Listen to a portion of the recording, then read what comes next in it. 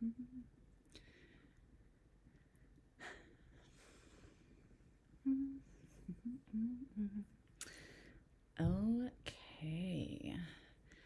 What is up? What's up, internet besties? I hope you guys are doing awesome. Happy full blue moon as well in Sagittarius, which is today, and has quite a energetic punch. So let me know how you guys are all feeling with that. For that reason, and just because I'm feeling it, I'm going to do a little bit of energy work at the beginning of this reading, just to take a second and ground everything in before we get started, okay? Because it's a lot. So let me know how you guys are doing. And today's reading, we're going to do 3 truths: your truth, their truth, and the other person's truth. So it doesn't have to be surrounding a romantic partner. It can be around any sort of situation that you're looking for more. Basically, the spread is good for context, right? Because there's always 3 truths. There's always 2 people's completely different experience of something. And, then there's also the more like objective, let's say, or ultimate truth from like spirit's perspective, basically. So it can help us be humble and like clarify our own truth and where that's coming from, but also see the other side of things, which is usually very beneficial. So I hope you guys are ready to rumble. What's up, Kelly? What's up, girl? I'm in like a vibe today. It's yet to be determined what exactly that vibe is, but we're there. So join me. Okay. So first, let's just cleanse a little bit with some Palo here. And bring some fresh and warm energy in. It's raining right now outside where I am, which is beautiful. I'll also just give you guys the forewarning that like our power did fully go out for like a full 5 or 6 hours the other day when there was a storm.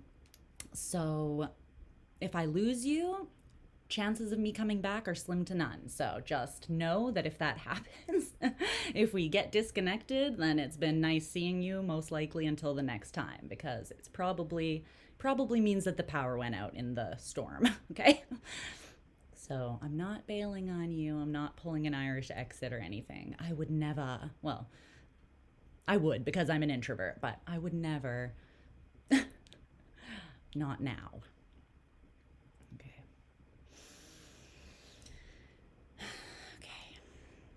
So as we ground into our time together, and we just tune into our energy, our energetic baseline, it's really good to know what that is for you before you start receiving intuitive messages.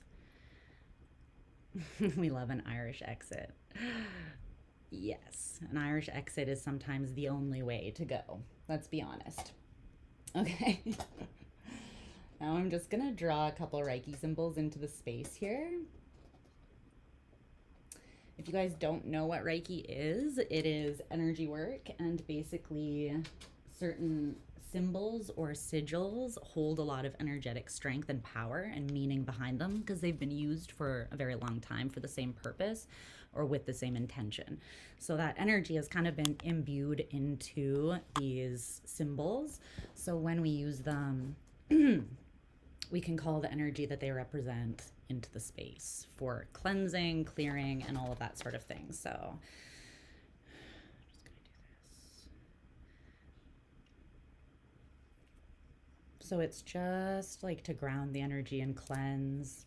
You don't have to accept anything. Nothing is outside of your personal free will, as with everything in life. So don't accept what you don't want. Okay? Okay.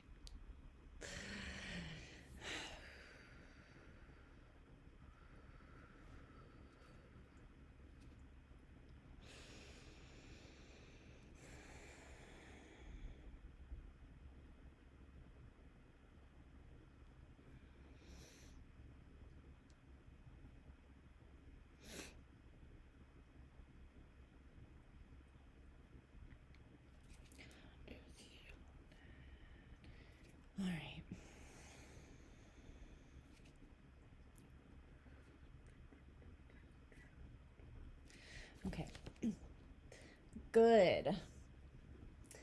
Feels good to me. Okay. Excuse me, guys. So, yeah, we're going to look in this spread at the current energy between you and whoever this person is. Your truth, their truth, the truth that lands more in the middle, and then what's coming up energetically in the near future.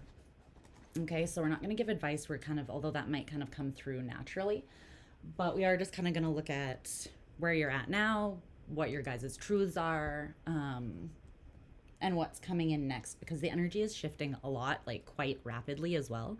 So things change quickly. I'm moving light a little closer to me. There's not a lot of like sunlight today because of the aforementioned rainstorm. So there is, but it's like that gray, like light that's coming in. Although I love rain, it is a little bit bleak. So, okay. Let's get started. So we're going to start with Aries, and we're going to go all the way through the zodiac signs to Pisces. Everything will be time-stamped, like where each sign starts, in the pinned comment down below, as well as the info box. So if you want to come back after the stream is done, and just skip to where you want to go, then that's totally cool. And it's a great option if you're not a super like patient, just liking to chill out for the whole reading kind of person, because my readings are long. They tend to be longer, because I just take my time and flow with the energy like the Pisces that I am. So if that's not your style, that's totally cool. Feel free to come back when there are timestamps after the live is over, and I will catch you then. But I also don't read for any like very specific placements in your chart, which just means that you can watch for the placements that you resonate with most in your chart, or the ones that are most relevant like at the time of this reading. So if you have a specific energy in your chart or planet that's really showing up and showing out right now, then feel free to watch for that. You can also, for this reading, cross watch, definitely. Just make sure you, well, always use your discernment, but especially so when you are cross watching. Okay. So let's get into it. Let's start by giving Aries deck a good shuffle here.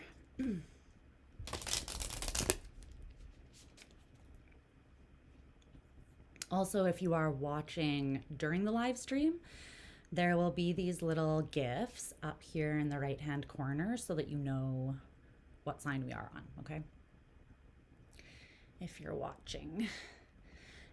Also, I'm going to please ask you, please, if someone is in here, if I do start getting glitchy and it seems like the storm and the weather is affecting the stream, please let me know in the chat, okay? Just like, even if you say one word like glitch or something, just so that I know and so that I can try to take care of it, okay? What's up, Josephine? Hey, lady. So good to see you always. But yeah, just let me know so that I know if I'm frozen in an awkward position or whatever is happening. Okay.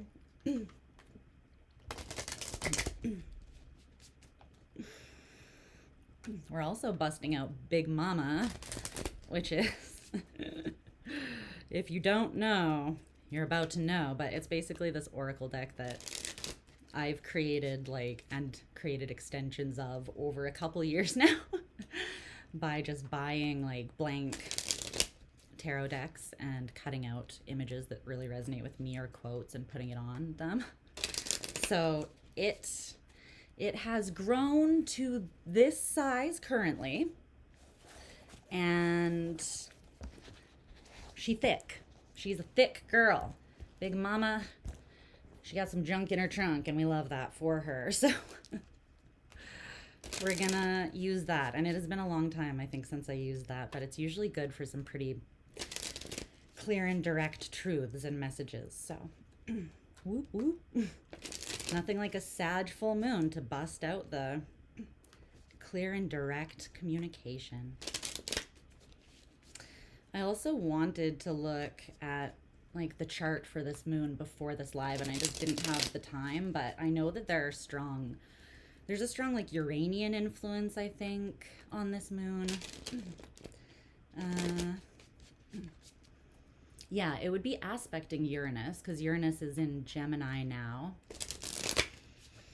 which is a fellow mutable sign. So, well, I guess it would be opposing.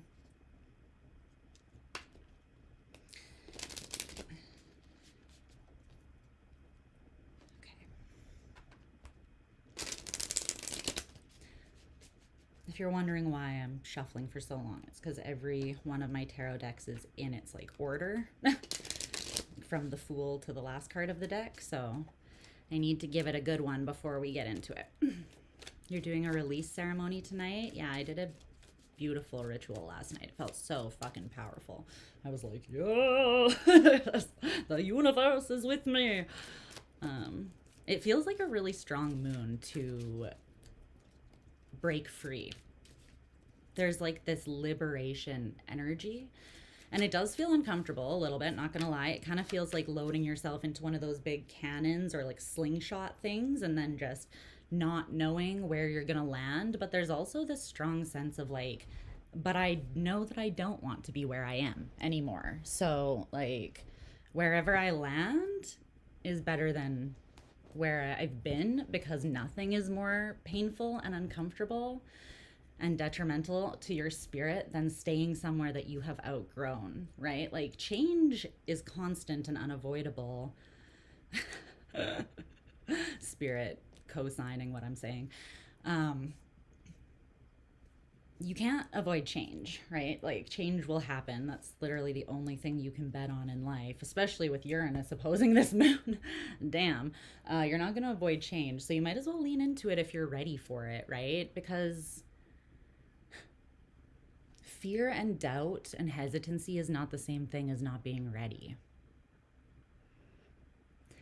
Sometimes it indicates that, but more often than not, it just indicates the need for courage and to really strengthen the conviction and like your motivation behind what you're doing, so that you have that certainty, that assuredness, and that power to push you through even though you're scared, right? Because fear is very human. So anyways, these are just some energies that I've been picking up from the collective and also feeling myself. So if you resonate with that, you do. And if you don't, you don't.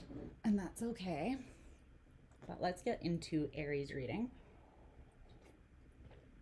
Let me just actually pull the cards here. Okay.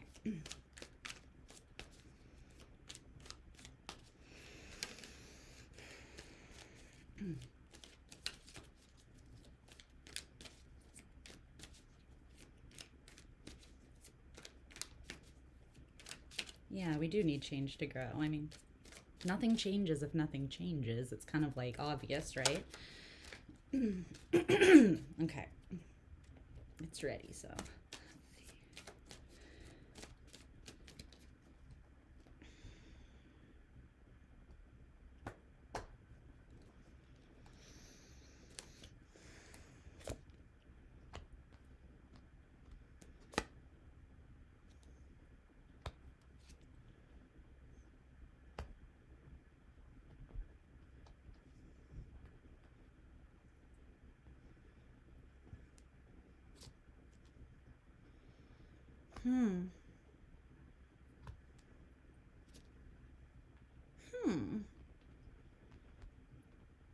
This looks positive.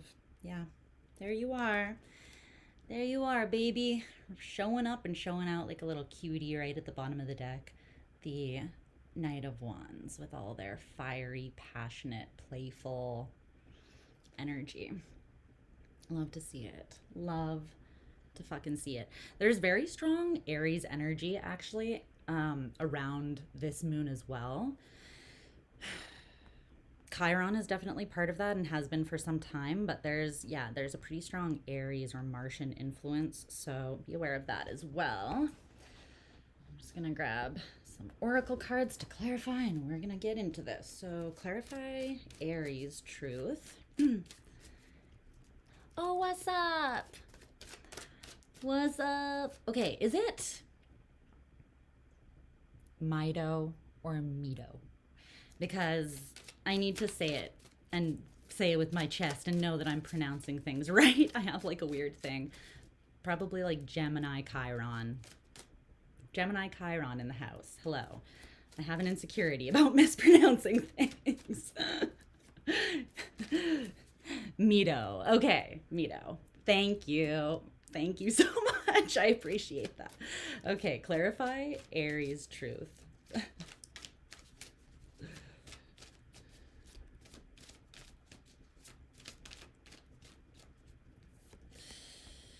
Ooh, this just came out in a reading that I'm doing for the members.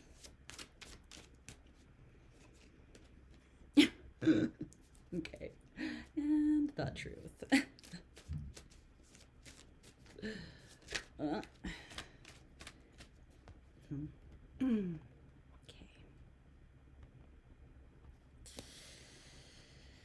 All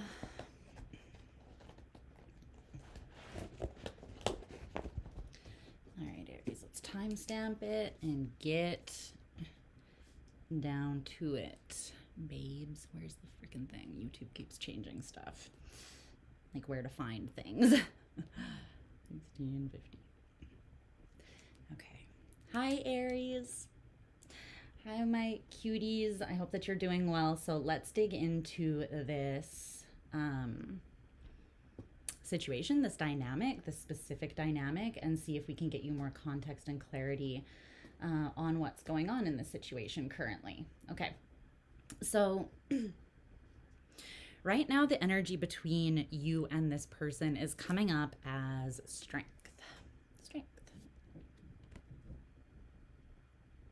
Also, I have minimal in my stomach and quite a bit of caffeine. So if you see me shaking, just mind your business. I love you so much. Okay, strength. So this is Leo energy.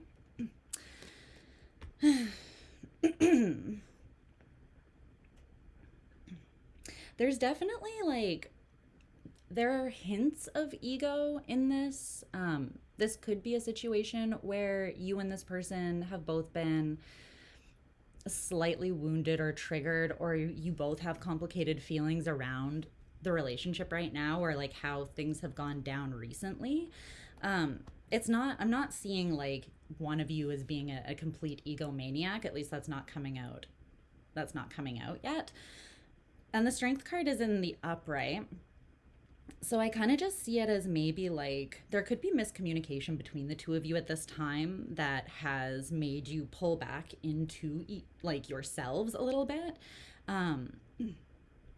to redetermine your own, like where you're coming from in the situation, right? Like what are your morals and values, and what is your integrity basically, and how do you want to show up, like despite complications, frustrations, the other person, whatever the case may be.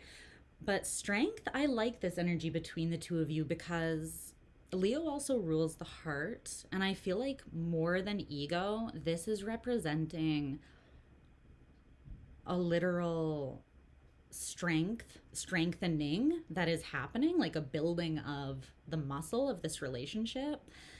And it's happening through devotion, determination, and perseverance, which is happening on both sides of things for you and this person, is what I'm seeing. Like there's a level of commitment to this, which is why I feel both of you are looking into your own hearts at this time, basically. Is there anything else about that?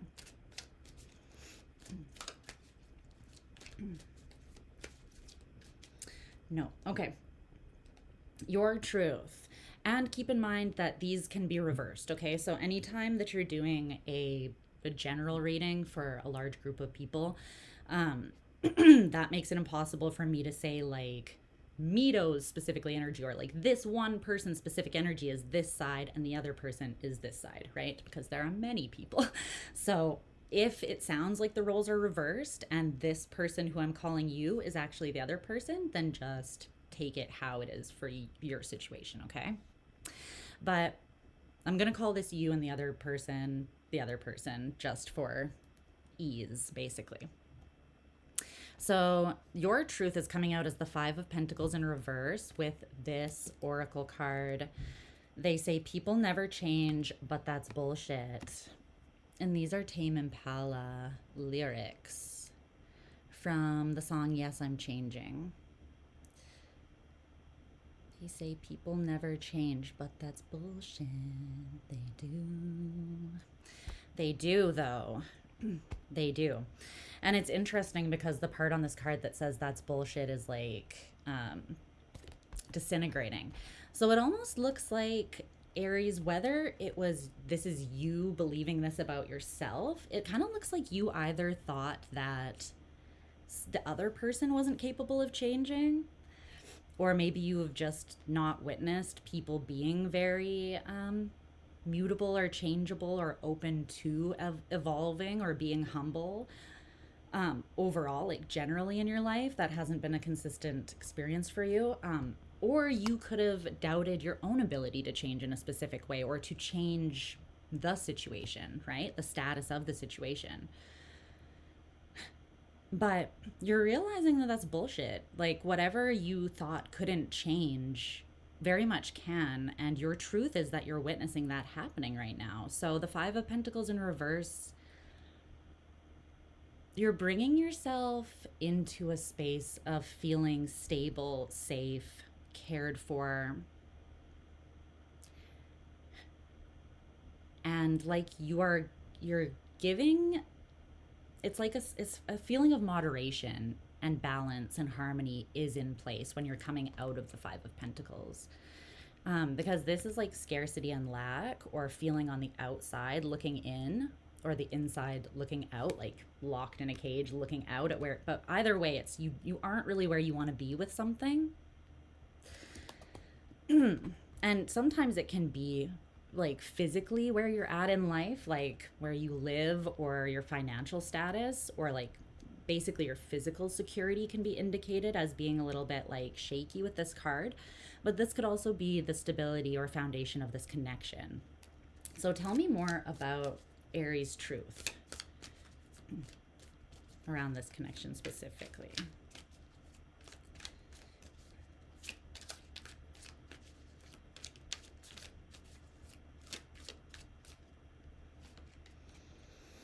The Five of Cups. Okay, you have two fives. So I feel like this is an emotional scarcity. Like feeling not emotionally fulfilled, or feeling like you're not in the emotional space with this person within this relationship that you would like to be in. In other words, there's grief or there's a feeling of lack emotionally, like you're not feeling the love, essentially. But with the Five of Pentacles in reverse, that's what's being corrected, or that's what you're moving out of into something that, again, it feels safe and warm and nurturing in a way that's balanced. But with two fives here, Aries, fives do talk about they talk about change, actually.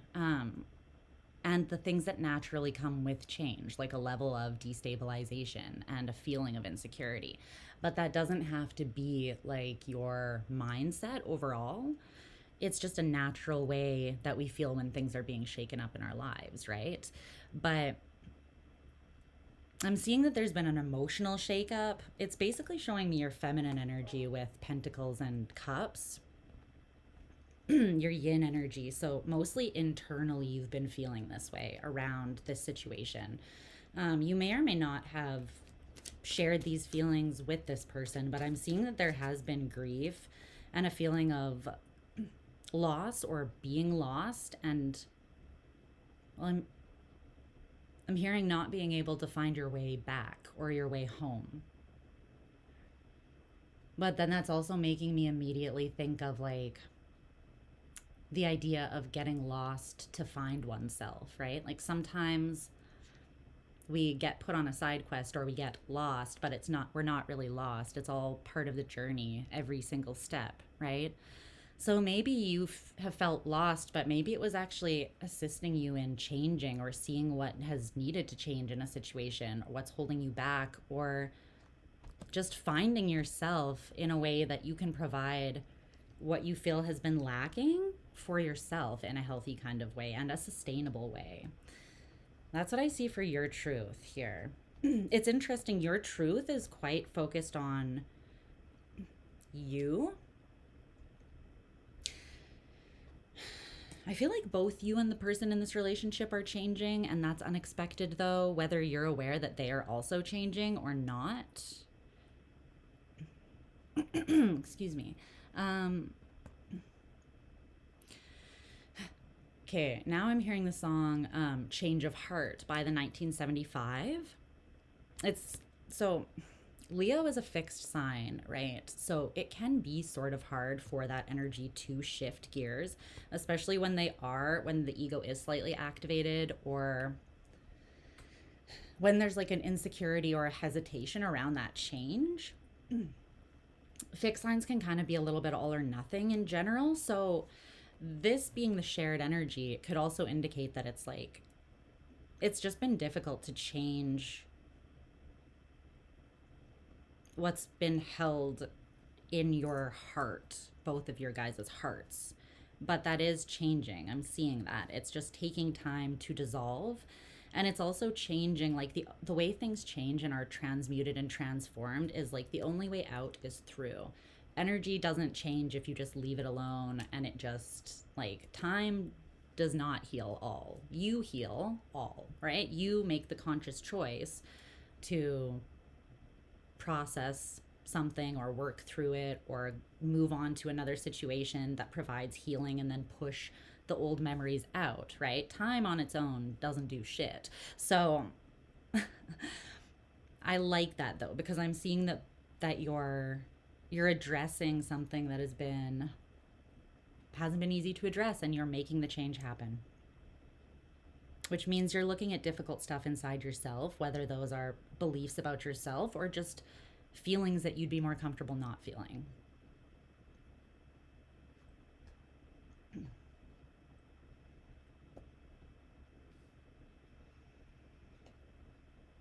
Okay. Let's look at the other person's truth. I do feel like something is shifting with them, but in terms of like the process, they might be a tiny little bit like they're exactly where they need to be, like they're in alignment with their own path and journey, but there's a little bit more hostility that's showing up on this person's side than I'm seeing on yours. So on their side of things, their truth right now is the Three of Wands in reverse. With this oracle card says Penguin Books, maybe you're an asshole. Ever consider that? So this person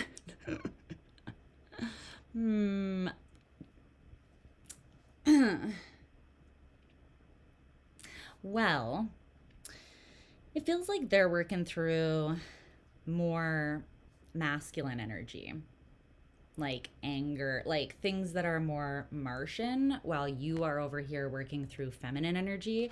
And this energy that they're working through may also be coming out of them more. Like it may be more outward focused. So I don't know if this person is like actually projecting these feelings directly at you, like speaking angrily at you or acting super like defensive or whatever the case may be. But the Three of Wands in reverse is usually an energy of like not waiting for something to happen. It's like with the Two of Wands, you've already chosen a path forwards and you're making conscious, intentional decisions, actively making decisions to move towards your goal or down the path that you've picked. You're no longer at a crossroads. And with the Three of Wands in reverse, it can talk about not waiting for something or moving in a particular direction because it's like a judgment call has been made. That card just wanted to like slip off the top of the deck, so I looked at it. But This person, they feel a little bit reconciled, like right now, about the situation. It's like they're reconciled that they're a little bit pissed off. And for that reason, I don't feel like they're really focused too much on like looking at the future between the two of you. That doesn't mean that they don't think there is one. It's just this is like a snapshot of the energy right now at this moment in time, right? So it's not forever, it's their truth right now, not their truth like for always um around you. But I'm seeing you kind of like tending to internal like woundedness is kind of what I'm seeing, and insecurity, and you're working to change that. And this person is processing through moving through like anger, maybe resentment, and that sort of thing. Can you tell me more about this person's truth?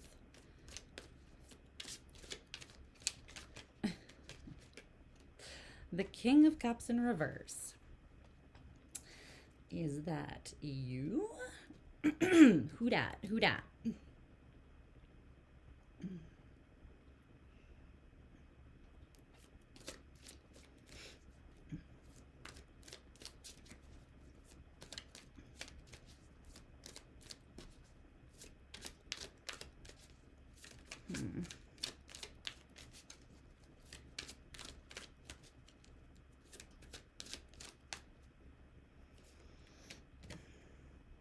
Okay, this is primarily the other person, not you. You're both seeking the sun. You're both in this energy of reestablishing yourselves within yourselves, coming from the heart to do so, the heart and soul, which is beautiful. It's like, I feel this energy of the two of you reestablishing your authentic selves, or reconnecting basically to the essence of who you are, the true essence of you. You're both doing this individually in different ways, which is requiring you to work through different things, like we've already discussed. So, this person feeling, they could have strong Scorpio, because that's what the King of Cups is to me as a reader. This person's taking a time out to move through shadowy emotions, and it feels like transmute them into power that they can use to move forwards, which is very scorpionic. It's like this energy of being the leader of one's own life, which requires you to face things that are difficult or that you would rather ignore. Both of you are doing this in different ways, though. But you're both seeking the same thing. Like, you're trying to come in from out of the cold. This person's also wanting to come in from a space of disappointment with the Four of Cups in reverse. And it's both like emotional disappointment, right? Like emotional, I'm hearing guilt. Maybe there's guilt and shame wrapped up in something as well. But what I see is just trying to like lighten the energy of something that's felt heavy emotionally between the two of you. You're both trying to do this through moving through the feelings that you currently have, no matter how uncomfortable or heavy or shadowy those might feel, which is awesome, because that's how you integrate your shadow, not by avoiding it, right? But it does feel that, especially this person, they're very pulled back energetically from you at this time. I don't feel like that's forever, but like their focus is elsewhere.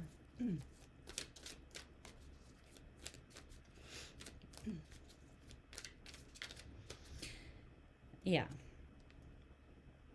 It's right now the two of you are not working together to push forwards within the connection, but the work that you're doing individually is impacting the connection in a positive and healthy way, right? So this reminds me of like, if you want to talk about like, I don't even want to use this terminology because it just brings up too much within this community, but like soulmates, twin Fs, you know, that kind of thing. The purpose is not union.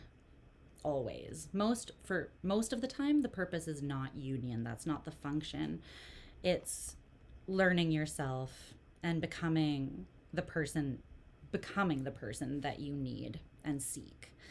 And only from that space can you ever actually be in a connection that raw, intense, and triggering, honestly, because it will force you into evolution, into your highest self. So if this is some sort of intense romantic connection, then I think very heavily that this is a time where the two of you, it's not being isolated, but being very focused on your own stuff, and transmuting the heaviness or intensity of that is important work for you to be doing, because it is work that's being done indirectly on the relationship, with you two doing the work on yourselves. I hope that makes sense. I hope that makes sense. That's the optimal way to be in that kind of relationship. That's like the most healthy and evolutionary way to be functioning within it. So that's awesome. Okay, so let's look at the truth here a little bit. Okay, so the truth is coming out as the Six of Wands with this oracle card here, which I love so much.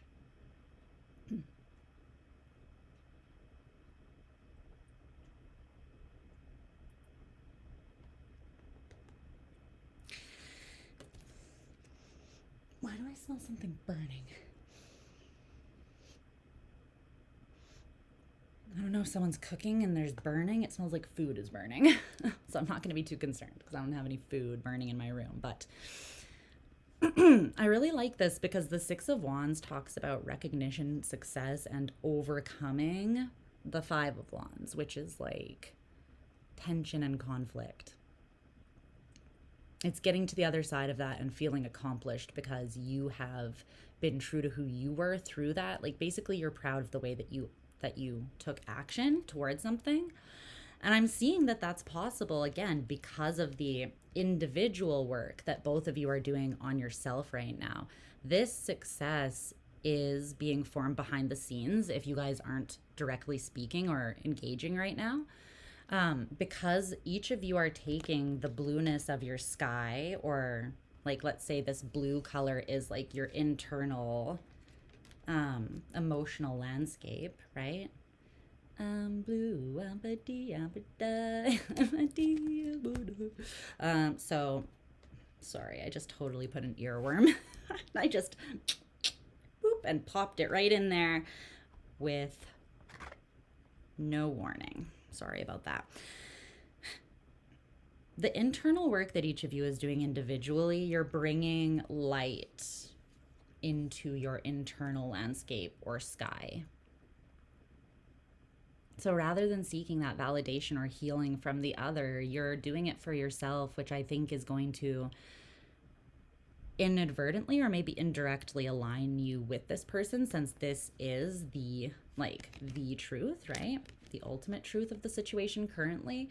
I think that there will be success over whatever this is. Just continue focusing on bringing that light in and knowing that you can do that for yourself. That light is coming from the sun that resides within your own heart center, Leo, right? So keep on keeping on, baby. Okay, anything else about this, the more objective truth for Aries?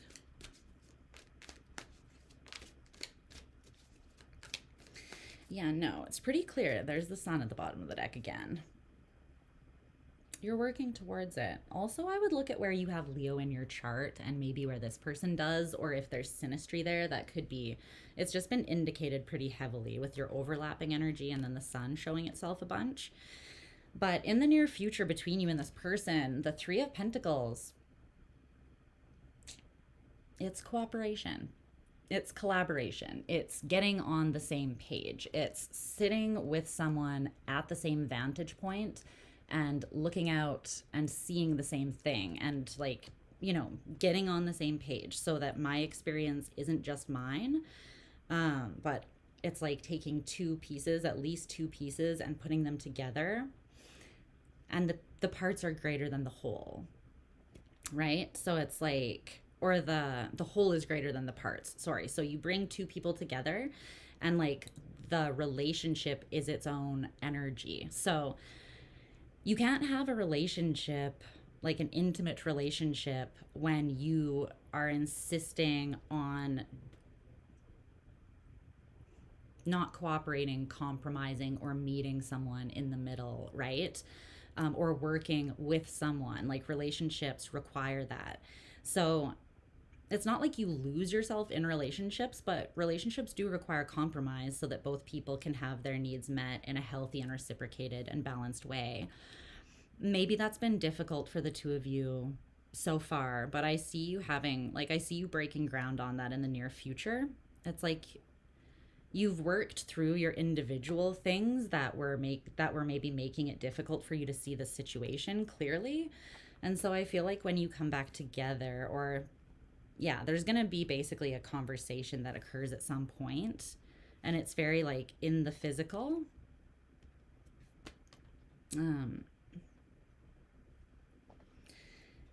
Where you're able to see you're able to see each other's point of view in a way that maybe you didn't, and I feel like you can move forwards from there. So what's this near future energy? It's basically about like building a new foundation.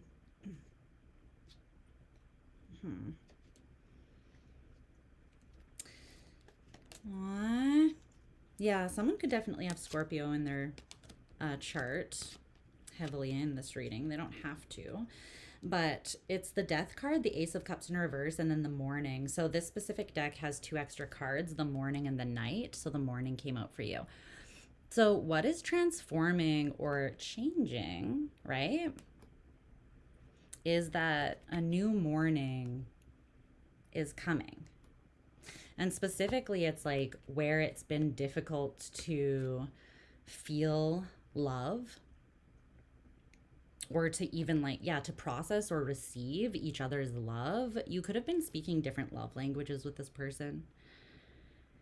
This is that shift that's happening though with that scorpionic energy. It's a big one. It's a huge transmutation and complete makeover of the connection and how it feels, which I think is positive because it seems like it's felt, even though there is a great amount of emotion and love here, it can feel like maybe the two of you were drowning in it, or maybe you felt out of control, or like someone else, like the other person had more control because they evoked such strong emotion within you, and that can be scary, right? That can trigger us. So we're rising up out of whatever night that created, whatever confusion that created, and into the morning. But I can't state enough that that is happening because of like the beautiful conscious work that both people are doing to bring that sunshine in.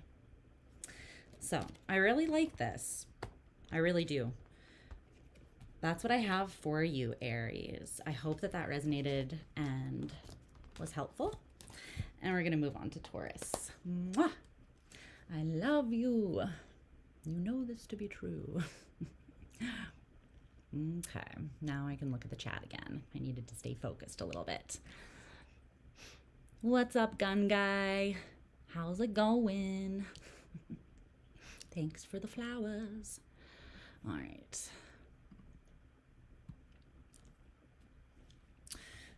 Let's see.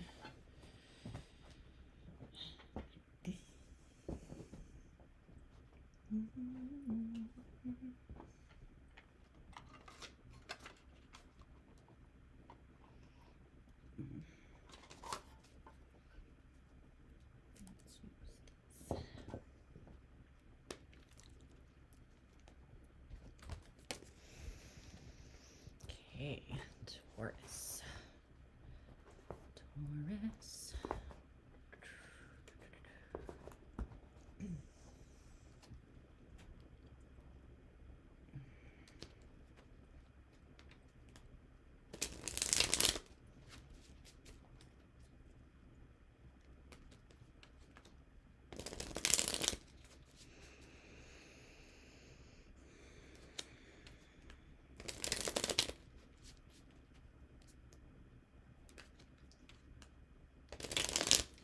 I might open this other window because it's still quite warm in here, surprisingly, even though it's like rainy outside.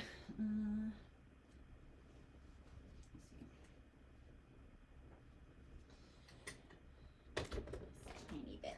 Hi, Coda. The dog. Okay.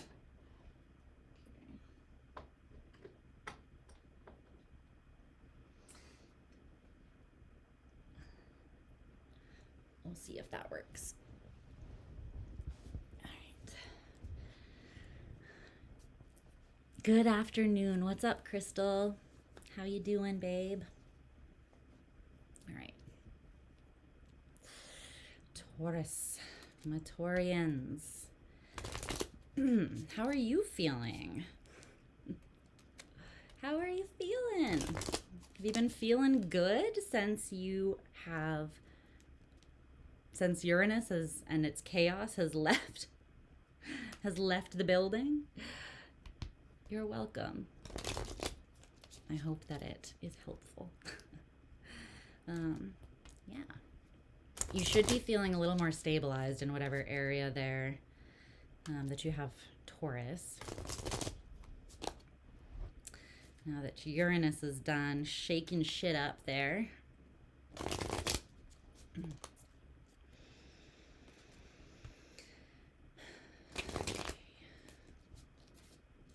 Taurus collective. What insight, clear, direct insight do they need around this connection?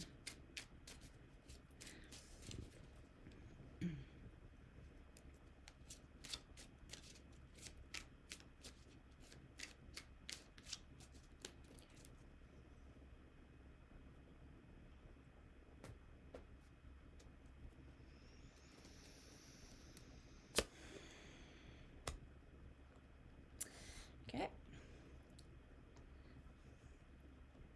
I'm hearing a song, but it's been a really long time since I've heard the song.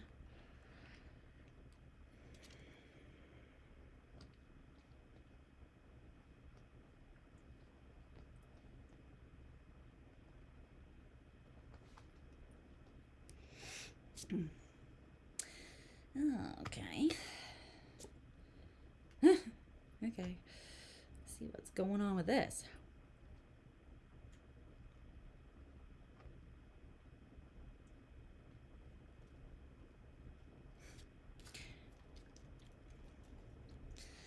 I'm not going to say anything yet. I'm just going to get you some oracle cards.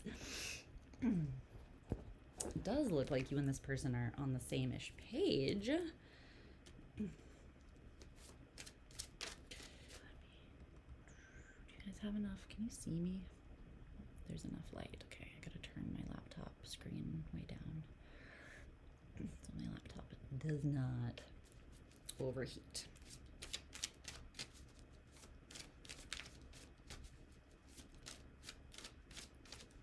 Okay, show me Taurian's truth here. Clarify that for me. And the other person?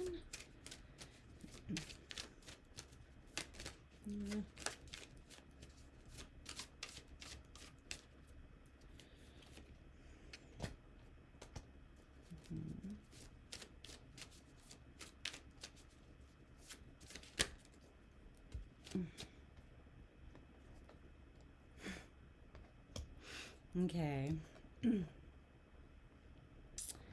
Well.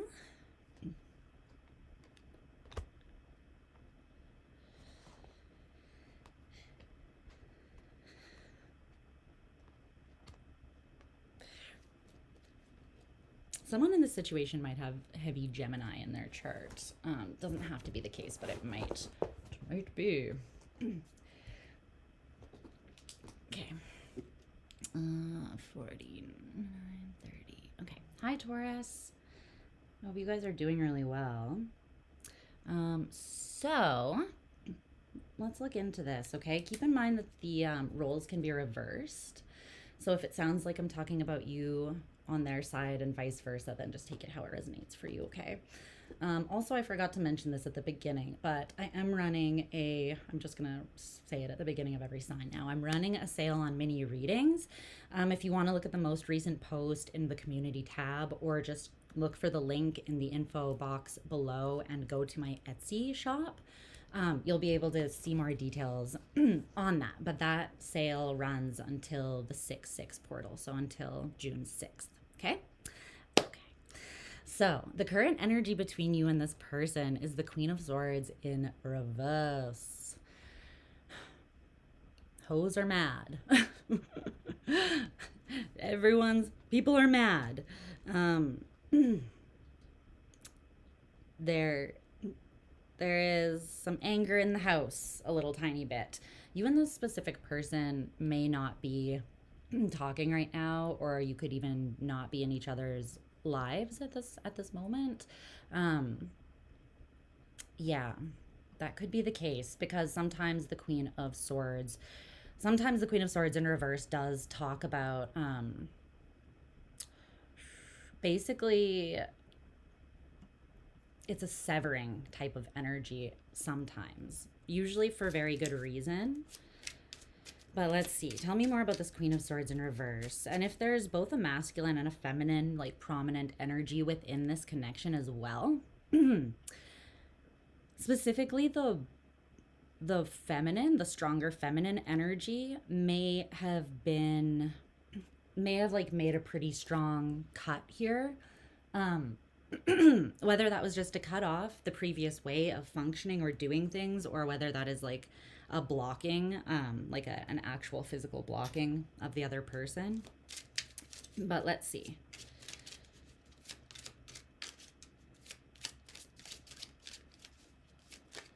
What this is saying most to me is just that there's like a feeling of distance and kind of like space or coldness between the two of you at this time.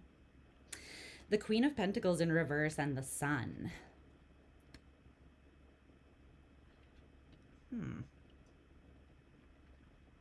Why is there two queens?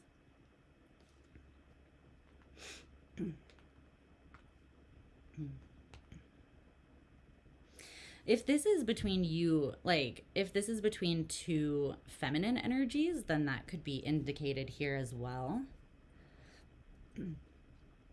In that case, one of you could be predominantly, like, have very strong air in your chart and the other earth, but you don't have to.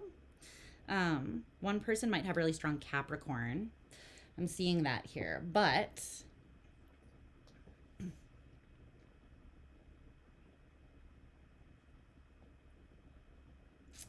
okay.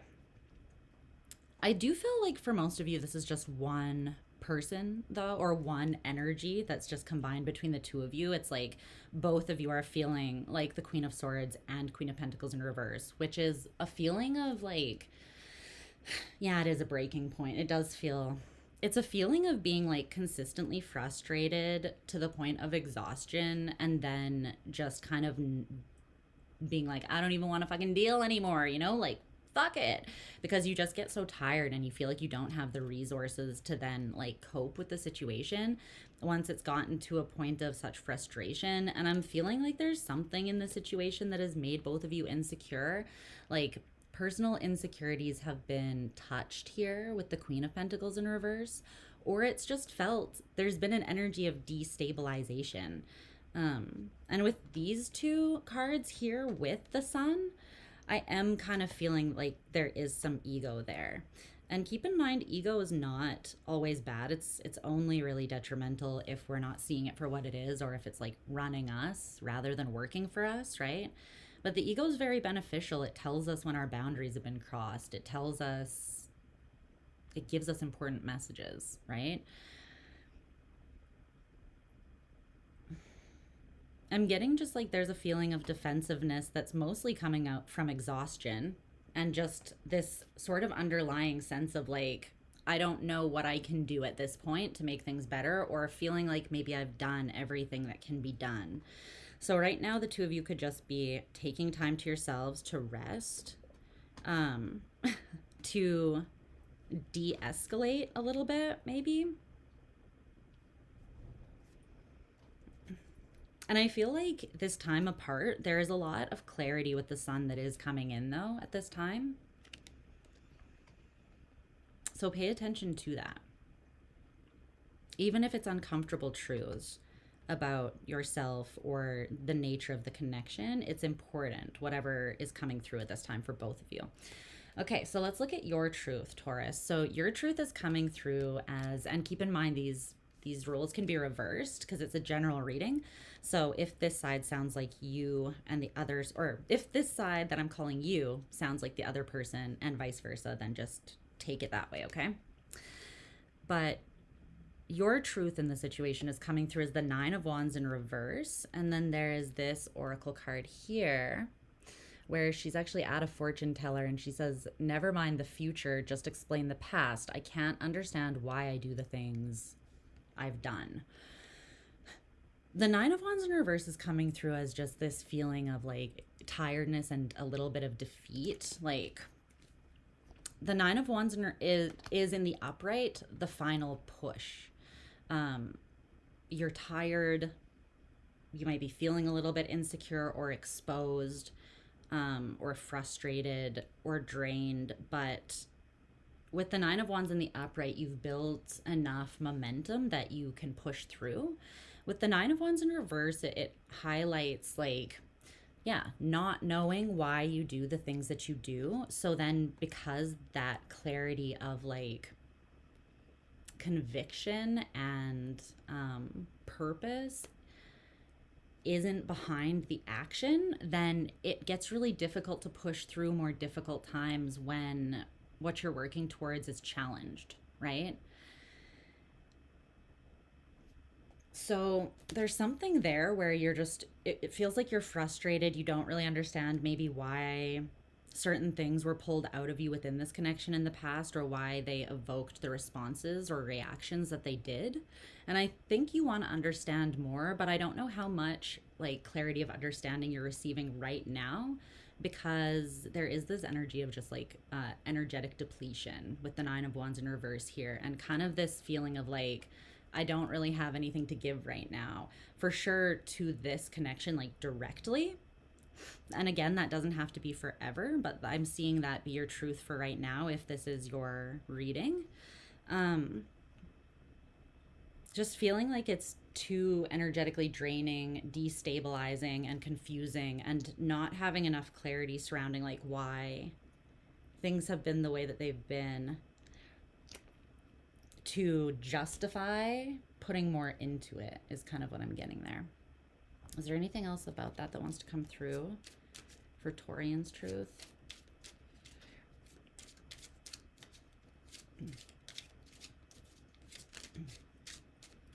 No. Yeah, you just haven't felt successful with it. Part of that could also be a self-fulfilling prophecy a little bit. Sometimes that is with the Six of Wands in reverse, but you would know if that's the case. Like if you went into this situation not having hope or already expecting it to fail in some sort of way, then that for sure had some sort of impact on the way things played out, right? Because you would have been projecting that expectation and energy onto things. But I don't feel all of you did that. I just think there's a frustration about things like giving a lot to something and it not going where you wanted it to or how you wanted it to, basically. Okay, so their side of things, their truth, is coming up as the Devil in reverse, and it is with this little illustration by, the artist is Hen Kim. You can follow them on Instagram if you want. That's how you spell it, if you can see it. HENNKIM. They do really cute little illustrations. So the Devil in reverse, and then this illustration is these two people sitting on the same park bench, but they're looking different ways, and there's this cactus that is growing. I mean, from this point of view, it looks like it's literally growing right in between them on the bench, but it's more likely, because this doesn't really look like a house plant, right? It's more likely that it's growing on the ground ahead of them and that they've been focused on it, like on the prickliness that they're perceiving between them, these people. And that would make sense with this person being the devil in reverse, because it's like if you focus on the prickliness between you and someone long enough, right, you're going to feel like it's unhealthy or it's toxic, or it's like what you focus on expands. Let's just put it that way, right? Where you point energy expands, because everything is energy and you're feeding that with your energy by directing it there, right? So historically speaking, or up until recently, I think the two of you have been very much focused on like what has gone wrong, what has not been fulfilling, what the other person has done to hurt you, what the ways that you feel like not seen or honored. And I feel like maybe this person has been doing a little bit more of that than you, but let's see. Their truth is the devil in reverse, which is that they, whether they're perceiving the connection as like the devil, or whether they're perceiving the devil as like a pattern or a cycle or a repeating tendency that doesn't feel healthy within the relationship, right? It doesn't mean that they're seeing the whole thing this way, but there's a pretty big, there's something that this person perceives as being quite a large and prickly, like hard to approach, divisive or dividing factor between the two of you right now. And they seem to be attributing that, whatever that is, to the lack of success between the two of you. There's the Queen of Wands. There's 3 queens. That's pretty interesting.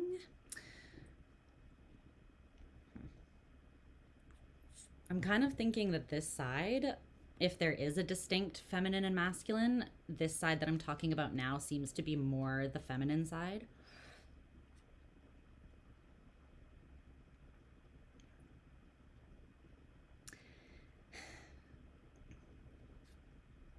This person, honestly, they're not coming from a bad place. They are confident and assured within themselves, and with the information and understanding that they have, they've made a choice that, they've made a choice that makes sense for them and is aligned with them honoring, respecting, and loving themselves, is what I'm seeing. But also at the bottom of the deck is the Knight of Swords in reverse and the Page of Wands in reverse. So it's kind of telling me that there is, like, while this person has good intentions and made a choice that's in alignment with them in a positive way based on what they know, there are things they don't know, right? The Knight of Swords in reverse is either like assuming something incorrectly or having been literally misinformed. And the Page of Wands in reverse is something that drained hope and belief and faith out of this person a little bit. It's kind of this energy of like popping a balloon and deflating someone. So it feels like this person is someone who has a lot of assuredness most times, and confidence and just natural charisma in themselves.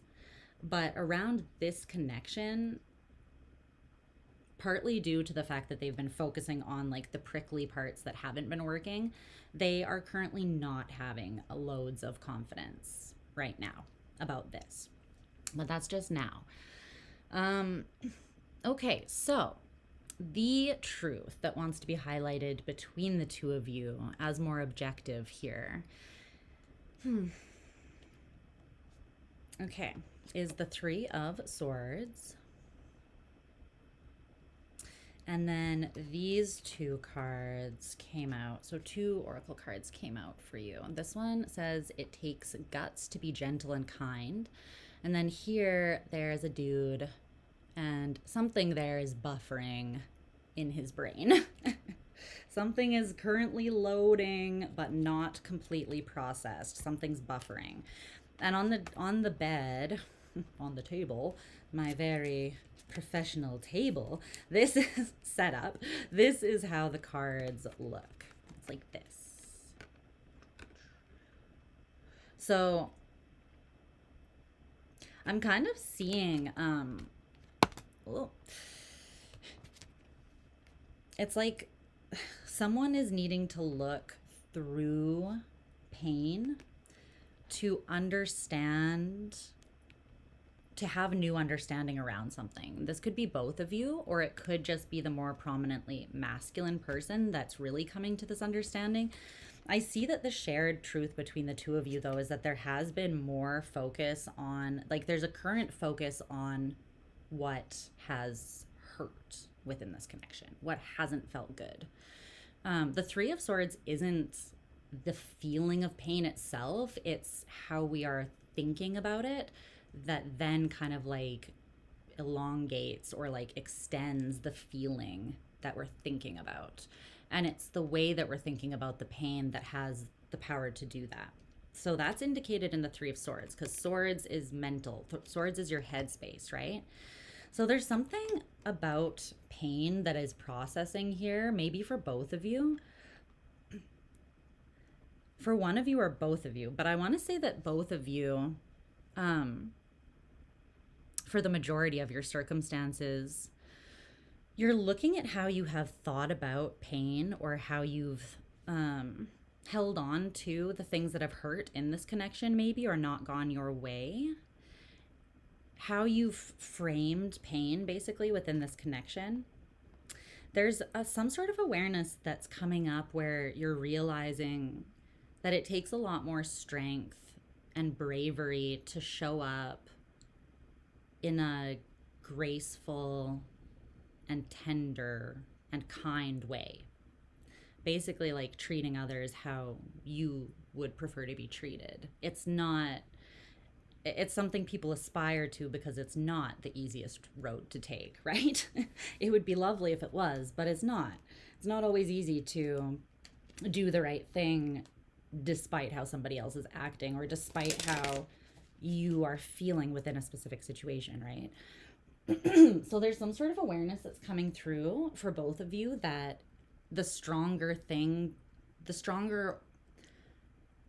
and maybe more aligned approach is kindness. So if that hasn't been the focus, I think that there's something about the pain and the way that you are both like kind of looking at it that is transforming or transmuting or shifting. And this new awareness is not fully integrated, but it's buffering. It's like a process that has been set into motion. I think that both of you are still kind of looking at the Three of Swords between you.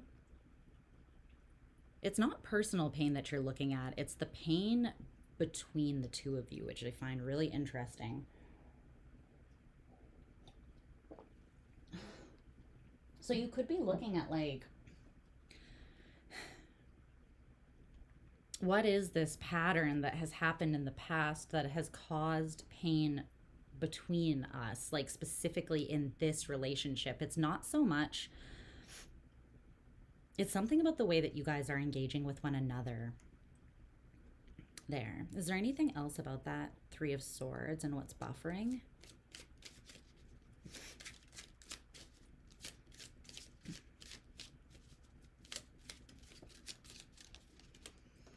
The Three of Wands in reverse. Things aren't moving forwards right now while this is happening, but I don't think this is a bad thing. And I'll tell you why. I was already feeling that, but at the bottom of the deck, there's the Five of Wands in reverse with the Eight of Swords in reverse. So it's like things are on pause right now, and it's because things are processing and integrating truths, specifically, new ways of looking at uncomfortable things. And when you look at things a new way, like when you approach something with a different mind than the mind that was present or the perspective that was present when the problem was created, then you're bringing fresh energy and you're able to create a solution from a new place, right? It's hard to create a solution in the same energy as like that caused the problem to begin with. So basically the two of you, I feel like, are on like a little timeout here. You're both in your corners of the play. Remember in play school when they would like put you in the corner for a little timeout? Anyways, it's kind of it's giving that. Things are not moving forwards at this exact moment because there is this introspection, but it's introspection more specifically on the connection. And what that is doing is it's alleviating internal conflict and tension. And then the two of you are actually, I don't know if you're doing this consciously, but you are liberating yourself from old fears. And they're self imposed fears.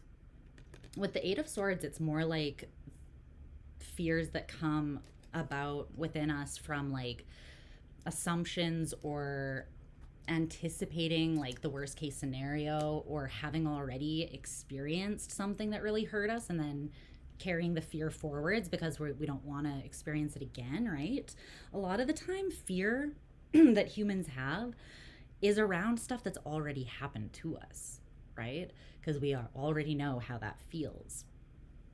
And then ironically, the more that we hold on to that fear, the more we continue to draw like similar situations towards us. So I think what's happening now is integrating of old fear and new perspectives around that, so that the way forward can be more intentional and more, it can feel more steady, and because it feels more assured within each of you. Yeah, okay. So in the near future, between the two of you, you have the Tower.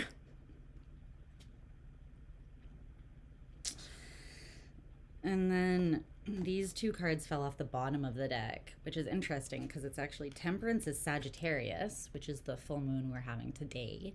And then the Queen of Cups is the final queen. We have all four of them now on the table. Fire and water are the ones that are in the upright. I really like this. I think, yeah, there is the star, which is Aquarian energy underneath those at the bottom of the deck. I like this a lot. It shows a harmonizing and a balancing that's happening from a place of love. The Tower is the energy of Mars, and it's action taking place. Oftentimes it is like something that one or both people are really not expecting. The Tower is kind of like lightning striking like something that has been established, but only what is built on solid ground remains. So if you have a solid foundation, but then partway up things start getting a little shaky, you know, then it would be like whatever is not sustainable is what the Tower is knocking down, right? And I feel like it's just whatever was not coming from a place of gentleness, kindness, and love, that's what's being sorted out. And it wasn't one or the other of you. There was elements of both of you in this, right? It feels like there's also fresh, like an infusion of fresh energy that's coming in here with this in the near future. And it's a shift in the way that the two of you feel. Can you tell me a little more about this Queen of Cups?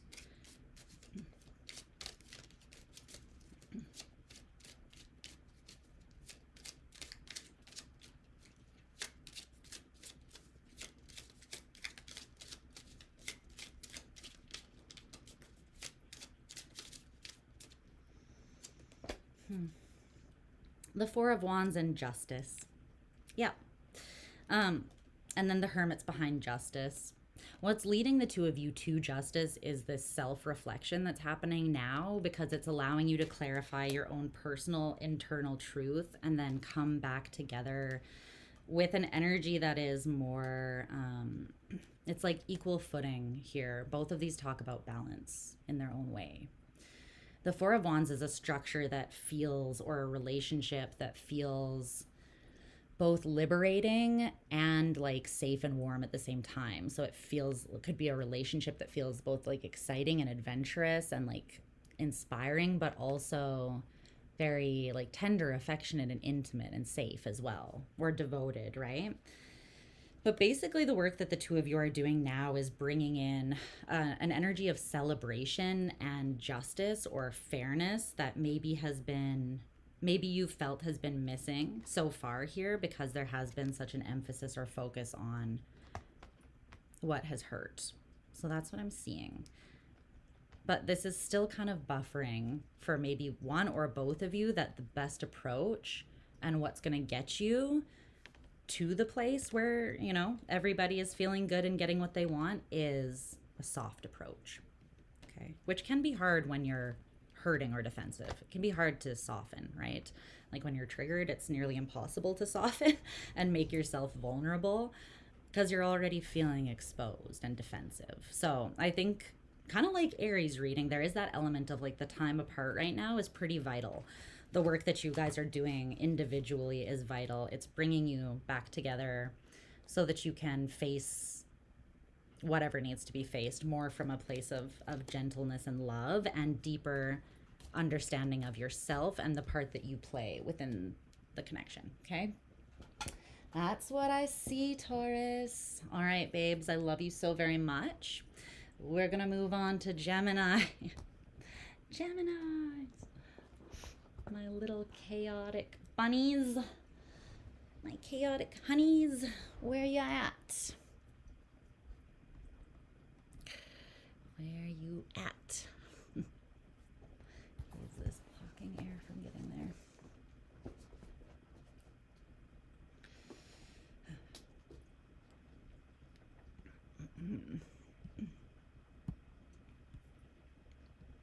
Okay. Gemini rising. What's up, breath of fresh air? I'm a Gemini moon. I see your chaos. And I love your chaos. All right.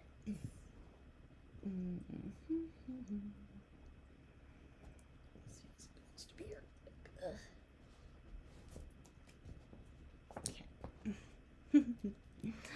What's up, Rochelle? And did I miss someone else? Oh, Kelly again. Kelly, Gemini, North Node. Ooh, that's fun. I love me some Gemini energy, not gonna lie. Not gonna lie. It's pretty great. Ooh, look at all my Geminis. I always love when I get to Gemini and like so many people come out of the woodworks. A lot of my subscribers or followers also have a Gemini moon like myself, which is amazing.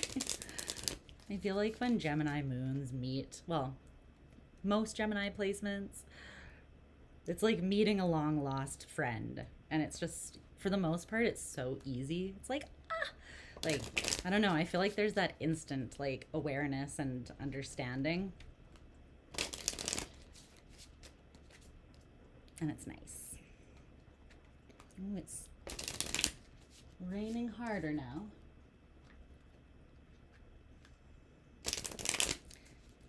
Here for it.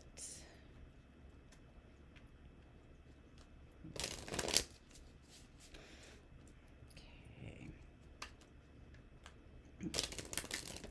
How have you guys been feeling? We are going to be going the fuck through it with Uranus in Gemini. Oh my God. Pray for us.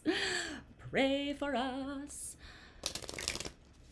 What's up, V-Dub? Hi. It's good to see you, love. Gemini Midhaven. Yeah, I mean, that's a lot about your work life and how you're witnessed within your career. Maybe you're going to shake it up and people are going to be seeing you in a totally different light. Oh, the Queen of Pentacles. Maybe people will be seeing you more according to like your true worth and value if they haven't. So I like that. What's up, Black Streak? Sun, moon, midpoint at 25 Gemini. Damn. Yeah. Gemini energy is a lot.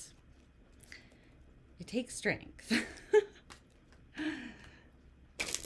I do love it, though. Okay.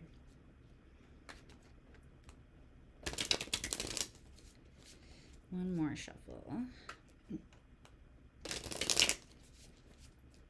Hi, babe.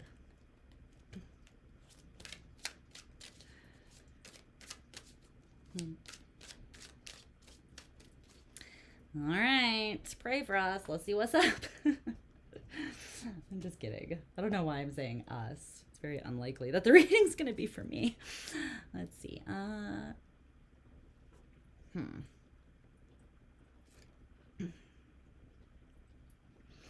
All right. Your truth. Okay. Their truth. Okay. It's the truth. What?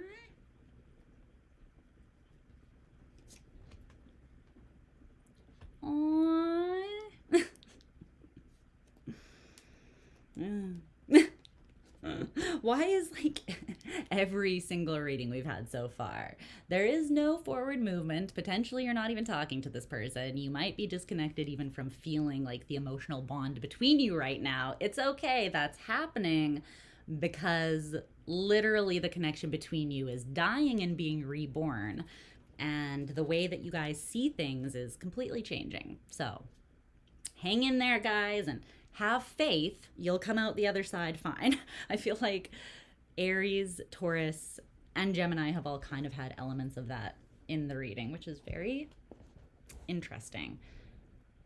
It almost feels like right now is a bit of a portal, and we're coming up on the 6-6 portal. So I was already feeling personally that between the Scorpio full moon we had at the very beginning of the month and this Sag full moon that we have today, the doggos are barking, that it has been a very big portal. But I experience energies usually before the collective a little bit ahead because I don't know why, because I'm a sensitive bitch. I'm not sure. Aquarius Mercury, maybe. I'm ahead of the game. I'm in the future. Bruh. Bruh. There's literally not anything there. But they're convinced that there is. But it does feel like there's this portal that maybe we're moving through energetically that is like, there's some very intense processing and evolution happening, and it feels like condensed into this little portal tube moment. And I don't feel like it's just a day. I feel like it is like if you feel it very heavily on 6-6, it might just be, and this is like a collective channeling before I get into Gemini, by the way, but it might just be like that's like the peak, or that's when things culminate. But the readings are showing me that there's like this consistent thread of energy that feels, I mean, it's showing up as the death card, scorpionic energy and plutonian energy, which doesn't fuck around, honestly. Really did not come to play. If you're transforming in these profound ways, you're going to know it, and it's not going to feel comfortable.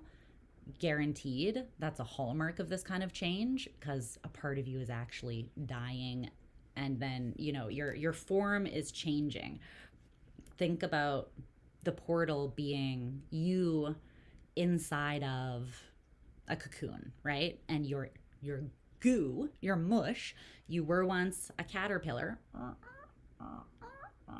you know, on the ground, and now you're coming out and you're about to be in a completely different form. So understand that if you feel really fucking uncomfortable, that's a good sign. That means the transformation is happening in the deep place where it's meant to, and you're gonna be okay. Okay.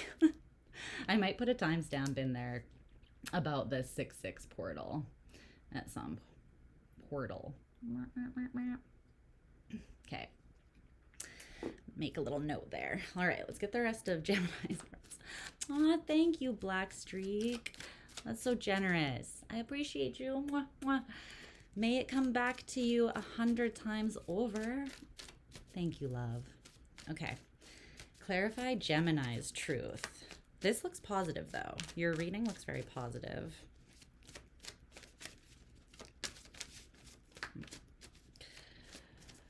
It's a very beautiful.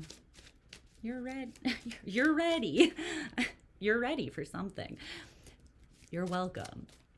You're ready came out. So I don't know if there's something that you're not sure if you are ready for, but I feel like that was specifically a message for you, Black Streak, because that was not even close to what I actually had in mind that I was going to say. So let's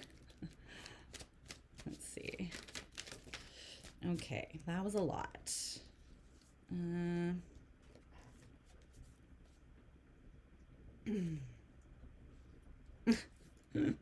Well, okay, just what?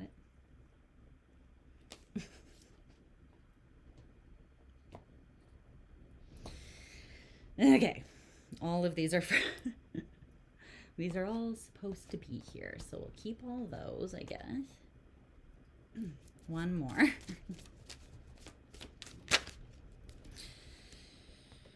Yeah, okay.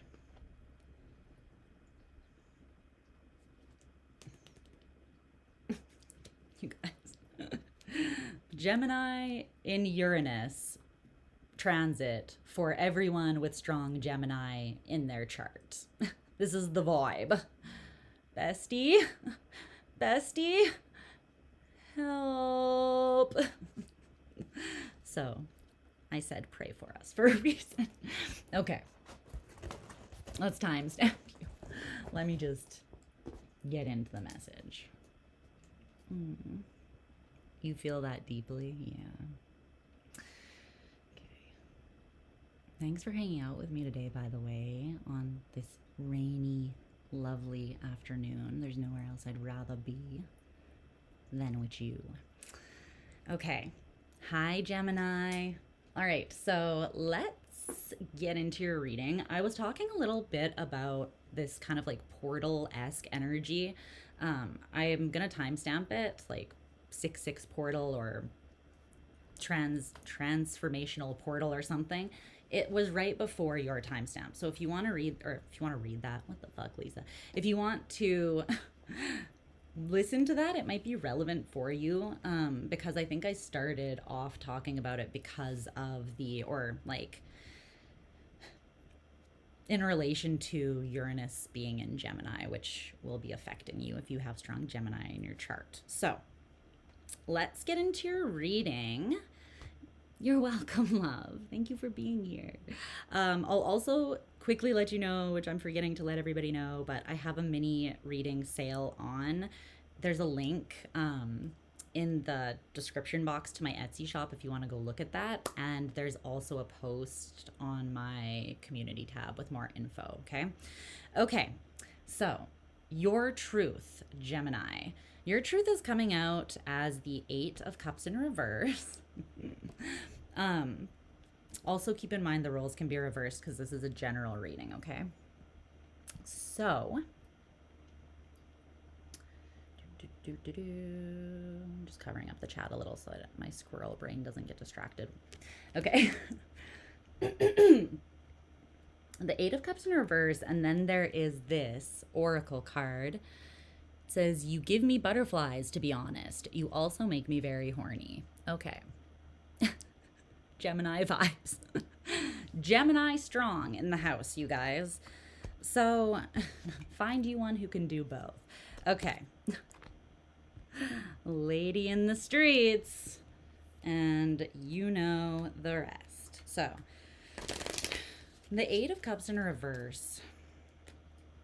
Well, there's something that you have not let go about this connection, or there's something that you cannot let go about this connection. Okay, the 10 of Cups is at the bottom of the deck. Maybe that's has something to do with it.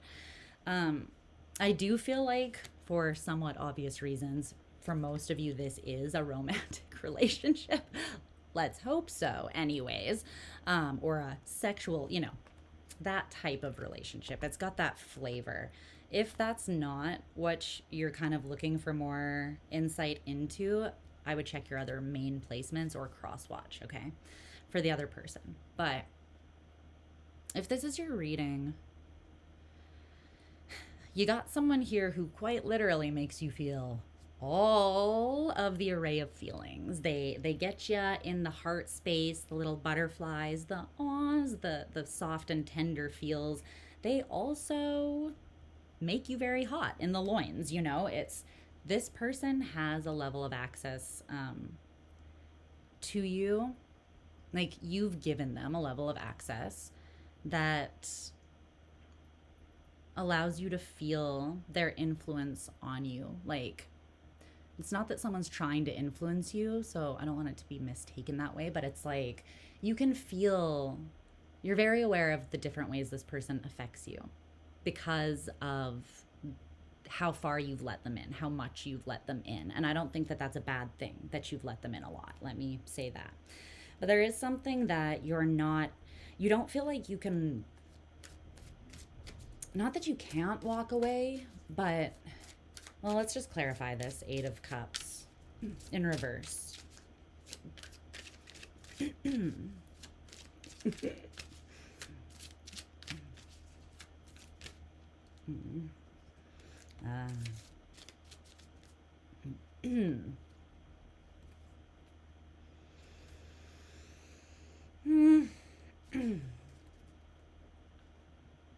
You're questioning, though.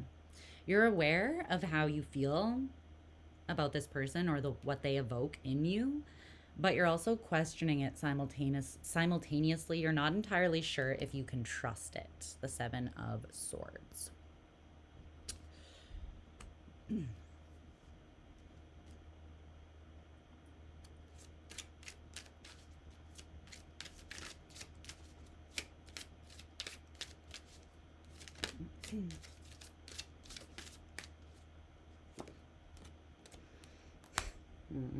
Okay.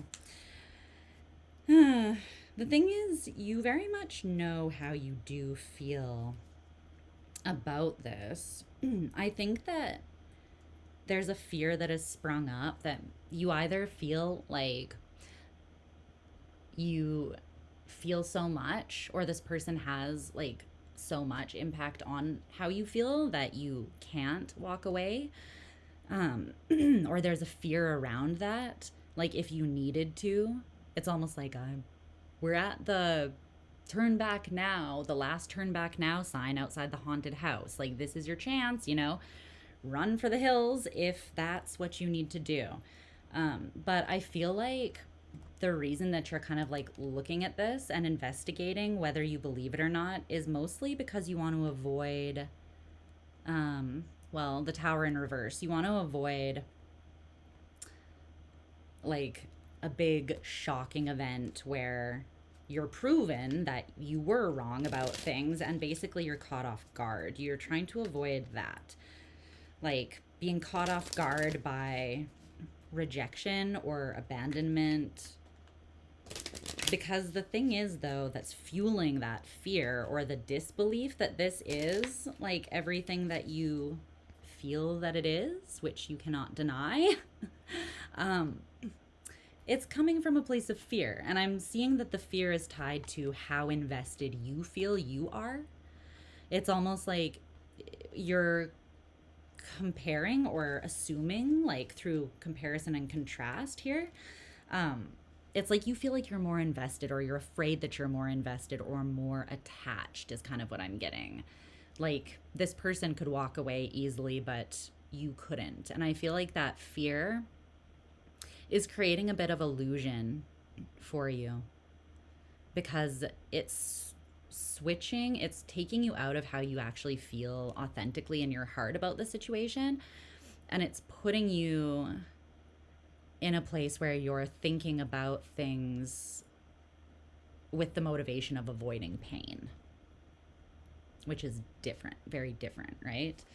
This is like true heart versus like ego being like, be careful kind of energy. Is there anything else about that?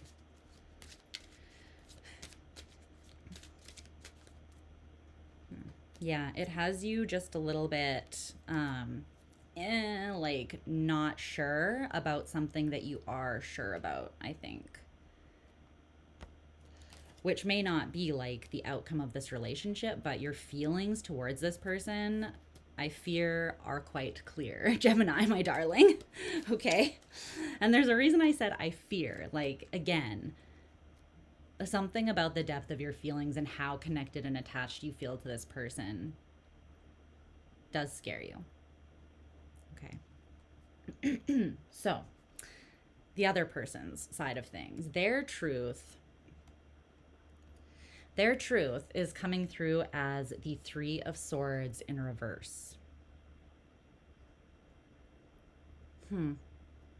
I heard do no harm. Do no harm.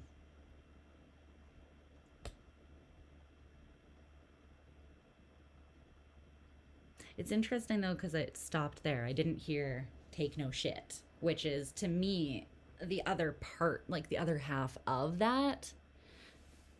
I'm stretching, by the way. I know you can't see it, so it probably looks weird, but I am stretching.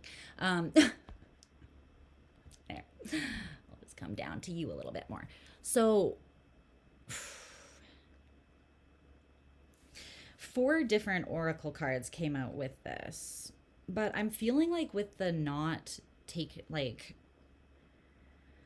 no shit, this person could feel as though they have taken a little bit of shit in the connection. Like this person could be like, I have put up with Gemini quite a fair amount already in this connection. You know what I'm talking about? I love you so much. But I do know, as a Gemini moon, the shenanigans are real. I love us for it. I find it actually so endearing, honestly, but being a Gemini is difficult, right? It's mutable air. It's not always easy. You're able to see things from so many different perspectives that it can be confusing for other people sometimes. You can seem super changeable and almost flaky, which you're not when you know how you feel about something. It's just that part of your process is revisiting what you feel strongly about, because your mind does change often because you're intelligent and curious. And you're not afraid of trying things a different way or listening to different opinions or ideas. So you do change your mind frequently, and that's a healthy thing. When you're truly devoted to something that you feel deeply about, you revisit it to continue validating your own feelings, because it's like, maybe my thoughts about all these other things have shifted. I'm going to revisit how I feel about this thing so that I know that that's still like cemented within my whole of prismatic thinking about things, right? So I feel like the more that you revisit this, the more you are personally realizing your feelings. But this person,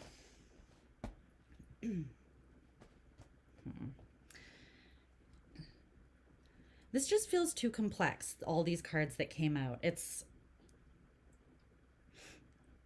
They're also kind of like pinging back and forth about many things. Like, they're showing me that this person and you're mirroring one another in your current emotional experience specifically.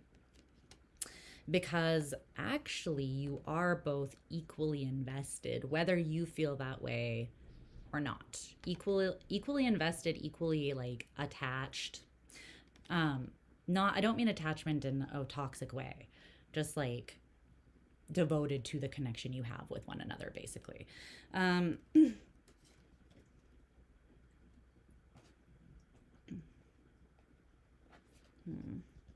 What's this?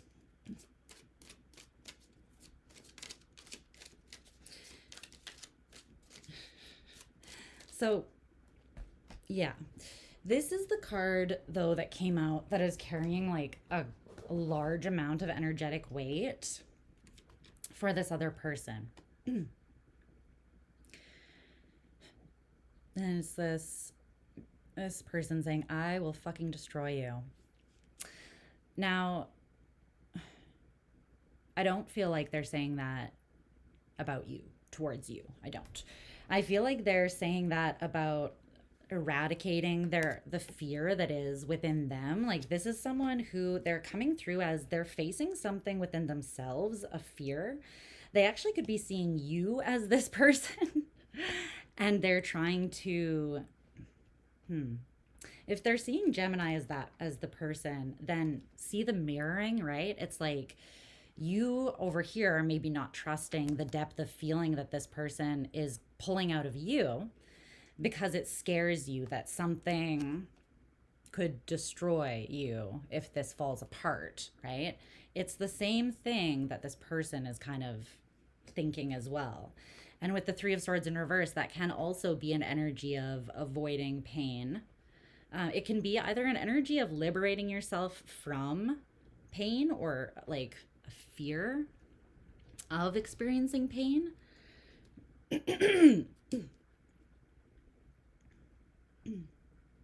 It can be either liberating or avoiding. So let's get a little more.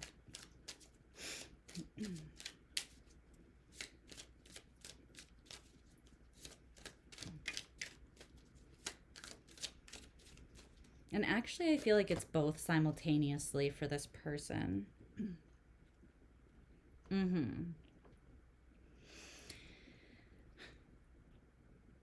It's like indirectly by liberating, by facing head on a specific fear that lives rent free within this person's mind and causes them distress.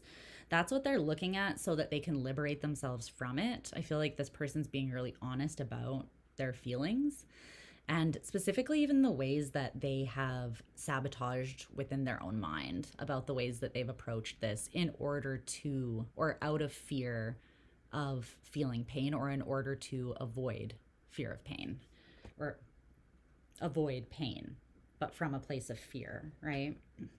So the two of you are kind of doing similar work.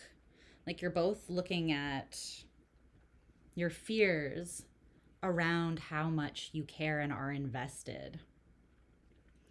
So I think that's powerful and positive. So the truth, the objective truth here that wants to be highlighted between the two of you is, oh, I just started with your truth. I didn't even start with the current energy between you. I'll do that part at the end. That happened for a reason, out of order. I guess we'll find out at the end what that reason was. But the Queen of Cups, and there is so much to unlearn. This is the truth between you, the objective truth. There's definitely a whole lot of love. Whole lot of love.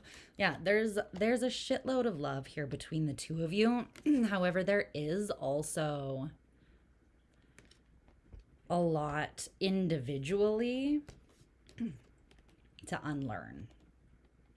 You're both kind of looking at the ways that you create illusion and complication and complexity for yourself and within the connection in your own mind. So this could be like the assumptions that you make, the narratives that you feed, communication style between the two of you. It feels like it's probably very frustrating though, because the love is real and it's very mutual. But there's also a lot of frustration around why things haven't moved forwards. But there is this understanding clearing up that it's to do with the mind. 6 of Swords, 7 of Swords, 3 and 5 of Swords, right? It's about the way that the two of you have been thinking about your circumstances or your connection that has been the cause of frustration and issues. And it's because there's old paradigms, ways of thinking, structures of thinking, even like belief systems that you have built your life on, like cornerstones of your life and how you live. So it's not small things, but those are needing to be dismantled for both of you. And there's a lot of it there that got drudged up, it feels like. So it's not the way that the two of you feel about each other that's been causing whatever issue or complication is here. It's the way that you guys have been in your heads about it. Or even thinking about yourselves, because that's where fear ultimately comes from, right? When you are strongly assured and believe in yourself, even if you face fear, you're going to be able to choose courage over it because you believe in yourself. If you're feeding more into fear or allowing fear to dictate your actions or whether you do or don't do something or how you open up, right? It's the fear that's determining that, not necessarily like if that self-assuredness was there, you would be able to make a conscious, intentional choice about that rather than the fear making the choice for you, is what I'm kind of saying, right? So I think that that's what you're both doing now. You're kind of bringing more consciousness to the fears that you both hold around this. And I think that love is what's allowing this like deconstructing of what needs to be unlearned. It feels tender and very powerful at the same time. So that could be why both of you are kind of like back and forth within your own thoughts and feelings about things. But at the root of it is love. And with the Queen of Cups, it's like unshakable. That doesn't mean that for sure you're going to end up with someone, but like that love is there and it's real. So the current energy between the two of you is Judgment, which is Plutonian energy. And in the near future is the Lovers. There you are, baby. I'm just going to cover up this dude's butt cheeks because YouTube is a prude who fears basic human anatomy. So until that becomes not a thing, we have to cover up butt cheeks. This is the life I live. Okay.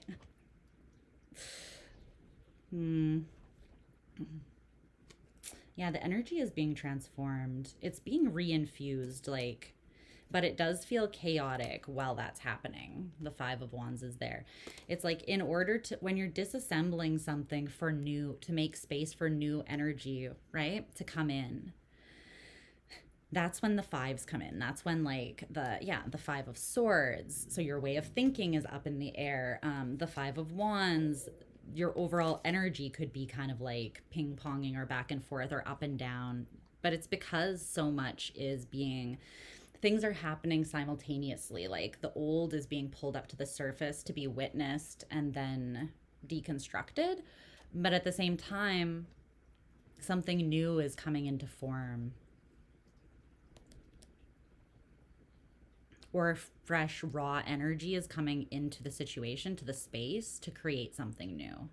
But it's not meant to be what you're unlearning. Okay. Tell me more about Judgment. Why is this the current energy between Gemini and this person? I think that there's a big reconciling happening between the two of you, and it's coming through as like a calibration, actually, because the Two of Cups came out before, like a sort of, I hesitate to say mirroring, because no one is like a perfect exact mirror of you, right? But people can mirror certain things back at us. So it's not like you're literally standing in front of a mirror that's showing you your whole reflection, because that person like is just you in another meat suit. It's not that, right? It's never that, because no one is you in another meat suit. You are you. And there's only one of you. But there are certain elements that are shared between the two of you that are being highlighted. And I think it's important to focus more on that than what has divided you, excuse me, up until this point. Like, you have to focus on the love rather than the fear or insecurity. But I see you doing that, and that is being stabilized in the near future with the Lovers here. But yeah, it's like you're both being called up, like called to step up into a higher love, into a higher version of yourself that can be a conduit for that kind of love and can sustain being a conduit for that kind of love, which means you both need to address the ways that you get in your own way. That's what this is, right? For love to be sustainable and for vulnerability and intimacy to be sustainable, you have to be those things with yourself first. Otherwise, there's no way in hell you're going to be comfortable opening them up for someone else. It's going to feel scary as fuck and triggering and unnatural. So, that's not to say it's not possible and you still wouldn't learn a lot, but you can't really give what you do not hold just by common sense standards, right? So there's a calling up and like an answering of that call is happening on both sides, but it's happening through the personal reconciliation of what needs to be unlearned, what habits are not serving, what ways of thinking, or mental habits. I'm seeing mental habits are big here. Both of you could have strong Gemini in your charts, and there's also Scorpio here, as well as Sag, and Cancer and Pisces are also somewhat here too, just less strong. Okay, can you tell me more about this Judgment though?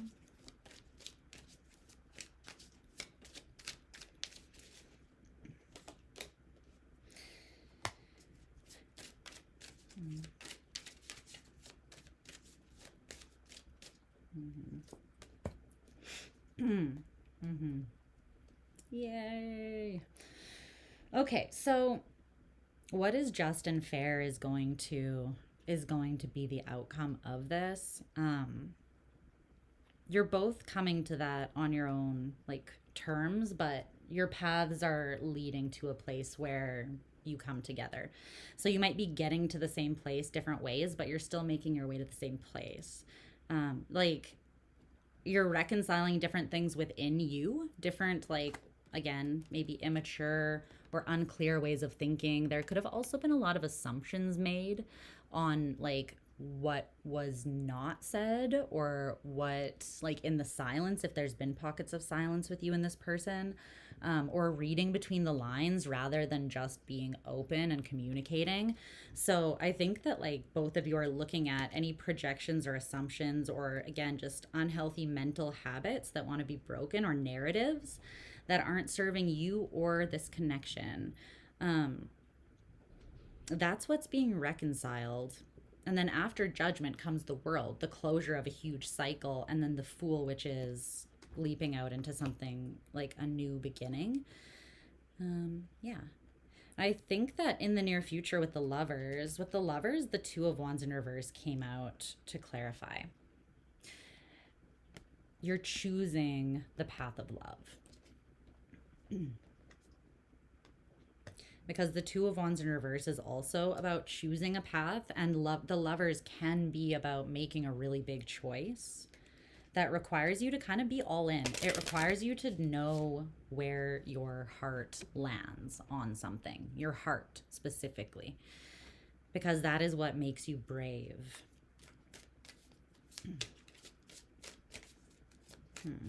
Okay. Let's see. Anything else about this?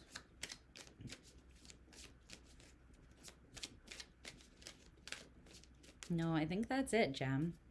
Right now, it might feel like something is not going to... Wow, look at that. This is the bottom of the die. Right now, it might feel like something is not going to reconcile between you and this person. There could be like a lack of energetic flow between you, or you're not talking right now with the Eight of Wands and the Three of Cups in reverse. Things feel a little choppy. That's because the big cycle is closing out, the world, right? Reconciliation, Plutonian reconciliation, like big, profound, non-subtle reconciliation. And then the world is the closure of the cycle. And then there's the Fool that comes after. And what you're leaping out into with this person is the Six of Pentacles, which is like a more balanced and stable, like equal and reciprocated energetic give and take, more healthy co-regulation of responsibilities and emotions. But it's coming from like, that is possible because you've both taken the time with the Hermit to look at the past and your part in it and own that. Like, take responsibility internally for the part you've played in this connection and what needs to be unlearned on your side. And then you've done that work so that when you do come back together, those things are settled and there's like a clarity and a certainty within each of you that allows you to, it feels like, fully choose love over fear. Okay, that's what I see for you, gems. We're gonna move on to Cancer. I love you. You know. Okay. Let's see what's going on with Cancer. I need to drink some water.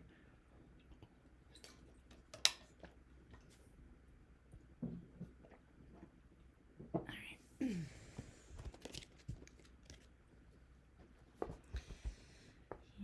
Cancers.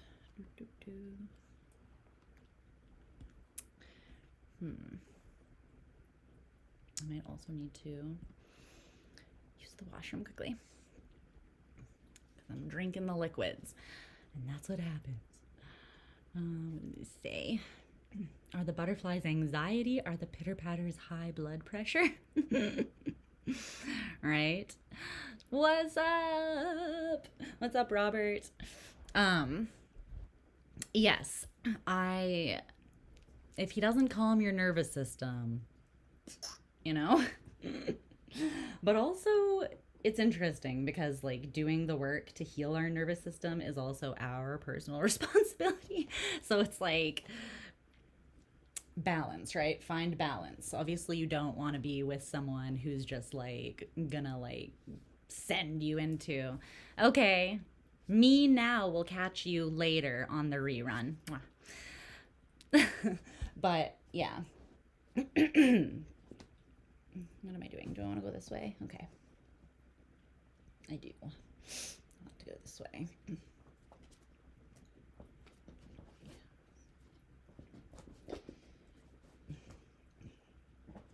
Cancer.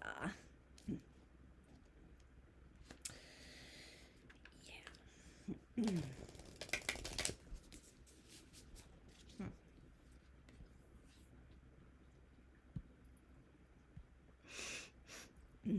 Cancer sun. How do I forget that you're a Cancer, Kelly? I guess it's been a really long time since we've talked about your chart. That's probably why.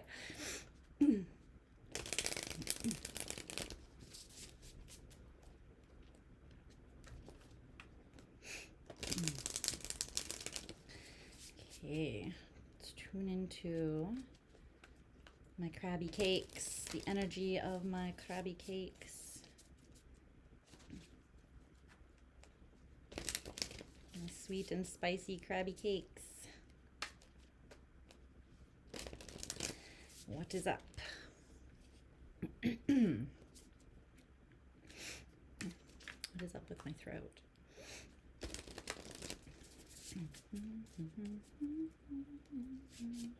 Okay. Mostly water. Damn. Yeah.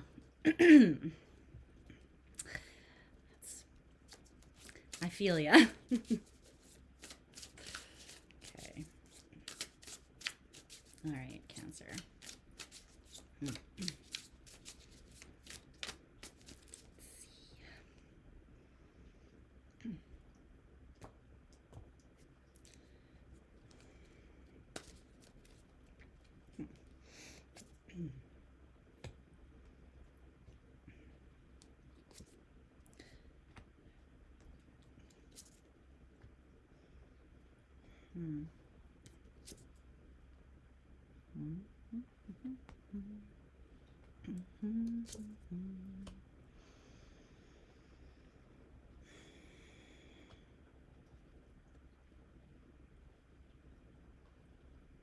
It just occurred to me that another reason I probably feel compelled to go to the washroom is that I'm literally listening to non-stop like trickling of water from outside. I'm like, I wonder why. I feel like I have to pee. Huh. Mystery. Okay. Let's see. I'm just going to get all of your cards down and then run to the washroom quickly so that we can dive right in when I get back. I'm also going to get maybe some tea quickly when I'm doing that, because why?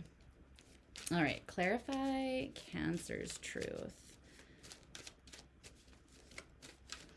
I'm curious how this Sagittarius full moon is it aspecting any of your personal natal charts in any chaotic or interesting ways that you wish to share? I'm interested. I kind of feel like no one is being, I don't know, everyone that I've talked to, it's affecting them in some sort of very powerful way.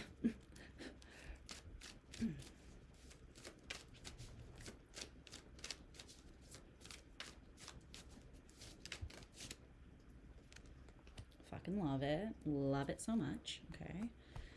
What about this person's truth?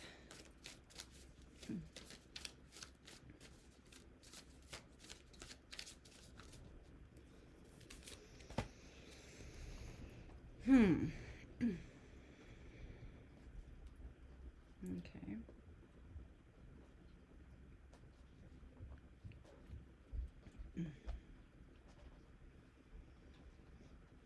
Interesting. Here.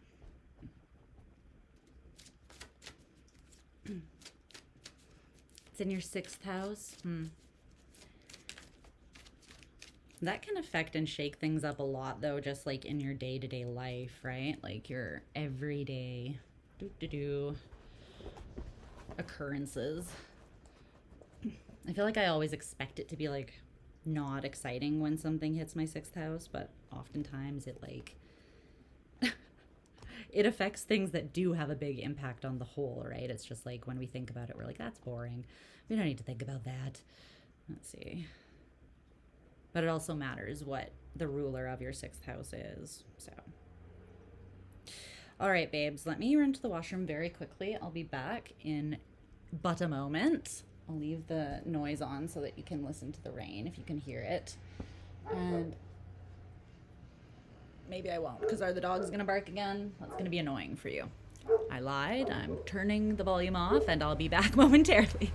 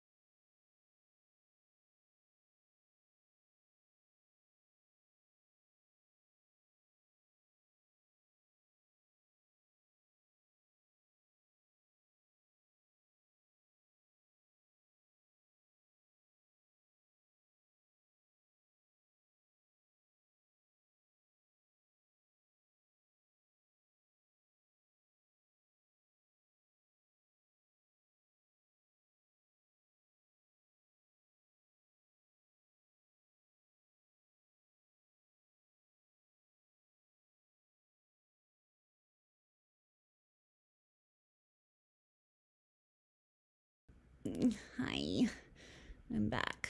Okay, hold on a second. What does this say? I've been on a cult rabbit hole today. Pluto going through the 8th house. Oh shit. A cult rabbit hole. Do you guys want to? I'm just pouring myself some tea. I made myself a full, like, little David's tea. I don't know if where you are from you have David's tea, but it's delicious. So I'm making myself some Buddha blend, which is delicious. And I just have to finish letting it steep for a moment. But yes, that's the caffeine that your girl needs. So we're going for it. Here.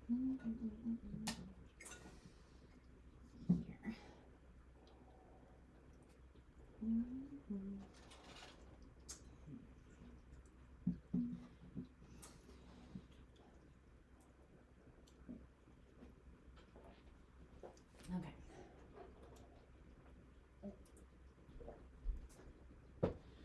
All right. I think that's steeped long enough to take this out.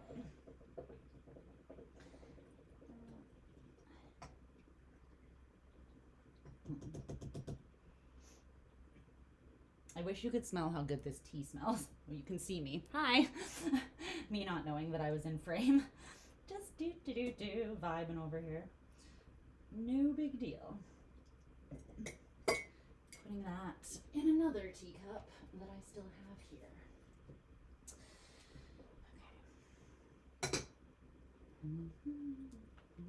Okay. Let's see. It's spilling slightly.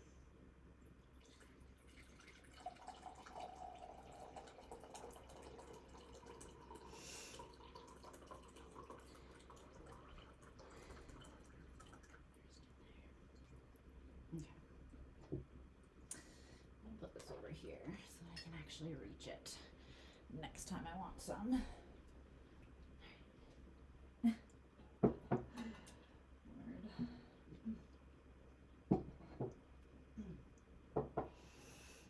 Okay. Oh gosh, we're back. Back to your regularly scheduled programming. Gotta get David's tea to sponsor you. Ooh, your girl would. Absolutely. What's up, Liv? It's good to see you.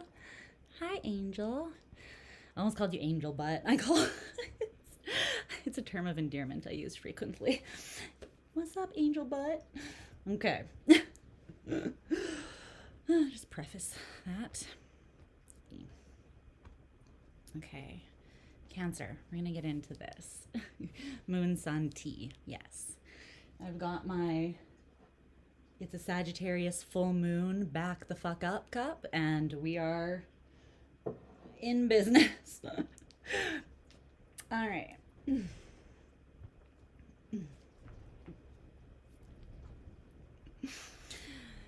It's going to be squaring your Pisces moon, trining your Leo midheaven, and affecting your second house. Yay. Well, you guys, if you saw the way that it was affecting my chart, yeah. It's my north node is being aspected in all sorts of insane ways. So are the nodes done, by the way, being in fucking Pisces or Virgo yet? Like, feels like dawn o'clock for this transit. Like, I'm over it. Is anyone else over it? Okay, let's timestamp Cancer and get into your reading, because I could go on a whole tangent about that, honestly. Okay, hello, Krabby Cakes. My beautiful, sweet, spicy, compassionate Krabby Cakes. I hope that you guys are doing really well. I will just mention, because I forgot to at the very, very beginning, that I am running a sale until the 6/6 portal, so until June 6th. That's the last day to order on some mini readings. There are 3 different themes or topics you can choose from if you're into that. So you can check out the last post on my community tab or go to my Etsy shop. The link is in the description, okay? Okay, so three truths. Let's start by looking at the current energy between you and this person so that you have some idea or a stronger validation of who the reading is about, okay?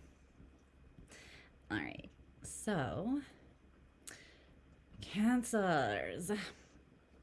The current energy between you and this person, why is this crooked there, is the Knight of Pentacles in reverse. That's what it's showing up as. Well,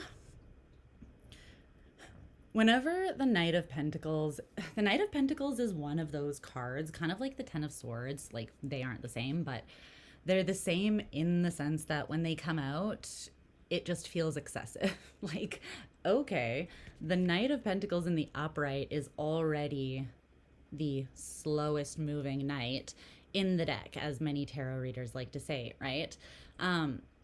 That's for a reason, right? They are the knight of the most dense element, which is earth. So naturally, energy takes longer to move in the earthly realm than it does in emotional realms, mental or conscious realms, or like the spiritual realm, right? So he's making moves, but he's kind of but it's like they're still doing the damn thing. They're usually very devoted to the task at hand, and though they're moving slow, you know the Knight of Pentacles is going to get there eventually. But when the Knight of Pentacles comes out in reverse, it's like not only is slow movement, like not only is movement not taking place, even slow movement is kind of at a stagnant stop. So it seems a little excessive, like literally nothing's happening. Are you a rock? No, I'm just kidding, but it might feel that way right now. It could be that you've been in a bit of like you've already been in a bit of a period of things not moving or shifting with you and this person specifically.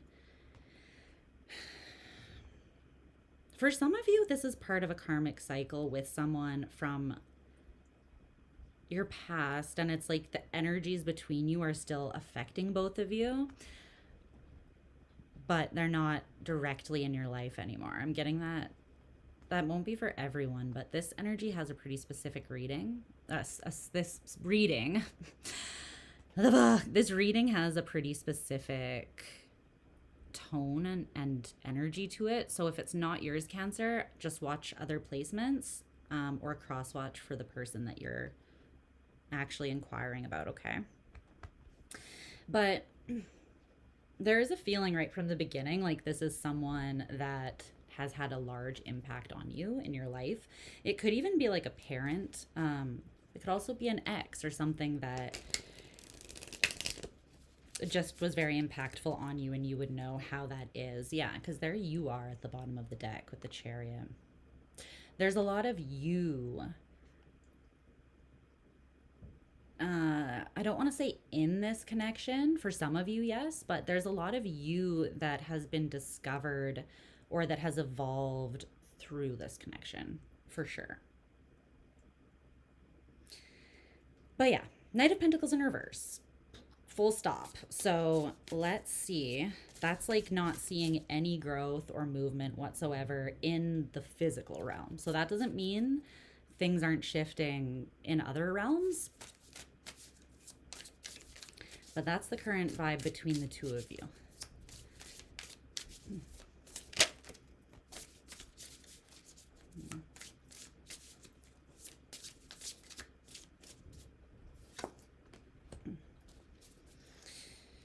Oh, wow. There is a hell of a lot of clarity here. Like, a lot of clarity here, Cancer. The first card that flew out on its own to clarify the Knight of Pentacles in reverse is the Seven of Cups in reverse, which talks about knowing how you feel emotionally. Having moved through emotional confusion specifically to find the truth of your feelings around something. What came out after that is the Queen of Swords in the upright, who is a very discerning character in the tarot. And she also balances the elements of water and air. So she's pulling truth and discernment, not just from like intellectualizing her feelings, but from actually feeling them and then forming her discernment around the clarity of those feelings plus her thoughts. At the bottom of the deck is literally the Seven of Swords in reverse, which also talks about illusions being seen through or there just being a great amount of clarity. So if there is a masculine and feminine, like if one person in this connection is more predominantly masculine, then the clarity specifically could be either coming directly to that person more strongly or around that person. But there's a lot of clarity as to the fact that this is not currently moving forwards. You're not anticipating it to move forwards, I want to say, in the near future. And there's layered understanding as to why that is. Like, this is something that has had time to be understood in deep, layered, like complex ways, which is another reason why I say it has had a profound effect on you and probably the other person, because there's that depth to the connection, energy itself. Even if you never felt like you one-on-one in this person's presence experienced like a super depth or profound shift, I think that whatever this either activated in you or brought up out of you or impacted you in some way, it did clear a lot up for you. And you've learned a lot about yourself. And I want to say, what makes you happy? What makes you happy through this? The fact that there's clarity is not disputable. So, your truth. Let's start with your truth. Keep in mind that the roles can be reversed. So if this sounds, because it's a general reading, right? So if this side sounds more like the other person, just take it how it resonates, okay? But your truth is coming through, Cancer, as the Nine of Cups. We love to see it. I really love this Nine of Cups specifically too. Because of the way that it highlights that ultimately nothing else outside of us can come along and fill these Nine of Cups and save us for us if we don't also have the capacity to create and fill our own cups, right? This magical, it doesn't even look like liquid, it looks like magical, like, you know, it's coming from this person and they have an awareness of that, which is why it's all good, baby. Like, look at this look of fulfillment, satisfaction and assuredness with oneself, because they know that they could just glance over here and fill all of these cups and overflow if they wanted to. And that's where the baseline of joy and bliss with the Nine of Cups comes from. It's emotional security in yourself. So I love that you're in this energy. But again, it is like more of an independent energy of emotional fulfillment that you jump off to, right? That like kind of,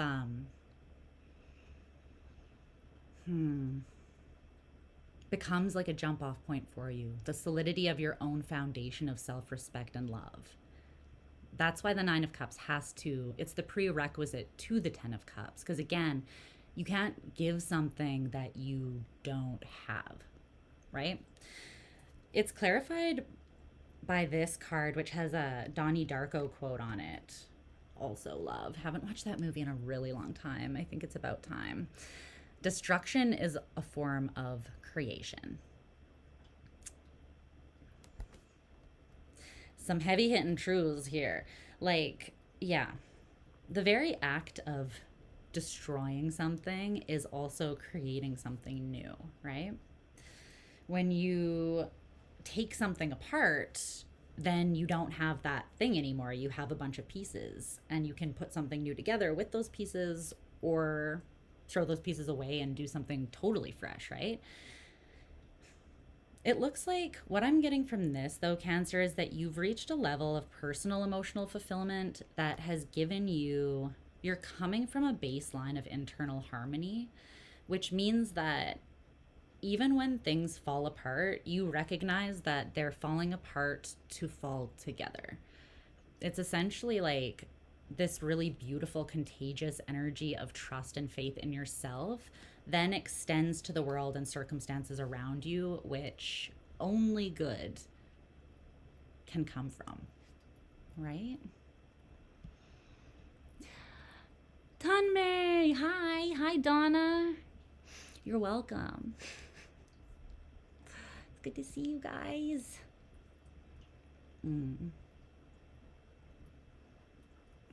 Okay, sorry, I just saw a text message that I'll deal with it later, though. Okay. Nothing earth-shattering by any means. So let's take a look at, I don't feel like that needs to be clarified, which is in itself fucking beautiful, honestly. It's like when an energy comes through so clearly and so just like anchored in itself, that I feel that pulling another clarifier would actually just muddy that. That's beautiful. Because that's a reflection of, like, this is your energetic signature that I'm reading. That's just a direct reflection of the clarity inside of you.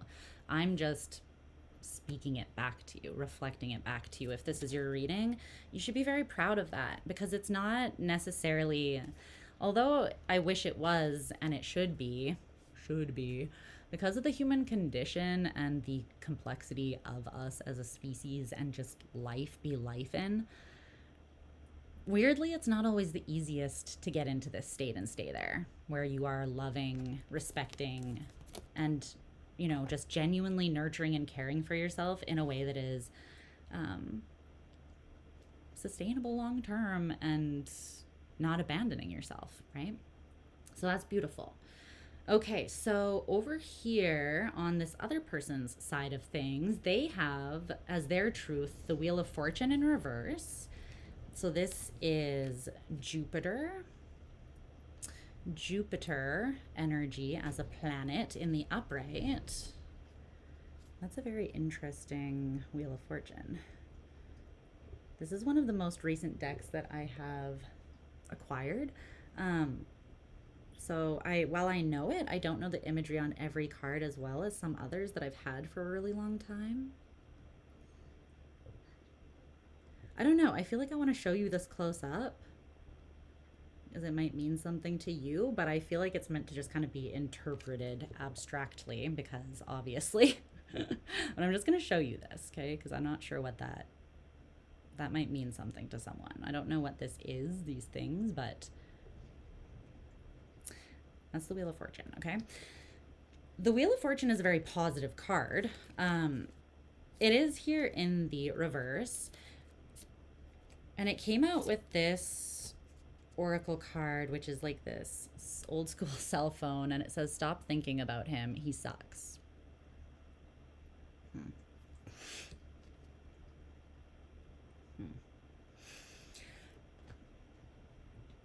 The immediate channeling that came through, or like what I immediately got from that, is that this person is actually looking at a version of themselves that they're not happy about. It's not someone outside of them. This is like the call is coming from inside the house. The call is coming from inside the house. It's an inside job, guys. This person is looking at the ways that they have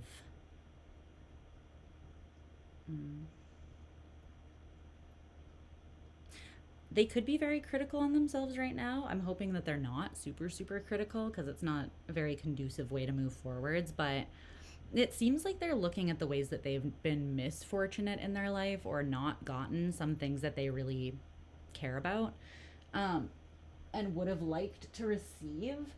And it feels like they are looking at the version of self that kind of magnetized some of those experiences or outcomes, you know, which is rough.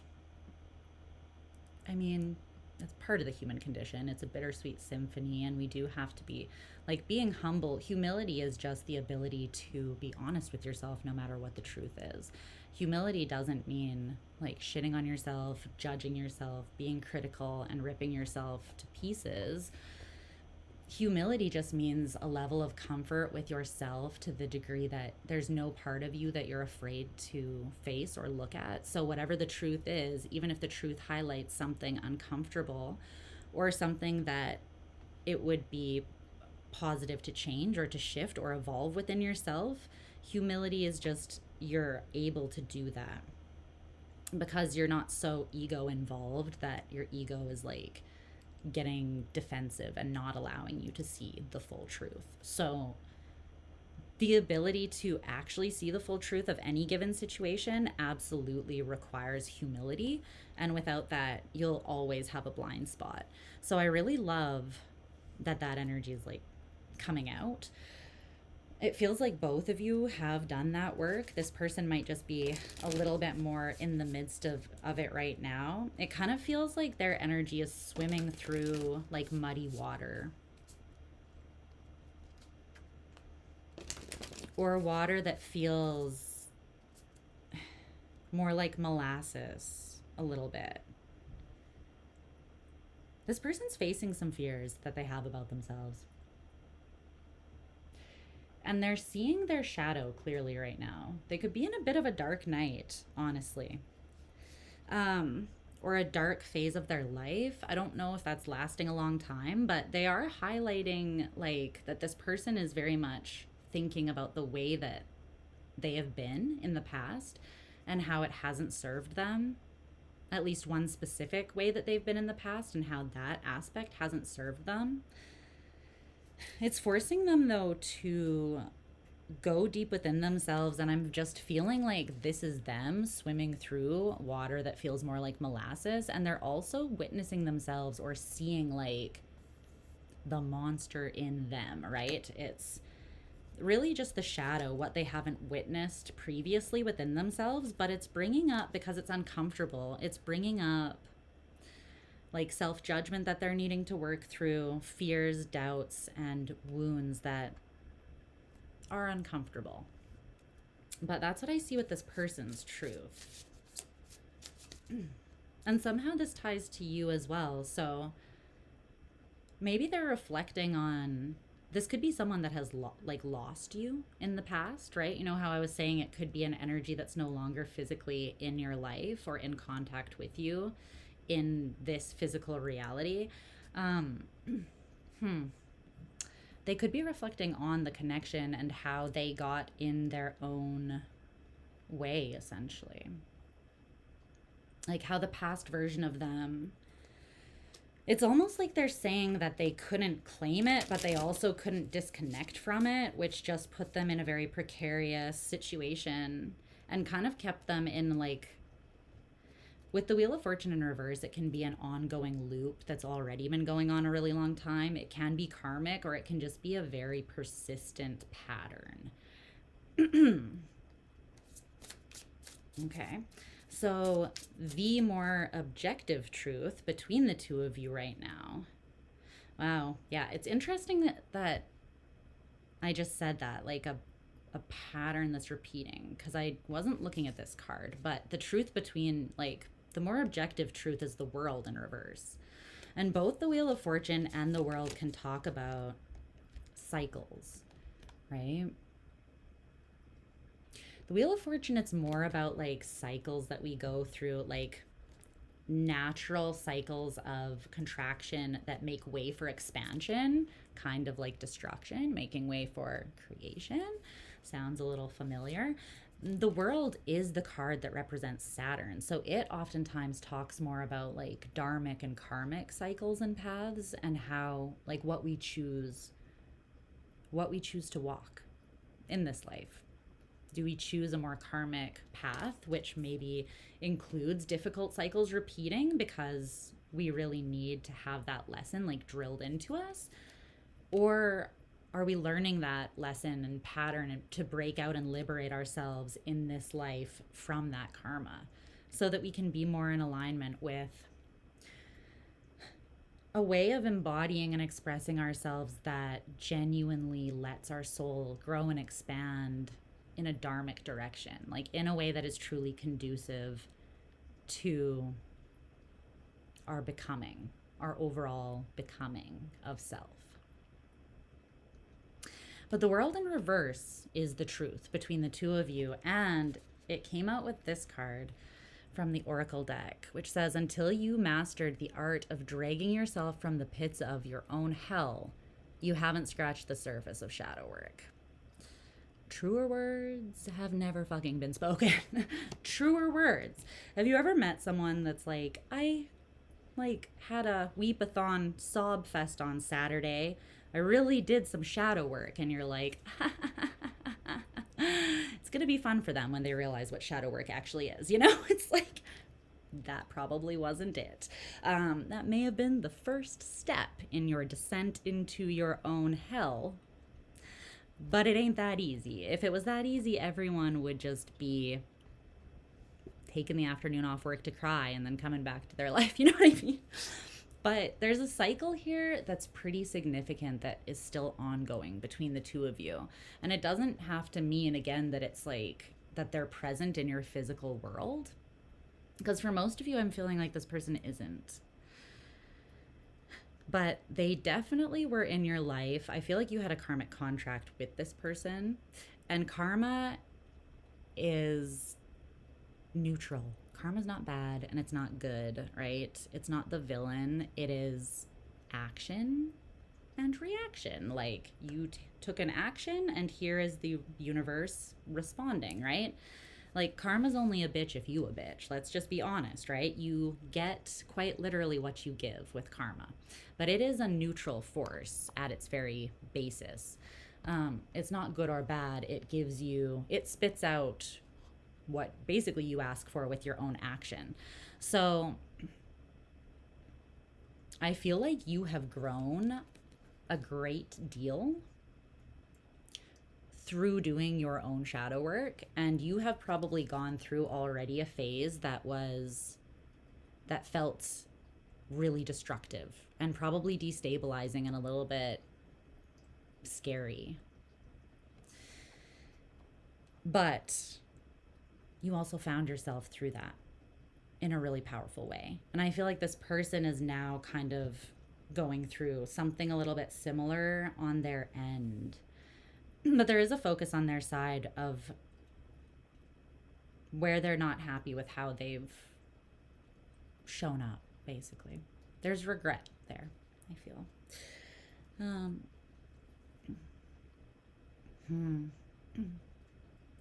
There's still shadow work going on with you, though, around this connection as well, because this is the shared truth, and the cycle is still open. It's not totally closed yet, or else it would be in the upright.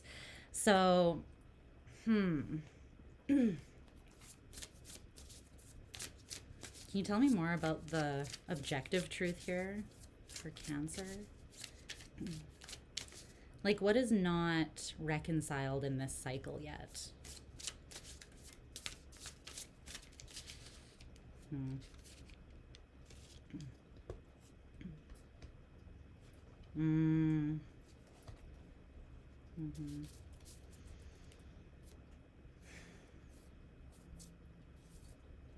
There's still a small part of you that would sacrifice for this person, even knowing that they're not the very best for you. This is someone that you've loved deeply in this life and maybe also past lives as well.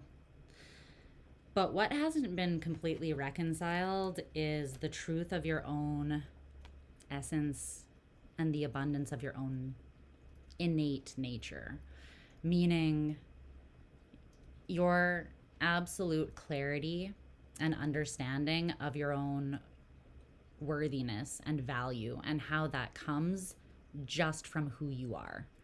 It doesn't come from what you do, what you provide, what you can offer.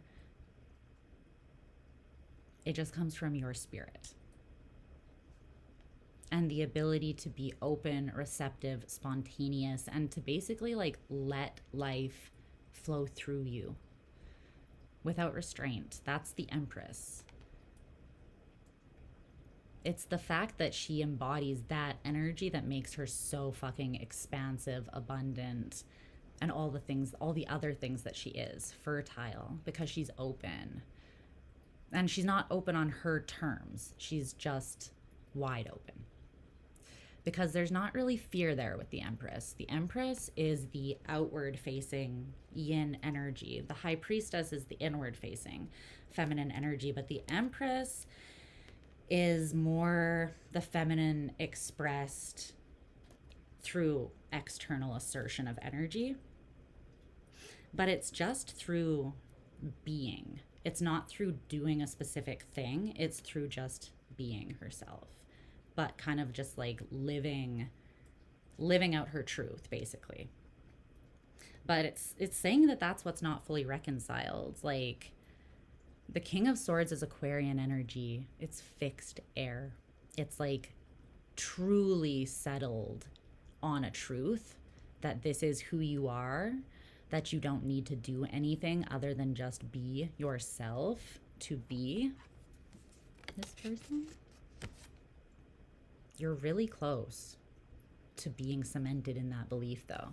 But that's what hasn't officially closed out yet here, is what's coming up. And I feel like it's also for this other person. Like, a lot of the problems from their end within this connection in the past could have come from self-worth issues. Okay. All right. So in the near future between the two of you is the Six of Swords in reverse. Right next to the Knight of Pentacles in reverse, it's like there's a lot of non-movement highlighted in this reading. There's just a lot of like cycles that haven't totally completed. This is usually a card of like progression, the Six of Swords, and then we already talked about the Knight of Pentacles. There's still work that needs to be done, and it's in the near future. A perspective hasn't fully been integrated in a way that allows someone's mindset to shift and truly move things forwards in a new way. And I don't really think that it's your energy that is lending to that blockage personally, because this doesn't scream that to me, but this does. It feels that this person's just a little hung up on a pretty critical way of viewing things right now. And until they go deep into themselves to basically liberate themselves through loving the parts of themselves that they are finding most disgusting. I heard deplorable as well. Damn, this person might be being very hard on themselves. They could have strong Virgo in their energy, or they could be like a Capricorn moon, or I don't know. There's a lot of placements that can be very hard on themselves, but that's just what's coming through. Okay, anything else about the Six of Swords in reverse before I let Cancer go? Ultimately, I'm seeing that this connection was very much meant to show you what you weren't seeing for both of you. Yeah, the Sun in reverse, literally. Meant to show you what you weren't seeing that was standing in the way of your ultimate fulfillment of happiness. Basically, it probably activated a very profound level of shadow work in both of you that is leading you home to yourselves independently in a really powerful way. And that is a gift that this connection has offered both of you, even if it's been painful and difficult. Anything that shows you yourself or helps guide you back to your truest nature and fulfillment within just yourself, that is a gift of empowerment that's pretty big, even if it hurts, right? So that's what I'm kind of seeing though here.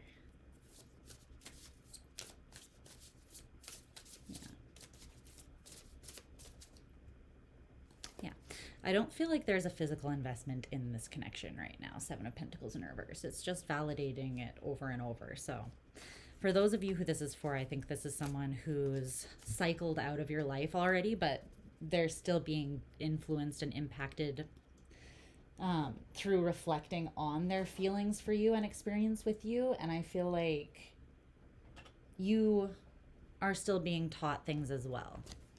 You're kind of just in two different places on that journey is what I'm feeling. Okay. We're moving on to Leos. Oh man, that just brought up an emotional memory. A Luna memory, if you will. The most emotional of memories. Okay. I've been going through it for 3 years. Oh dear Lord. All right. Yeah.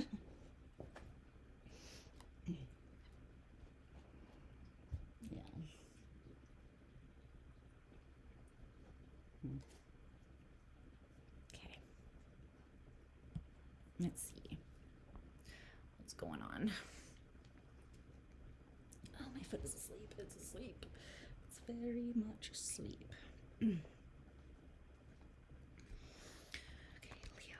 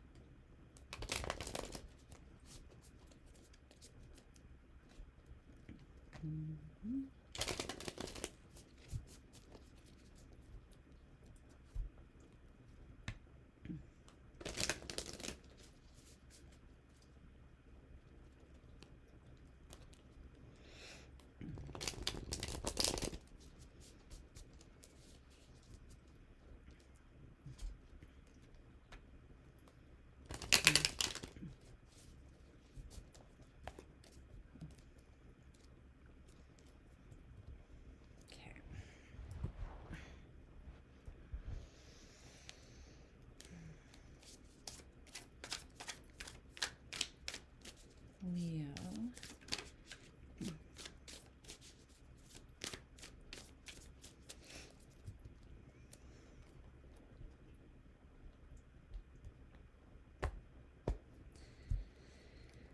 Leo.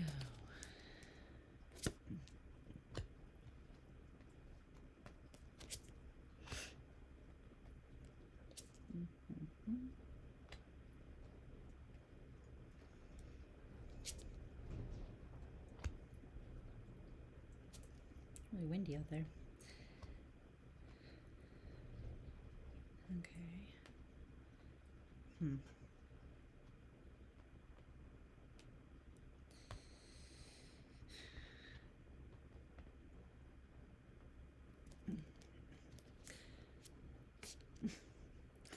I heard. Oh. Oh my God. I'm going to show you the cards at the bottom of the deck once the timestamp's actually down and tell you what I heard, because it's very spot on. Direct interpretation. Okay. Let's clarify Leo's truth.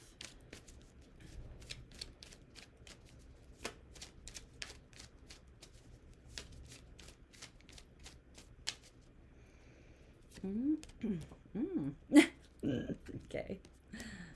Oh, damn. Oh my God, you guys, my throat.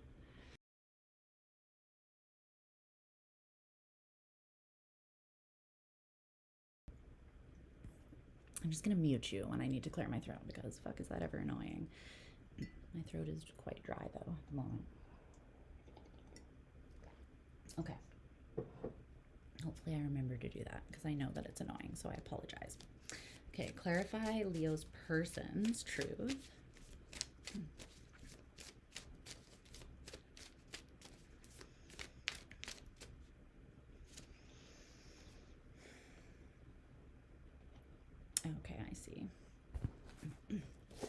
Let's move Big Mama over here. So we have a little more space. There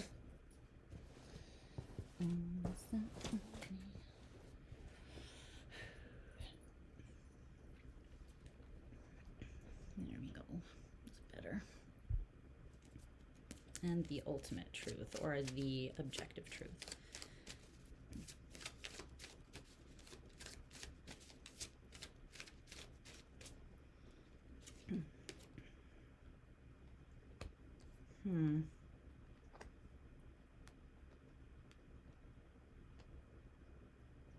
Okay.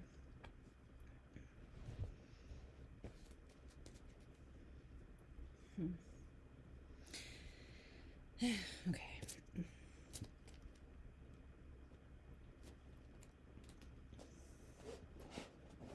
Let's see.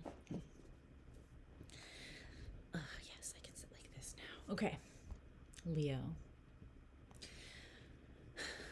Let's timestamp you. We're at 2.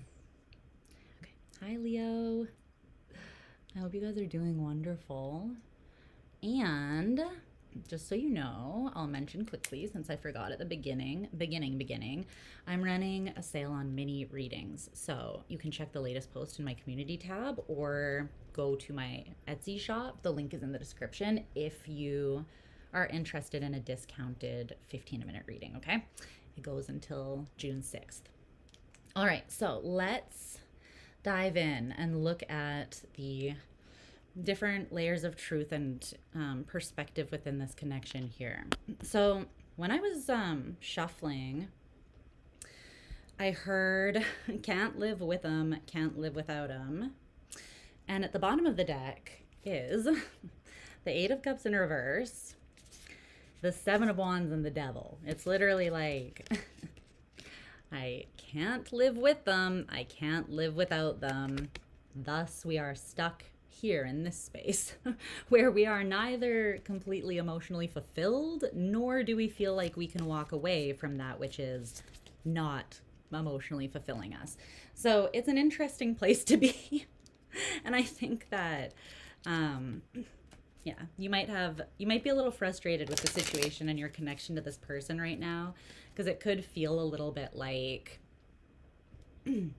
shit or get off the pot, or like, is this gonna happen or not? Like, you could be frustrated by just the overall dynamic with this person, essentially, at this time. But let's start by looking at the current energy between you. It's interesting because it's the Emperor. So this is Aries energy.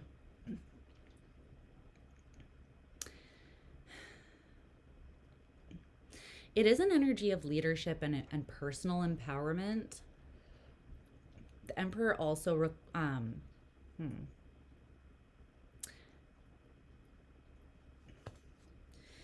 the Emperor also represents what makes someone a leader, specifically in regards to masculine energy. So when we think about yang energy, it's like, what does the healthy masculine provide? Security, consistency. They themselves are a leader, right? They can take the reins. They know who they are, what they want, how to get it, and they aren't afraid to claim their desire, to point their agency and will in a specific direction and go for what they want. Like, they are in sovereign dominion over their internal world, which makes them capable to rule a kingdom externally, right? So there's a level of internal mastery and assuredness with the Emperor here. So I feel like each of you independently are feeling that. Or else maybe one of you in the connection is leading a little bit more. Let's see. Tell me more about the Emperor. Why is this the current energy between Leo and this person?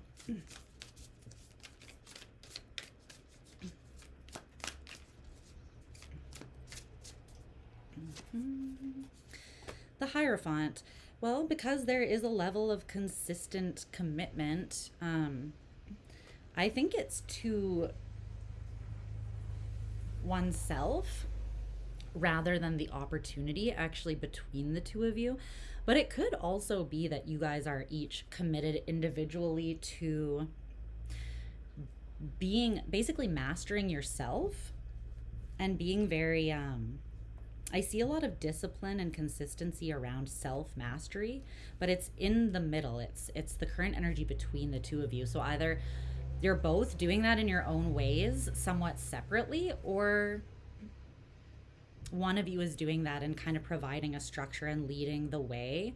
And I feel like that is the person with stronger or more integrated, healthy masculine energy, basically, which could be a woman or a man or anything under the sun, right? Because we all hold those energies. But yeah, there's a commitment. There's also progression because this is Aries energy and the Hierophant is Taurus. So there is something currently that, as a result of something that's happened within this connection, is taking physical form. But I feel like it's more...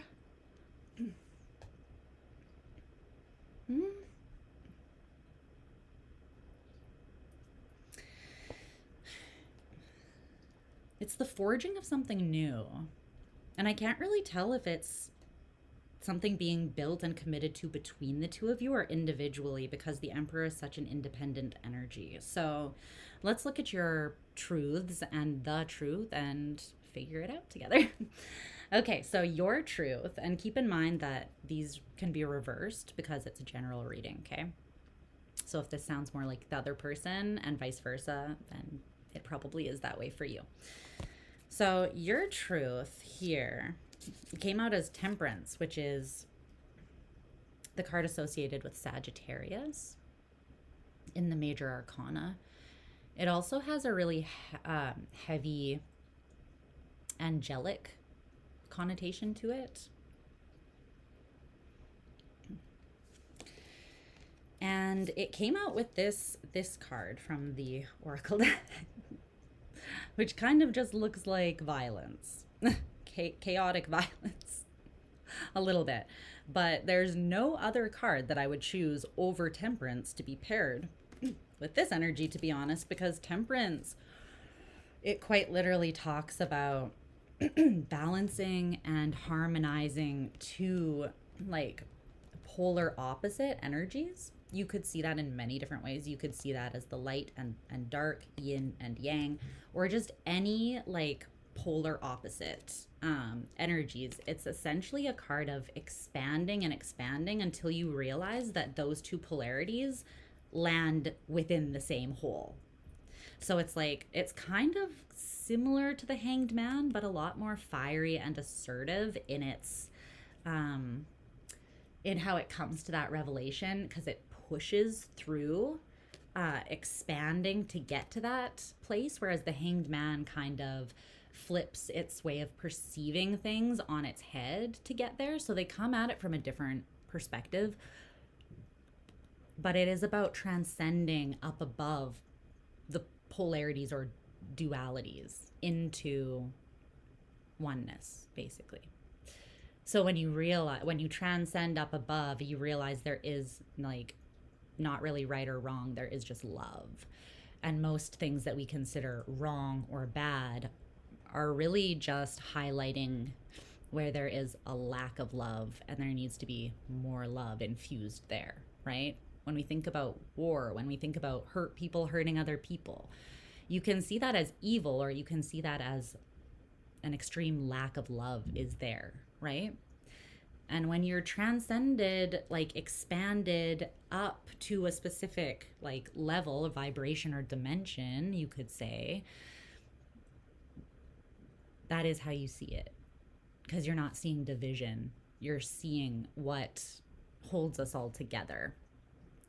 And how even supposedly, right, opposing forces are still kind of two sides of the same fucking coin. So that's not an easy place to get to, right? It takes a lot of work to get to that place, which is why it's an angel who has accomplished that feat in the card of Temperance.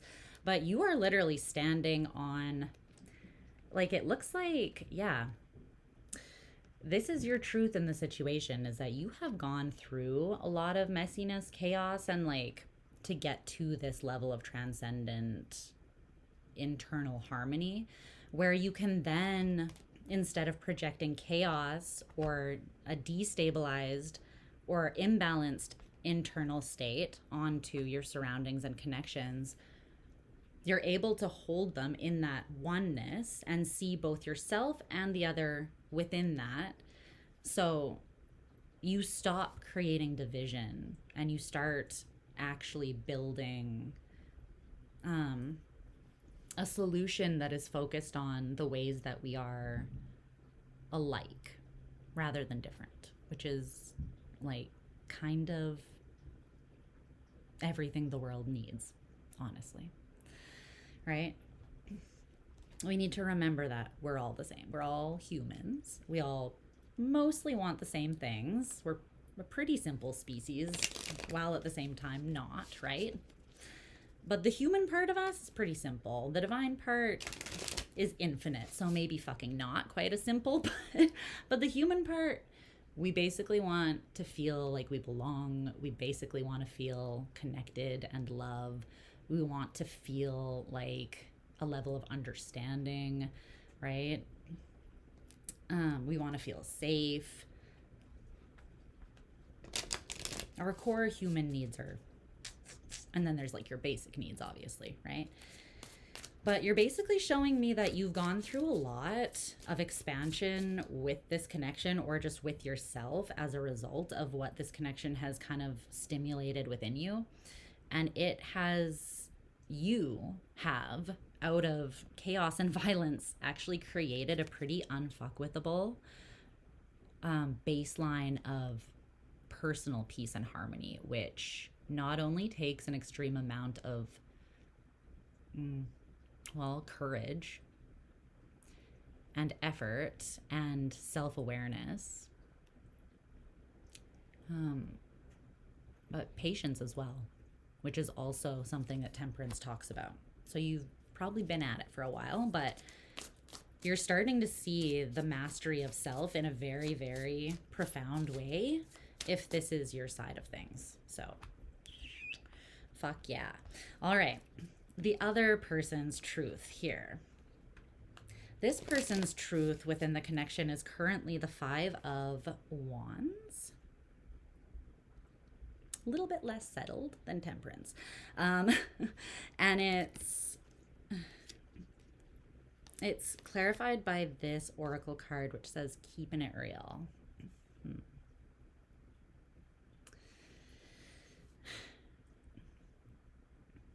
This person is also working through some like muckiness within themselves to reach the truth. They are seeking the truth. They're not looking to be validated, like for someone to tell them what they want to hear. This person is, in the name of, illuminating genuine truth from the heart, I want to say, moving through their own internal tension and conflicts to reach basically a level, like to basically land on a truth that is not at odds with itself within them. But this is how I had this on the bed. It's like they're climbing through this to this truth. And it's interesting that I was talking about that, like, transcendence with the Temperance. It requires a rising above. You can only really experience harmony when you're coming from the heart, and not like when you have peace in your heart is the only time that like the full scope of harmony internally can really come through. And I feel like this person, that's what they're seeking specifically, the truth that is in their heart. But the way that they're at odds or at war with themselves has not made that truth clear to them thus far, which means it's probably also been confusing for you as well. Because if someone else is not certain about the truth of their own heart, then they're probably not going to be able to come at you with that clarity. Someone who is at war with themselves cannot offer someone else peace. They don't have the peace to offer, right? Okay. I feel like what this person is facing within themselves, though, doesn't have to do with you. I don't know why. It's feeling like it feels familial or ancestral. It feels like something inherited. Like,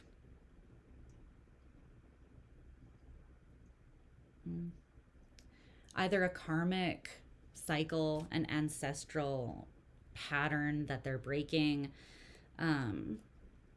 or conflict and chaos around them in another area of their life. It could be their home life for that to come up for me, or within their family unit, or it could just be like an area of their life that you're not at the forefront of, like their work, their whatever. But there's something that has caused, there's something that is reflecting their internal state of tension and conflict with themselves back at them, and it's not you.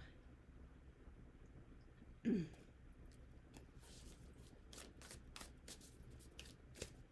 you tell me more about the Five of Wands for this person?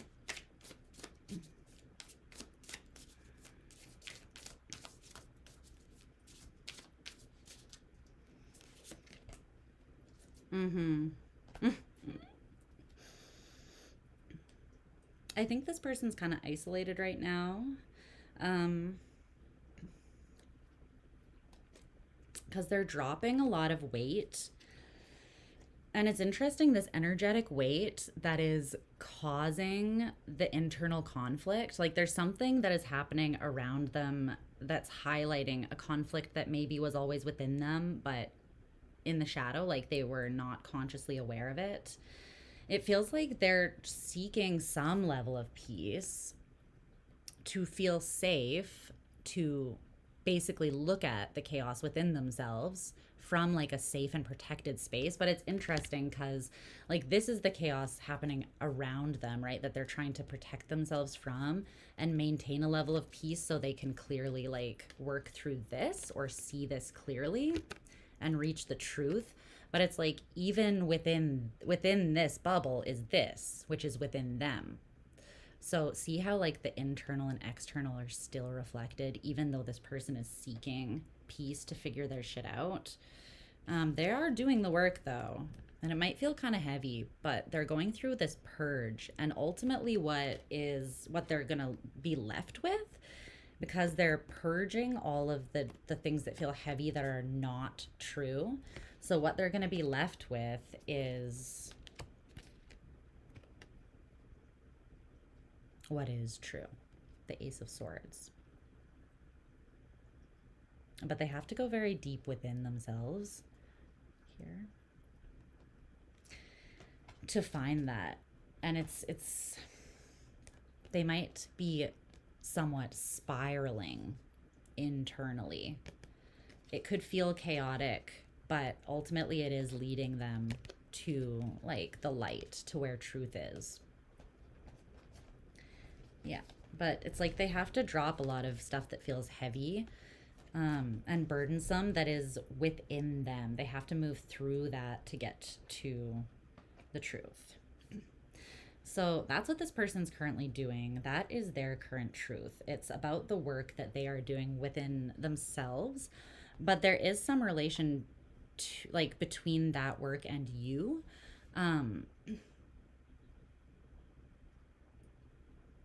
Even if the chaotic portion that they're facing within themselves didn't originate with you, or that part might not be coming from you, they could be looking at addressing that and doing that work because they want to actually get closer to you, and they know that they can't do that with this internal state of chaos. I don't know why it's literally pouring outside and my skin, lips, and throat are so dry. Make it make sense. Okay, so let's look at the truth, the more objective truth between the two of you. So that is coming through as the High Priestess. This energy is associated with the moon. The High Priestess. And this oracle card, comparison destroys personality.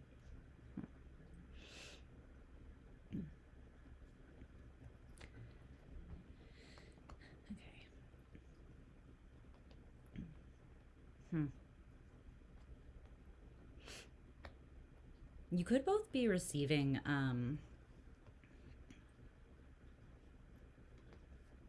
quite a lot intuitively at this time, or even emotionally. Maybe emotionally, your feelings, because of this pink kind of like portal that's dropping right on her head, right through her crown. It's telling me that kind of what is illuminating, like there's all this like bluish throat chakra truth energy around outside where you can soak up truth from like your experiences and environment, but there's something that's dropping that's coming through from a higher place, a transcended place, right? Either a place of divine inspiration, like from your higher self, or angelic guidance, or your guides, your spirit guides in some way, or passed over loved ones, whoever is in your personal like angel gang, you know. That's what I call my spirit team, angel gang. But pink is the energy of the heart, and this is like higher heart chakra, like ascended, transcended, divine agape love that is channeling through the crown and illuminating the truth. Okay. But I do feel like your emotions are informing that truth, like your heart is informing that truth, not your mind trying to justify or make sense. Because it's interesting, both of you could be comparing, either like you could be comparing their way of doing something with your way of doing something, which is then essentially like destroying the unique and beautiful person that both of you are, and how you're not supposed to be the same. You're supposed to bring different things to the table. That's a pro, not something to compare and then shit on the other person for being different, right? But you guys could also be comparing one another to other experiences or relationships that you've had.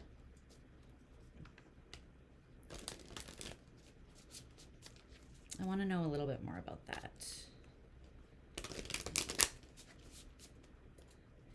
It is highlighting that that's not necessarily doing the most good in the situation, right? Because again, it's not really letting you see and appreciate one another's true, like quirky and unique attributes and personality.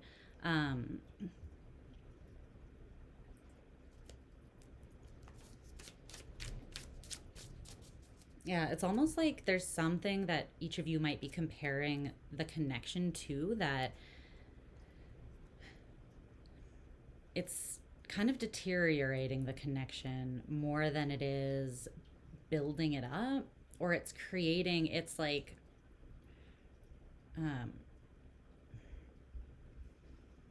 it like continues to validate, or what's the word I'm trying to think of? It keeps re-outlining or redefining the same hesitancy, doubt, or insecurity, basically, and then kind of seeks to justify that by comparing and being like, well, this was that, and this isn't as good as that, right? But really, those two things are completely different. It's kind of saying that you're comparing things, but it's like an apple and a rock, or like a lightning bolt and a wave. Like, it's two totally different things that are being compared. Can you tell me more about that, though?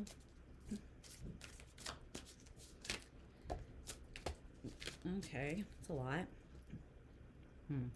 Yeah, see, comparison and judgment doesn't come from this like gentle, tender, open, receptive heart space. And I'm not saying you guys don't have like genuine feelings and care in your heart for each other, or like you're cold and hard and horrible people.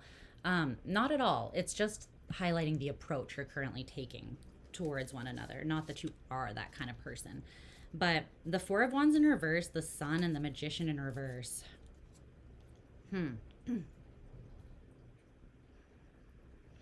The only thing that these comparisons actually have in common is that neither of them manifested the way that would have been optimal if you had control over something completely and could dictate how it fell together. Because the Sun was in the middle, and on the table there the cards are like this, right? So there's truth tying these comparisons together, but also the comparison in itself creates division between you that's not necessary. So I feel like the mind is somewhat still creating a slight amount of chaos. That's something that both of you guys are still overcoming, some chaos within yourself. It seems like you have slightly more of a handle on it, or you might feel a little more not quite so woo as this person, but you're still processing something very similar. You're both seeking this ultimate higher truth or clarity. It feels like on your side of things, or the first person's side that I talked about,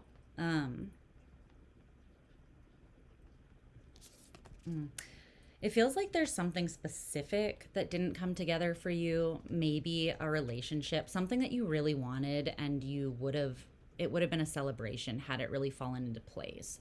So this can be like a relationship in your past, or just it's just coming through something that would have been celebrated, but it didn't. It either fell through or was just not what it seemed to be. But it didn't come together in that way, and it was disappointing. So rather than celebration, there was disappointment. And that's more on your side of things. I feel like this is the situation where comparison is happening for you. And on the other person's side of things, it's a little bit bigger, and a little bit more insidious, I want to say, which is probably why they feel kind of more messy on their side of things, because the Magician is a major arcana card, and it represents Mercury. It represents our ability to, like, how we think, learn, express ourselves, both with like within ourselves, like how we talk about ourselves in the world within ourselves, our internal dialogue, but also how we embody and express our energy and then use that to assert ourselves cosmically and just in the physical world around us in our interactions, right? Because how you carry yourself or speak, or the energy you put out, basically has a great deal to do with how life manifests around you. I mean, it has everything to do with how life manifests around you, which is why the Magician is this card, right? It's taking everything that you have within you, knowing what that is, and believing or having faith in the power of it, and throwing it into the void or offering it to the unknown, and then trusting the unknown element, the magic, or, you know, spirit, the universe, to add that little pinch of the last ingredient that's needed to bring things into being. And the more we practice our own magician-like skills, right, and refine the way that we embody and express ourselves, the more confidence we gain in our ability to basically create our own destiny and be the architects of our own life. We feel like we have more control, ironically, when we just take control over our own sovereign selves and then surrender to the fucking mystery, right?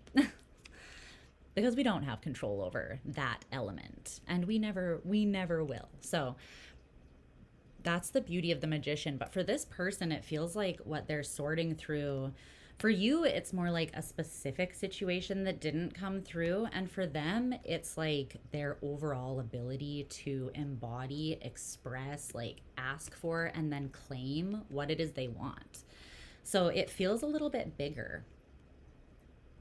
It could be around like the ways that they are, like we said, at war within themselves about who they are, how they see themselves.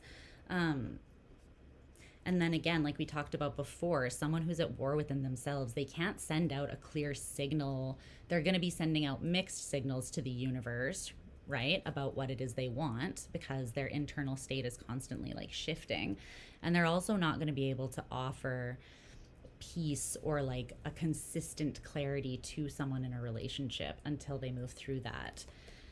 So that's what I'm seeing. But there's a lot of intuitive stuff coming through, and a lot of it is it's clarity. It's the clarity that you're seeking, but it's not coming through the mind, and it's not coming through justifying or intellectualizing or comparing. It's definitely coming through more of like a it's like osmosis. It's like osmosis. It's like just open yourself to the energy and it will just integrate in the way that it's meant to. There's not a lot of like conscious mental work needed to come to this truth. It's more energetic. But there is an openness required. Like you have to be willing to see the truth about the places that you maybe are at conflict within yourselves in order to receive this ultimate truth. Okay, so the near future between you and this person is the Four of Cups.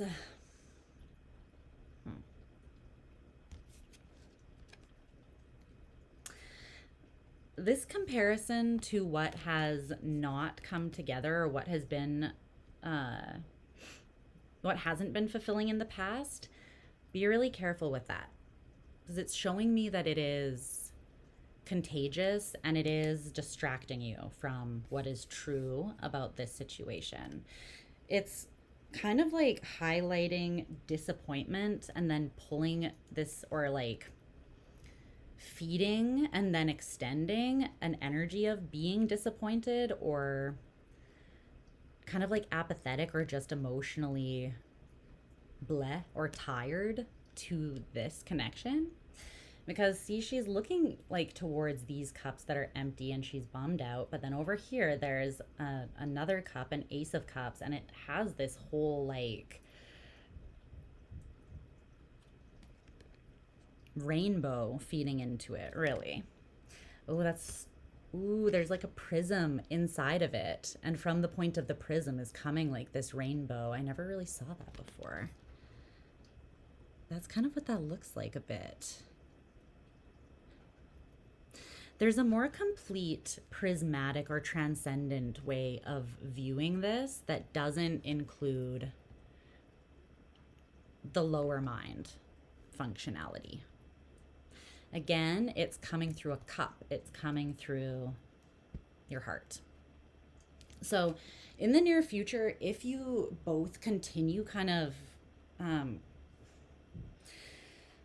looking at this through the lens of either comparing like how things are now between the two of you with how things once were and wishing that they were the way they were, or comparing to external situations, it's not allowing you guys to really connect to the truth which wants to come through the heart.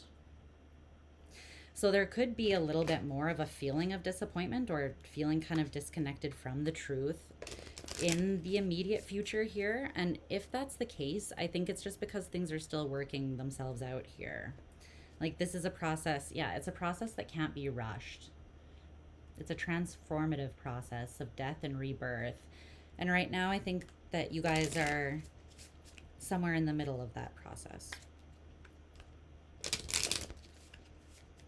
So yeah, there is patience required, and it looks like you kind of understand that. You have a knowing.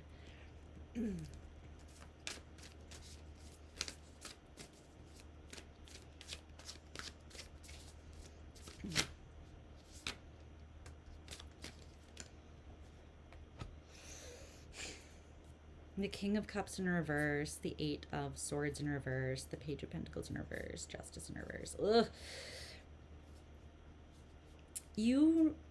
This is someone that I feel like you want to hit the reset button with. You either want a completely fresh start with them, from scratch, or you just want to make a significant change that allows you to move forwards with the connection basically not being not recognizable as to how it was in the past. But there is like an avoidance of strong emotional truth and emotionally expressing the truth of your heart to one another. And it could just be because there's been a focus on something that hasn't really fully allowed either of you to connect to that within yourself for a little bit, honestly. I think the process that's happening right now is there's a liberation of fear. And the fear is basically that I'm either too much or not enough, or I am not deserving for whatever reason. I don't have what it takes to have this thing that I want. And because you're seeing yourself, or whoever is seeing themselves that way, right, basically as not enough, then what they truly deserve really struggles to come through to them, because our own misconception or projection of ourself here, which is not based in self-worth and self-love and acceptance, is getting in the way of what we truly deserve based on the truth of our worth and value, right? So that's why you both have to come to that truth from the heart and have it really hit you and sink in, I think, before you can take the action you want and actually get the desired result. But because it's saying that like there's a fear of not being enough and then not getting what you want because of that. But that fear is making you guys show up in a way that is, or at least one of you, but maybe both of you at different points in this connection, in a way that is emotionally hesitant. Like you aren't taking action from an emotionally free place with your heart on your sleeve, like being truly receptive from the heart, which you need to be, obviously, if you want to connect in an intimate, emotional way with someone. Then your heart has to be open, basically, and open for business. So it feels like it's this fear of not being enough or being too much that has created kind of just like it's like showing up in a way that's not actually a true reflection of the capacity of either of you or of the truth of your feelings, which could feel very chaotic and confusing, obviously. So, but I am seeing that as you guys are working through this individually, you're clearing up the emotional confusion as you come to the truth. And I think that both of you, I don't know, it's kind of looking like there will still be an active choice to be made, right? Everybody has free will, but I think there will be the option to take a leap into a whole new like cycle with this person. You'll have that choice, but it's gonna come to you or present itself more clearly or like tangibly to the two of you once that emotional clarity has kind of fully like clicked in for you, because then you can fully choose it, right? So that's what I'm seeing, Leo. All right, babes, that was a long reading. We're gonna move on now to Virgo. I love you so very much. Hi, Christina. Hi, Ashley. Leo Venus, lovely. I had the chat covered so I could focus. Sorry, Christina. I wasn't not responding on purpose. All right, we're moving on. Moving on to Virgo. Love you. Love you too. Okay. Let's see. There's Virgo.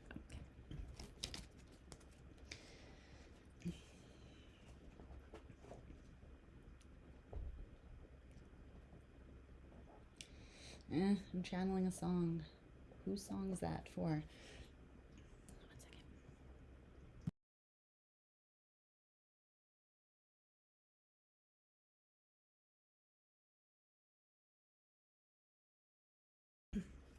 I had to clear my throat obnoxiously. I think the song is called Run Out. And I'm pretty sure it's by the artist Lyra, like Lyra or Lyrah. Can't remember how it's spelled.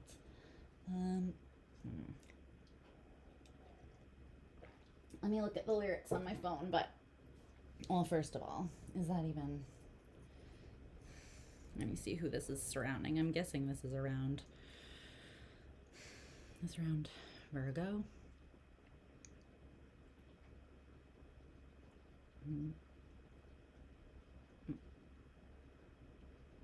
Okay. It might be somewhat relevant for both Leo and Virgo, although Leo's reading is over, so thanks, Spirit, for coming through with that after the fact. Virgo rising. Okay. So, like, should I mention it for Virgo, though? Okay. Yes, it is worth mentioning. Virgo, Sun, and Mercury. Damn. My last romantic partner was also Virgo, Sun, and Mercury. All in the 6th house, too. Damn, bish. Okay. Where's my phone? That's some fucking Virgo energy, if I've ever heard of it. What? You're Leo, but you're watching for a Virgo? Yeah. I was gonna say, maybe this message is most specifically for people who are watching both readings and therefore paying attention in the middle. Let's see. Just gonna look up the song so that I can let you know when we start the reading so that I don't forget.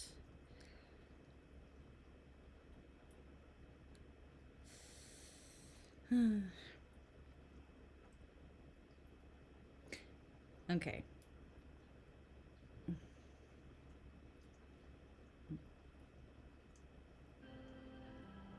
I don't want you to play. Okay, this is the song. In case you guys want to look it up, it's this. There is, in fact, an H. So I'm going to talk about that a little bit. Oh, the lyrics aren't even on here.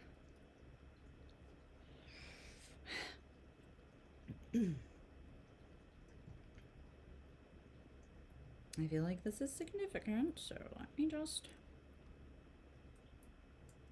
Okay.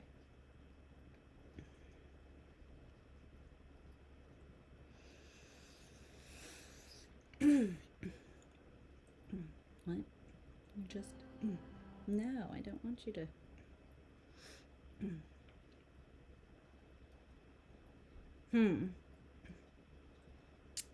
They might not even be on... I don't even see them on the internet. But she just says, I wanted to know what the lyrics around what I heard was, because she says maybe we should run out.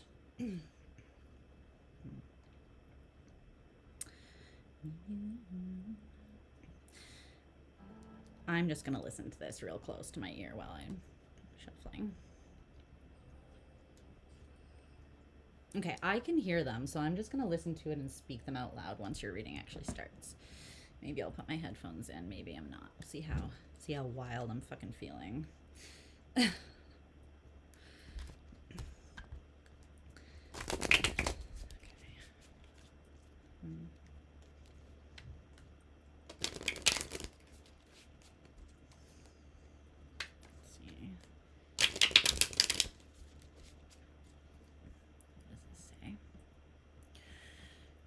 Virgo, Sun, Leo, Venus, Virgo, Mercury, your 3rd house. Ooh. Ooh, I like that though.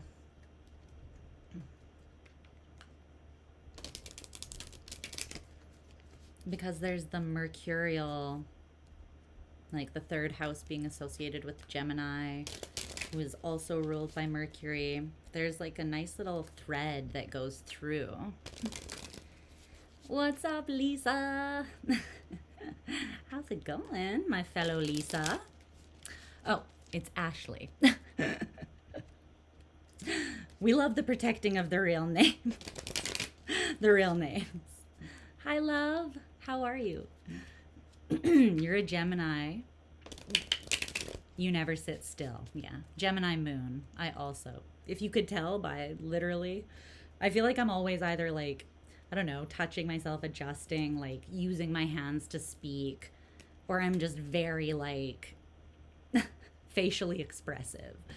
So, Gemini moon in the 8th house. I really can't hide shit. So that's great. Oh, do you guys watch the same other readers? I love when that happens. Share who you follow if you have good recommendations, because people are always looking for solid readers.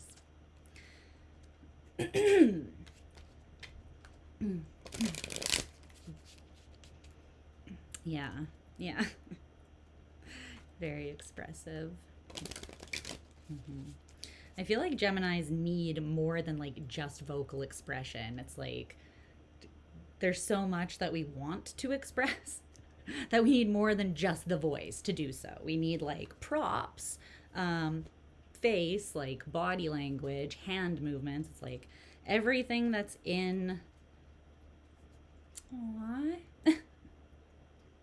everything that's in our arsenal we're gonna use. The Ace of Pentacles and the Ace of Cups on the split. Kind of lovely. There's a few that you there's quite a few you watch and see each other in. Yeah, I can share some of mine to start. The ones that I also see lots of my subscribers in, I see lots of people that watch me on V's channel, like Violetta Alexis Tarot. Used to be Bratty Tarot. She is chef's kiss. Absolutely stunning to look at, and also just like a really, really intelligent person. Like emotionally very intelligent, and just real, which we fucking love. We love a real person, obviously. Scorched Earth Tarot is awesome. What's up, Star Lover? Balmy Spirit, used to be Water Baby Tarot. Also incredible. Sassy Scorpion Tarot, good depending on the style that you like of reading. She's pretty cut and dry, not a lot of nuance, and like, you know. Yeah, shout out anyone else that you guys feel are really solid. Communicate so fast and hope that everyone gets it the way we get it in our head. Yeah. I know. I feel like I verbally process so much, and I really like get a lot out of that process. It's like I'm not talking to you because I'm needing you to give me the answer. I'm talking to you because I love you, first of all, and I trust you enough to process through the mess of my head with you, so that says a lot. But also because I know that the answer that I seek will come out of my own mouth at some point in this conversation. Oh, Cancer Moon Tarot is the first tarot reader I ever found on YouTube. That is crazy. That is a fucking throwback. He's such a sweetheart. He's a Cancer. Yeah, well, Cancer Moon Tarot. Lisa. You can feel it in him though. Like he's a big, soft, mushy gushy. He's just like wholesome. Like, I just want to squish his cheeks. That's amazing. I'm glad he's still doing that. I should go follow him again. Awakening to Spirit. Yes, Cindy is hilarious. Tyler. Yes, Tyler is always, I mean, he's actually very talented. He just leans into the trashy reads. So unless you're really seeking the truth, do avoid so that you don't get your feelings hurt, you know? Mm. He has a big heart. Yes, that's true. He does have a big heart. I know you're talking about Tyler. You've been binging his videos? Aww. Way to support. Yeah. Archer astrology? Ooh. I'll have to check some of these out. Okay. Oh. Thank you for that little like palette cleanser, because I felt like I needed to just kind of ground in for a second again to clear the energy before we leap into Virgo. Not that there was bad energy, I just needed to kind of rejuvenate myself for a second there. So thank you for helping with that. Okay. Let me see. I need to clear my throat again.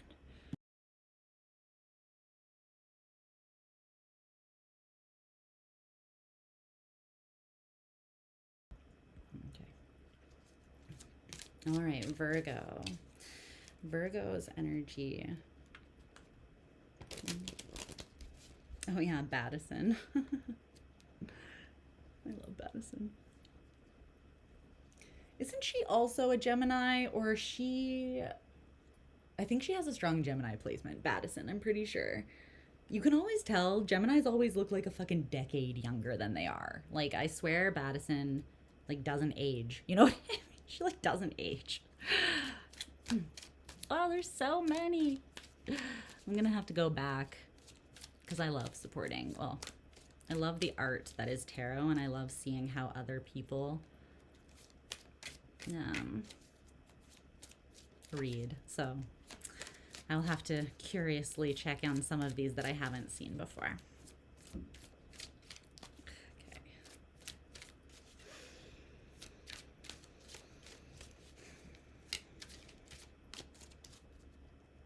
Virgo. Virgo's reading. Does Virgo need to know?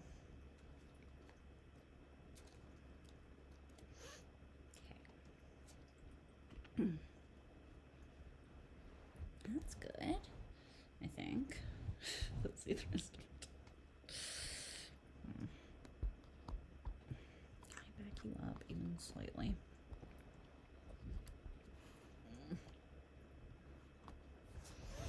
I need ever so small more amount of space in front of me. Okay.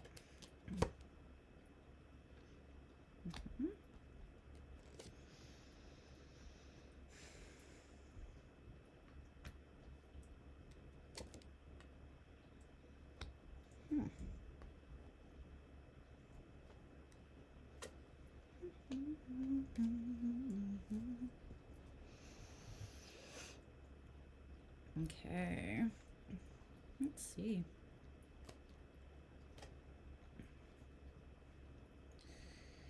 Ugh.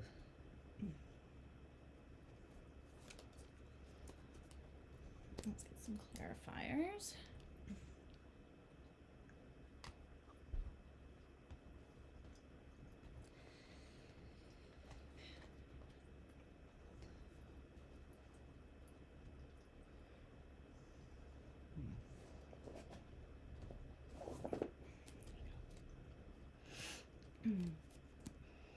Auntie Karen, yeah. Get feathered. I haven't heard of that. It is a good list of readers. I'm glad that there's so many that you guys will stand behind. That's awesome. Okay. Okay, clarify Virgo's truth.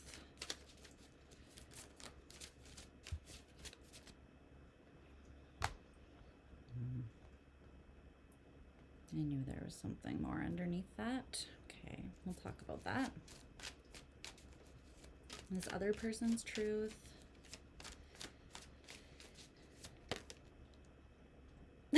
Did you see that? I am a tarot ninja. All right. There is something for everyone. That's very true.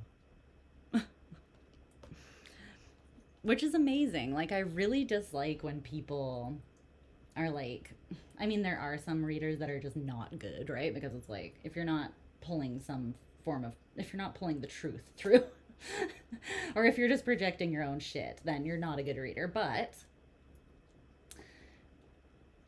I don't like it when people are like, just because readers read a different style, like, because literally every single person is different. So every reader is going to read, like, tarot is an intuitive practice and we are the conduits. So, like, it's always got to go through whoever the individual conduit is, which means there is no right way. It's like, however that conduit channels what they're channeling. So, unless they're like doing harm by not pulling truth through the messages and actively misleading people, there are so many different types of readers, and I love that so much.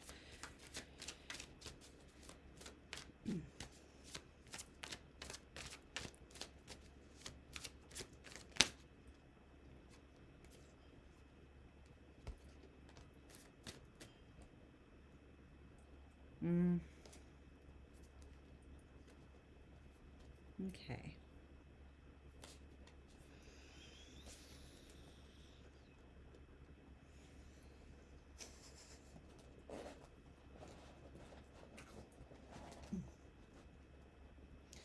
Let's see.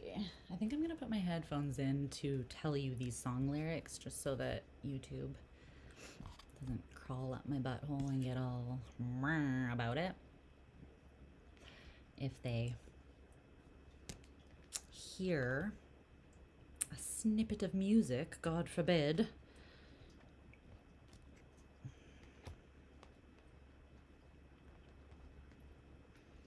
This is really interesting though. Like, I want to know. Oh.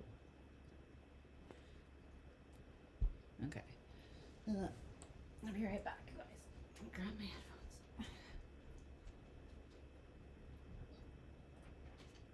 Oh, the rain sounds so nice. So nice.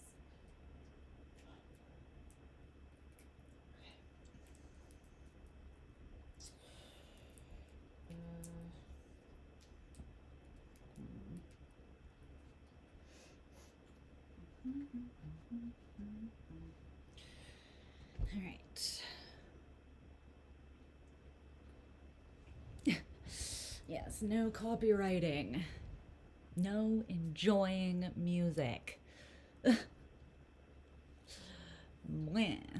Yeah, and sometimes depending on where you're at, like in regards to what Liv said, when one type of reader isn't resonating, it's nice to have other options that you could connect with better. Like, sometimes depending on where you're at in terms of processing the truth, you need the truth brought to you in a specific tone or way. Like, sometimes you need the truth spoken to you more gently to actually penetrate, right? Because you might be slightly defensive or triggered. Versus sometimes you need it just, you're down the tunnel of Delulu and you need it to just, the truth to punch you in the face twice, you know? So it's good to have different options and different tones. Okay. So I'm gonna look at, I'm actually gonna tell you the energy between the two of you first. I might tell you the lyrics to this song at the very end. So I feel like that's when they're gonna be relevant. So I'm gonna put this here so that I don't forget. All right.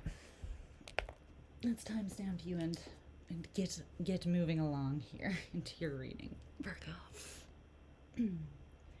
You've connected with readers that can see the dark side as well as the good. Well, a good reader should be able to see both sides, honestly, and then discern which energy is more prominent, because there is dark and light in everything, right? So that's good. Hopefully all readers have that capacity. It's really good when you can see both sides, though, and you can convey, because the shadow is definitely not bad. Not at all. Okay, so Hi, Virgo. All right, the Virgo is patient and enjoying the side chat. I love you guys. I love you so much. Okay. Hi, Virgo. I love you so much, in case you couldn't tell. So, we're going to take a look here at the situation that you're seeking a little bit more context or um, perspective around. And this could be between you and pretty much anyone in your life. So, just take it how it resonates, okay? Also, keep in mind that the roles could be reversed. So, if I'm talking about you and it sounds like it is the other person's side and vice versa, then that can happen in general readings. That's totally normal. So just take it how it resonates for you, okay? All right, darlings. So the overall current energy between you and this person is coming out as the Nine of Swords in reverse. Okay.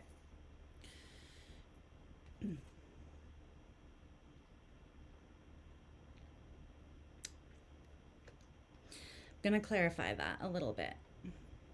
In this position, it could mean a couple things, but I feel like you guys could be going through a phase where there's actually an offloading of heavy or anxious energy that has been prominent in this connection for whatever reason. Yeah, the High Priestess in reverse is at the bottom of the deck. So it could be that right now is a time where there's a lot of truth being uncovered about the connection or within the connection for both of you, that allows you to make, I don't know why I want to say like more informed decisions within the connection, but it's like things that you essentially need to know to make clear and direct and informed choices within this connection are coming to light for you. And it's not feeling negative because it's alleviating anxieties that were heavy in your mind when things were unknown. The High Priestess can talk about being secretive, but more often than not, it's just like a withholding of like something very deep and profound and precious within her. It's not, it's like knowing when it's appropriate to share certain things and when it's not. So I don't feel like it's like a secret being held from like a, like, I don't know, like I cheated and I'm holding that back from you. You know, I don't think it's something like that. Whatever you're being shown intuitively, though, about this connection, or however this truth is coming through to each of you at this time, it's shedding light in a way that is like, that's layered. So I feel like there's a lot of things that are clicking and making sense. And there's also this really beautiful, like, relief feeling of an energetic load that's been very heavy mentally, specifically, is lifting. So that's good. Tell me more about the current energy between Virgo and their person here.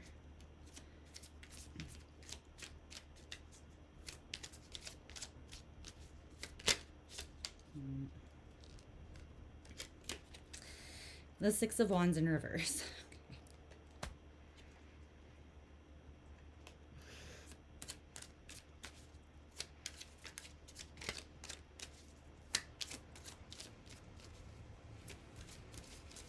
One more. Okay. Well, healing is happening.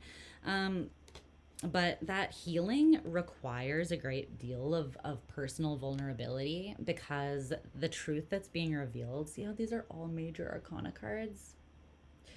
It's indicating that there are energies that are greater than you and this person that are very much at play, and are impacting the overall energy of the connection very specifically at this time. And these greater energies, damn, they're uncovering a truth that it might be actually kind of, I don't see it as being bad, but it's a truth that has major implications that's being revealed. And it's coming up from your own unconscious or shadow or subconscious with the High Priestess in reverse. This truth is also going to stimulate action, or it's going to activate some sort of passionate, assertive, kind of masculine energy. It's basically, the tower is the energy of Mars, so it's like making shit happen. So whatever is coming to light here, or whatever is being realized, there are physical implications. Like, it's going to create action, quite powerful action that's taken in how the two of you assert yourself within the connection, or at least one person. But what came out to clarify the Six of Wands in reverse is the Death card in reverse also. And then at the bottom of the deck was all those other major arcana cards. So it's kind of interesting. I think that you guys you're almost in a period of like respite from the stresses that the things that you've worried about within this particular connection are put on the back burner right now. And it's funny because I see that is kind of coming from a place of both of you being like, this was not a success. This not being a success is not changing anytime soon. Nothing is shifting. This has been a clusterfuck. And so therefore I don't need to be stressed about it anymore, because this is the reality of it that I don't see changing anytime soon. So why would I worry? Right? It's kind of like accepting, not defeat, but accepting like definitely the current state of something not being what you would like. And this is both of you.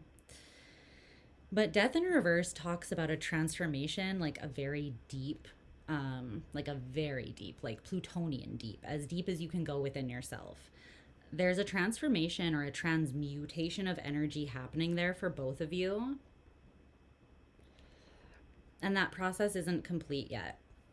It's what's highlighted here, right? The vulnerability of actually authentically, truly seeking a deeper healing within yourselves is happening. And in order to go to those vulnerable, deep places within yourself, it feels like the two of you need distance from one another. So it's almost like, yeah, it's a timeout between like hockey periods. It's like we're at intermission here. And then whatever truth you find from going to the deepest part of that well within you, right, Scorpio, that is what, then when you come back up for air, that truth is what you're going to be acting on.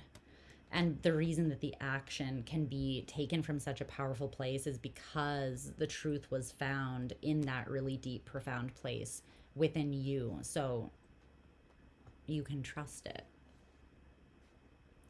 So this is happening for both of you, but there's definitely forces greater than you involved, which means you could have a significant soul contract with this person, or it's just been a very highly impactful kind of connection for both of you. Okay. But yeah, the current energy is like, it's all good, baby, mostly because neither of you are really putting all that much thought into the connection at this time. It's kind of like out of sight, out of mind. Yeah, literally the Seven of Pentacles in reverse, like not investing physically, at least, into this connection right now. A little more self-focused. So your truth, if this is your side, is coming through as the Ten of Pentacles, which is gorgeous, with this quote, which is actually a poem by, I believe that the artist is, or the writer is Clementine von Radix, who's a poet from, I think she's from Seattle area. So it says, "But my heart is an old house, the kind my mother grew up in, hell to heat and cool and faulty in the wiring, and though it's nice to look at, I have no business inviting others in." Okay. This is earth signy. This is earth sign central. It's how you feel about the capacity that you have to be emotionally open, available, and intimate you don't have tons of hope or faith in that element of your life. So I feel like you are focusing and pouring into what is practical, what is like right in front of you at any given moment in your present reality. You could be focusing on work, pouring yourself into work, or family matters. This is just like what is literally in your physical surroundings. It oftentimes does have a family type element. Or includes like, even if it's not your family, it would be like the community that is in your vicinity consistently, that is like feeding into that tangible reality. But that poem is loud. It's like, here's a long list of all the things that is wrong with my heart.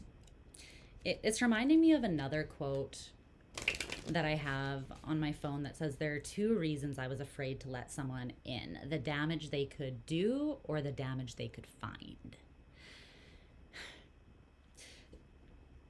If this is your reading, Virgo, you've been through some shit. Your heart has been wounded, and whose hasn't, honestly. But the way that you've evolved, or like coped out of that hurt, you still feel insecure around it.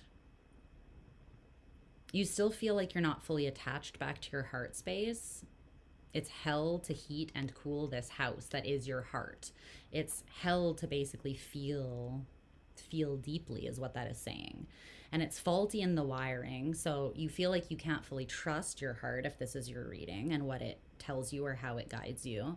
And it says, ultimately, it's nice to look at, it's nice to think in theory, but I have no business inviting others into that part of my life or my being. So let me focus on this instead and succeed in this area,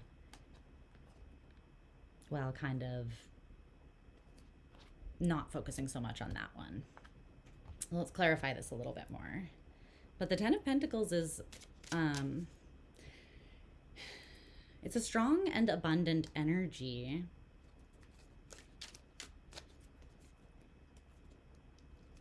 As long as it's balanced with the other areas of your life. Otherwise, it's just not sustainable, right? The Ten of Cups in reverse. See, it's like the Ace of Cups in reverse. Damn. There's that heart that you have no business inviting others into. That's a pretty strong belief you're holding there, hey?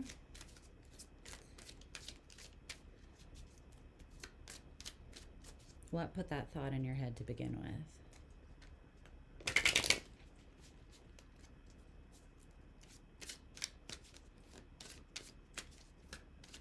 What planted the seed, and then what has made the seed grow?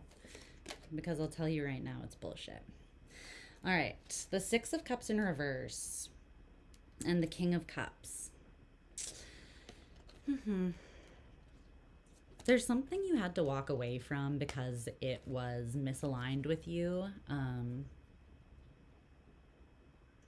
You could have put down a solid foundation, even with someone in the past, like a physical solid foundation. You're moving away from this. It's just happening really slowly. And this is tied very heavily, this belief is tied very heavily to what has occurred in the past, right? Like what made this house old and worn out to begin with?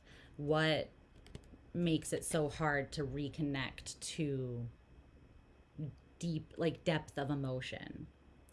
What hurt you in such a way that you chose to shut that part of yourself down, right? Because I'm sure that that was valid. I'm sure it was. But that experience, or any amount of experience, is not proof that you're fucking unlovable. No. Just no. Okay? So take the time that you need to process and move away from that, but do keep processing and moving away from it. because it kind of hurts my heart. And I'm sure it hurts yours too, to think that way about yourself. But in the past, I feel like you put your all into something, and I think that you put the best of, specifically, like, your heart into something. You were open-hearted and hopeful surrounding something, it looks like, in the past. It doesn't have to have been a romantic connection. It can just be something you were very devoted and committed to, and you put a lot of your time and energy and effort towards it. And when you left whatever that was, because it's showing me that you did have a realization that there was something there that wasn't changing and that was toxic and repetitive, and it was highlighting a fundamental misalignment with you and another person, or with you and a particular thing you were trying to make work, which is why you recognize that that thing could not truly emotionally fulfill you in the way you desire and deserve, and you chose to walk away or end whatever that was. You pulled your heart back out of it, but it feels like you had to pull it out, or you had to pull someone or something out of your heart, like by the roots. Virgo.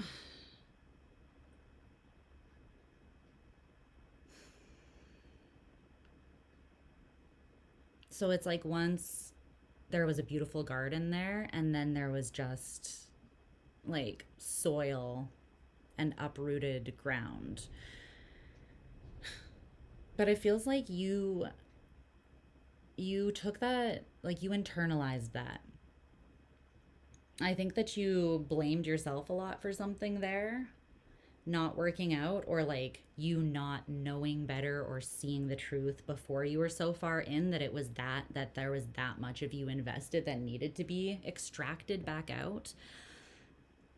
But the thing is, you fuck around and find out. Like, that's life. You live, you learn. You cannot live and learn by keeping yourself at a safe arm's length distance and just making assumptions based on what you see from like this far away.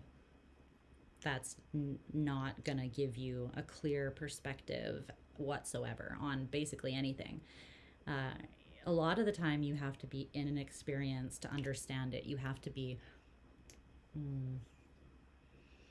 it's like when you learn a language, it helps when it's immersive, right? When you are in the middle of it and it's going on around you, because you can experience it from a place of centered presence from all angles.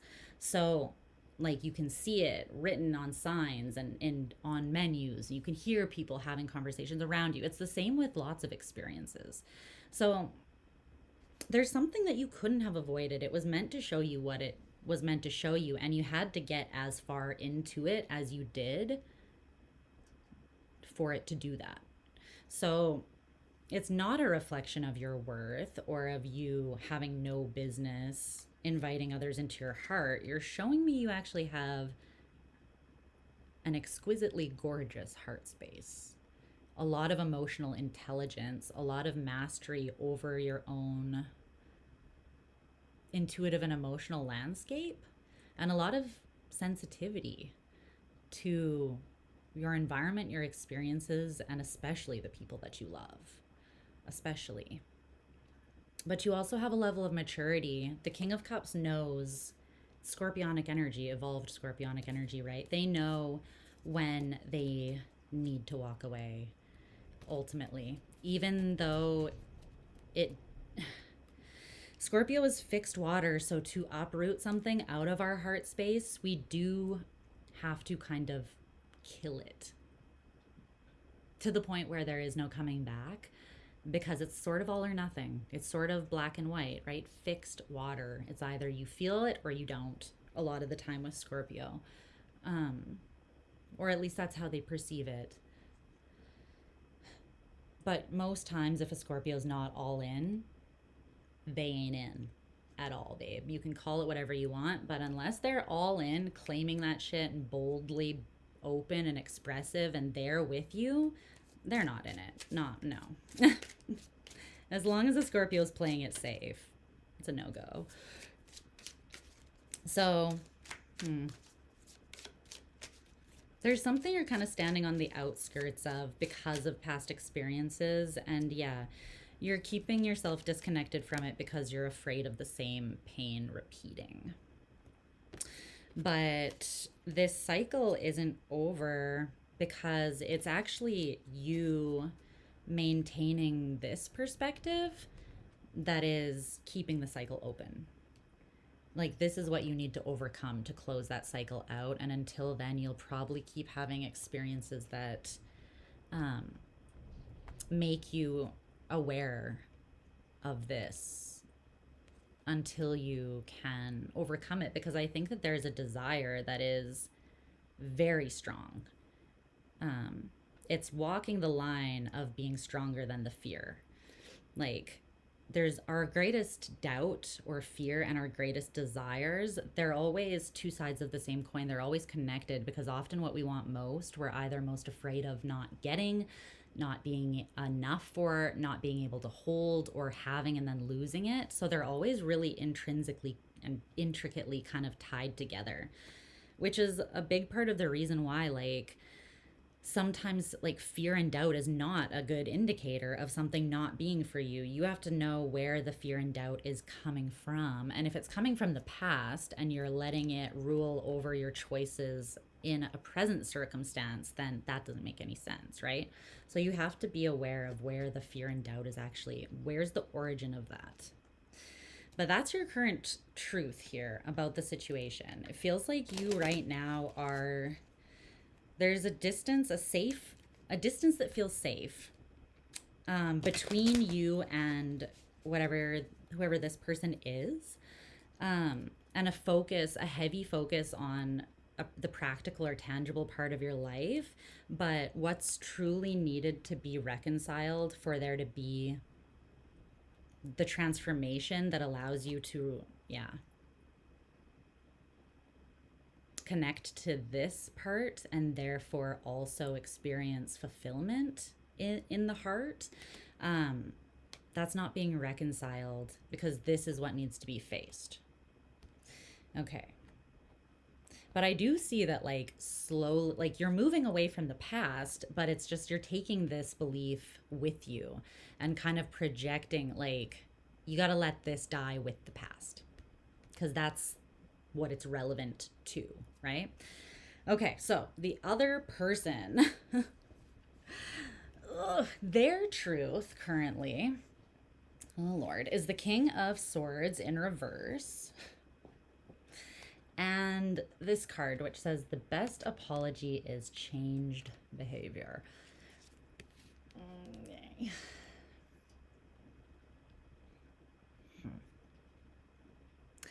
If this isn't your message, don't take it, okay? Like, you'll know if it resonates. You got to tune in and use your discernment.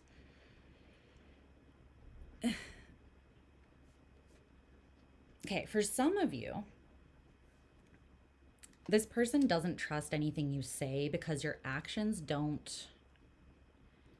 They're having a difficult time trusting you because your actions and your words haven't really been consistent or added up. And I think that's because you yourself are walking the line of, like I said before, whether your desire for something is more or whether your fear of something is more.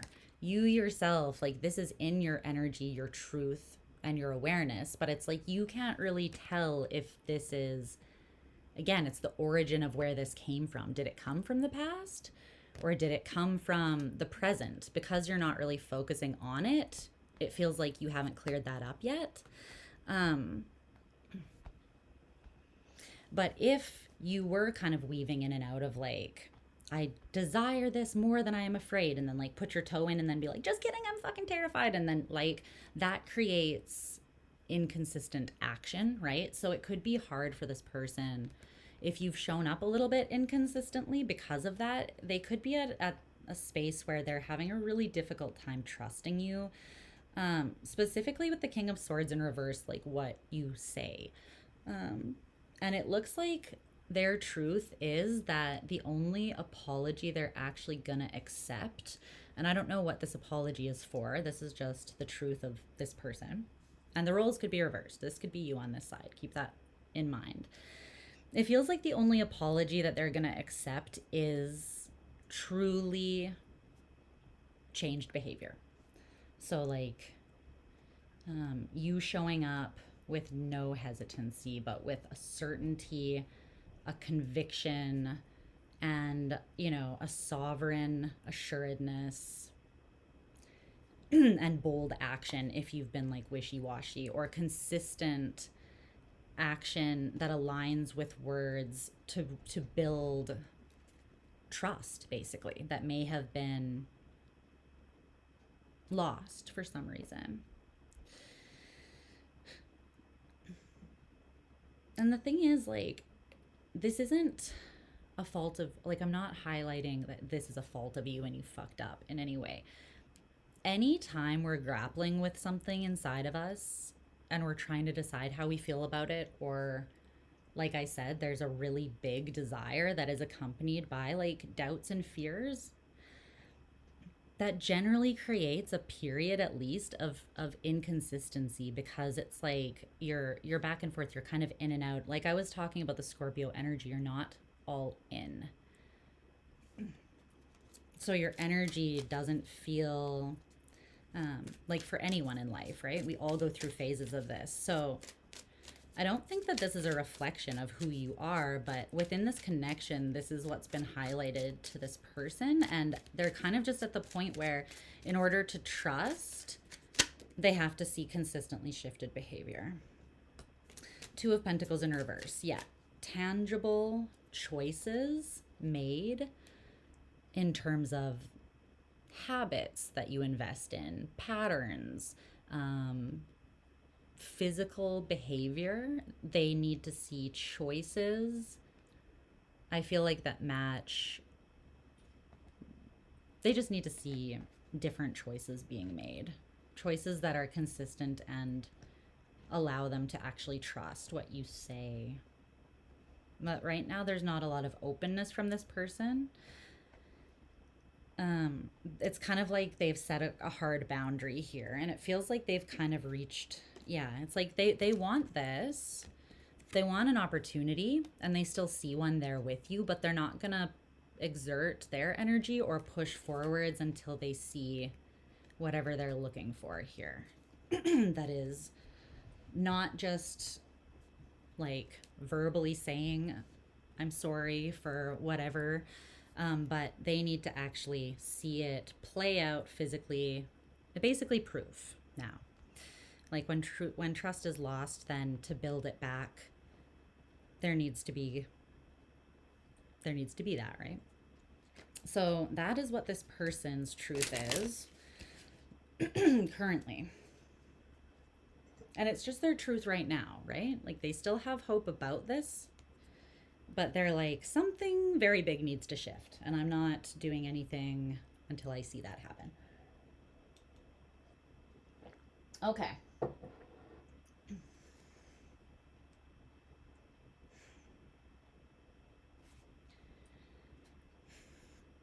The thing is about this person, I feel the King of Swords in reverse is not just your energy.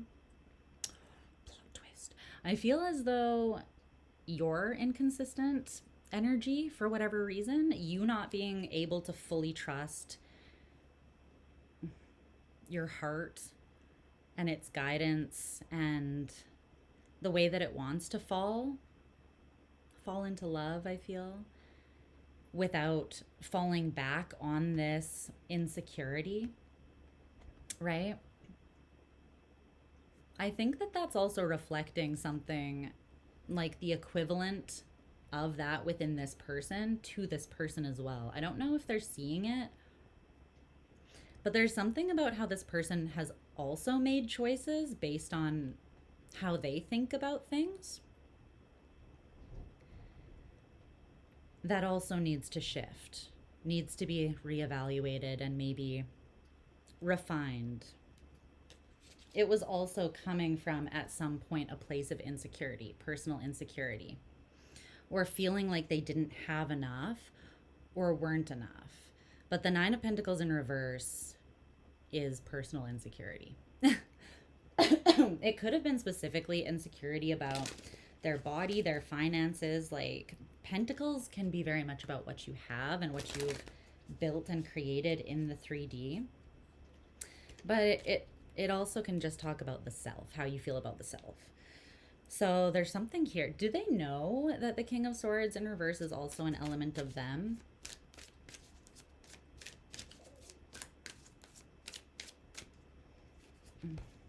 Yes.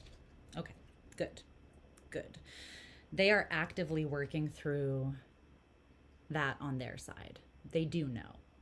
So I like that a lot, because it would be one thing if they were just kind of taking all of their frustrated feelings and blaming you and projecting that all onto you, right? But they're also recognizing where this energy is relevant within themselves, which shows me humility and self-awareness, which we need. We need, okay? We cannot be with people that don't have that and maintain sanity, for fuck's sake. So, universe, hear me. So,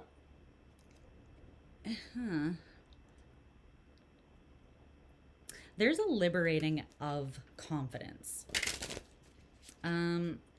You could be experiencing this as fiery energy, passionate energy, creative, or even sexual energy, a strong influx.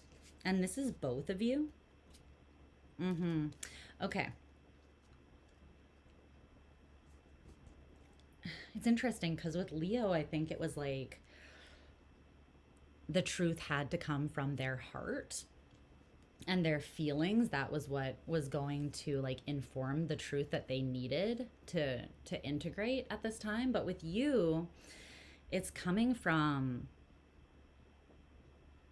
like the raw energy that you feel, like life force energy and spirit. So it basically is saying that if you're having trouble trusting your heart, trust the strength of your desire. Trust whether something inspires you. Like, is this connection or this other person kind of like somewhat of a muse to you? Do they teach you? Do they show you new ways of framing and perceiving things? Do they show you yourself in new ways?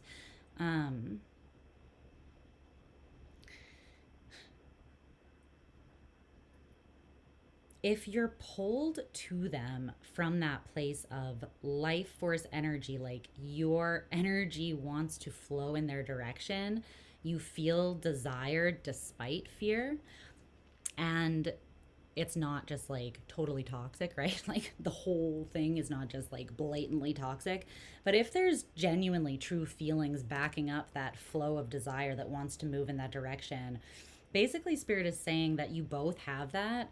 And where you're questioning, I think this person is questioning the way that they have thought about things, or how like their mental processes have caused them to make decisions that were questionable at best, and that's the change that they need to make in their behavior. But for you, it seems more like emotional insecurity and disconnect from the heart. So the common ground of what you both can trust and be secure in, Spirit is saying, is the direction that your natural life force energy wants to flow. Are you passionate about this person? Do they inspire you? Do you have a desire that maybe you wish wasn't quite so strong? You know, like, that's there for a reason. Listen to it. Okay, so because the truth, the more objective truth between the two of you, is the Queen of Wands. And this isn't just one person, it's both of you. And there's also this card, which says L'Appel du Vide.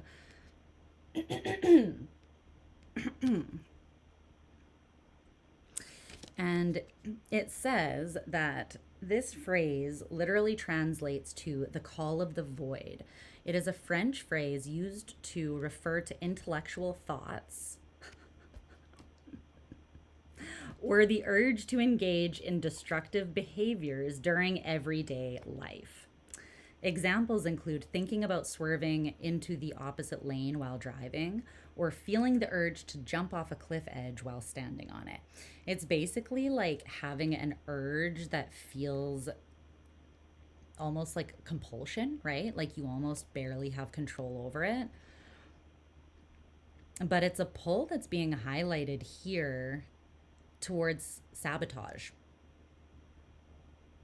and destruction in your own life, destructive behavior. I don't think it's anything like I'm going to swerve into the other lane or jump off this cliff. I think the destructive behavior is the repression of your desire. And I think you're repressing the desire because you think that it's leading you in a destructive direction. But really, the oppression of the desire is coming through as the sabotaging or destructive behavior, which is really interesting. Yeah, the Fool.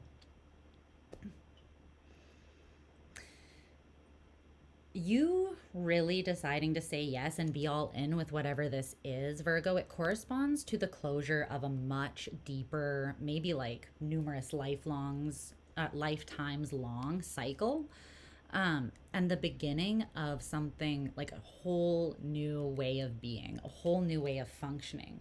The Fool is Uranian energy. It's the ultimate shakeup energy where anything is possible.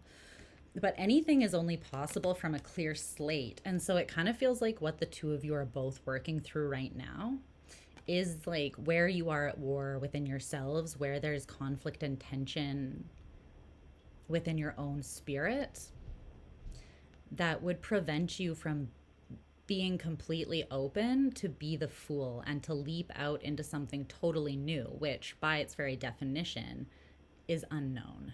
It's totally new, therefore you don't know it. You don't know how to control it. You don't know every little detail and how things are going to unfold, but you're not meant to.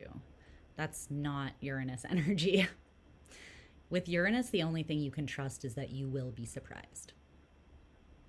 But that's not a bad thing. Surprises aren't always negative, right? So it's like, just keep trucking because I do feel like the shared truth between you is that you're both slowly moving through and processing the shifts within yourself that you're aware need to happen for you to receive the kind of fulfillment that you really want in your life, whether it's from one another or not. To come out of a space of being unfulfilled and disappointed so that you can truly collaborate and cooperate and get the kind of success and outcome that you want. That's happening, and how it's happening is that your desire is being stimulated, your confidence should also be growing. I feel like as you move away from the past and you make wise decisions, you're gaining more confidence, but there's a magnetism as well in both of your energies right now that I think you're aware of. It's almost like you can feel the power of the energy that's surrounding you. And the Queen of Wands is a very strong manifester, but it's like there's this energy of being careful what you wish for, because you're aware that whatever you point that energy towards, just make sure it's not self-destructive, right?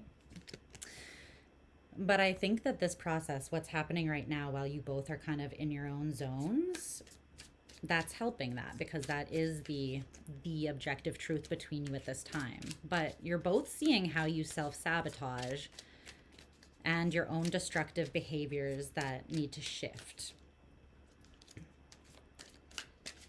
You're also both like redonkulously attracted to each other. Like, come on. Like, if you guys are a romantic pairing and you've slept together, then it was like chef's freaking kiss. And if you haven't,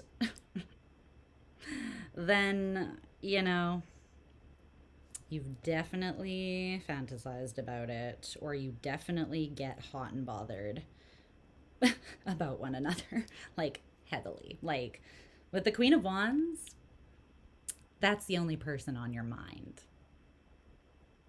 There is no close second. It's like if Cindy Crawford was like asked you out on a date, and then you considering like Taylor Swift on the side, or like any side chick, not to diss Taylor Swift, but it would be like, you know,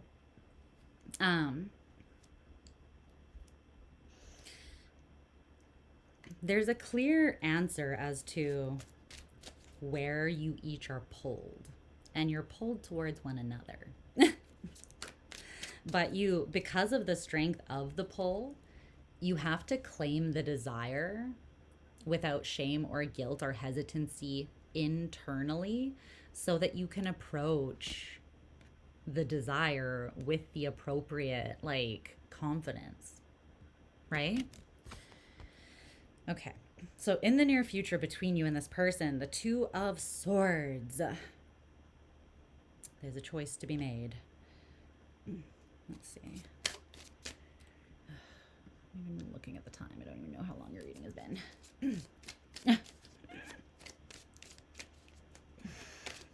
Oh.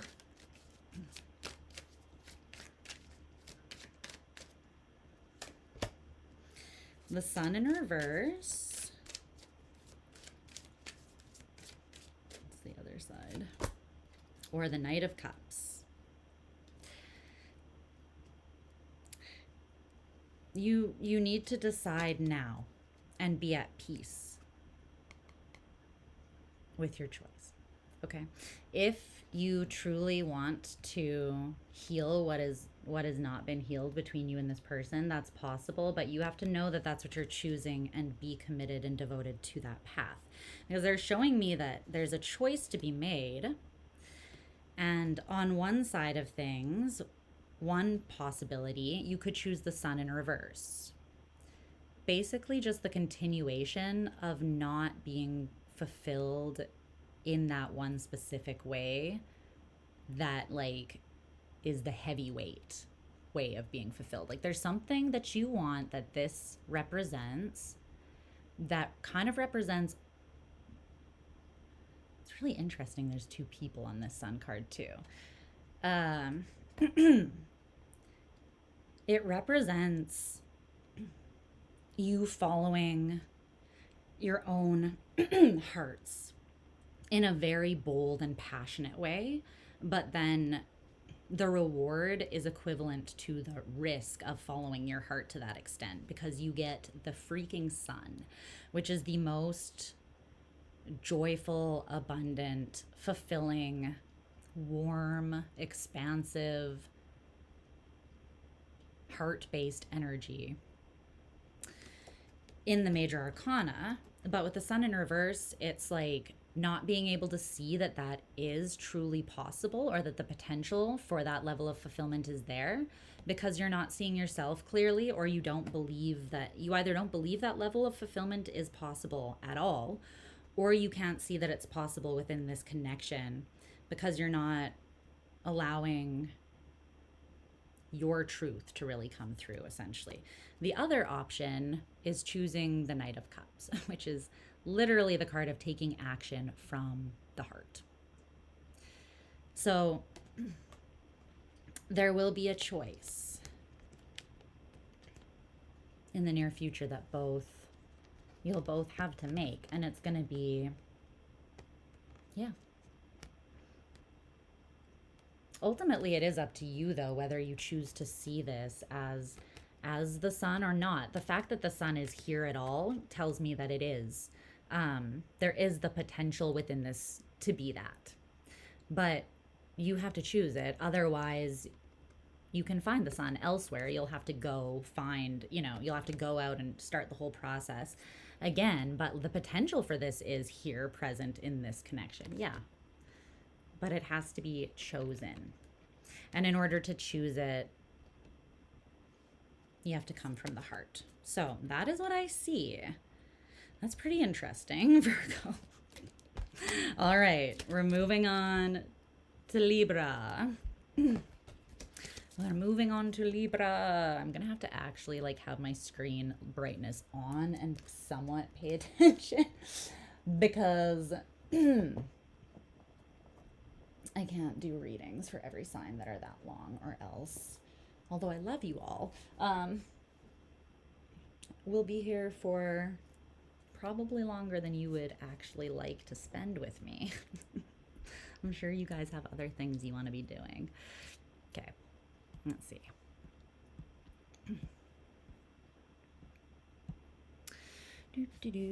Resonates.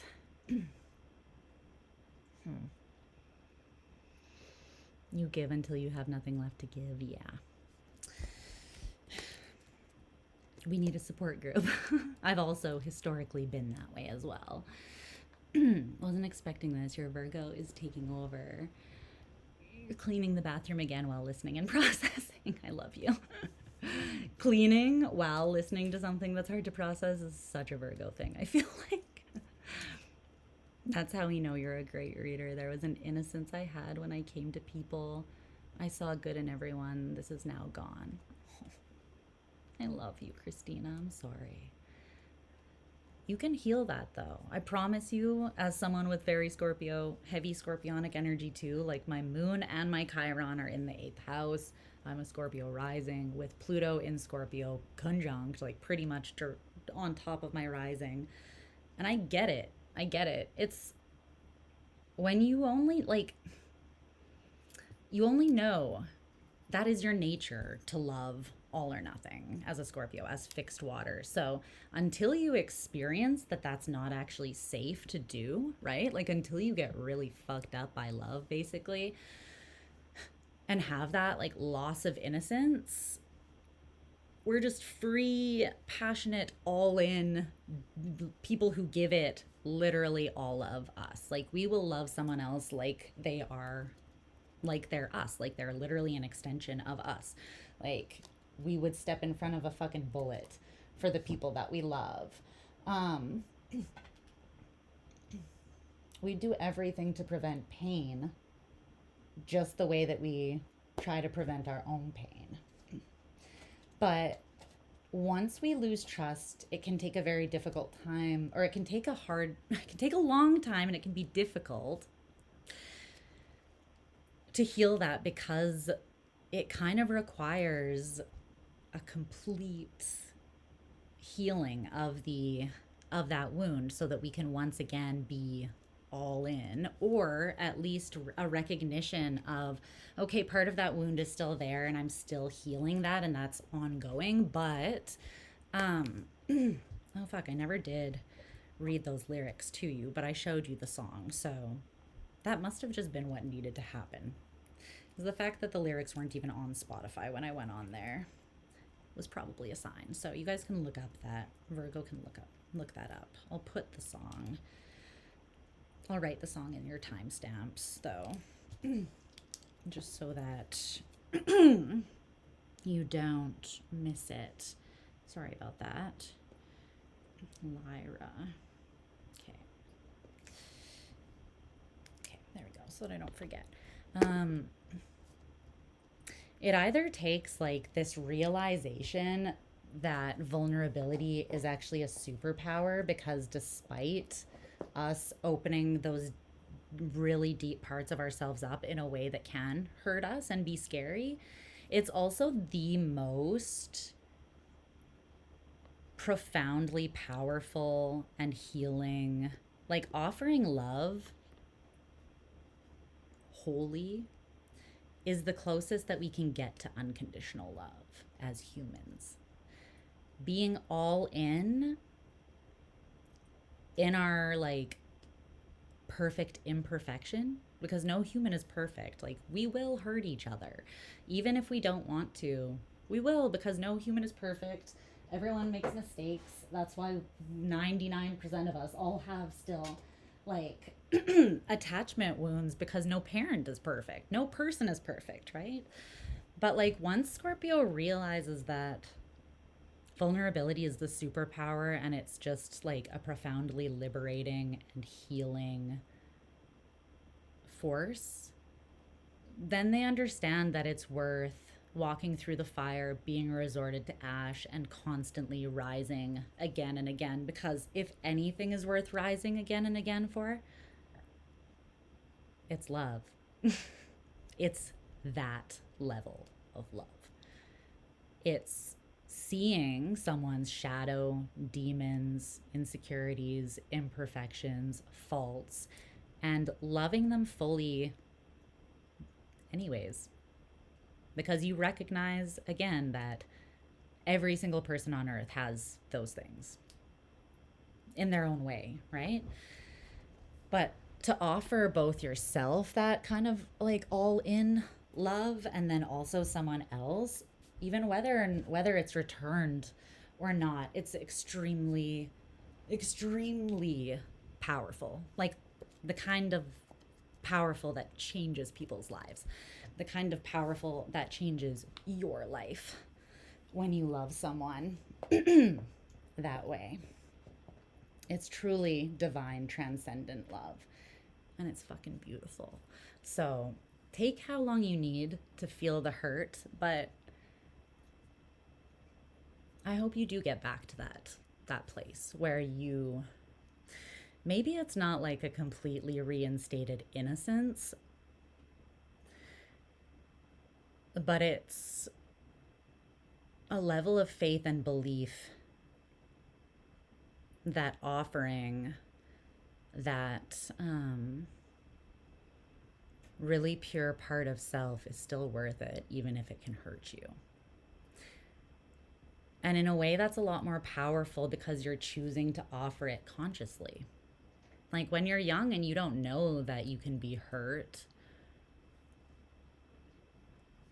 you just do what's natural to you. Once you love that deeply and that just is how you love and function, and then you're hurt, it takes the most guts. It takes literally, it's like dying to that old afraid version of self that had to uproot that past love from your heart. You have to then die to that version of yourself to wipe the slate clean and be reborn again as the phoenix, with a higher capacity and level of courage to get back in the ring, to do it again, just better, just different, just even more profoundly, because you've come to know yourself even more profoundly. Like, it's beautiful. Scorpionic energy is not a walk in the park, but there's something so fucking beautiful and divine about it, honestly. And even in the shadow and the darkness, I think that's what I find most beautiful about it, is that like it's the entire experience that Scorpio is extracting that like it's still worth it out of. Like how I don't know, if you forced or coerced someone into loving you, or if you only showed them like the parts of yourself that you deemed lovable and accepting and then they loved you, that's not nearly as powerful as someone seeing everything that you are, good, bad, and ugly, and devoting themselves to you and loving you and not judging that, seeing the beauty in you, even in your shadow and your faults, right? That is like, that's how God loves us. That is how Source loves us. That is transcendent, cosmic, like divine, non-human love. And the fact that you have so much capacity to tune into it and offer it to others is kind of a miracle. And you're not supposed to sit on the miracle that you hold. You're supposed to offer it, Scorp. So, be strong. That was a whole tangent. And I feel like that isn't just a message for Scorpios. It's like, that's something we all need to learn, right? Like, we all need to learn something from every zodiac sign to reach a level of wholeness, balance, and completion within ourselves. So, it's a lesson for everybody, not just Scorpios. Okay. Libra.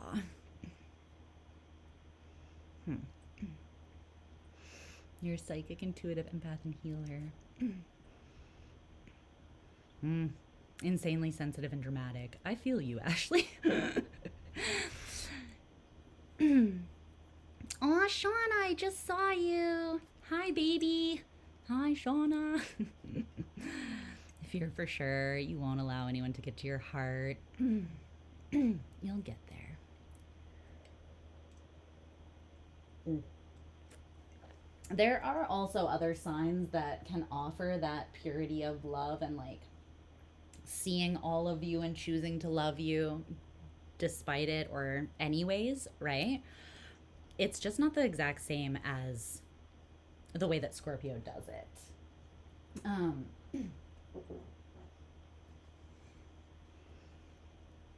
Like Pisces will love you in a divine way, but they will evolve in a mutable way with you. It's like, whereas Scorpio just looks at the fullness of what you are and is like, I accept it all right now. Pisces more so opens themselves up to the journey with you and to knowing that that journey is going to have highs and lows, pain and bliss, you know. Cancerian love, I feel like, is generous like that in the way that a mother's love is generous, which also can, you know, overlook certain faults. The way that a mother still, you know, will love their child even if they're a little shit sometimes, right? And that's just the water signs. Like there's a lot. I mean, everybody is capable of divine love. Every human is capable of divine love, not just Scorpios, but they got to tune into it in their own way to achieve it. All right.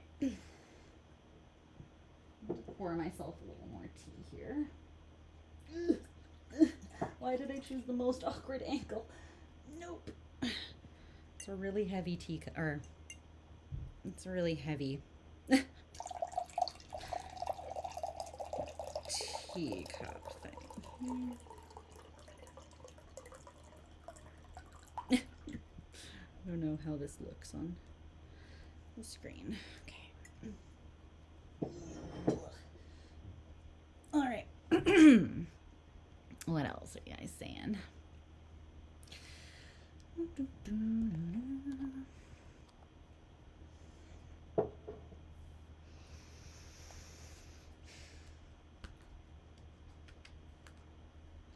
Oh my God, Gabby. Libra, Sun, Moon, Mercury, Venus, Chiron, North Node, and MC all in the 11th house. God. Good God, woman.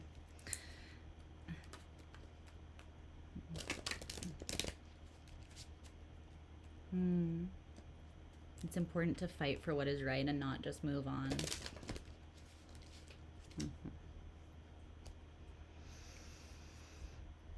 Ron, yes. The Scorpio rising in me sees the Scorpio rising in you, my friend. Okay.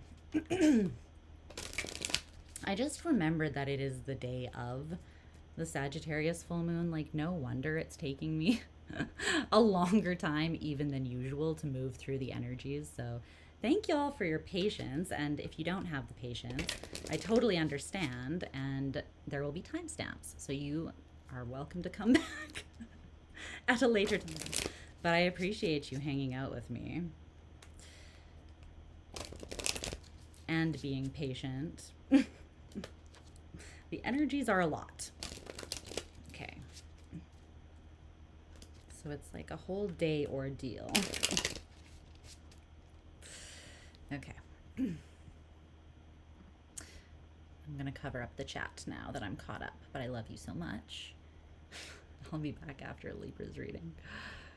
Good Lord. Okay. Forgot that I got a granola bar. Sustenance.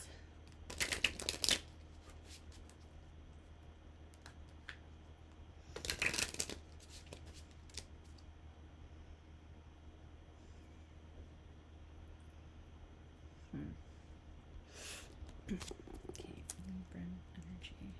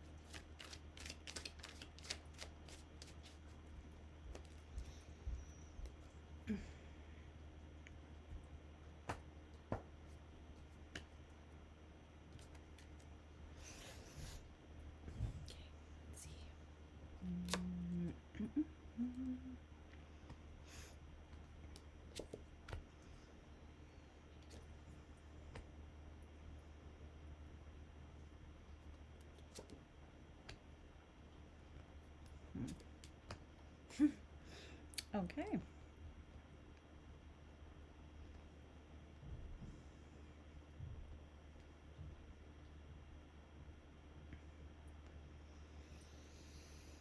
Yeah, I would love it if I was, well, no. I honestly wouldn't change my gifts because they're my gifts and I love them, and I love my connection to spirit that I have specifically.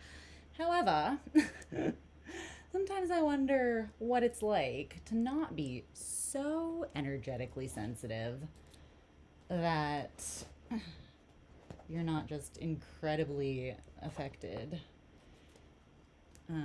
Like I'm claircognizant and clairsentient, which is clear feeling and thinking. So basically, when I'm tuning into energies, I'm feeling the energy in my emotional body, and I'm also like perceiving it. Like claircognizance is hard to explain, but kind of just like knowing and not knowing how you know, but it's not the same as thinking that you know from the ego.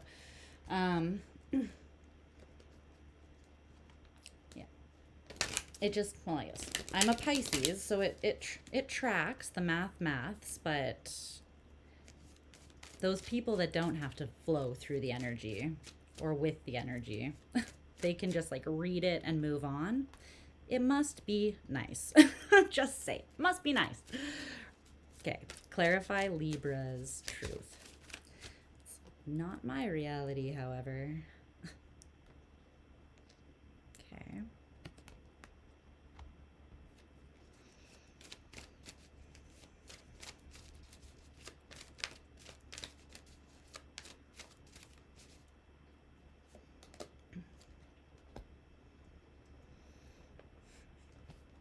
Oh, man.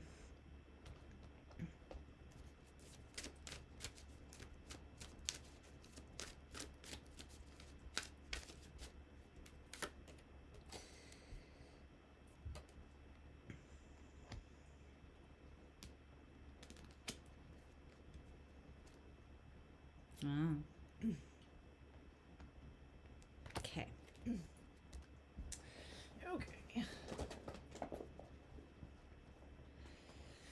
Let's get it poppin' here.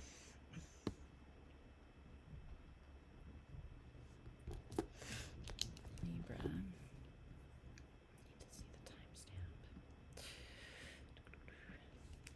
Need to see the timestamp. Okay. Hi, Libra. I hope you guys are doing incredibly well.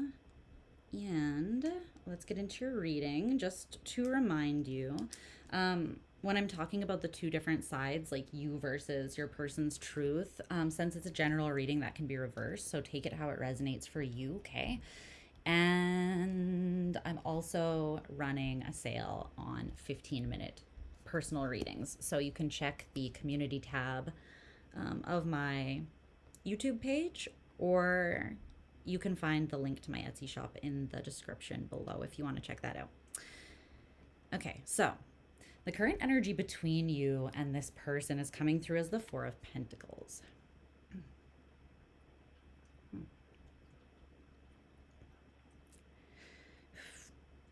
There's a holding, like when I put this down, I heard holding pattern. But I didn't get a negative. I didn't necessarily get a negative energy from it. And the Four of Pentacles isn't good or bad. The Four of Pentacles kind of represents a strong foundation and stability, basically. So, trying to cover that again so I don't get distracted. There we go. I like the way that the frog is balanced on basically these four cornerstones of their foundation, of their structure, right? Which are these like little lily pads. Got a foot on each, evenly distributed, feels stable, feels solid under their feet, right? And I also like that it's green, that like all this card is green, because it kind of talks about like no matter what is happening within the infinite void space, womb, you know, creative potential that is you, what you're standing on has been built from the heart, which we love. So I do think that's positive. However, there might be something where like you guys are going through a bit of a phase that feels like there are lots of uncertainties or ups and downs maybe that make it hard, I'm hearing, to like predict what's coming up. And so I think that there is a mutual seeking right now of kind of like feeling like your feet are on solid ground, and specifically from the heart space.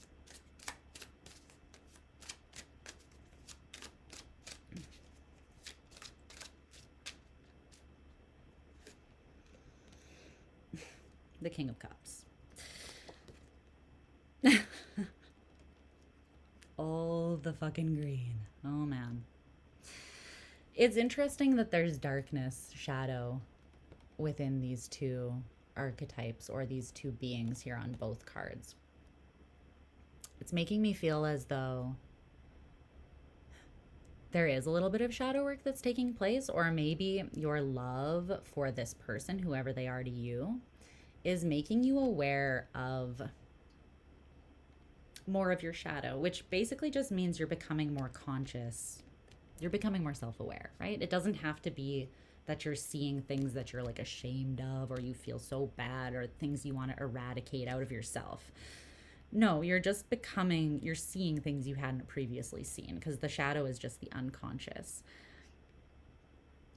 And there's an integration of those things that are being brought to your surface, but they're being integrated through love.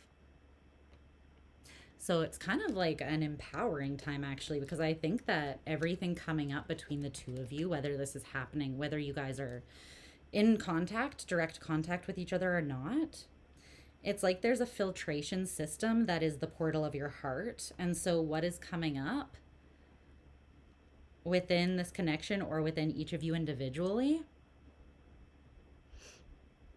it's being transmuted almost in real time directly through the heart, so that it doesn't come forwards with you into the next chapter of whatever this is.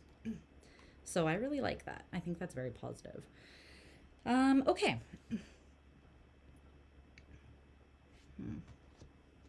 So your truth is coming up as the Three of Pentacles.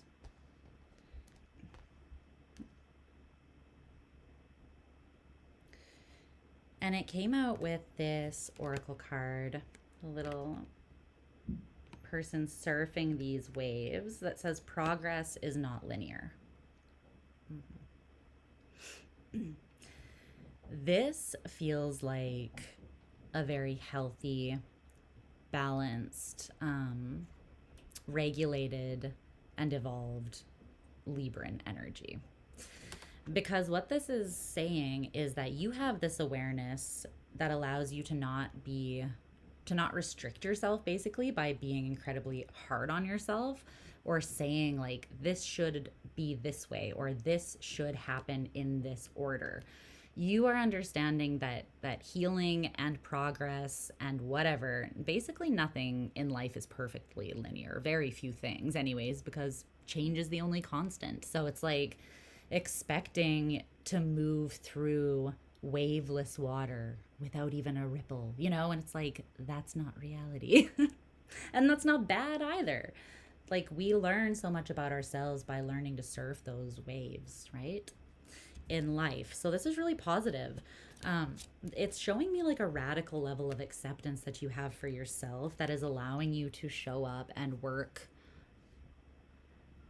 on this, or whatever you're collaborating with this person on, in a really beautiful energy where you know what you bring to the table, where you stand, and where your clear boundaries are. So you all are also aware of where you can make healthy compromises without losing yourself, while still bringing the absolute best of yourself to the table. You can also create progress within yourself and the group or relationship by carrying that assuredness, that confidence, that groundedness, and this really graceful energy, basically. I especially love that because Libra, you're very diplomatic, but this is like you showing yourself that diplomacy first. Basically, you doing right by yourself first so that then the right that you want to do for others is sustainable. So that's really positive. You're invested in this person. The Wheel of Fortune. It feels somewhat faded. It feels very expansive and abundant, which at times can be confusing because there's so much raw potential that when you look forwards at the future, the Three of Wands, it's almost when you see the potential in something so clearly that it's slightly intimidating or overwhelming. I think there's a strong sense that you know that this is something that's for you, this opportunity or connection. At least for this time in your life, you feel like it's yours. It's not that you own it, but that it's for you and it came to you for a reason, and you're in it in a really healthy kind of way. So this person's truth, their truth is the Ten of Swords in reverse. And it came out with this card, which is an image from my favorite film of all time, forever, which is Eternal Sunshine of the Spotless Mind. It has Kate Winslet and Jim Carrey in it, and it's an incredible movie. You will fucking cry if you're anything like me, but it's so beautiful and profound. I highly recommend watching it if you haven't seen it. But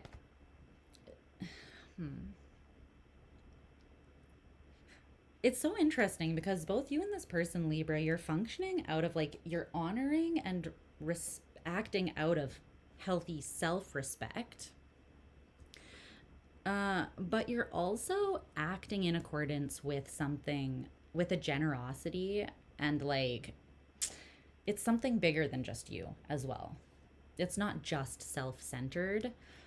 You're just both making sure that you're honoring yourself so that by extension you can honor another and build something that's stable. Because you're both aware that your feelings are very stable and real, no matter what kind of connection this is that you have with this person. But this person's truth right now is that they're doing some, I heard excavation work, I guess. It feels as though this person is, I wanted to say like performing an autopsy, but I don't think that it's an autopsy on, I don't want to give any spoilers away from the movie, but basically, I kind of have to. Fuck my life. Or else I can't draw the relevancy of this in. I won't give everything away, but I will say that in the movie, there's a relationship where there's a lot of depth of connection and love there that is genuine, but it's also imperfect. There's also messiness, attachments, toxic patterns, like these things that are very human in relationships. And it's basically these people deciding if they're going to like throw the baby out with the bathwater and just forget about each other after a particularly painful kind of breakup, or if they are going to let go of the pain of the past, wipe the slate clean, show both themselves and the other grace, and move forwards from a place of love. And there's this quote in the movie at one point where they're talking about reconvening in the relationship, and he says, I don't see anything about you like that I don't like right now. And she's like, but you will. You will. And I will feel restless and cornered and want to self sabotage. Like, these things will happen because we're fucking human. And love, the presence of love, doesn't mean that everything's going to be perfect and linear, right? It just means that you will always have that to fall back on despite external circumstances. But it doesn't mean your life is going to be perfect or the relationship's going to be perfect. It's whether you want to choose it despite the imperfections. Like, would you rather face the difficulties of life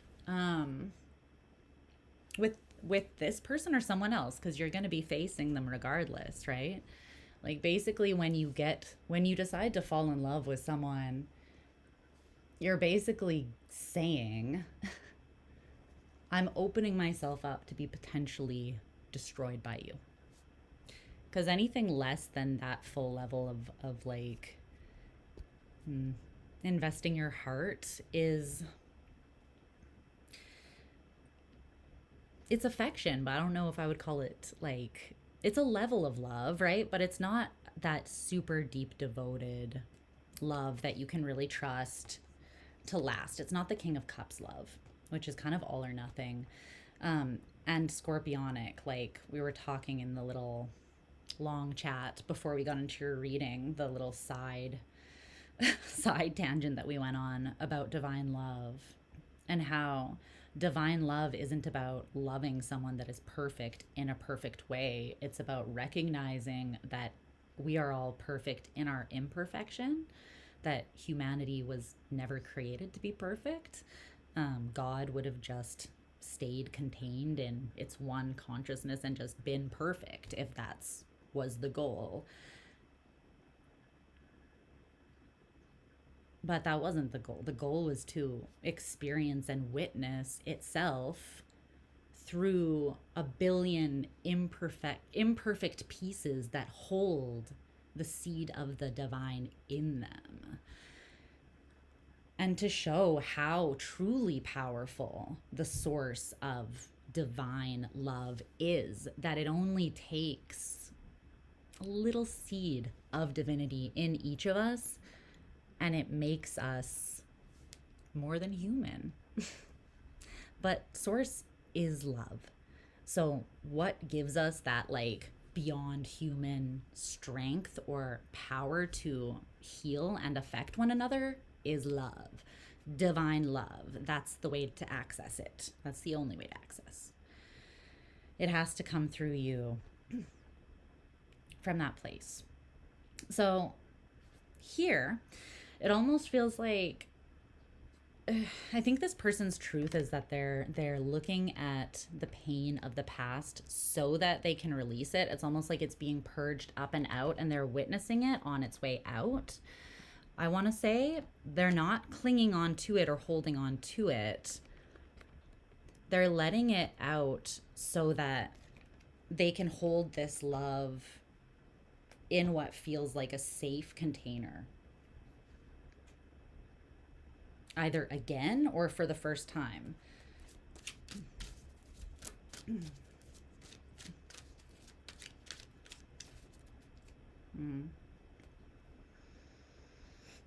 The whole point, though, and what this scene in the movie is actually a part of, is seeking somewhere to hold the memory and the love that is safe, where it can't be corrupted or forgotten or replaced with something less. So this person is letting go of a lot of past pain, basically so that they can hold this better. It's like so that they can honor this love for both you and them better, is what I feel. Okay, so the more ultimate or objective truth that's being highlighted here is the Father of Swords in reverse, which is the King of Swords in reverse. It's interesting. There's the wind. I don't know what those are called.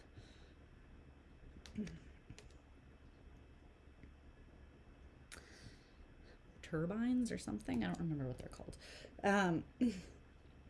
But it's like taking wind and creating power, right? Or energy, an energy source.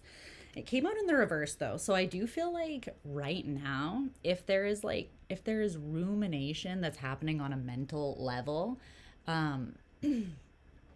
that's not serving you, and it might be draining your energy. But I feel like this is more that there's an awareness that's happening on both of your behalfs, where maybe you were thinking about the situation in a way that was either highlighting betrayal or deception or just pain, and then not allowing you to move past it and grow together, or you were just having really high expectations that were kind of crushing, like stifling the life of the connection. Maybe you were expecting the progress to be like perfectly linear and there to be no bumps in the road, which isn't realistic in anything in life, let alone a relationship, right? I think that it's just it's being highlighted to you how framing it in a specific way of thinking wasn't working in the past, so that can be again like transformed through the portal of the heart, or transmuted into a more powerful energy.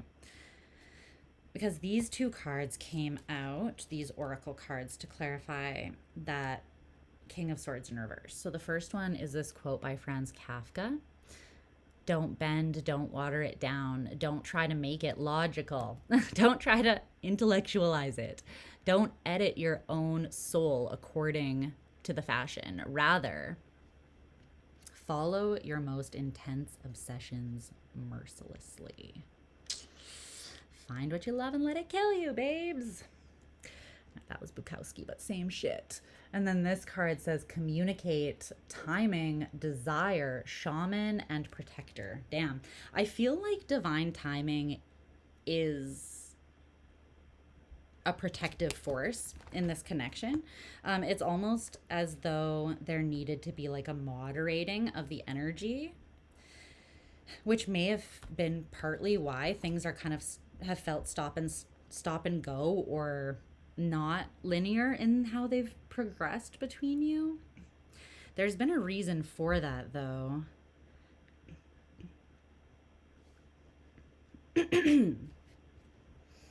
There's also going to be a time to communicate the strength of your desires from a completely unapologetic place. The 10 of Cups. But you will know when it is time. The 10 of Cups comes when, after the 9 of Cups, right? Which is when your own internal cup is both simultaneously bottomless because you're connected to the source of divine love, like we just talked about, but also constantly overflowing. Not only is it bottomless, which means you never run out despite the fact that it's constantly overflowing, but other people are still receiving from that, but you're not losing anything. You know what I mean? When you're connected to the source of it, you're not running out. So I think there's something here about aligning the love and the emotional conviction with also not watering down or needing something to make sense that feels really intense between you guys. When you get to a point where you stop trying to make it make sense and you can just let it in without needing to know, when you can fully claim your desire and your love for one another unapologetically, is when that overflow is going to happen for both of you. And I think that's when the time will be right to really communicate from the heart with this person. Okay, so in the near future, the High Priestess in reverse. Well, I feel like this is the revealing of things that have been held close to the chest, basically.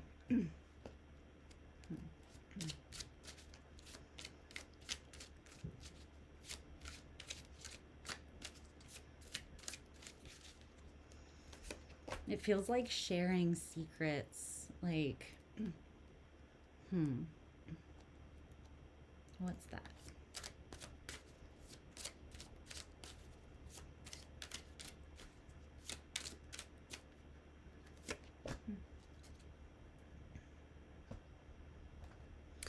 There's something in the thinking that has needed to change, or the focus mentally, that has been creating resistance in this connection or making it hard to communicate with one another in a way that like truly lands and resonates. Maybe the two of you have been kind of in different, like, I'm seeing it as a calibration. So before, you could have been like moving like this.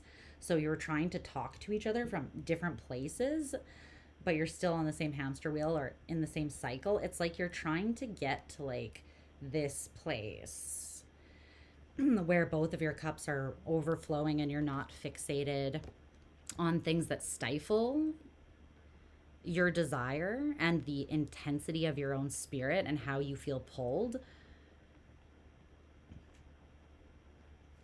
But that was what was getting in the way before, and that's what's going to be revealed in the near future. It's like the reason something hasn't felt easy to bring together or to create progress.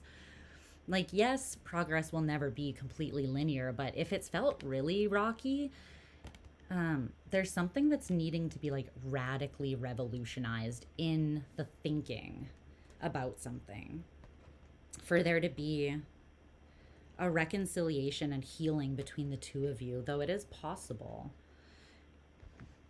Yeah, so I don't know if this pain really had to do with just you, or it's something this person needs to kind of clear out of themselves before they can let you in the way they want to. But it feels like in the near future, it's being revealed to you guys that the reason you haven't been able to reconcile whatever was coming between you previously, or if you've been apart, like why you haven't been able to come back together, has been because of a lack of progress in your thinking, like being very rigid or maybe critical in your thinking, either of the relationship or connection as a whole, or of each other, or of yourselves. Yeah. There was healing that needed to happen for you two to be aligned and for the timing to be correct so that you can both communicate from the depths of you in a way that really lands and feels safe and validating, in a way that is not shallow, in a way that you can really trust to leap out into your desire and this path, feeling it's not necessarily feeling safe, but feeling like solid and anchored enough in your understanding of yourself. There's something about not losing yourself in this and knowing that you won't.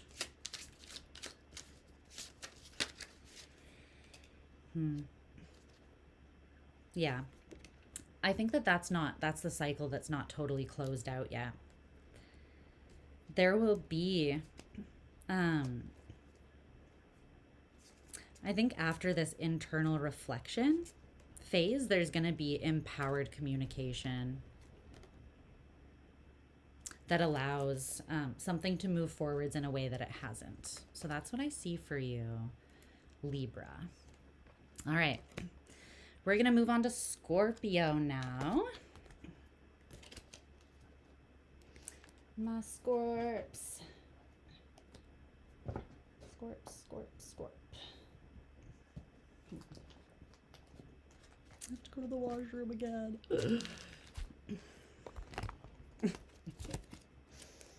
Blast having a bladder.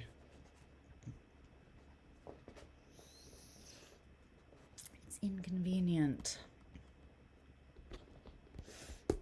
Okay.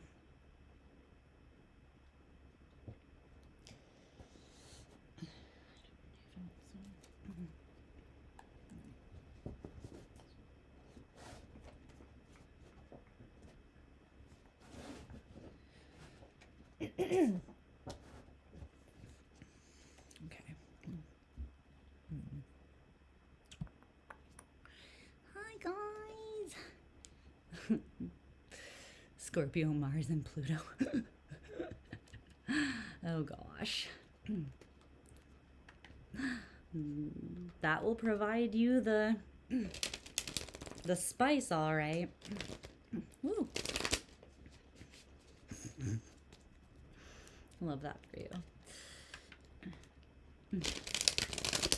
Oh, you just watched Eternal Sunshine? Rochelle, you're my soulmate. I love my fellow Scorpio risings. You guys are the shit, but you know that. You know that.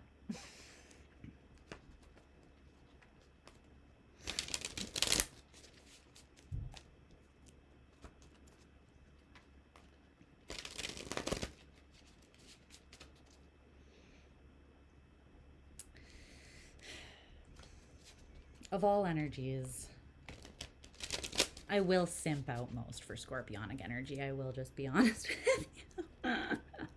Like in my personal relationships. It just gets me, you know? It's kryptonite. I love the intensity and depth of scorpionic energy.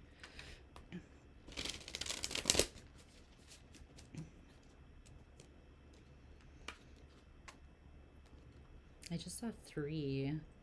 Which one did I not see? I saw the Ace of Cups, Pentacles, and Swords. So I didn't see the Ace of Wands.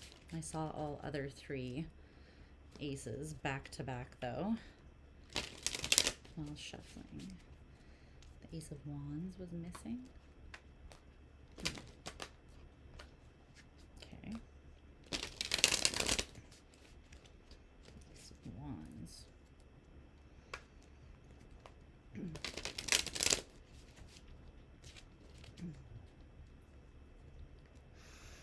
Scorpio Mars in the first. Damn.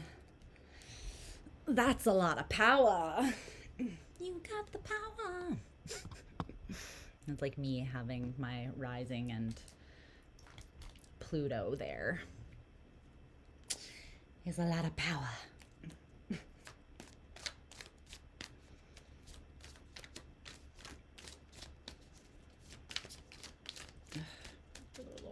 I'm gonna go to the washroom and come back after I pull your cards. Otherwise, I will be distracted. Okay.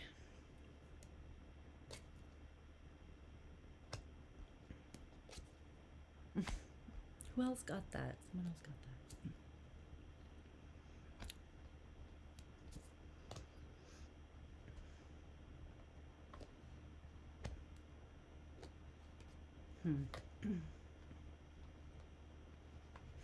Scorpio.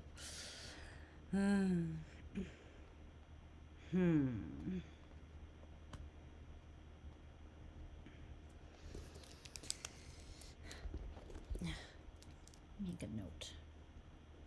Yeah.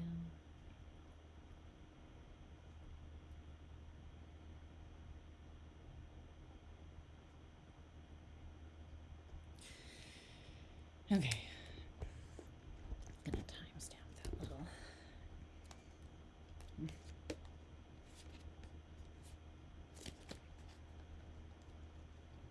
All right.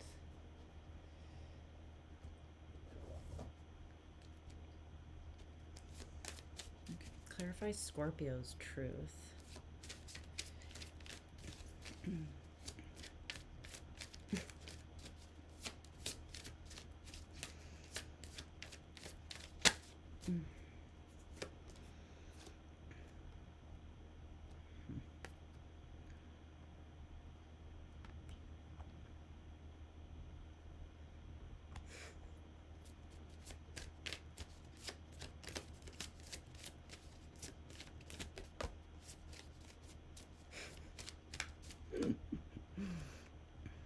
Okay, that obviously wanted to go there. Literally where it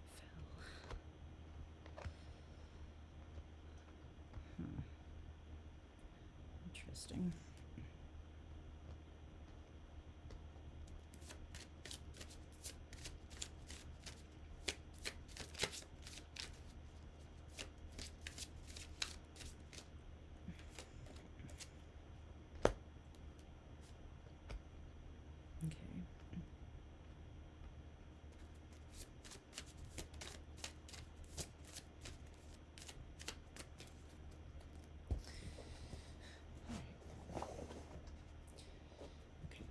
back with you in one moment. Then we're going to just get right into this.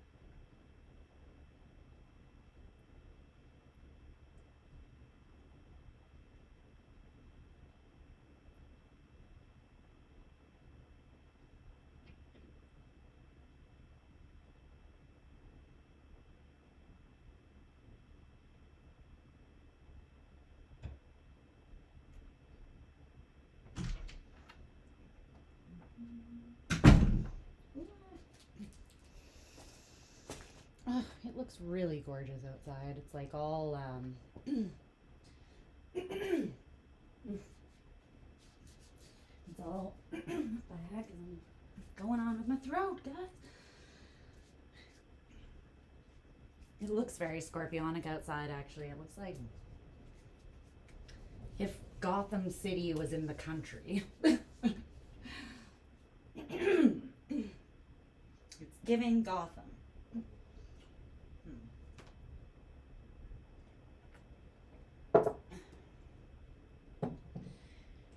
AKA the fog is giving Gotham City. Scorp. You got a glass of wine? Whoop whoop. It is your birthday so soon. Fuck yeah, girl. We should have a little in honor of you celebratory moment at some point. Doesn't have to be tomorrow, but celebrate you. Okay. Let's timestamp Scorpio and get right on into it.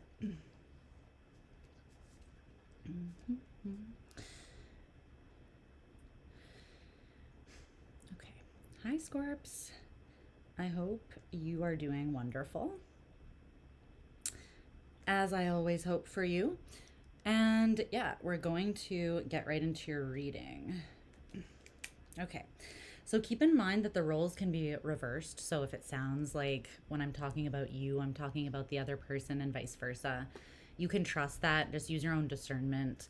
But that's normal for a general reading, okay?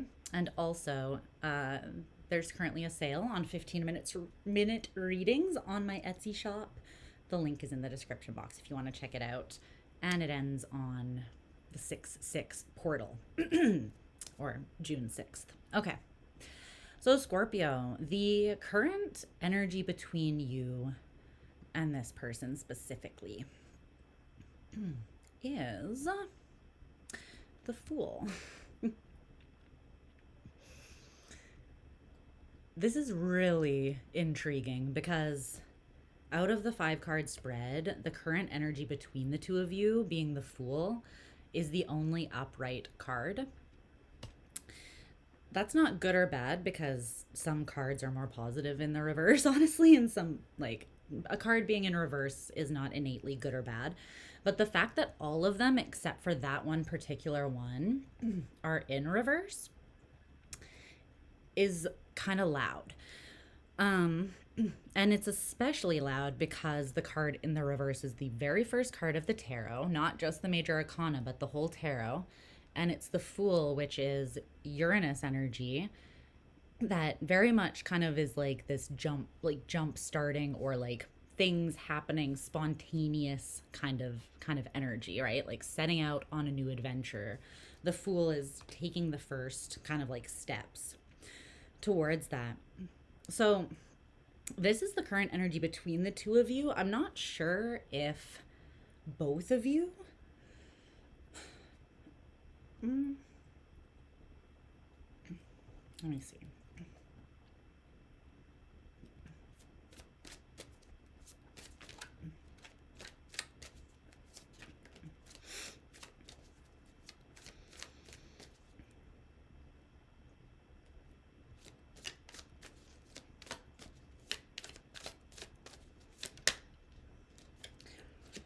Okay.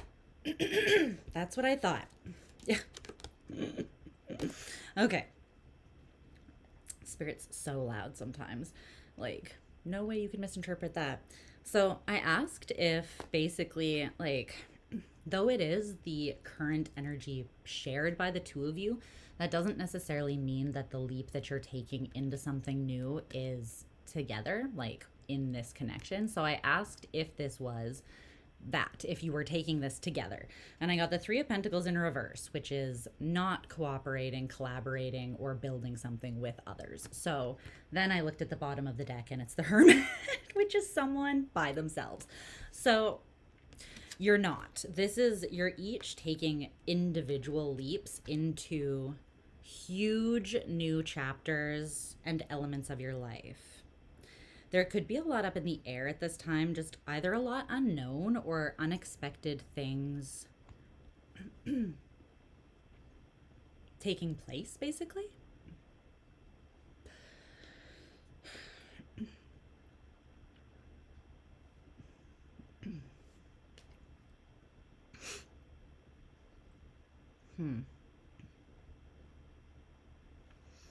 So, your truth. Your truth came out as the 8 of Cups in reverse with this oracle card. It says, well-behaved women don't make history. So you could be a woman. You don't have to be. You could also interpret this as just well-behaved people, like people who follow all the rules and stay inside the lines, and those people don't stand out, and that's okay. Not everyone is meant to make history in this, right? But this card is basically saying it's the people who dare to risk, who dare to live, who dare to be different, and sometimes not follow all the rules, or at least have not lost their ability to critically think, right? To question things. They don't blindly follow, basically. So people who don't blindly follow, people who are brave and bold and trust themselves and live life accordingly,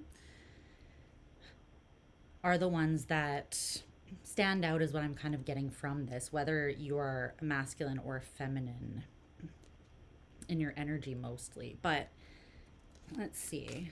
Let's get more about this. It's kind of coming through as an energy, though, of sort of like, it's not talking yourself into it. It's kind of like hyping yourself up or building yourself up, like justifying holding on and even putting more into something that has already required a lot of you, is what I'm getting from this. Okay, so yeah, you feel a little depleted, or you have, but you still aren't ready to let go. Specifically, like your heart is very much still invested. 8 of Cups in reverse. You haven't disconnected emotionally. There's something about you where, like, whatever situation you're in, it's not this connection. It could be like there's expectations or responsibilities or like obligatory energy to like behave or to present a certain way. You could come from like a very traditional household, or family, or maybe something about your culture or religion. Just there's something here where like good behavior is put on a pedestal, right? And it would require revolutionary action to break out of that and choose something that kind of flies in the face of what is expected, is what I'm getting. Even if that's like what you've internalized, that like you grew up that way and you've internalized that, so now you expect yourself to always show up that way.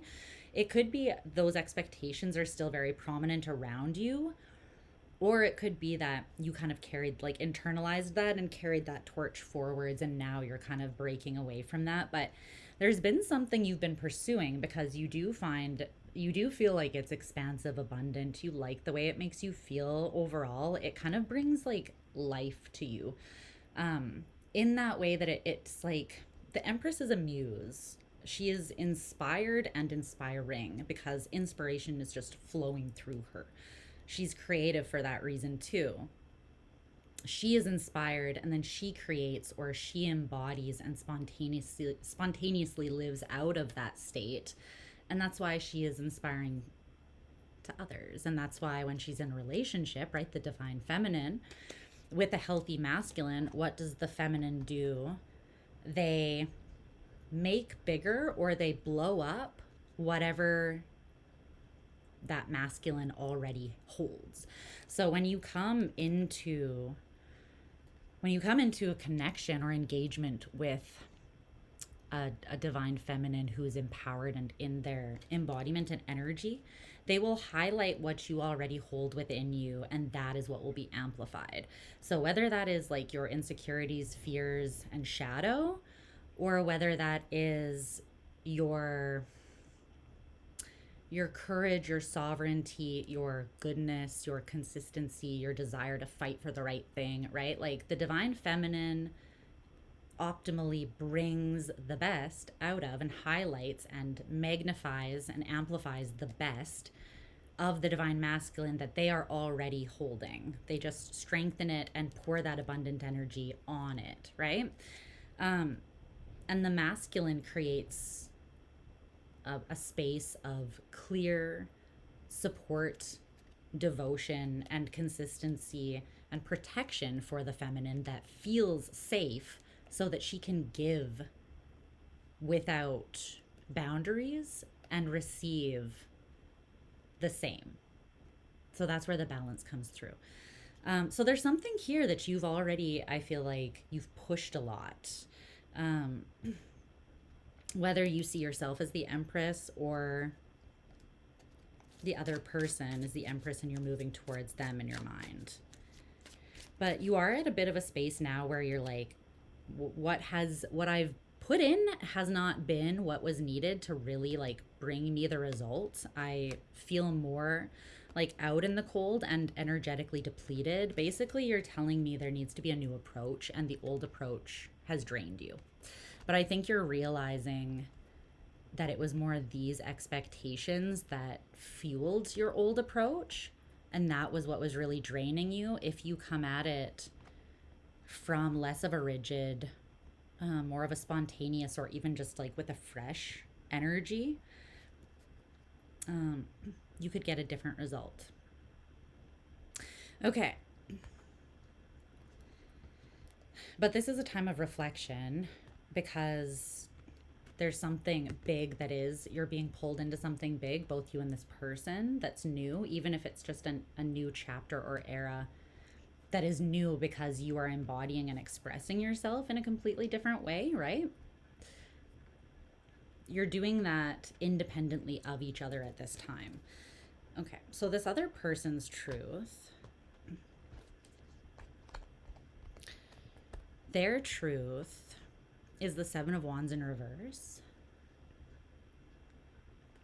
And it came out with this oracle card here, which is a landscape of mountains and water and sky, yes, that is reflected off the water, right? When you look at it, it's kind of hard at first to tell which is which, like which is reality and which is the reflection. This person's truth is that there's been a defensiveness and a guardedness that has prevented them from fully seeing you. It was preventing them from seeing themselves clearly, and then by extension, you and the connection. Obviously, when you're defensive against something, you're not going to be able to allow the fullness of it in, so you won't have a super clear understanding of it. That defense will block something and get in the way in some way, basically, right? Like if you're in a very self-protective mode, that will prohibit you from getting to know someone else super deeply or letting someone else know you super deeply as well, right? Because you'll be basically editing like how much you give, and it won't just be natural and open. So the Seven of Wands in reverse, this person is letting their guards down with themselves so that they can see the reflection that you are to them more clearly. They need to see what you truly reflect back at them. And because it's reflected in the water, I feel like this person is laying their armor down basically to go to a vulnerable emotional space, to get really honest with themselves about what has been reflected back at them within this connection and why. Something they need to see about themselves. Okay, so I'm hearing this song by Dashboard Confessional. Emo life forever. What's it called? I think it's called Don't Wait.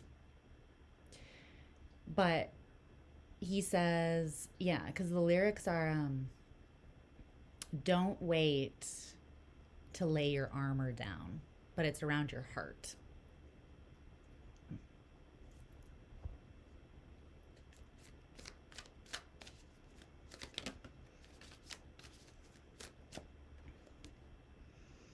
The Hierophant.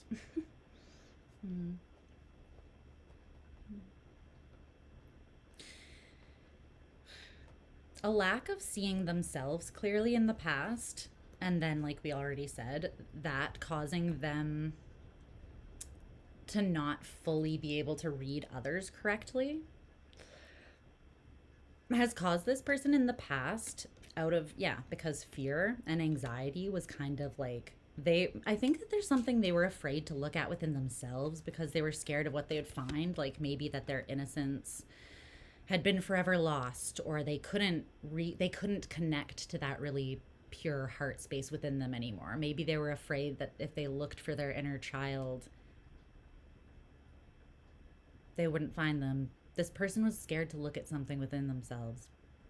And the anxiety and fear that basically made them defensive because they didn't want to look at themselves in this way, and they didn't want others seeing into them in this way.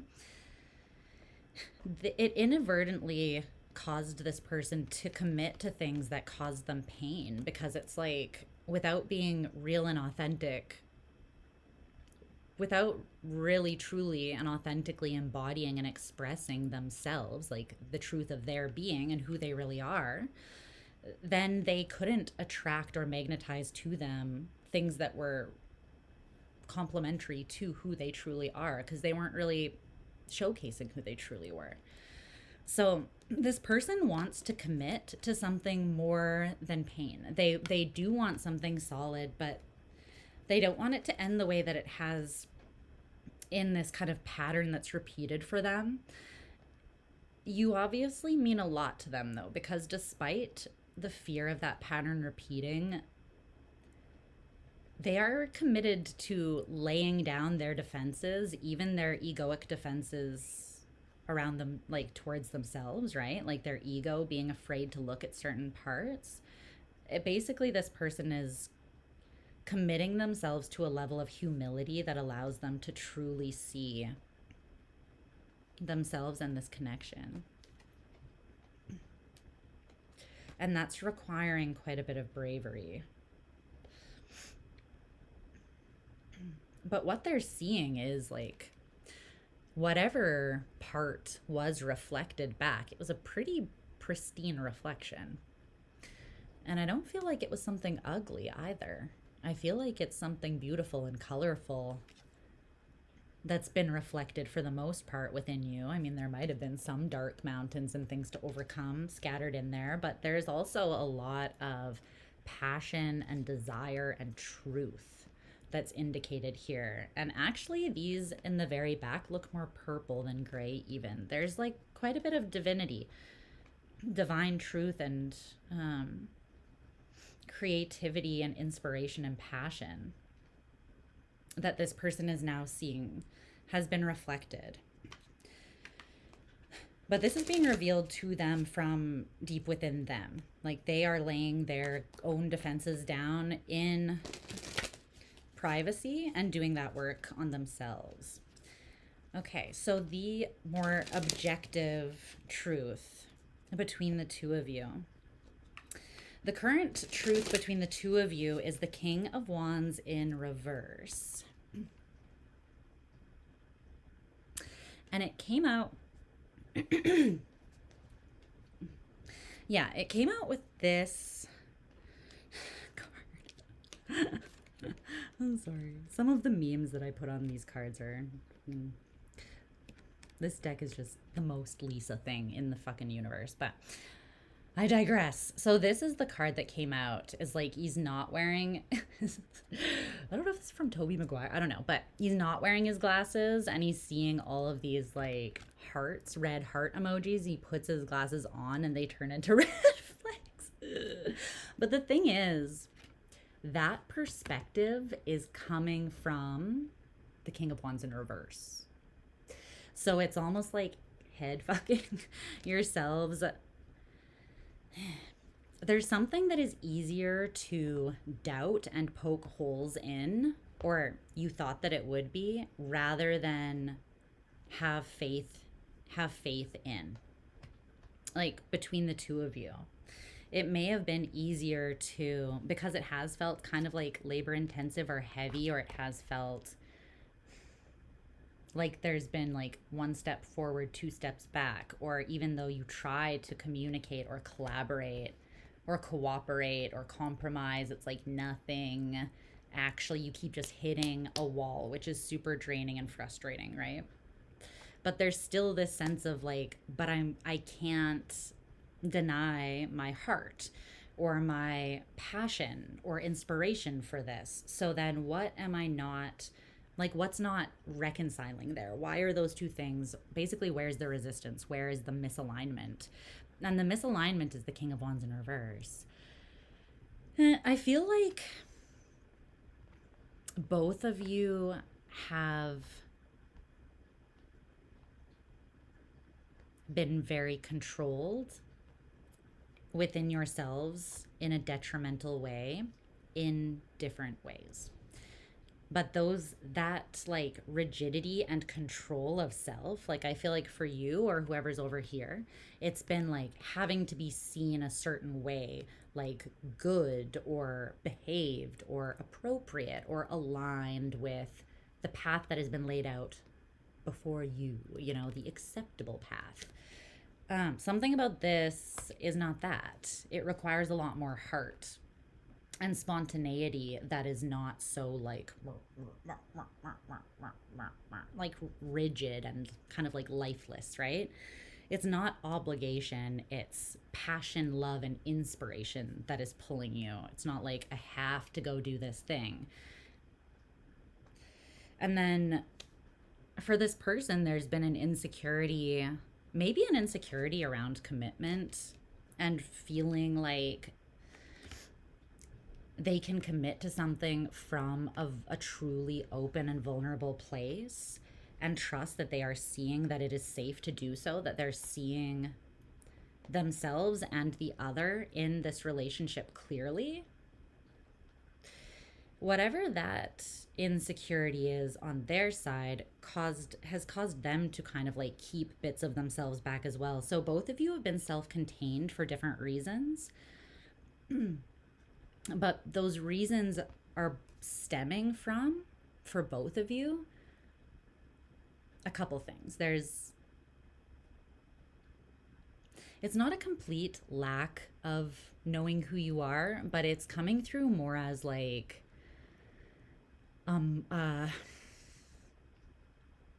of like a mutable sense of self. Basically how I'm seeing it is like not crystallized. Not that your sense of self necessarily ever is, because we're constantly evolving and growing, but the King of Wands in reverse doesn't feel like they're in dominion over themselves. They don't feel like they know who they are or what they really have to offer. They lean on like being in dominion via force, or like playing like control dynamics and all this sketchy crap that's really unattractive most times, because they feel out of control within themselves. Like they don't feel in dominion or mastery over who they are. And so then they're moving forwards not from the place of confidence that would come from that. So basically they're trying to like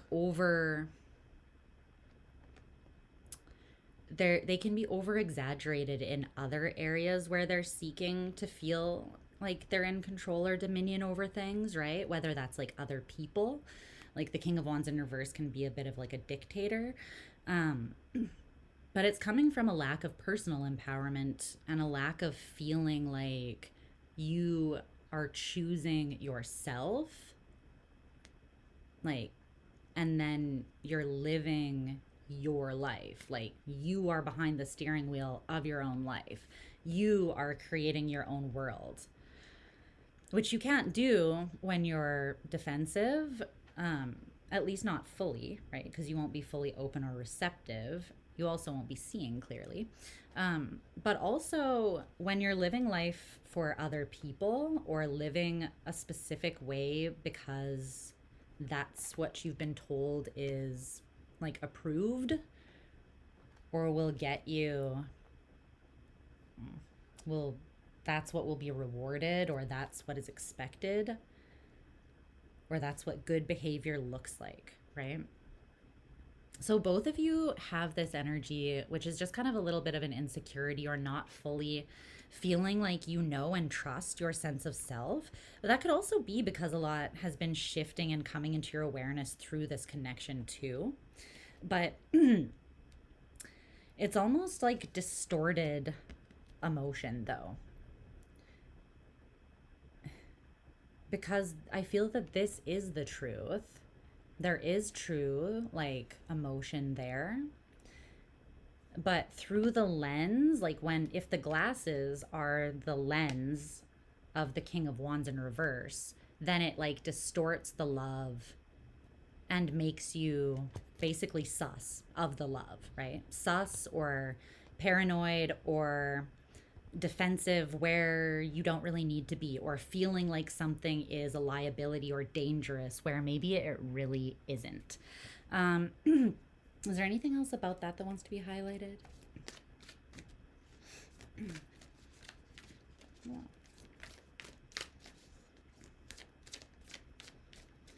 No. Okay, so in the near future between the two of you is the Death card in reverse. That's you. Well, Scorpionic energy is the Death card. We also, it's interesting that other than the Fool, the other major arcana card we have is the Hierophant, which is Taurus. The two of you share an axis. You're directly across from each other in the astrological wheel. So you are sister signs.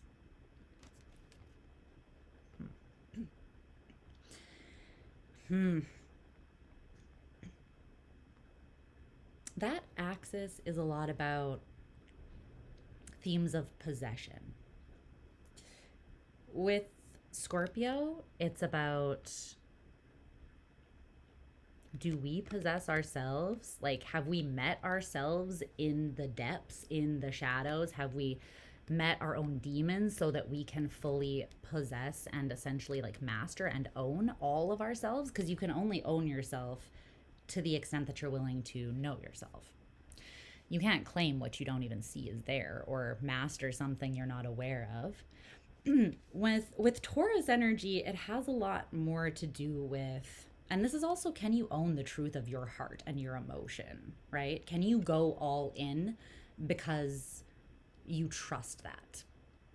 Because you know you won't lose yourself in another, because you fully possess yourself. And that being devoted to another is giving of yourself, but it's not giving yourself, your true, like the core of who you are is not getting lost in that, right? Because no one else is possessing you. You're giving freely of yourself.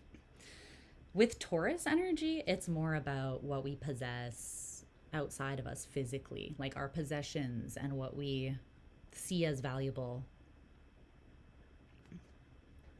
Basically, like assets and belongings and things like that. Things that add value to our life, basically, and stability to our life in the way that we're seeking.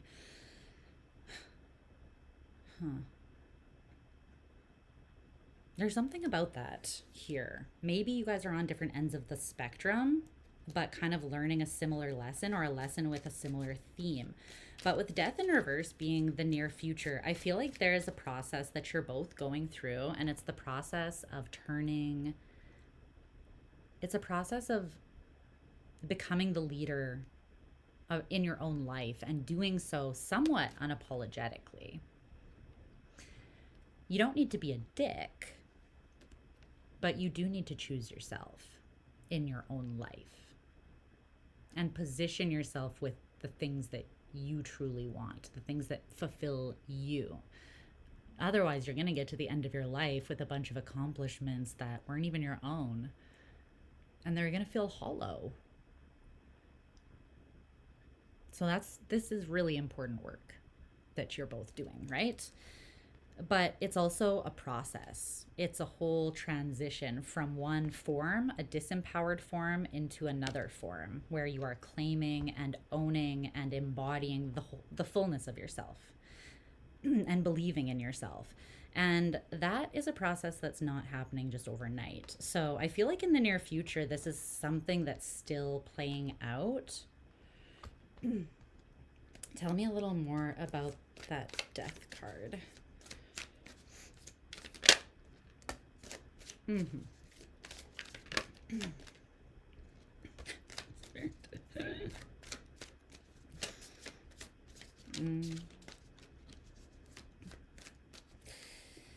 Oh, there's something deep-seated. Okay, I'm hearing evanescence. Bring me to life. Save me from the nothing I've become. Wake me up inside, right? Bring me back to life. You haven't literally, you're not literally walking dead, but there is something that's been a little bit zombified, and it's because it's been offline or repressed or pushed down, right? It hasn't had authentic embodiment and expression. And it wants that. So it wants to be transformed, but it's something very deep. So what came out to clarify death in reverse is the Six of Swords in reverse, which is another card that talks about movement, specifically progressing in terms of perspective, and consciousness, the ability to expand your consciousness and think in a new way, right? Which allows you to move forwards. Or, and then there's also, sorry, judgment in reverse, which is Pluto, your ruler.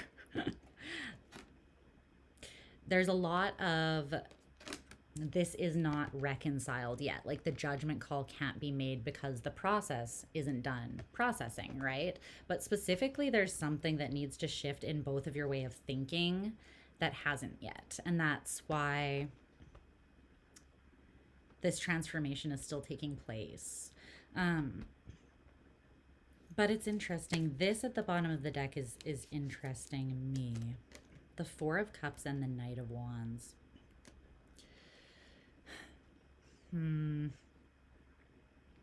There's this like discontentment that's tied to a feeling of specifically like leaning more into what does inspire you, what you're passionate and convicted about, where your desires pull you, right? Where does that life force energy, basically what in your life like turns you on and really magnetizes you or gets you all lit up to move towards it? For some reason, the two of you are tying that energy and following that energy or letting that guide you to like a pervasive disappointment or numbness with the Four of Cups.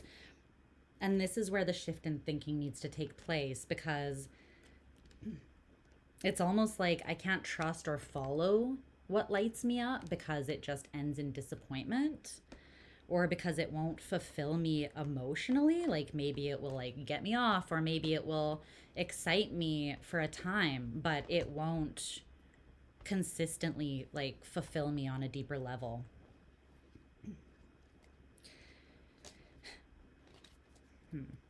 What can you tell me more about what needs to shift in the thinking specifically there before I let Scorpio go?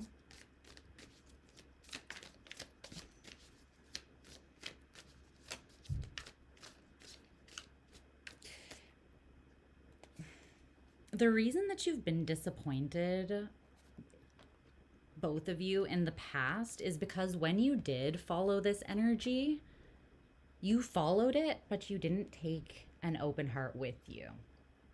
The reason you were emotionally disappointed is because you entered something from a place of passion and desire only, which on its own is superficial because it doesn't also have like conscious decision behind it. It doesn't also have conviction of the heart behind it. It's not well-rounded, basically. So your motivation and what you followed towards things, those things disappointed you because you were only following one part of you. And you weren't taking your heart or heart connection, the Page of Cups in reverse, with you openly.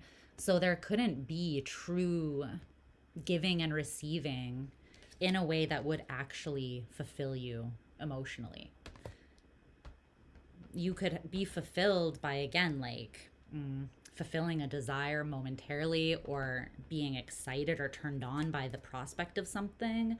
But it would only be a momentary surge that wouldn't last or be truly sustainable. So this is what's shifting, is that I think that right now you're thinking you can't trust this energy to guide you, or what you're being pulled towards, because you're thinking about it from, like, you're standing in the Four of Cups looking at the Knight of Wands being like, you've only led me here, so why would I follow you again? But this isn't the whole picture. Like, this is what has been missing. So I think that the way that this needs to be approached, not from like a super heavy, practical, restrictive, super structured in a really traditional way approach. There's something about more spontaneity, more heart being available that needs to be present. So that's what I see.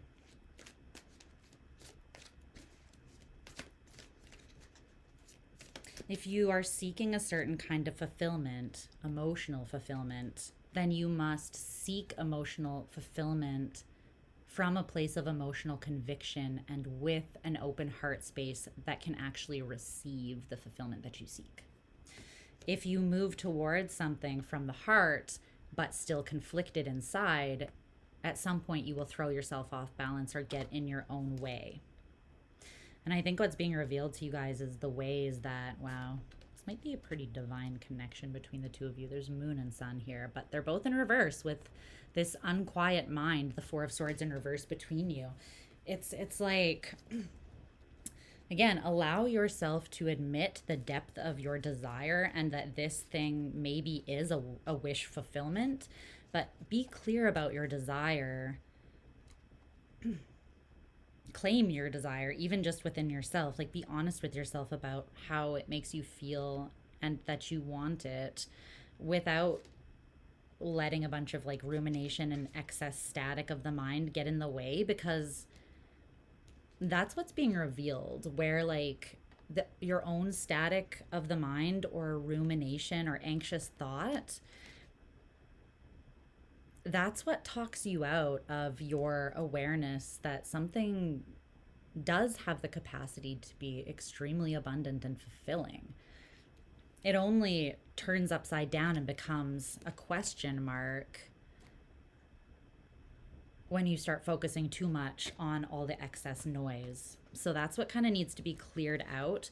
And I feel like both of you, it's kind of required of you to go to that, like connect to that quiet, still place where the truth of your heart and your intuition lives, to hear your own voice so that you can tell you where you want to be guided, like what you want to move towards next for you, not for anyone else. Okay. Okay, Scorpio, I love you so very much. We're going to move on to Sag now.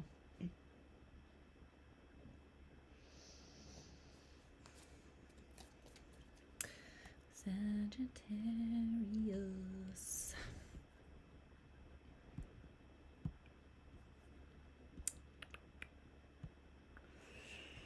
What's going on, guys? Leo's on point. What's up, Magnetic Magic? Hi, Luna's Moon. Aw. I like your name. Needed the glass of wine for that one? Yeah. I might need to rewatch that. Felt intense, but intense isn't bad, especially for Scorpio. You can pretty much bet that it's gonna have intense elements to it. The lighting's still okay here because it's getting dark. I can probably turn this down a second. Oh, the wind is picking up. Okay.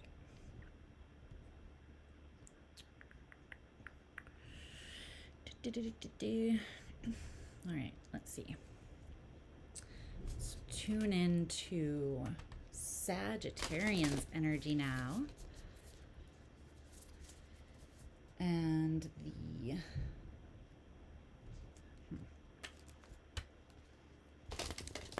connection or person here that they are searching for a little bit more context or insight into.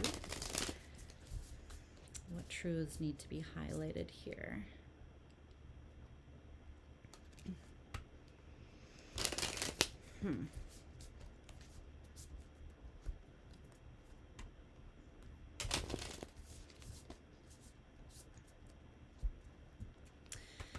What truths want to be highlighted? Okay.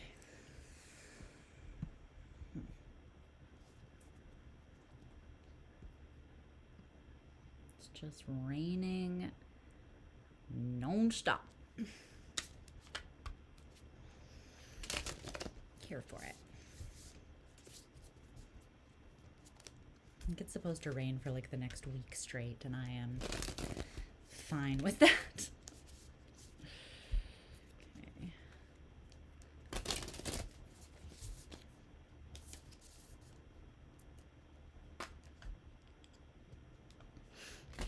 should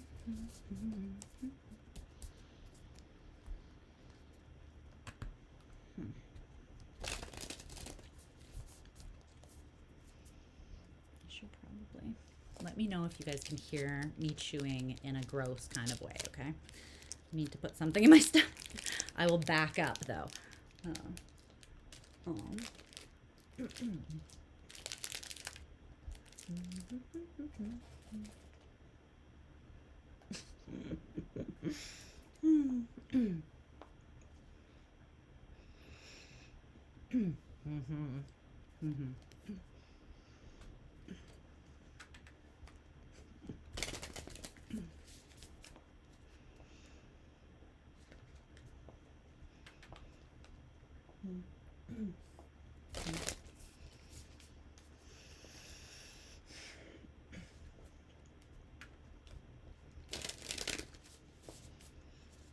I'm going to show you outside because it's so pretty.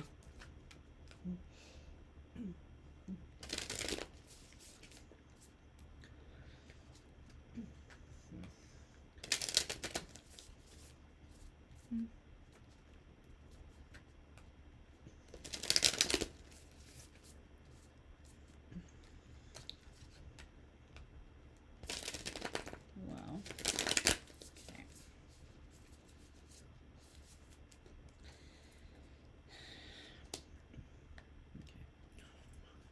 I want to see how pretty it is. I don't know if you can see through that. You can't see the colors. The colors.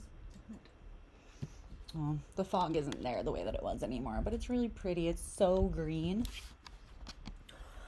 And I don't know. Am I just a Scorpio rising? Because I'm like, it's so pretty. Meanwhile, it's like the doomiest, gloomiest fucking landscape ever. I'm like, I love it. Hard eyes. All right. Is that my Scorpio showing? I'm going to go with it is. I'm also fine with that. Okay. Love it, though. It's bringing me life. Honestly. You love gloomy, too. Scorpio risings unite. Unite in the gloom of it all. We don't fear the shadow.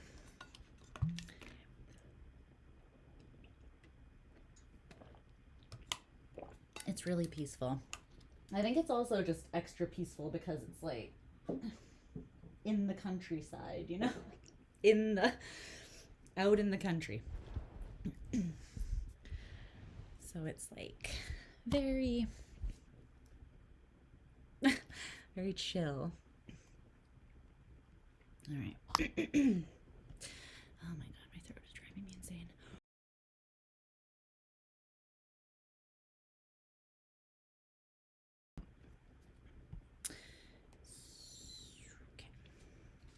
Okay. Let's see. What do we need to see for Sagittarius?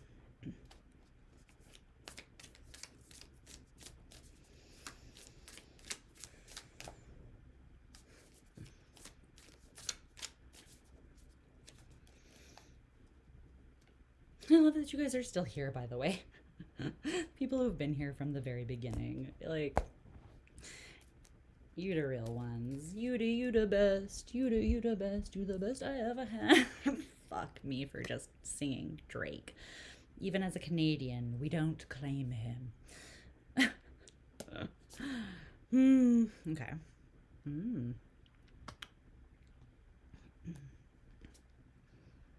What is that?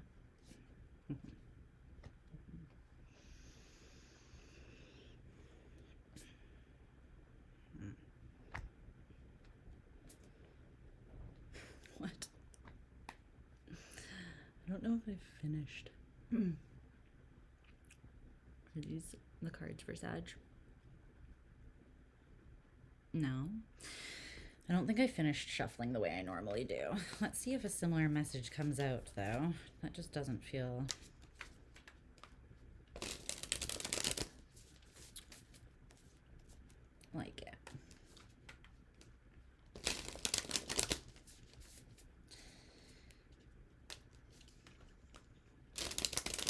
nice thing about tarot is that if it is the message, then it will come out 1,000 different ways saying the literal exact same thing.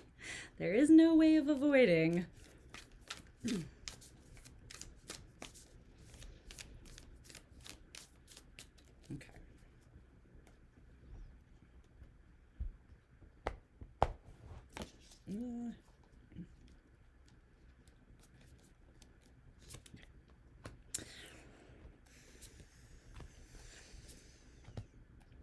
Yeah, this is extremely different. Okay.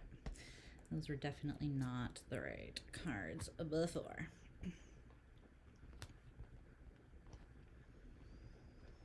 Okay.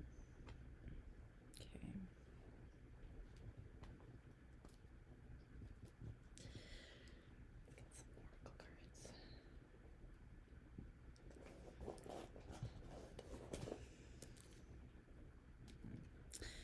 Okay, clarify Sagittarian's truth.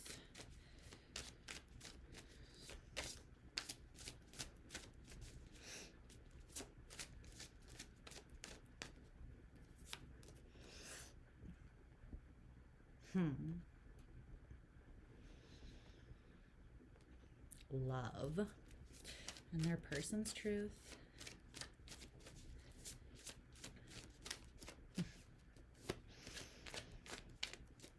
Thank you.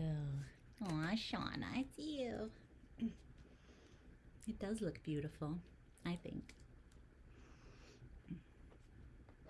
With the sound of rain, it was way more like there was like a huge layer covering like the whole field of what the fuck is that called? Fog before, and it looked so pretty. So pretty.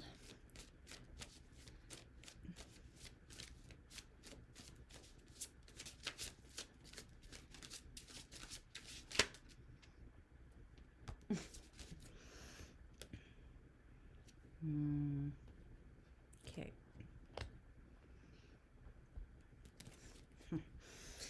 Okay. Doing this reading on the Sagittarian full moon. Yeah. No wonder the readings are all like have a little bit of a, or most of them have a little bit of a philosophical flair, or they're like, we're going pretty deep in this reading, I've noticed. Don't know if you have also noticed. I guess that's kind of on par for my readings somewhat, but it makes sense.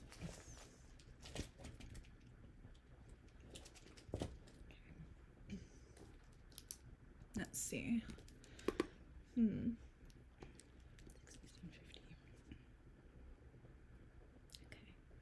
Hi, Sag.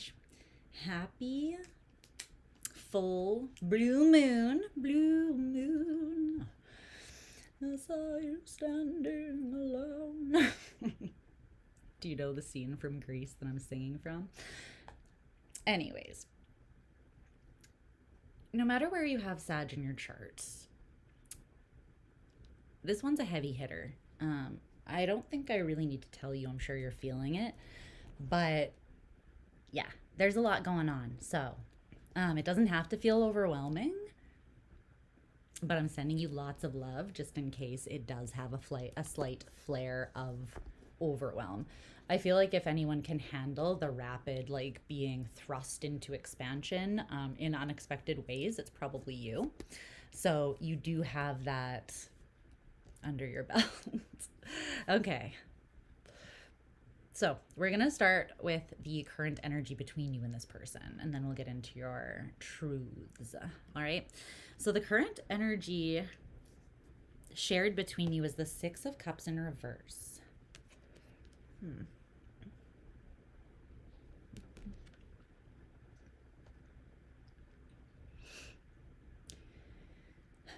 I'm just getting, you're not trying to recreate the past anymore.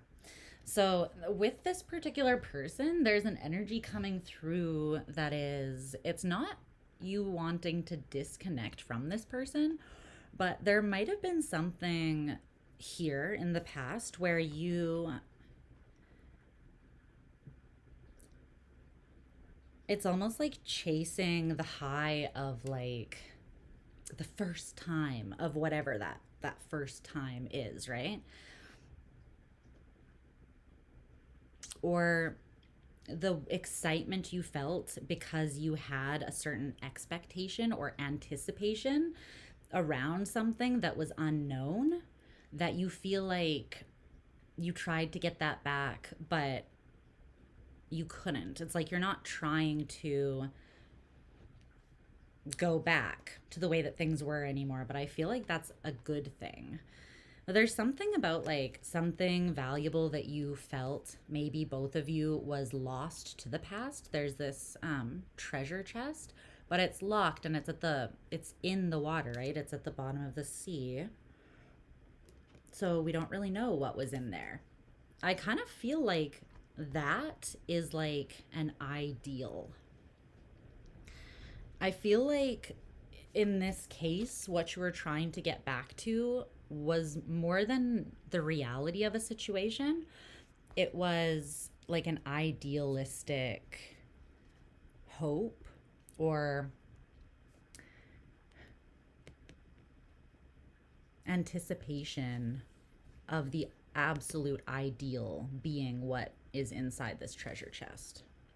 And there's something where now both of you are releasing that to move away from the past. So that's interesting.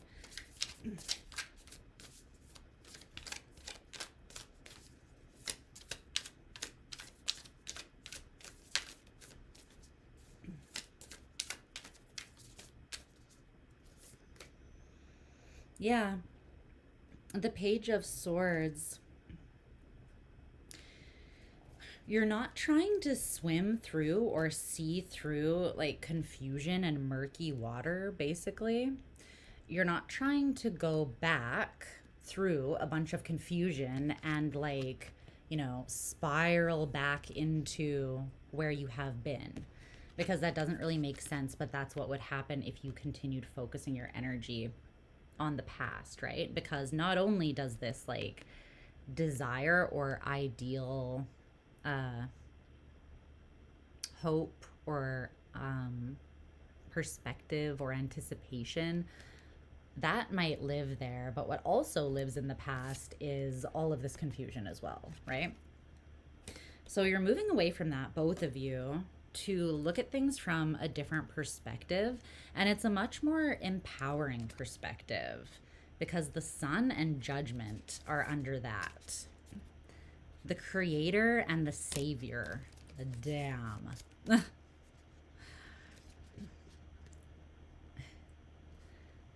That's some big dick energy.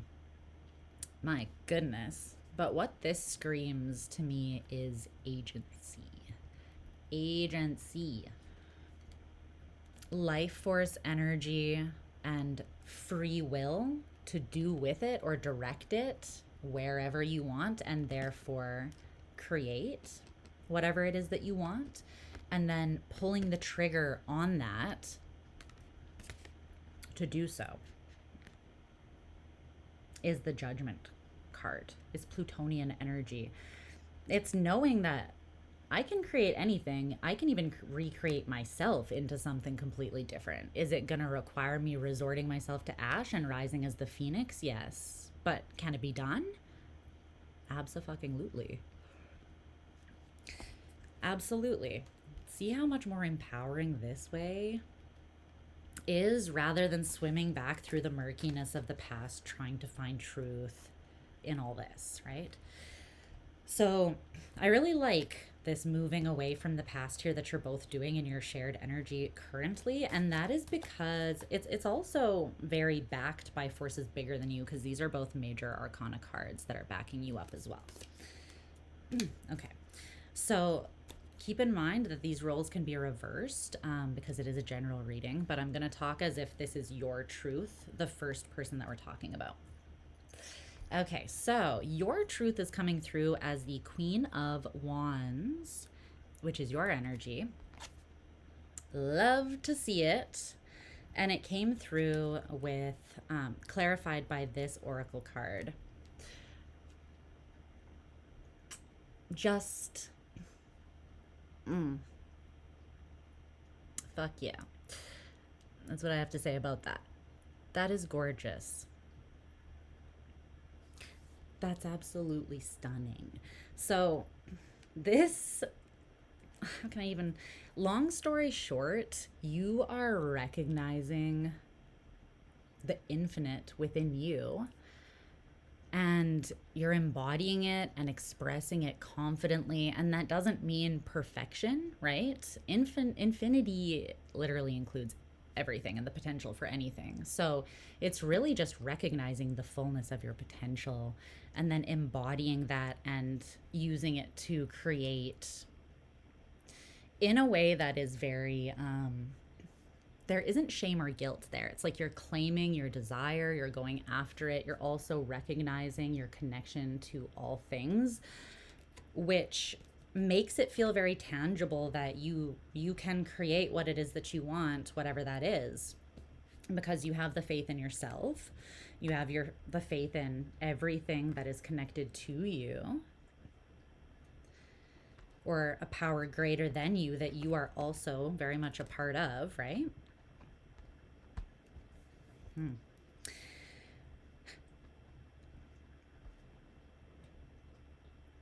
There's also the potential that you're incredibly drawn to this other person.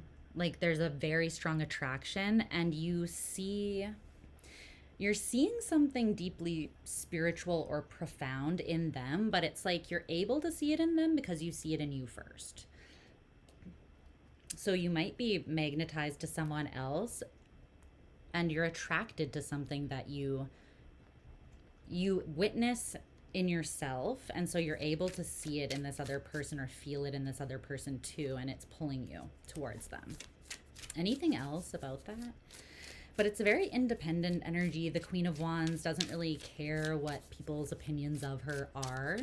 Not because she's a dick, but because she's looked at her own shadow and held a space of radical acceptance, self-respect, and love for self that doesn't allow her to self-abandon. So it's like, even though I'm not perfect and I know that I have, right, the Queen of Wands would talk like this, like, I know that I have my own shadow and that I'm not perfect. I'm not trying to hide that or deny that.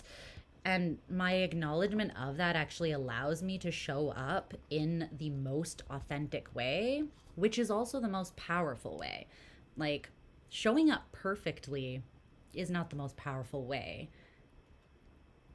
Showing up authentically will always be more powerful because you're acting in perfect, like, attunement with the conduit that is you, and how life force energy naturally flows through you, which includes all of you, not just what you consider perfect, attractive, or acceptable, or whatever the case may be. That's what makes the Queen of Wands so, well, one of the things that makes her incredibly powerful. She's also able to connect to her intuition and spirit and channel inspiration and create from an inspired and passionate place, and even stand up for others, like in terms of being a little bit of an activist. She has that boldness that is very strong, and she trusts her instincts. So I really love that. This moon as well could really be opening or activating things up for you. I just want to say, get the appropriate rest that you need. If you've been struggling to sleep and you've built up like a sleep debt, try to pay that off as best you can. Because I do see a very large amount of energy flowing through you. So to you and from you, kind of just flowing through. And that doesn't have to be draining, but it can just feel like a lot, like quite stimulating, for instance, right? So just pay extra care to taking really good, like nurturing yourself well at this time. Okay, so we're gonna look at the other person's truth now. Let's see what's going on over here. Their truth is the King of Cups. Wow.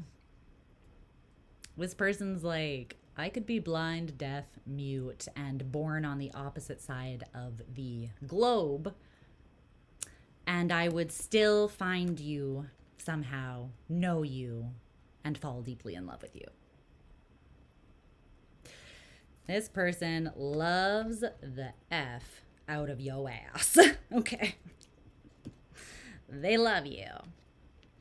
They also came out with this card that says the entire world is an altar. This person is incredibly deep and spiritual in their own right. It's a little bit of a different energy from you, right? Fire and water. Creating steam. But they're both incredibly powerful. It's just the source of power is kind of coming from a little bit of a different place prominently within each of you. This person, it's coming a little bit more from knowing their own heart, their own capacity to love, being very emotionally self-regulated, kind of having mastered or being in harmony and flow with their own emotional capacity, emotional intelligence, and intuitive understanding of things. With you, it's coming from this confidence, this creative energy.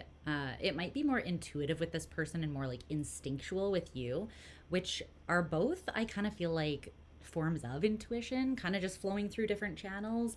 So hopefully you understand what I'm kind of saying. All right, this entire world is an altar. This person is also very energetically aware, and I think you are too.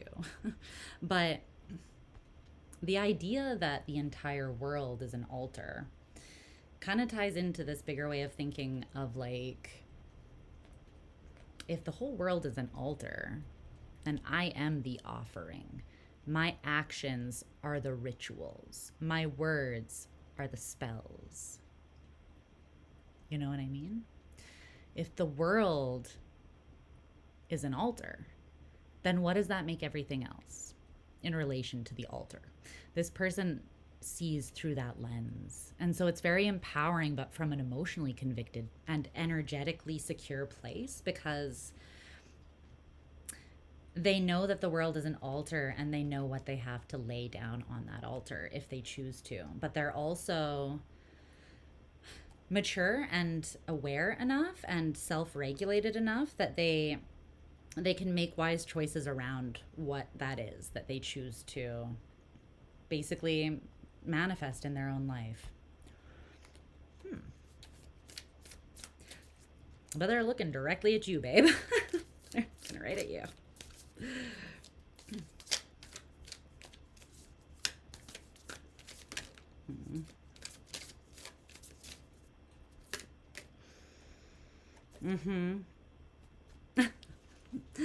Judgment. It's judgment again, you know?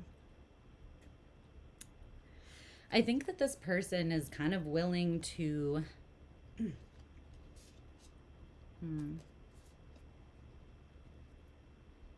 they're willing to look at themselves very honestly and kind of lay it all on the line. This is Scorpio and Plutonian energy together. It's pretty all or nothing, and it's pretty intense.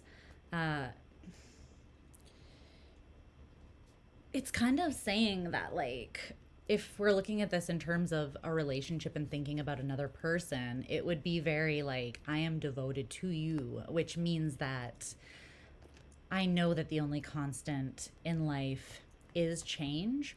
And I not only anticipate that, but I devote myself with the understanding, like to this connection to you, with the understanding that we will both change and I will stay loyal and committed and grow with you.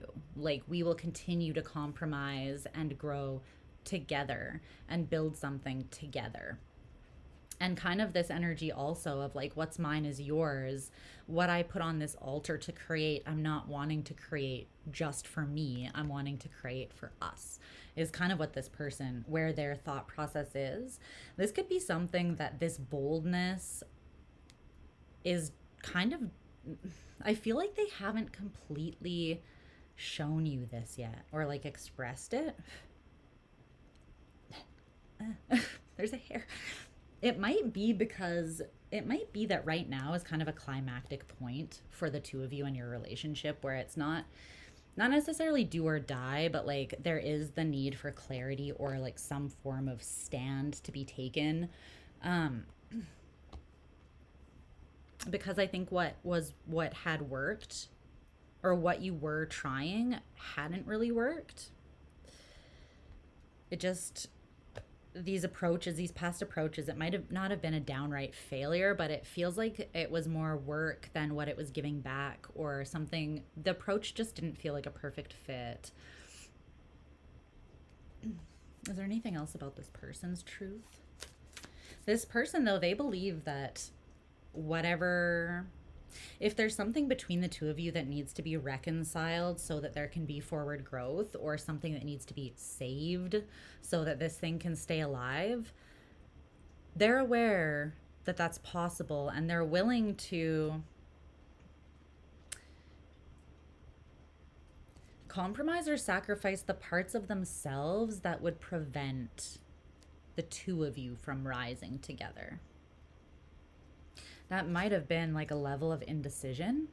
Specifically, maybe this person wasn't completely sure if they could trust, especially if they're over here with a big old heart, but also all this scorpionic energy also can get a little spicy and fiery, you know? If they're looking at you like this, whew, yeah. Sometimes people don't know what to make of the Queen of Wands. Sometimes they look at how alluring she is naturally and it freaks them out, right? They're like, are you luring me to death on the rocks? Or are you literally the fulfillment of my greatest desire? You know, it's, unless you know yourself clearly, it's difficult to discern that in someone whose natural energy is so charismatic and just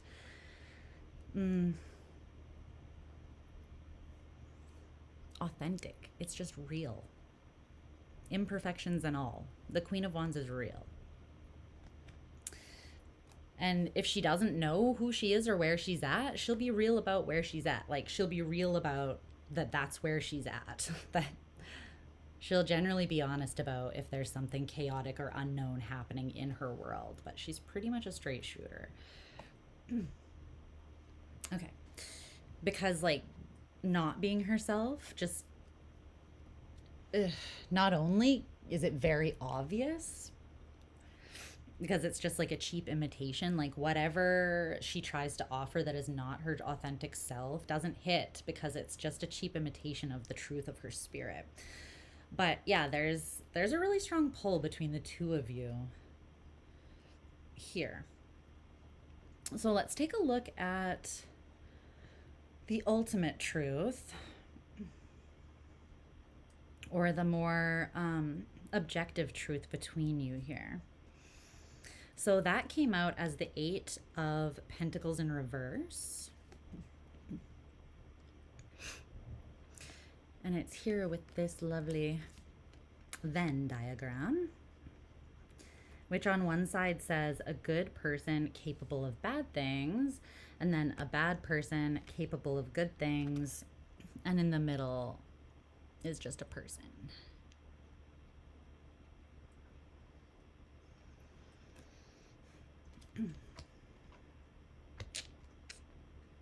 I think that's what hasn't worked.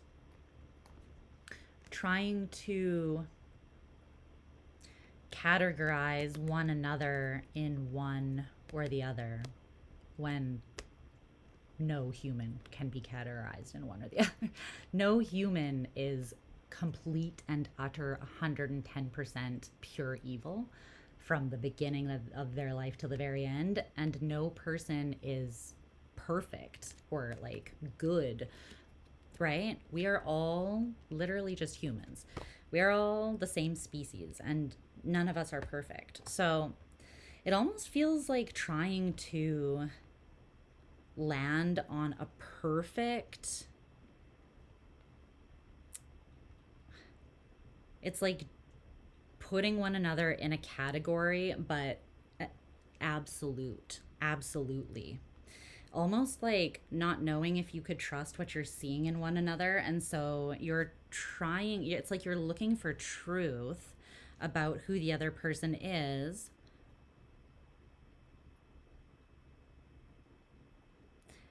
But the approach to that, I think, was a little too like absolute or black and white, because no one really, like, humans are complex and multifaceted, layered, constantly evolving and changing, and truly infinite. You can't take something infinite and say it's black or white, right? So maybe you were kind of looking for an absolute truth surrounding one another, instead of kind of just allowing each of you to blossom in each other's presence and just witness the beauty of that happening, of the humanness of one another, right? The beauty that is in the good and the bad days. It's funny too, because sometimes you'll be in a relationship with someone and something that they're like super insecure about can end up being something that you find like most endearing about them. Do you know what I mean? So when we're judging ourselves and not allowing ourselves to open up fully, like, I feel like this way of thinking comes from a pretty black and white or rigid way of trying to judge oneself. Like, I'm a good person or I'm a bad person. I'm worthy or I'm not, right? Bullshit. That's not, right? You can't do it that way.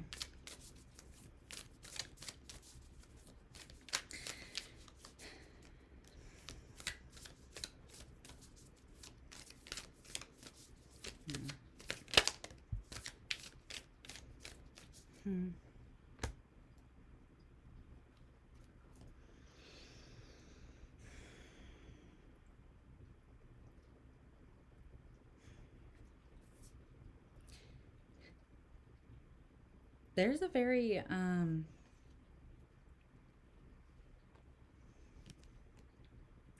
the Four of Pentacles.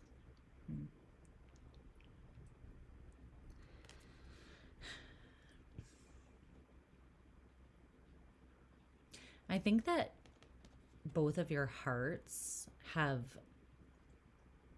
either been activated or like expanded or grown quite a bit through this connection, which means that they've been cracked open. So it hasn't been all sunshine and rainbows, but that's how the heart expands, right?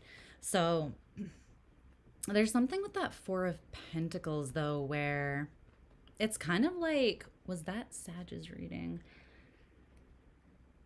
Or sorry, was that, what reading was that? It might have been Libra. The Four of Pentacles came out and it was these four little lily pads and a frog sitting on them. And the color, the only color in the card was green. And it's making me think of this Four of Pentacles, because that's not really, it's kind of an abnormal or a unique interpretation of the Four of Pentacles.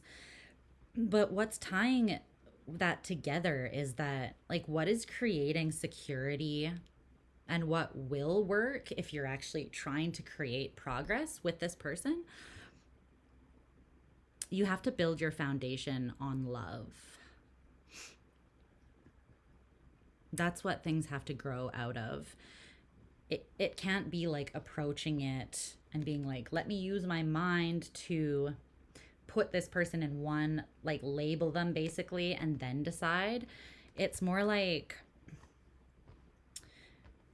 there's a lot of complexity to both of these archetypes. They need to be witnessed as they evolve and grow and showcase the many things that they are, the infinite amount of things that they are, that they both know they are.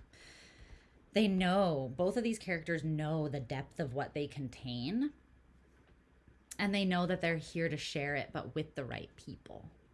So you have to trust that first, that this is someone who falls in that category of a right person, not being good or bad. That's not what puts them there, but does your heart pull you to them? Does their spirit resonate with you? Do they cause you to evolve? Do they show you truths about yourself, whether they're easy to digest or not?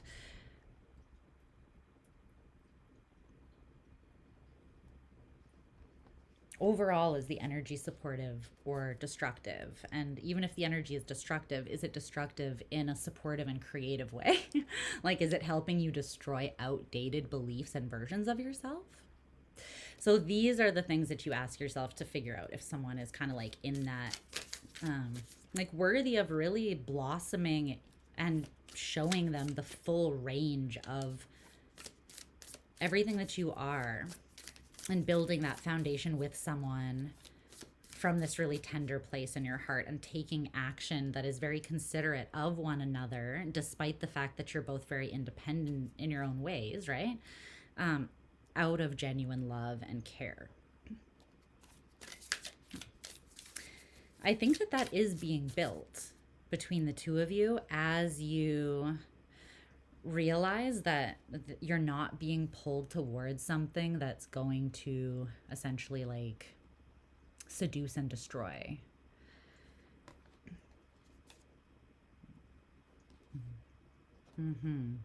Or not offer you emotional satisfaction, not be able to see and hold you and honor you. They're kind of saying that this is, wow, that's very clear. They're kind of saying here that it's the Sage, which is the Hierophant, the Two of Cups, and then the World, which is actually called the Tribe. So we're talking about whether people are your people, and we get the Tribe card. You're good to commit to this, but you're going to come to that on your own. I think that you are almost there, basically, but there's a reflection between the two of you that's going to show you something about like who are your people and who are not, and whether this person specifically kind of fits there. Right now you might feel like you are literally in the eye of the storm, which would make a lot of sense, but this is also the Ace of Swords, so meaning that the truth can be found there in the eye of the chaos. So in the near future between you and this person is the Ten of Cups in reverse.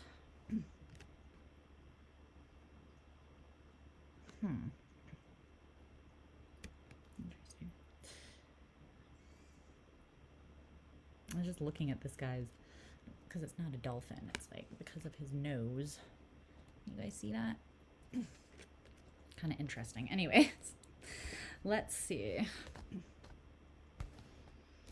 Tell me about this Ten of Cups in reverse.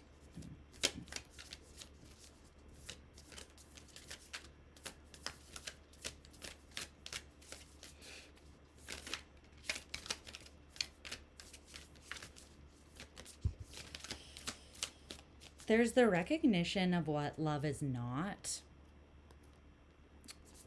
There's a clarifying of what love is not. And I feel like it's what you're moving away from, which is kind of interesting that you were trying to recreate or like get back to this.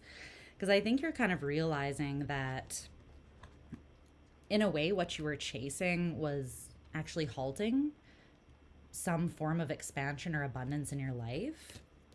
The Wheel of Fortune is Jupiter energy, which is your ruler. What you thought would fulfill you emotionally in the past, I think you're realizing it's not what will actually allow you to expand in the way that you really want to grow into your own spirit.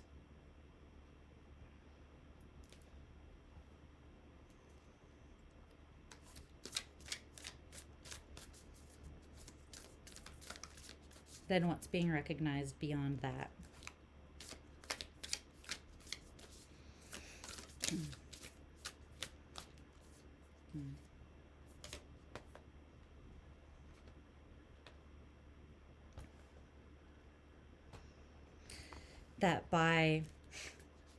That by attempting to get the past back, the Magician and the Six of Swords in reverse, you are manifesting a lack of progression.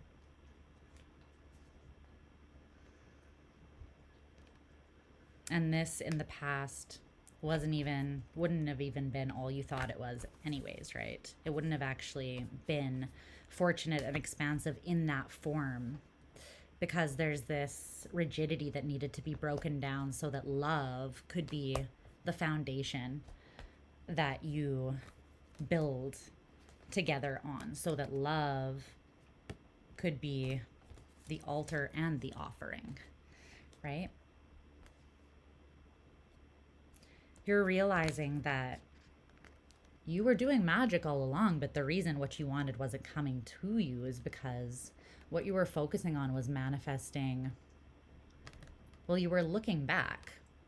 So you were going backwards, basically, or you were at the very least standing still looking back, but not moving, not progressing, right?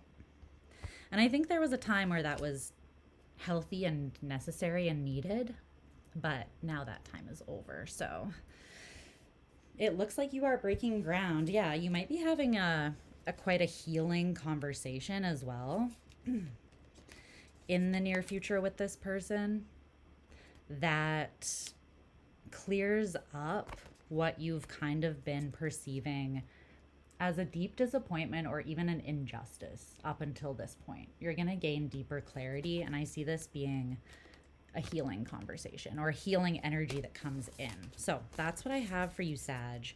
Happy full moon. I love you. Mwah. And we're going to move on to Cap, but you can check your other placements too.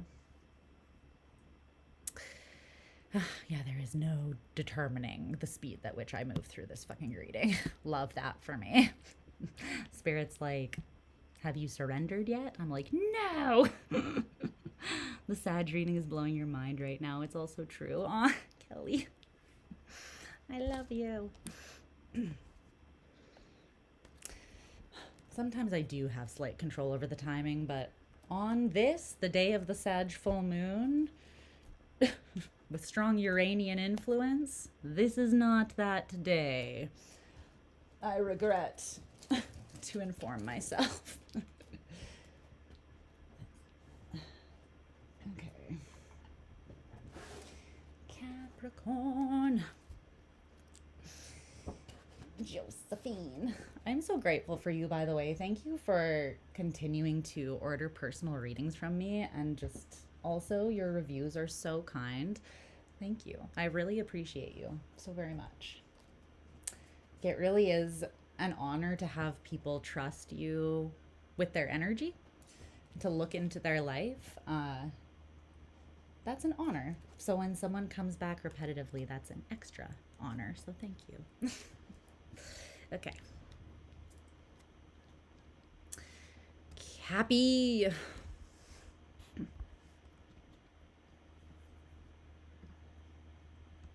we're good. We're still good for light. Take another bite of this. Back.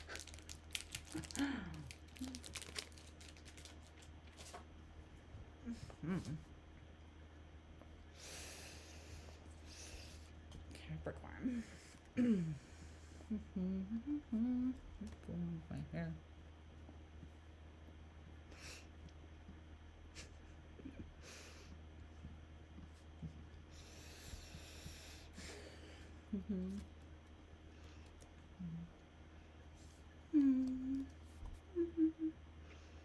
Thank you for spending your Sunday evening with me. could not be in better company than I am now. And that's some true shit. So.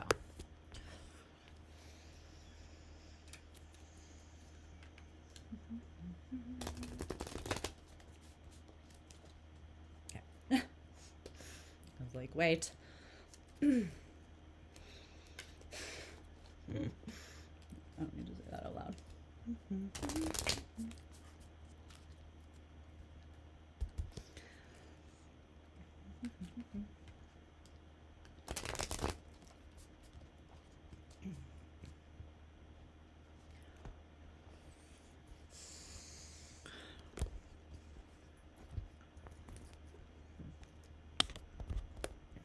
All right, Capricorn and their person. And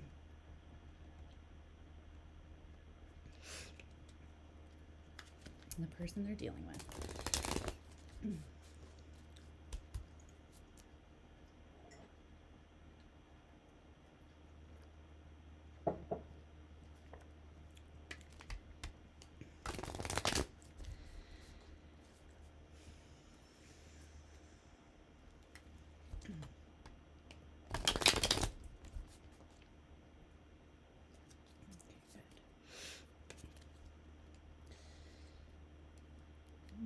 It's you.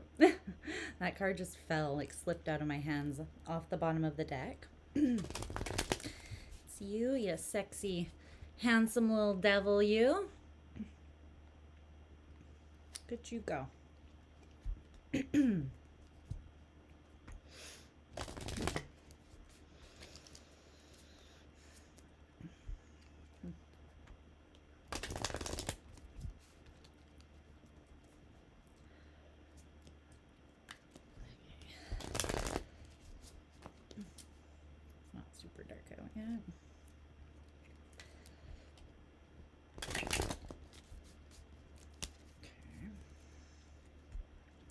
Shuffle.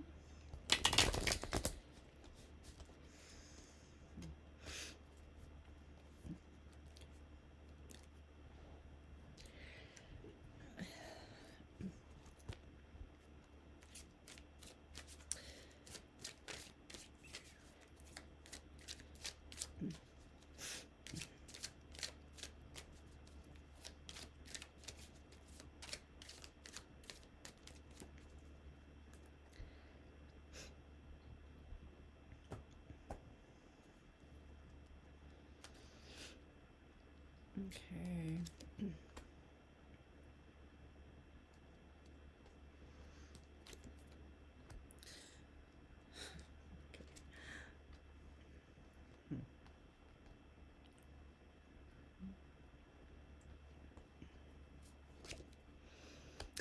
What's with this? Okay.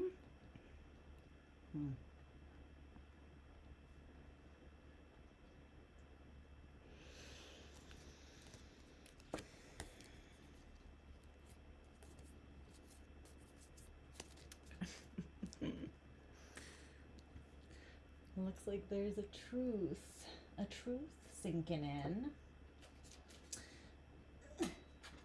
And you know what the truth does, don't you?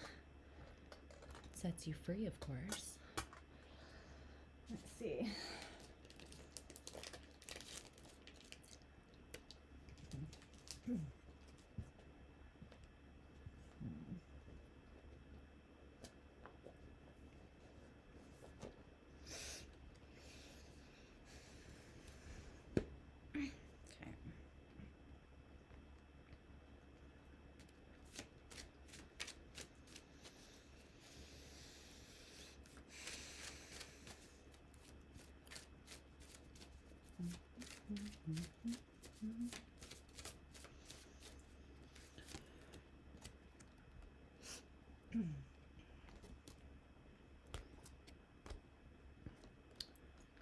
Also, if you're watching and you haven't already and you want to hit the like or subscribe or whatever buttons they have now that are supportive and happy, I would appreciate it. I'm trying to get back on the algorithm's radar, so it helps.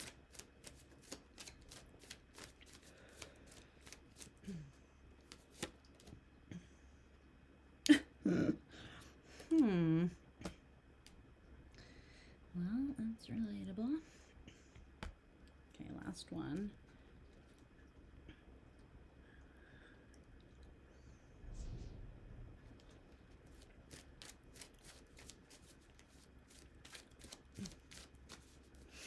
There we go.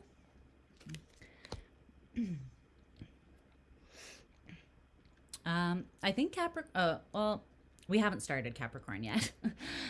Megan, I just pulled the last card. So we're starting now, basically. Okay. So I'm just going to do the timestamp now.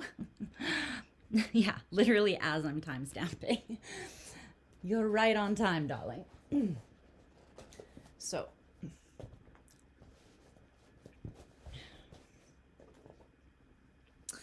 where is my pen? Okay, we're basically right at...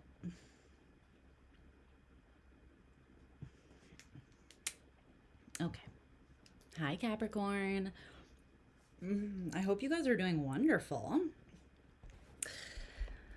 My lovely little devils.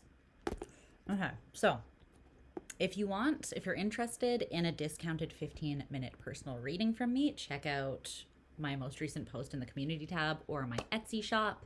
Just need to mention that because I forgot to at the very, very beginning. Also, in this reading, if the roles are reversed, that's okay because it's a general reading. So just trust and trust that you know what side is you and take it as it resonates for you, okay? Okay. So the current energy that is between the two of you at this time, this is coming through as the Seven of Cups in reverse.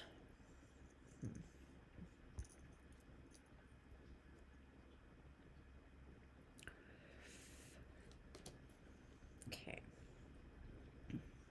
Could be a couple things. It's interesting. As I'm looking, these two cards are next to each other in the spread on the bed. And it's the Seven of Pentacles and the Seven of Cups, two sevens in reverse right next to each other. We'll get to this in the reading, but sevens might be significant, or maybe July will be a significant month for you as well. Okay, let's clarify this. Where did that, oh, here we go. Where did the deck go? But overall, the Seven of Cups in reverse indicates clarity surrounding what you want. Clarity surrounding knowing what will actually fulfill your desires, so you're not just chasing random things that magnetize you but can't really sustain or fulfill you long term, or so you're not basically being seduced by more shallow or superficial expressions of lust. In other words, like, basically just shallow desire, more superficial desire that can only then fulfill you on a superficial level.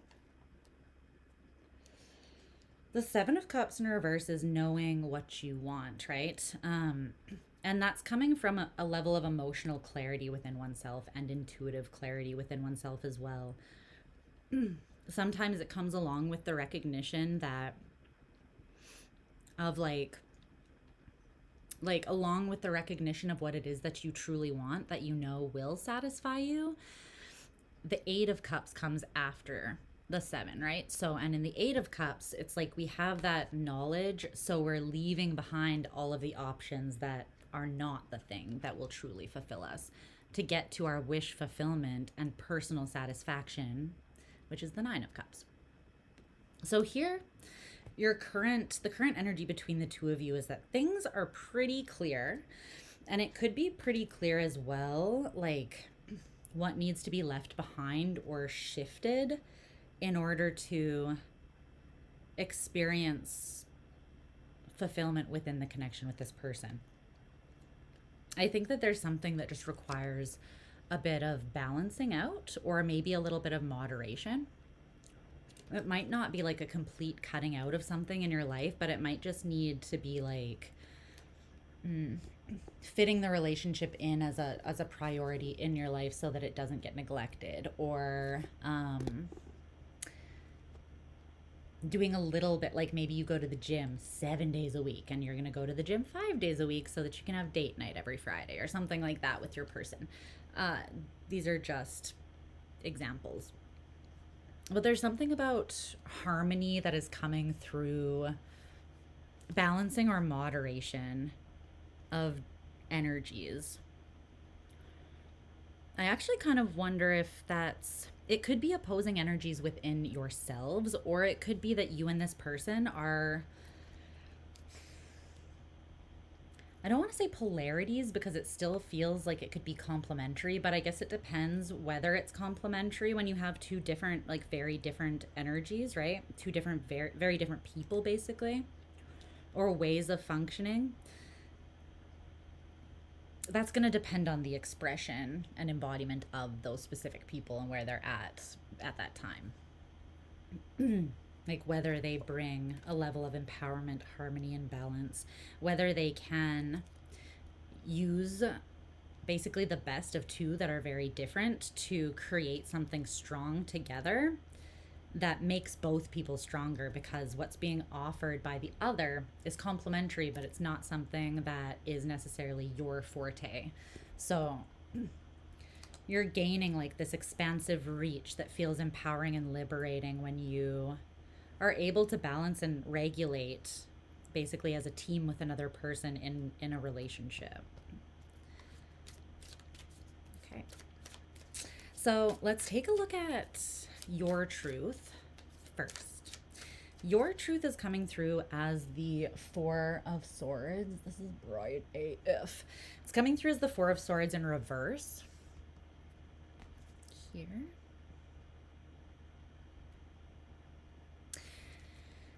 And it's with this card. I'm going to cover up her really cute heart-shaped nips because once again, YouTube sucks. I'll flash them really fast. They're super cute. They're heart-shaped. Anyway, the Four of Swords in reverse. This little chick is sitting here topless with her adorable titties out, and she's listening to music, and she's like smoking. Looks like she's got something. She's smoking something too. Just kind of a whole vibe that's happening here.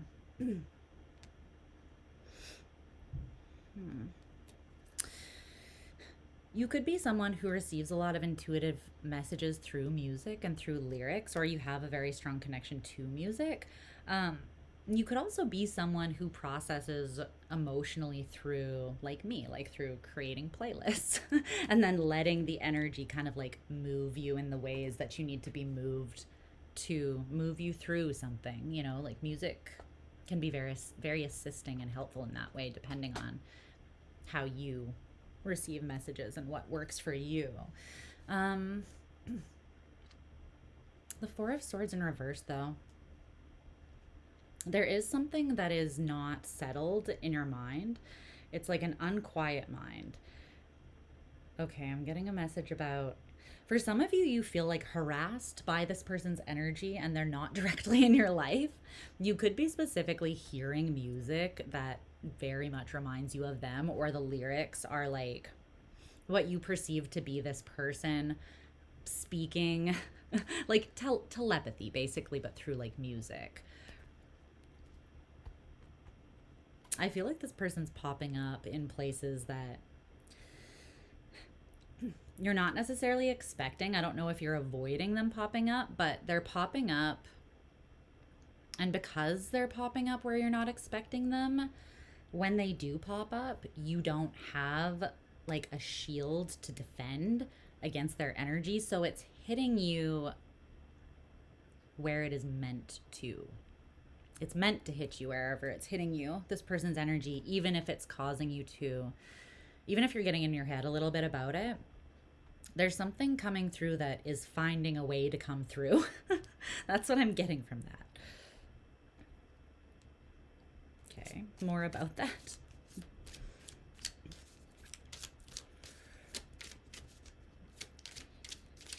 There's also potentially like a seeking of solace here from something that feels, in a way, this person is an escape from the monotony of your everyday life. Not saying that your everyday life, like that your life is just boring. Um, but there's something about tuning into this person's energy that ignites a different kind of force within you.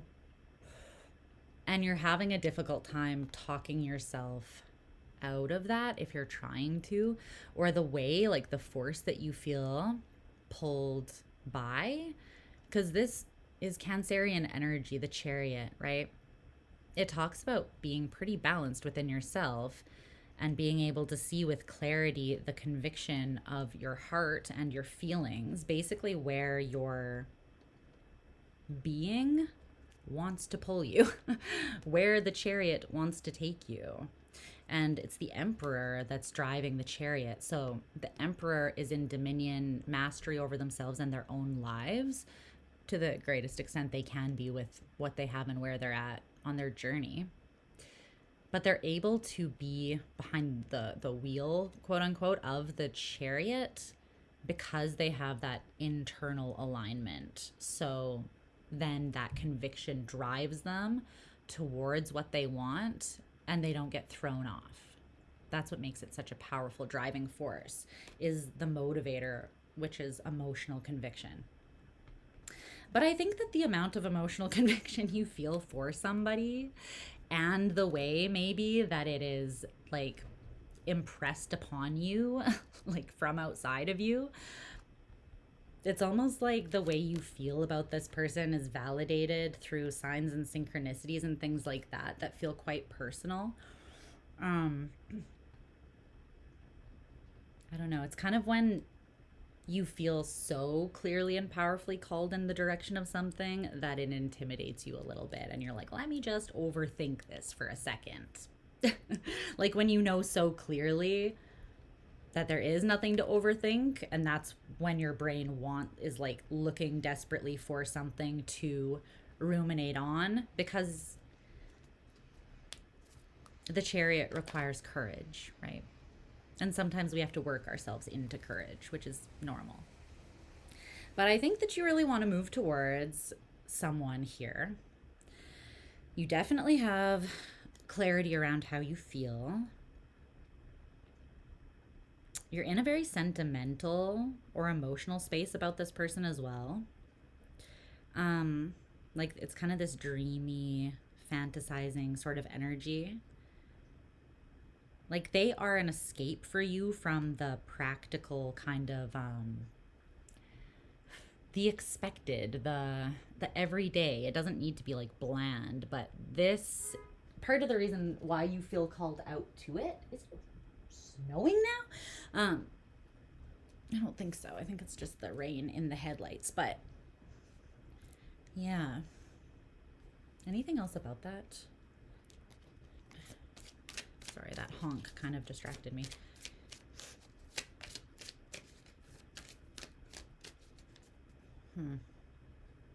Yeah, this person kind of gets to you in a way that makes you feel yeah, it's definitely this connection. It's a strong influence. I feel like the way that this person affects you, the way you're affected by this person, and I'm not saying they're trying to influence you. I don't think they are. I think it's a natural reaction or response. It makes you feel a little destabilized. And for Capricorn, that's not something you're super comfortable with. So maybe that's why you're like, yes, I'm aware that I feel it, but also, like, am I ready to just jump on my Chariot and just forwards, you know? Like, no, I still have a little bit of concern maybe, or tension that I need to alleviate within myself. Like maybe I need to calm my nervous system. because maybe the last time I took a big risk, like there could be something that's triggering about how strong your pull towards this person is, basically, is what I'm saying. All right, so this other person's truth.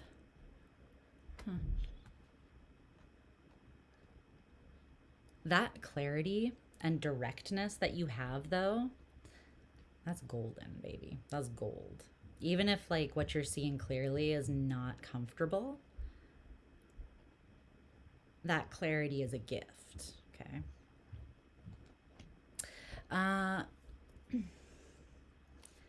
This other person's truth is coming through as the Empress in reverse with this oracle card that has this adorable little girl, and it says me, and then this knife is coming to stab her, and it says things that are bad for me, and she's looking at it with like heart eyes, like, yeah, let me let me open up my chest there and give you a real good shot, you know? The thing is, though, that this person, I think it's safe to say that they're aware that past them has made some questionable, at best, decisions. But they're aware that they were making those decisions. They were accepting things that were not good for them from a place of not valuing themselves, basically. The Empress in reverse. That's an energy of not seeing your own worth. So there was some sort of distortion in the way that this person saw themselves. And they're seeing now how that pulled in things that were not really aligned with the heart. But they're also seeing now how, like, the heart of them hasn't been lost. This beautiful thing that is within them that they really desire, right? Like actual love, not like something inconsistent, toxic, or emotionally unavailable, not something bad for them. This is still available to them. They just need to get reconnected with this within them first and offer this part of themselves the love and compassion that they will also then have to give to another as well. They're essentially nurturing themselves or recognizing the need to do so. Maybe in a mothering kind of way, but it could just be parenting overall, because the Empress talks about unconditional love, as does the Ace of Cups, but first for yourself. Everything else grows from that foundation. Mm-hmm. They know what needs to be done, and they know there's still pain inside their heart that hasn't been completely reconciled. And I feel like it's about something that they really wanted that maybe abruptly ended, or something that they wanted to happen, but instead it abruptly ended. This could be with you. The Lovers is the next card. They're really naked, so I'm just covering their bodies. But the Lovers does come after that. So I don't know if this is a past lover, but the Lover is in the upright. So if you have a romantic connection with this person, I would say that the Lovers is representative of you. And this thing that they really wanted, they could be seeing that it didn't really have the space to come into being, because they were still carrying a hurt within them that wasn't really allowing them to offer themselves or their heart authentically. They're seeing where they've been self-destructive, basically, and where that was stemming from and what needs to be done about it. Okay. So the truth that is more objective here between the two of you. I like this. There's this energy coming from both of you where I don't know if it's the overwhelming feelings evoked. I think it might be slightly different for each of you. But the Fool came out as the ultimate or objective truth between the two of you. There is a new beginning that can be leapt out into. It needs to be done. That needs to be done so with like a boldness, not a drama necessarily, but like an all-inness, a certain level of commitment to something that will be a journey, right? An ongoing thing that will unfold, and you can't see from the first step how that will unfold. So there is an element of faith that's required and like willingness to take a leap with the Fool. And that is the truth between the two of you. But I think that like there's elements from slightly different places, I feel like, on both of your sides, where it's been difficult to admit the depth of feeling that you have for one another for whatever reason. I think on your side of things, or this person's side, there's almost this feeling of being like peppered with someone's energy that won't leave you alone.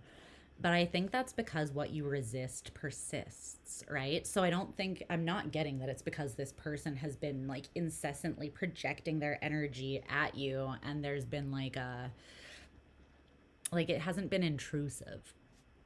But it might have felt that way because of because of what this connection or this person and your feelings for them like pulls out of you, right?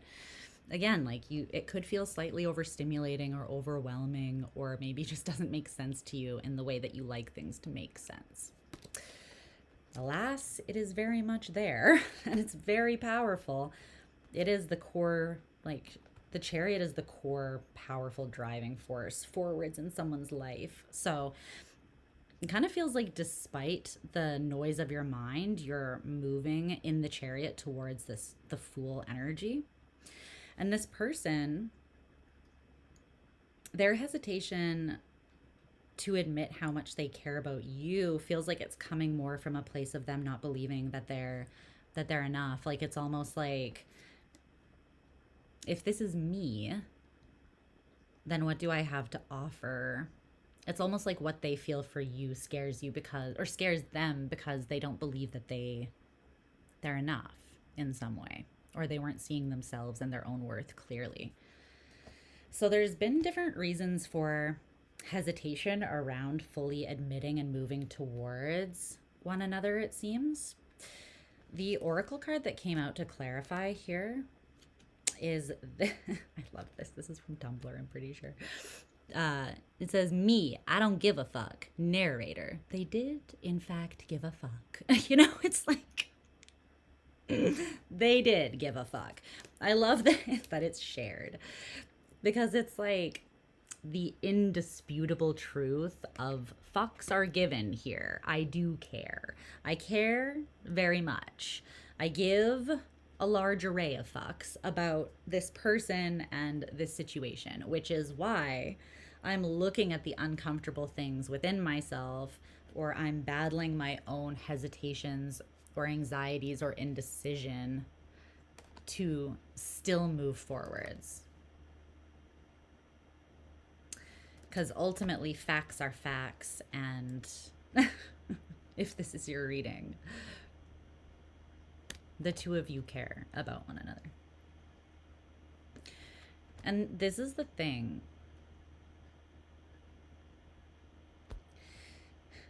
You can offer all of yourself, your full heart, your full value, the full conviction of your heart, and move towards the wrong person with these energies, or someone who's not able to receive you, right? And it's nothing that you could offer could make that align and work out, right? Like if it's not the right thing, there's nothing you can do to make it fit. That's what she said. And I had to. I thought about not for a second, but then I was like, no, who would I be if I passed this by? Not myself. Anyways, then there's the right person, or who your heart is telling you is the right person. And these are big forces. It's like with that one person that you might wish you didn't feel so pulled towards, because sometimes it feels like you're not in control. Sometimes, like, it's kind of scary when you feel an insane amount for somebody else, right? Let's just be honest. But just as much as you cannot make something that's not right fit and align for you, you can't really deny the truth of your heart. It just gets louder and fucking louder. You have to diverge a very far ways from your own authentic self and the truth of yourself to deny the truth of your heart. You have to sever that off from yourself, basically, to avoid it. So there's something here where it's like both of you may have not wanted to completely admit, or there's a discomfort around this because it feels big. But it's also something I feel like that you're both realizing you kind of need to fuck around and find out, because you can't, it's not just leaving you alone. And there's this song by Maggie, is it by Maggie Rogers? I think so. It's called Want. I can't remember. She says something like, if you want what you want, then you want it. It's like you can't, here, let me find the lyrics. It's making me think of this. Oh, this is the song and the artist. But she says, the chorus is, if you want what you want, then you want it. Can't hide what you desire once you're on it. Can't fake what you can't break up with. If you understand that a few years won't erase it, might die if you can't live just to taste it. If you want what you want, then you want it. And I want you. And I want you. Oh, it's a really good song. I highly recommend you go listen to it. Oh, my mom called and left me a voicemail. Hi, sweetheart. Just checking in. I'll get back to you tomorrow, Mom. All right. That was cute. But yeah, that's what I'm feeling. It's kind of undeniable. You both know that you want it. And what you want is, I feel like, one another. It's like, as much as you don't want to give a fuck, it's becoming clearer and clearer what is in your heart for each other.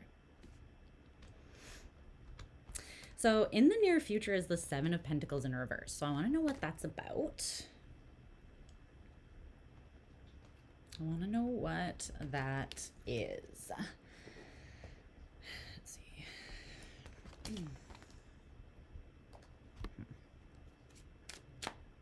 Why is the Seven of Pentacles? Why are my glasses? Probably because my head is kind of greasy. Keep sliding down.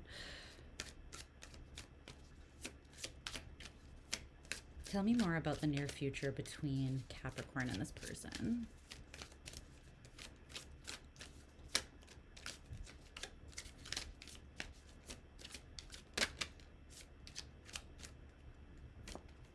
I didn't even have a chance to see what that was. It flipped back so fast. The Hanged Man in reverse. It feels like something's getting unstuck, but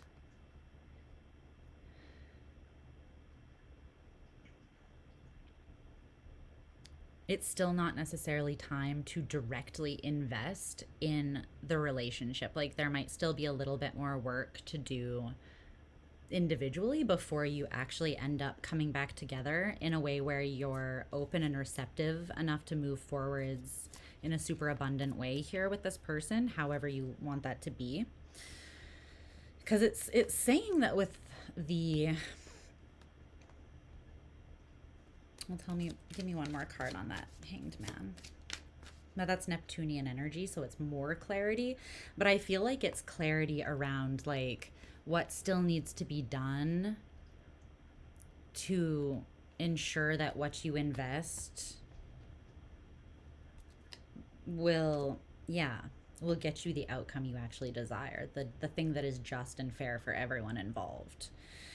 It's almost like you're aware that you will pull if you're coming from an insecure place, and this is both of you, right? Then you won't be able to open your heart in the way that like this kind of connection requires you to. It's a big love, so it's going to need you to be open and devoted, but it will give back into the same degree and extent. But you have to approach it from a personally secure place where you both know your own worth, or else there will be an imbalance there between the two of you. Both of these cards talk about imbalance in different ways. The Four of Wands in reverse and Justice in reverse. It's just an energetic imbalance that won't allow what is fair to truly manifest between the two of you. So I do feel like there's higher understandings being illuminated, and certain things are getting like dislodged, maybe within your heart space, or unstuck in your life as you're seeing these higher perspectives. But it's still in the directly near future. Maybe still not time to fully reapproach this connection, or at least not like pour yourself into it, like pedal to the metal it, you know what I mean? But I feel more like it's the energy needs to be poured into you each individually right now to overcome whatever hesitancies or fears are coming up and being stirred within you as you slowly like move back towards each other, because you are both making your way back towards that or towards, not back towards, but towards the Fool energy, which is that the same jumping off point into the same thing together. And you will arrive there together at the right time.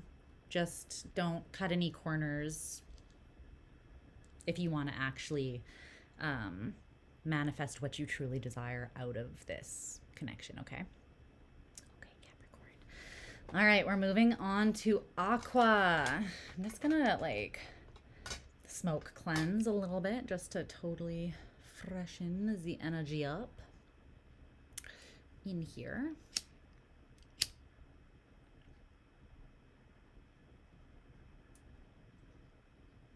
Should also probably close my blind a slight amount, although who's gonna see me? The cows in the field? Not a lot of action happening right outside my bedroom window as of right now. A little bit different than when I lived right downtown in Calgary.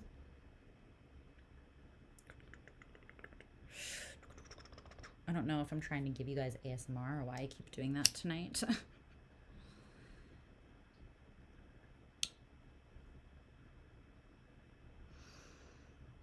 smells so good. It smells amazing. Smoke bath. Okay. Aquarius. Notorious. My notorious Aquarians. Hi, divine timing. Music is very helpful to you. Me too. What's up, T-baby? Happy blue moon to you as well. I had the chat covered a little bit up until now. So I'm glad you guys are here. All right. Let's put that over there. Okay.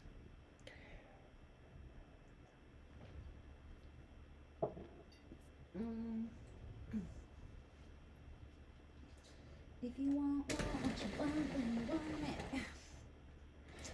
I squished my plant. I'm so sorry, little plant. Oh my gosh.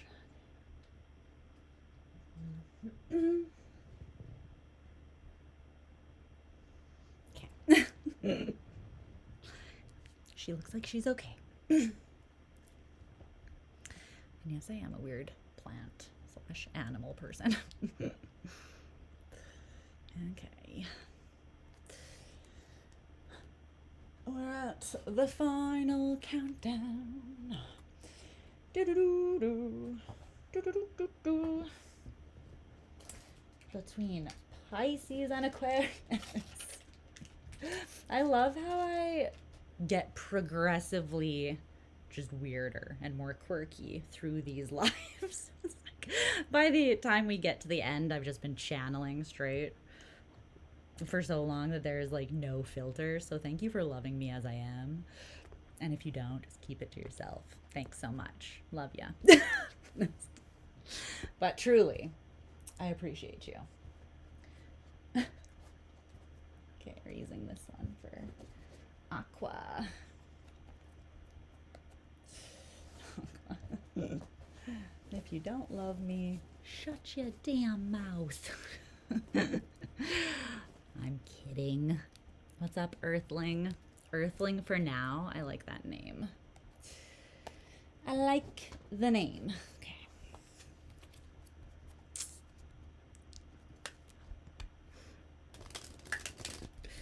You can't be liked by everybody. Only really safe people are liked by everybody, and I would never want to be that. So God bless the haters, because we know they're out there, and I'm totally fine with that. It's better than being boring, but I also like love, so yay. An aqua moon in Vedic.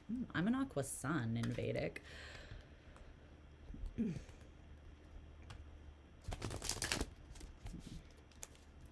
Mm-hmm.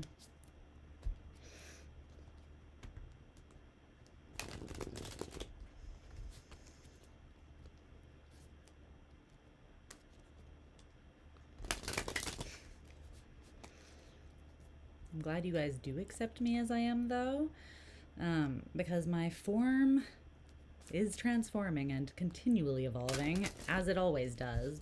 I mean, I am a Scorpio rising, but Pluto in Aquarius right now is with my Mercury in Aquarius right now in the third house, my third house. So it is, Pluto's going to transform the way that I embody and express. So get ready for that. No idea how it's going to happen, when it's going to happen, or what it's going to look like, but I guarantee that it will happen with Pluto there. So it probably won't be subtle. It will definitely be authentic, though. That's for sure.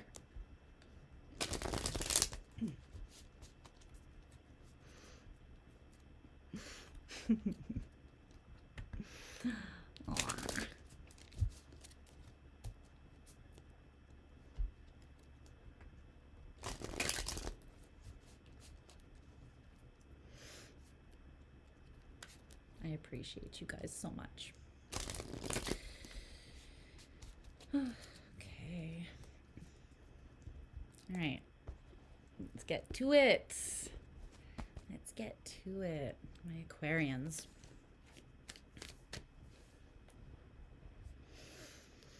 I think I need to kind of... It's just feeling like you can't see enough of the... There you go.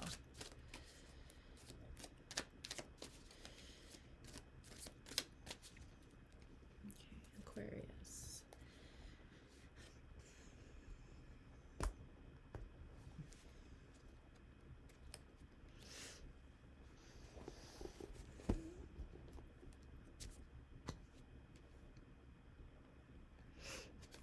Okay.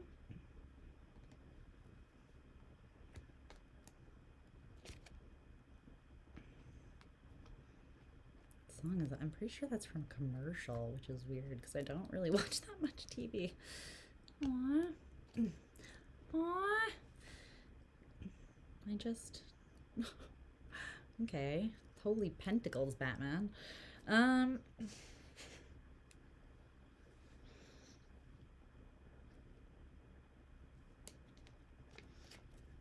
It's very interesting.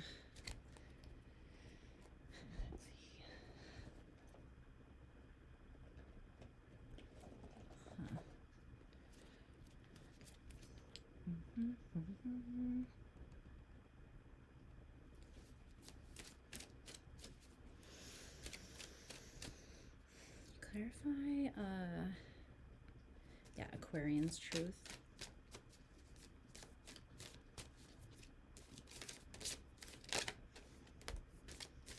Thank you.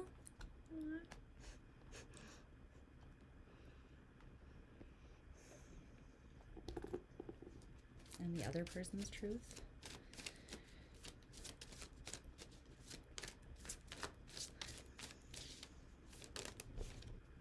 Thank you.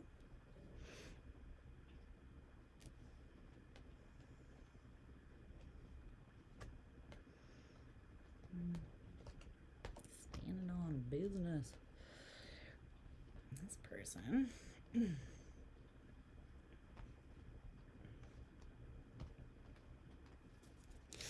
One more.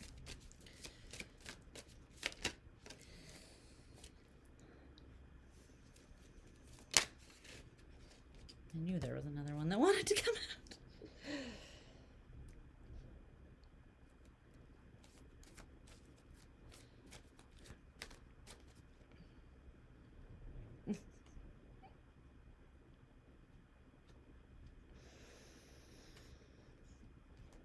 Okay.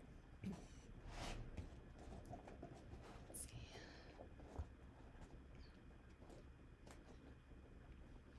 I feel like I need to sit differently because I keep cramping in the same way, so I'm just gonna sit on my knees like this a little bit,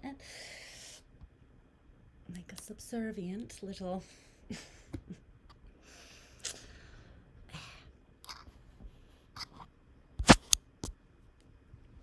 Okay.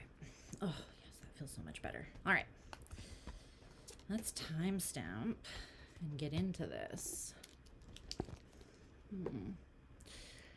750. Okay. Hi, Aqua. Hi, my beautiful Aquarian babes. I hope that you're doing just as incredibly well as possible, as always. Okay, so let's take a look at what is going on between you and this person. Also, keep in mind that the roles can be reversed. So it's a general reading, right? So just take it how it resonates for you. If I'm talking like this is your side and the roles are reversed and like it seems opposite and vice versa, then just trust your own discernment and take it how it resonates for you, okay?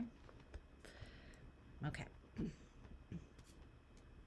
So the current energy between the two of you is coming through as the Five of Pentacles in reverse.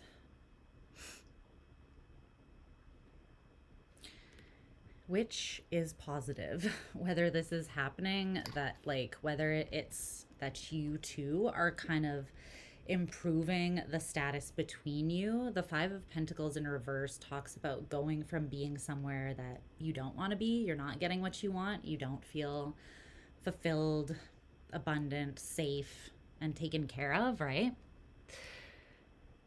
But that's improving. Whether that situation, like I said, is between you and this person, or whether that's happening for each of you in different places of your lives, it's still really positive. So this is just like a shared energy that's overlapping for both of you. So let's clarify that a little bit. Can you tell me more about that Five of Pentacles in reverse?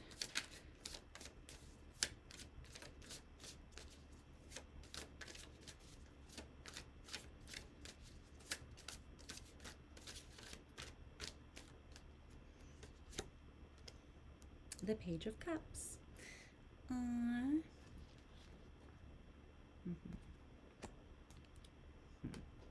Okay.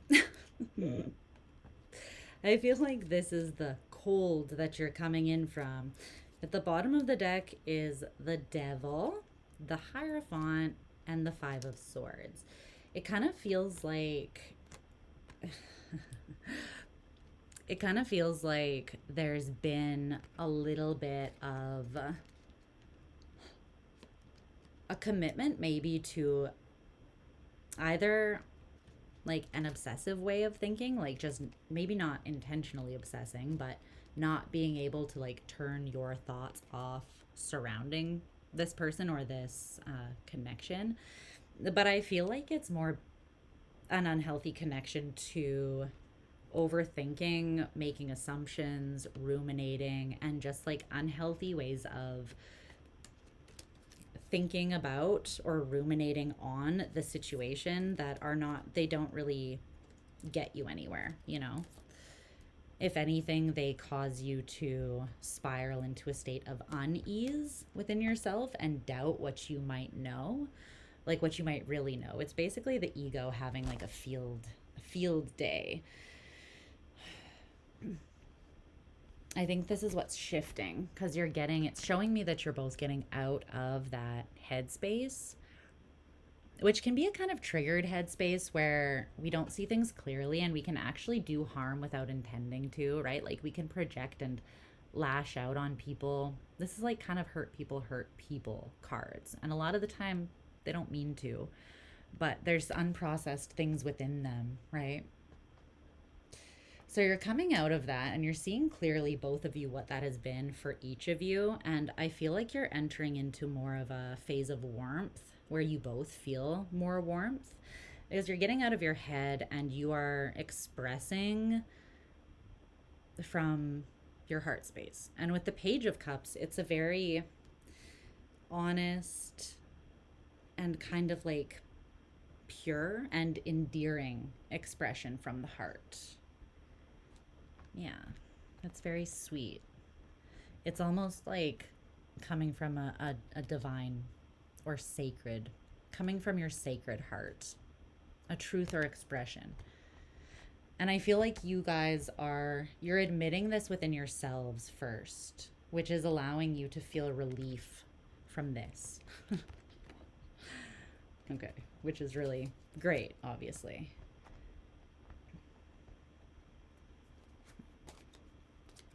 So let's take a look at your truth first here. And like I said before, if it sounds more like the person you're dealing with, then just reverse the roles. But Aqua, your truth around this is coming through as the Page of Pentacles.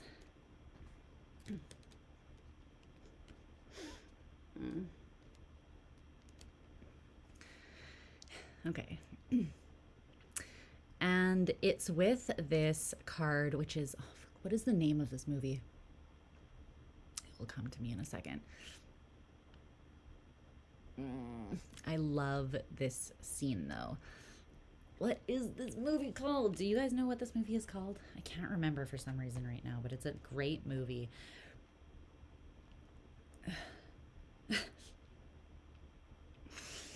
It's gonna drive me insane that I can't remember this. But it has Jennifer Lawrence and Bradley Cooper in it, and it's a really wonderful movie. It's kind of like an underdog story of two weirdos coming together and finding like the two very imperfect, actually, like people who have been traumatized and been through a fucking lot, and they meet at a time when like they are not fully healed. Everything is not like sunshine and rainbows and like, oh yes, all of the trauma and my triggering and responses are totally in the past. It's not that. It's not that at all. But it's the fact that they meet at a time, right? It's called Silver Linings Playbook. Okay, Silver Linings Playbook. That's the name of the movie. They meet at a time when maybe like their messiest or least ideal or neat and shiny and put together parts of self are actually on display. Maybe the messiest, most human parts of them are on display when they come into contact with one another. Let's say that.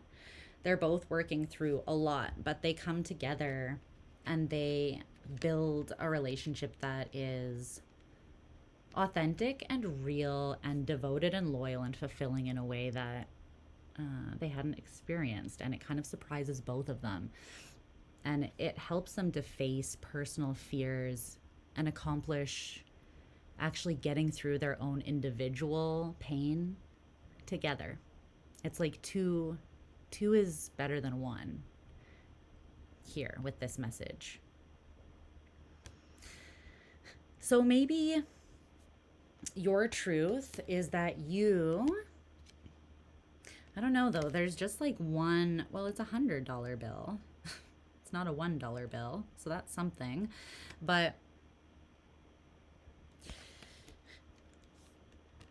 your truth is that you came and offered something to this. You may feel as though it was a pretty small offer, though. The Page of Pentacles, yeah, the Chariot in reverse, the Ten of Pentacles in reverse. Like you didn't fully put yourself into it because you didn't feel like you had a lot to give, right? You were like, I have this 100 bill to give. You didn't feel like you had like you were making it rain. There's something about physical, tangible security here that it kind of made you hesitate around the heart. So this would be like maybe your job or financial situation was a bit unstable, let's say, or even your housing situation. And so it's almost like you felt like what you had to offer wasn't really stable and secure. So you didn't fully move towards something, or you didn't offer the equivalent of what you felt in your heart to this. Not because you didn't want to, but because you didn't feel that you had it to give.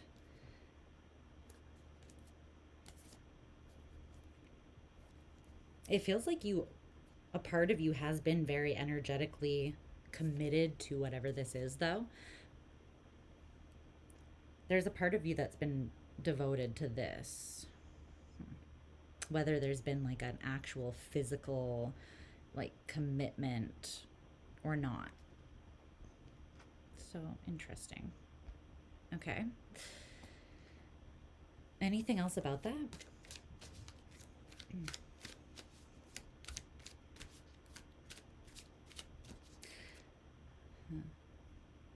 I'm just seeing you kind of recognizing that you have more to give than what you did. And I'm not really seeing it as you like shitting on yourself for not giving more, but it's more of just like, oh, a recognition of I can give more of myself, and what I give of myself doesn't have to be like, it doesn't have to look a specific way or be up to like this pristine standard. I can give my quirky, weird, unique, flawed human self to this and have that be enough.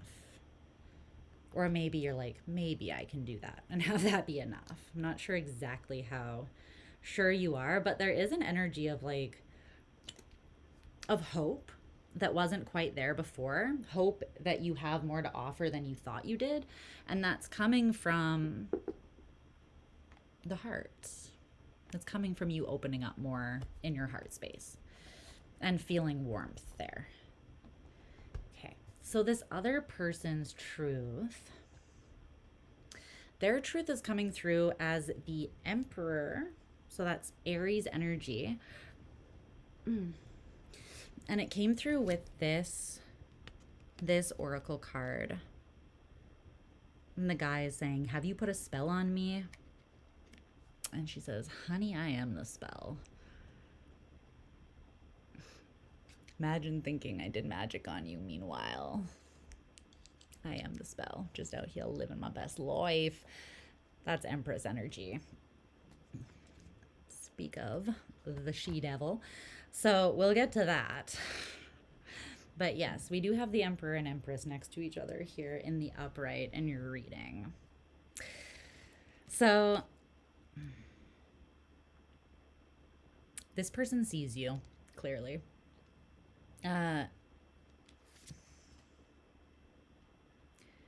They see your potential.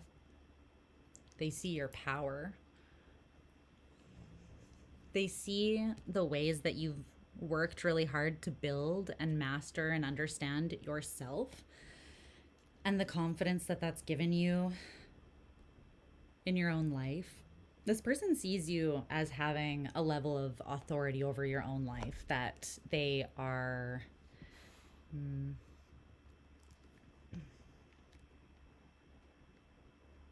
proud of. They're proud of it. They also see you as having very healthy masculine energy. It doesn't need to mean that you are masculine, but it just is to say that however you embody, express, and manifest or assert that yang energy, however you take action in your own life with agency and, direct your energy with your own free will, they respect that a lot. There's an energy of freedom and being like the boss with the emperor, a level of authority that comes from inside first. And so this person sees that in you, or they see the potential. They might see how you, because no one is like up to their fullest potential 100% of the time. This is who they see you as, even if you have your moments where you weave in and out of feeling completely empowered or trusting how much you have to offer. Whether you see it or not, they do. And it doesn't waver. Not through their eyes. It doesn't waver the same way that your own personal insecurities cause you to sometimes waver around yourself, which makes sense, right? We can see other people a lot clearer sometimes than we can see ourselves. Like, we all have blind spots. So, but it's pretty interesting. It's kind of like this person has, it's not a cockiness, but it's an assuredness. Like, just as much as they are assured that you are the emperor and they see you as such, this person is also assured that they have a powerful effect on you. I think that they are aware that they have just as much power, just as much of a powerful aura or energetic field or force as you do, even if it's in a different way, right? Even if it's expressed in a different way. Basically, this person's truth is that they consider you an equal and they respect you. They also see themselves as powerful and influential in their own way. I think that because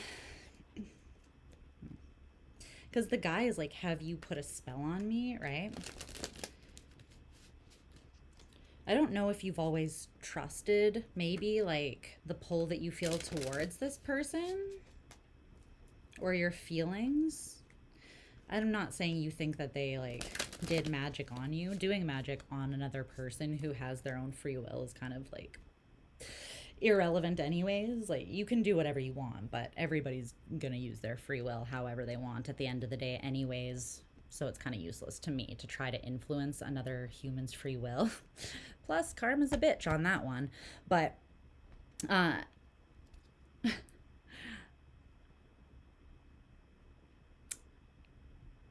don't know. You know when someone evokes like that intense of a reaction or response from within you, though, that you're like, did they do a love spell or something? Like, did they pay someone on Etsy to stir up in their little cauldron, you know? Is this some hoodoo voodoo woo woo shit? But it's not. It's the magnetism of this person's essence itself. And they also witness that in you, just in a little bit of a different way. It feels like your way is slightly more masculine in terms of it's a little bit more assertive, like outwardly assertive, whereas their confidence is somewhat more in their ability to magnetize and draw in, more yin-like. Okay. Anything else about this person's truth?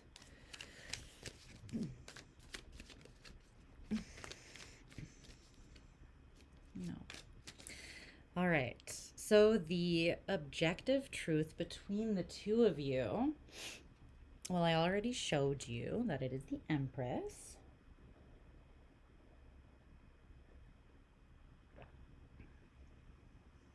So cute.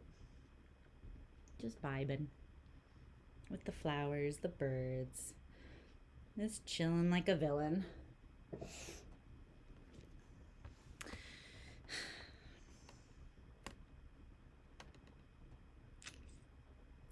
Equals, but perhaps counterparts, because very different, but equal in power, capacity, and like rank, right?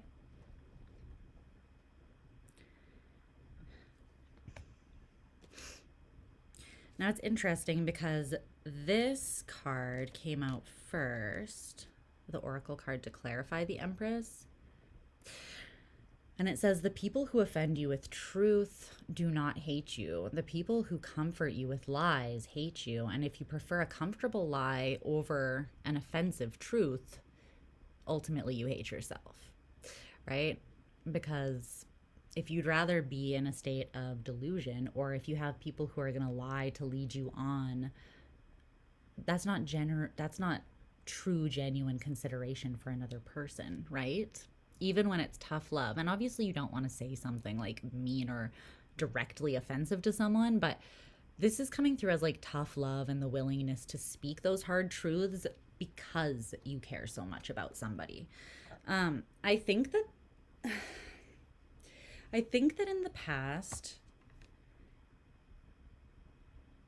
there was a little bit of insecurity tied to each of you for whatever reason that was. It's not showing up anymore, but, well, a tiny bit on your behalf, only because your truth is you're seeing yourself as the Page of Pentacles. But I see this more as you being like, I am enough, you know, in whatever state I show up and offer myself.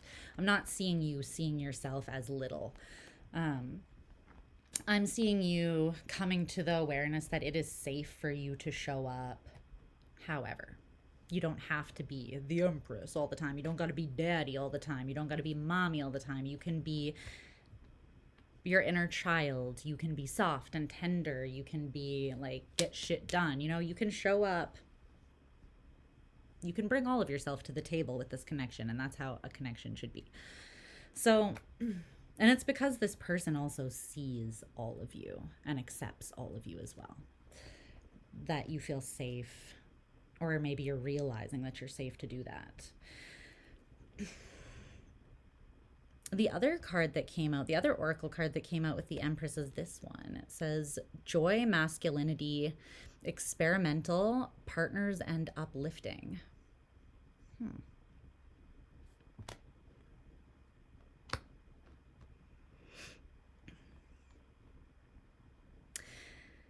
There's something that this Empress energy is breathing life into, or not breathing life into, but like waking up, rousing out of like hibernation.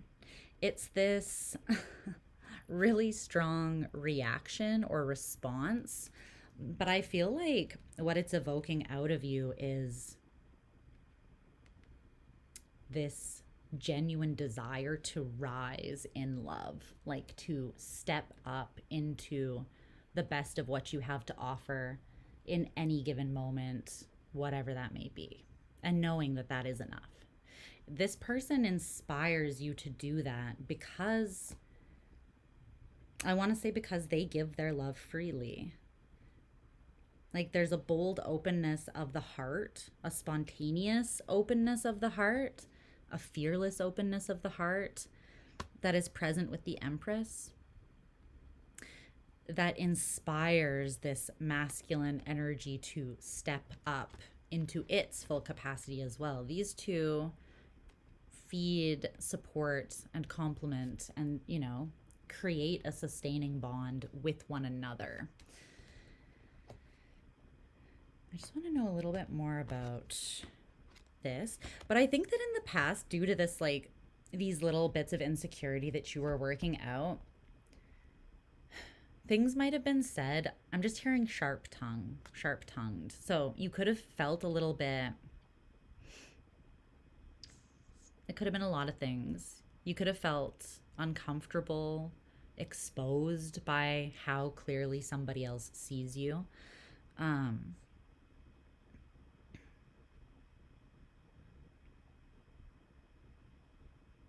but I feel like you both have regrets around certain things that you've said to one another.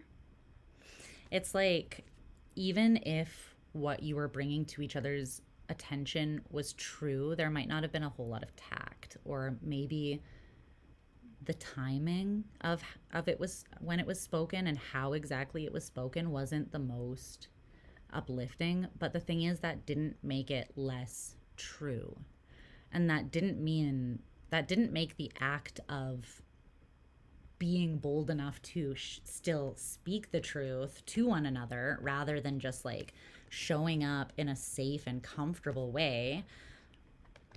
It's like the two of you still dared to push the boundaries. And whether that felt like it at the time or not, that was an act of love towards one another. Every time you spoke the uncomfortable truth to one another, no matter whether it came out optimally or nicely or not, that was still a gift of love.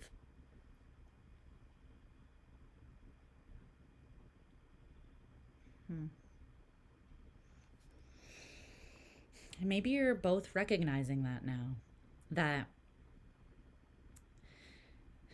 I think that there's this energy of the two of you wanting each other to see yourselves clearly, specifically with the clarity that you see each other.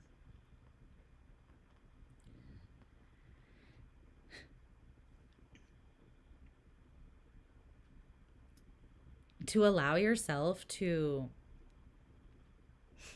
be uplifted by one another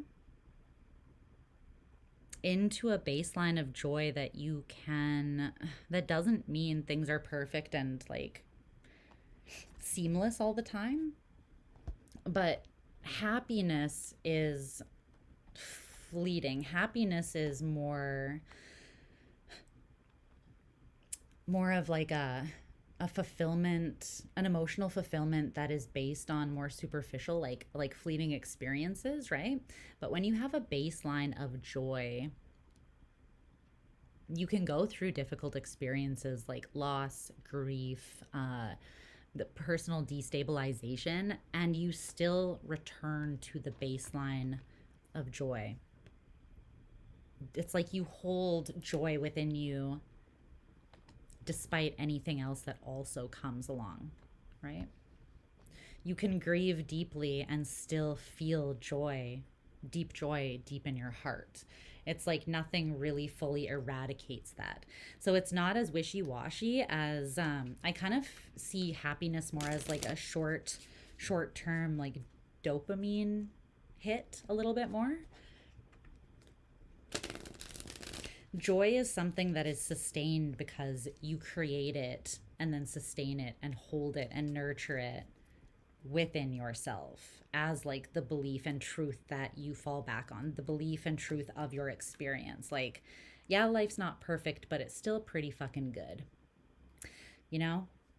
Sometimes it's hard work, but I still got friends that I can celebrate with. I'm still surrounded by beauty. There are still things to be grateful for. There, even on the hardest days, basically, there's still reasons to love life. Who said that? It was a painter, and I can't remember who it was, but he said, it wasn't Van Gogh, I don't think. He said, I've wanted to die 1,000 times, but still wake up in love with life. That's when you have joy as your baseline. There's something about the joy that is this Empress's baseline that is lifting the Emperor.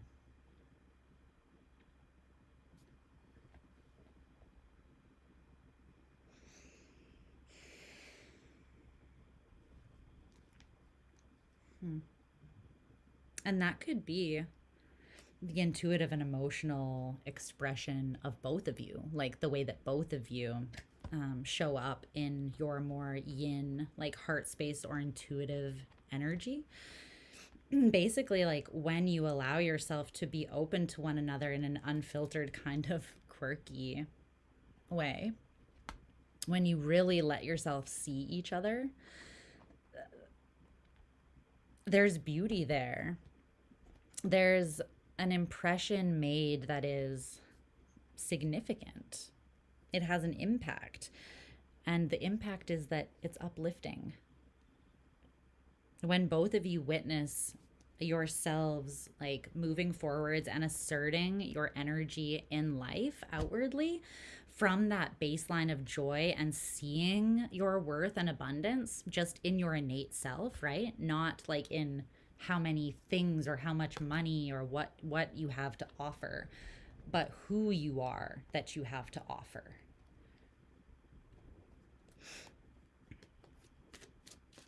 That's what's kind of being recognized and integrated right now. It feels like it's a really expansive and yeah, it's an uplifting, honest, and expansive, like breath of fresh air, quite abundant energy. I really like that. But I do think that the insecurities that each of you have had, those are coming into your awareness now so that you can kind of like love on yourself in those places. Not so that you can lean into those insecurities and lose yourself in them or allow them to define you, but so that you can hold loving space for them so that they can work themselves out. Because they're not true. They're false. Self-limiting beliefs. And I think that what's really beautiful about this connection, although, again, it might not have always been, there are regrets, right? It may not have always been perfect or easy, that's for sure, but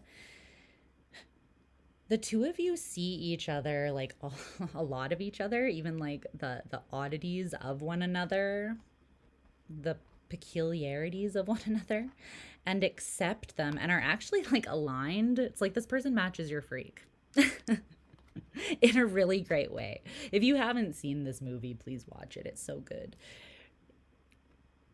It's like the epitome of two people matching each other's freak. Like they're so chaotic, but I love it.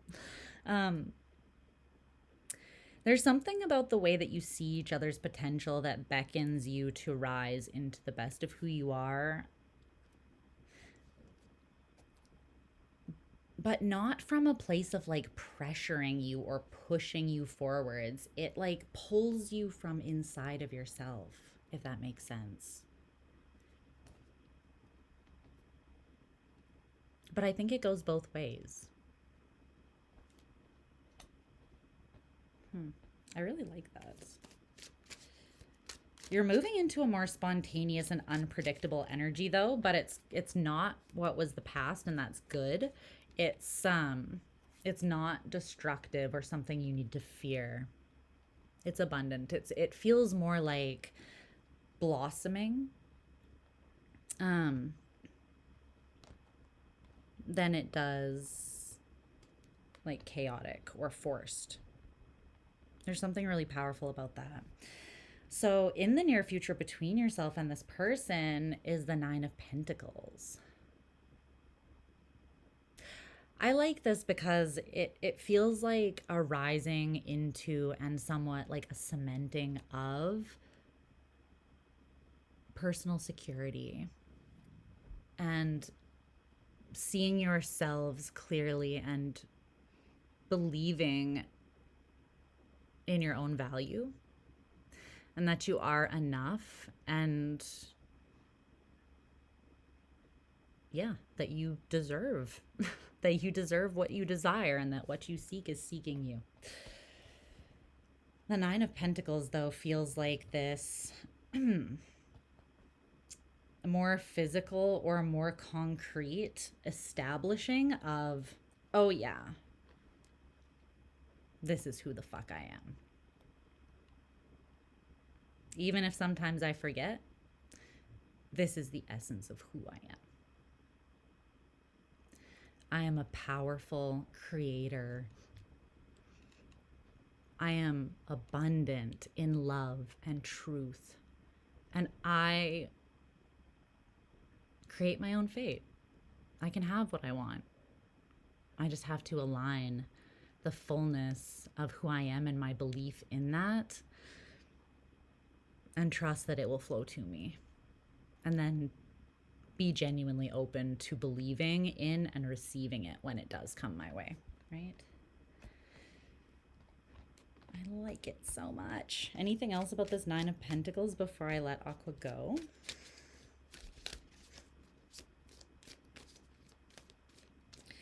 No. Yeah. See, there's a balancing. Temperance could very much be happening with this Sagittarius full moon that's happening now, today, as I'm recording this. Unbridled joy, the Four of Wands. Individual unbridled joy. And what does it bring? It brings what is just, what is fair. It brings reasons to celebrate. And I love it because the foundation, the basis is, again, like personal security, honoring yourself, loving yourself, having mastered and being able to somewhat regulate yourself as well, so that you can stay in a state of harmony and healthily co-regulate with another person too, and not have it be a house of cards, but have it be like the Four of Wands, four wands that are the same height, that are creating a solid structure that won't just blow over in the wind. Yeah. And the more that you are accepting yourselves as well from this place, the easier it is to speak the truth gracefully and to receive the truth gracefully. So I think that's going to become easier too. Yay! Love it and love you. All right, we're moving on to my fellow fishy friends. My Pisces. My Pisces. Okay. Get in there, buddy. Okay. My nose is all dry on the inside or something. Annoying. Oh, you said Silver Moon, more Linings Playbook. Fuck. My ability to speak is leaving me. I'm pretty sure Mercury is going retrograde in the semi-near future. And like I said, I generally pick up on transits ahead of time, so I might just be experiencing the fuckery of that just before everybody else. Yay. For me. So much fun when that happens. Okay.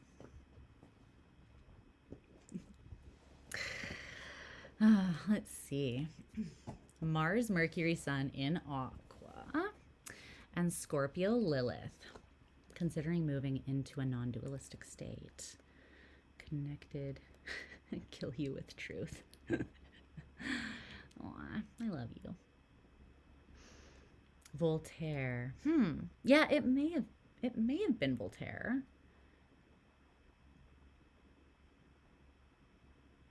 Aw, yes. The alluring nature of a Scorpio. Beautiful death. Yeah, it's like a death that you're not afraid to fall into because you know that death is never the final stop. It's just not. Whether we're talking about physical death or internal transformation that turns you into something or someone completely different, it doesn't stop there. Like, that's never... At least, yeah. Energy is not created or destroyed. It changes shape. It changes form, right? the second law of thermodynamics or something like that, if my memory serves me correctly. Once you realize that, you are fucking free. You're free. Once you realize and accept that everything is transient and change is the only constant, and nothing can ever be changed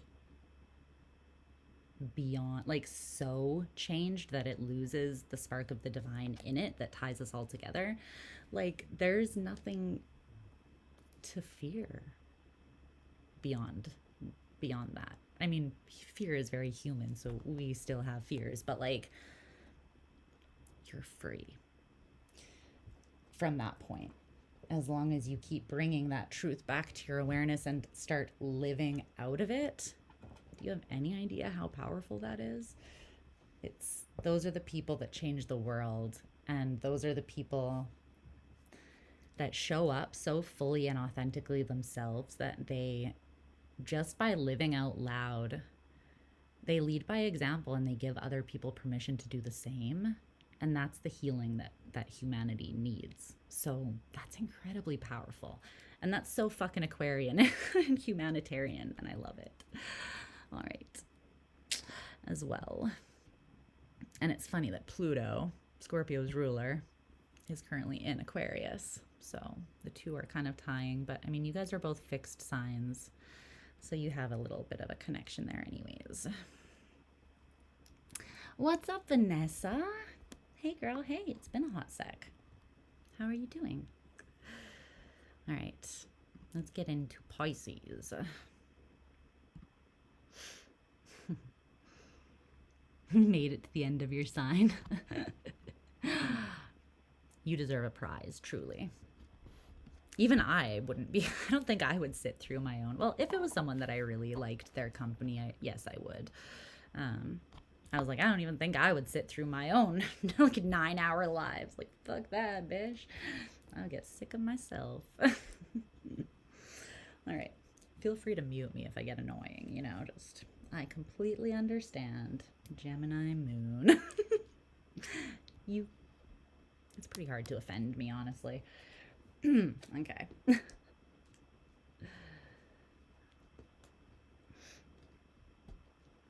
Okay, let's see. Last and absolutely not least, let's see what's happening. My Pisces.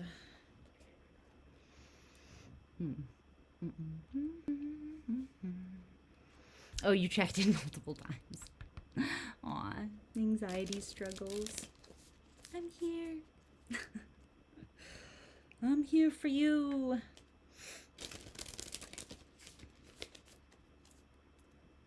It's actually somewhat hilarious to me that the people are like, ah, yes, you provide calm and healing energy from my anxiety struggles. And I'm like, that's how I know that I am but a channel and a conduit for divine energy. Because friends, what you see before you is also an anxious girly sometimes. So,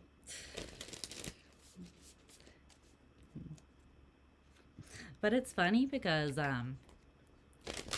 it's also been through like healing my own nervous system too. Like I've had to do that. Like most of the inconsistency when I am inconsistent showing up on the channel, it's like, be right back, gotta go integrate some of my shadow, or like hit reset on my nervous system so that I can actually channel, or like, yeah, offer something that's not simply chaotic to you. Even though I still am somewhat chaotic when I show up. In that lovable, mutable kind of way, right? It's endearing, right? Okay.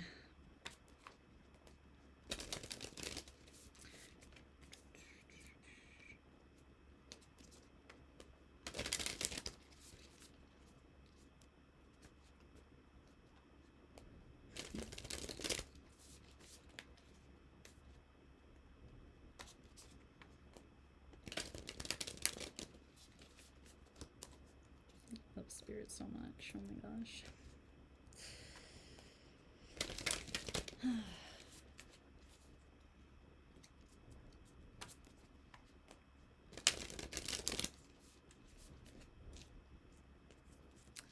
wonder if you can see the moon right now. 1 second.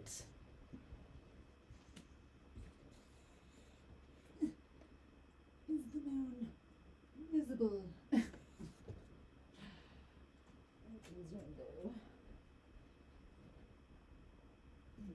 think it's elsewhere in the sky.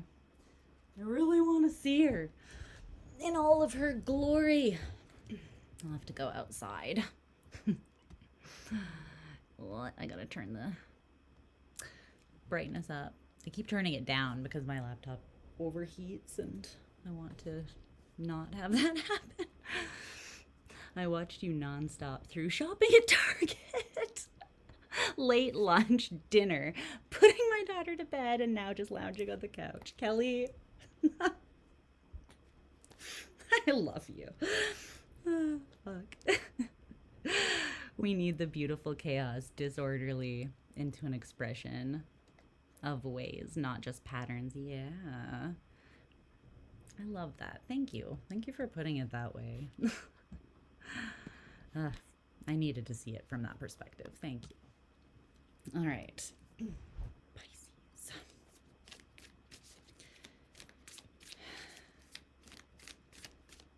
Let's see. I need to like lean back. So just come back here with me to where the pillows and lumbar support reside, if you would. Oh yeah. Oh yeah, that's what I've been needing in my life. All right. Pisces.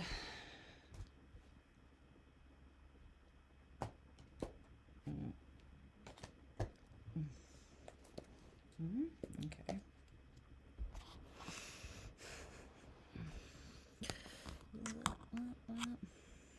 Need a little more space to put the actual cards down though, so get it. Cards were feeling like they wanted to be shuffled slightly more, so let me just give it a couple more.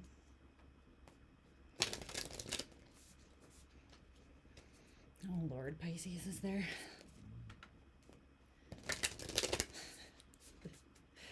Just feels like there's a bunch of random stuff that just wants to channel through in like a flood. Which tends to happen when I get to your sign.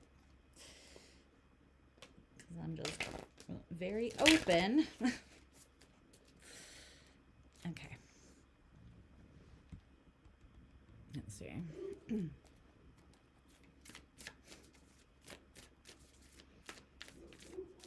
All right, that's better.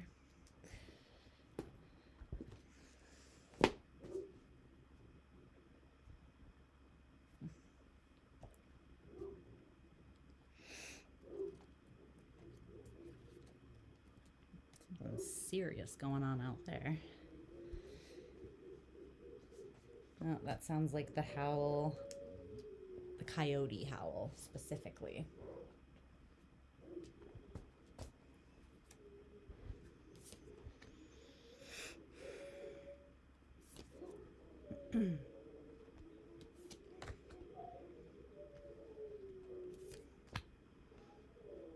Who else had that there?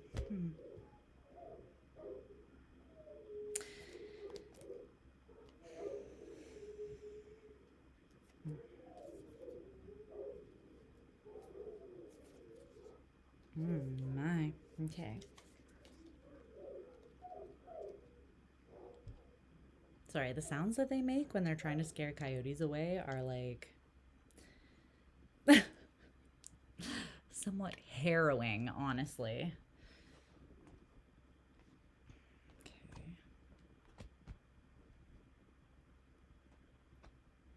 They heard me. Okay.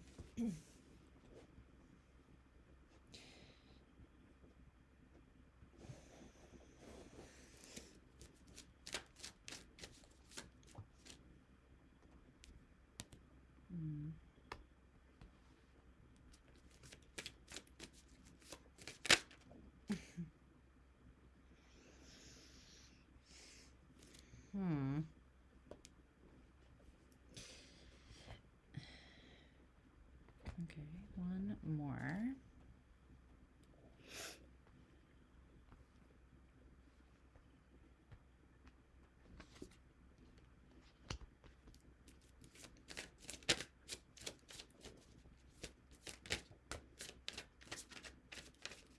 Oh.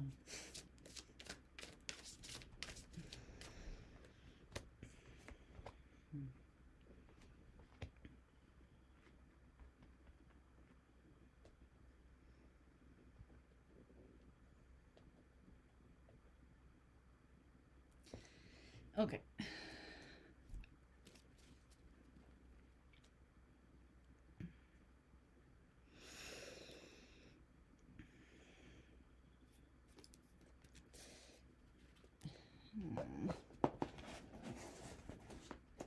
These are pretty interesting energies, my loves. Let's timestamp and get into it.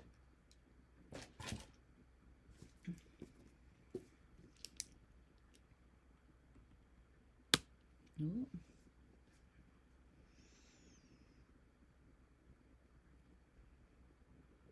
Okay.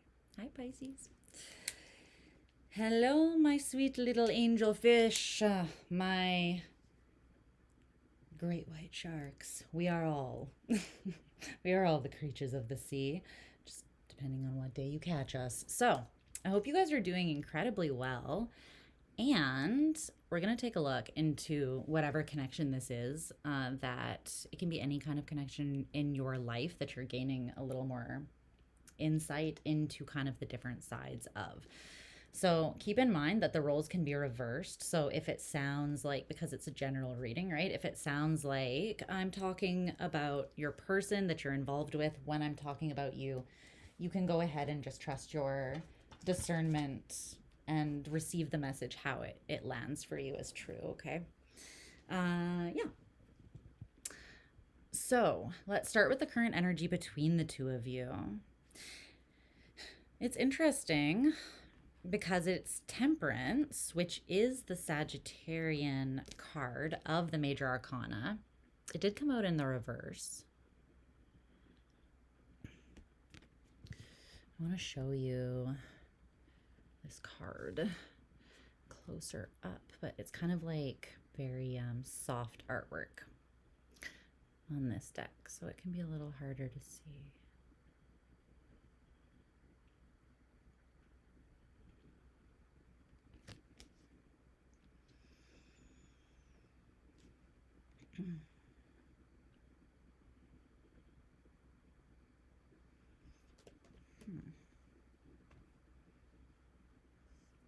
Okay, let's clarify. Tell me more about the current energies between Pisces and this person. So there could currently be a lack of harmony between the two of you, I'm not gonna lie, and that could be for a million reasons, and it could be super severe or not. It could be long-standing or not. So that's why we got to clarify a little bit about this. The King of Swords in reverse.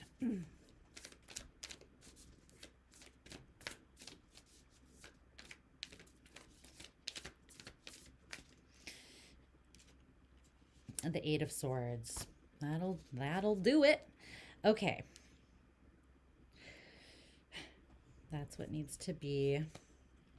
Damn. I was going to say that's what needs to be released, and then the card under it stuck to it when I lifted it, and it's the Ten of Swords underneath it. Okay, so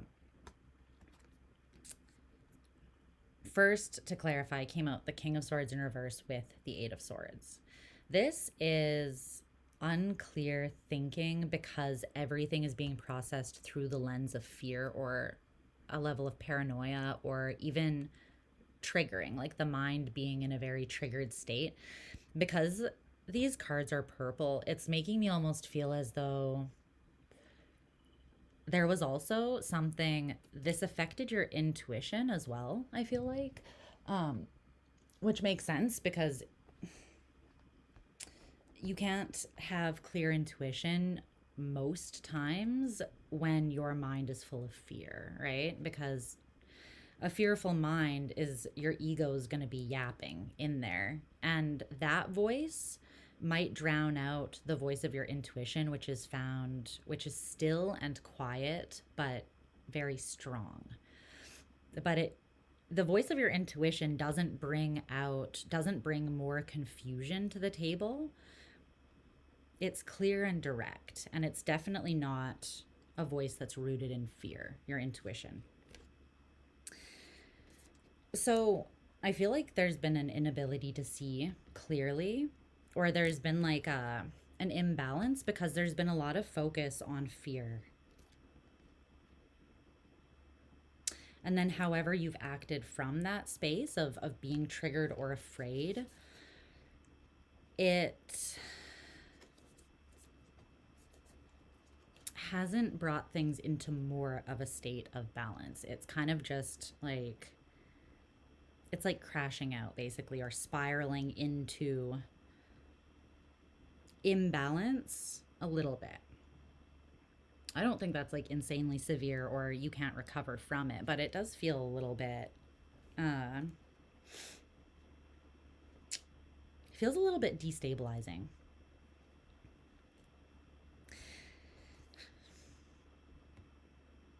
But I think it's because the fear is being thrown in your face right now. As those words came out of my mouth, I was like, that sounds... Spirit is talking, not me. That's for fucking sure.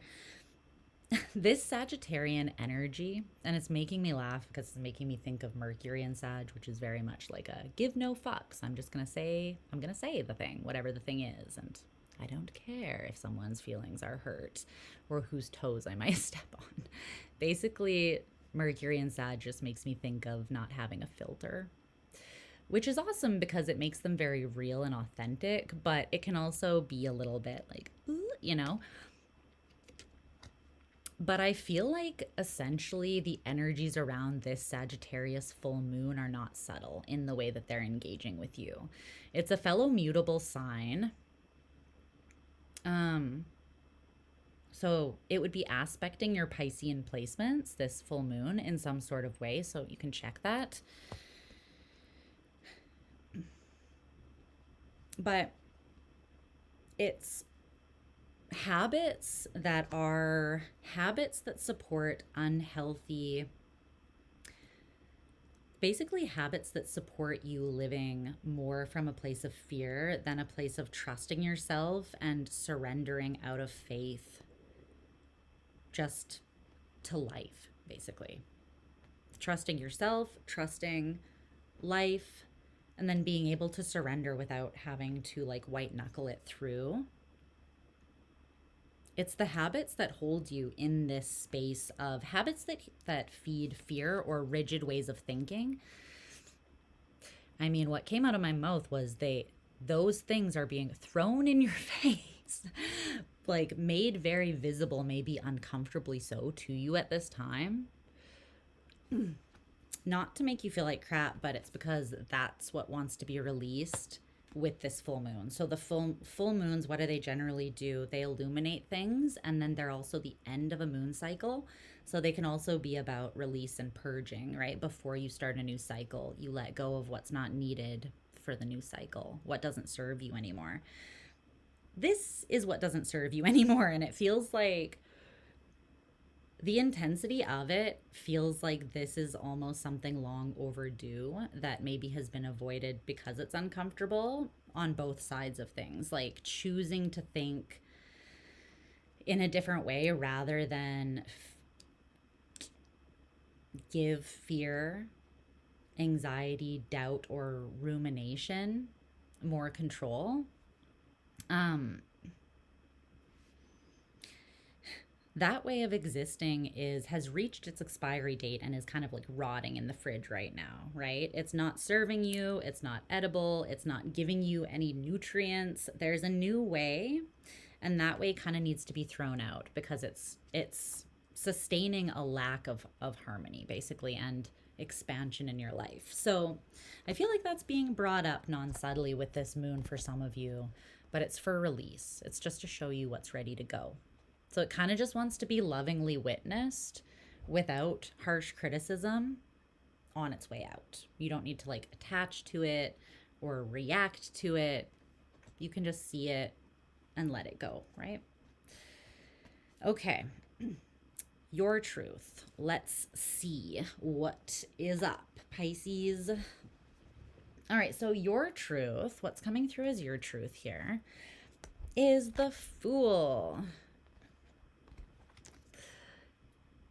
I love this Fool. He's so cute on his little tightrope. Uranus energy, okay. I forget who this just came out. It came out for someone very recently.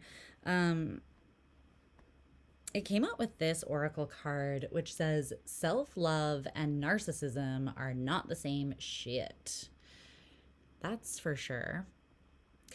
It's basically expressing the same thing, but coming from opposite places inside oneself, right?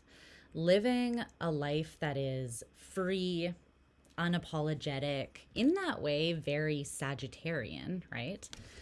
Very like lust for life, let's adventure, let's be free-spirited, let's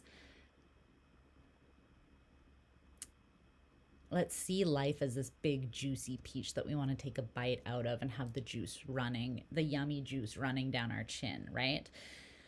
The self-love is coming from a place of truly seeing, integrating, and accepting yourself, even though you're not perfect, and living from that, living in a bold sort of way because of the extent that you accept yourself and care for yourself genuinely, right?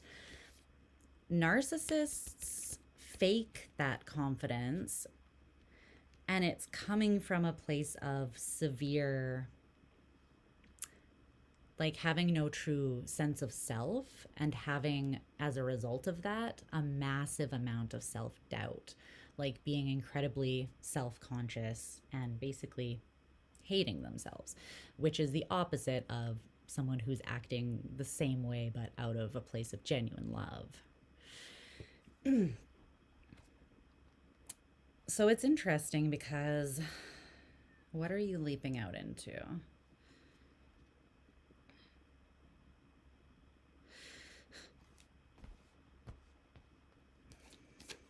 Let's see.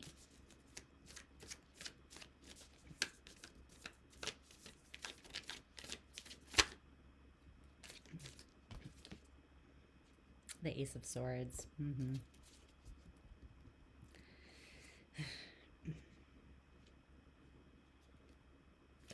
I think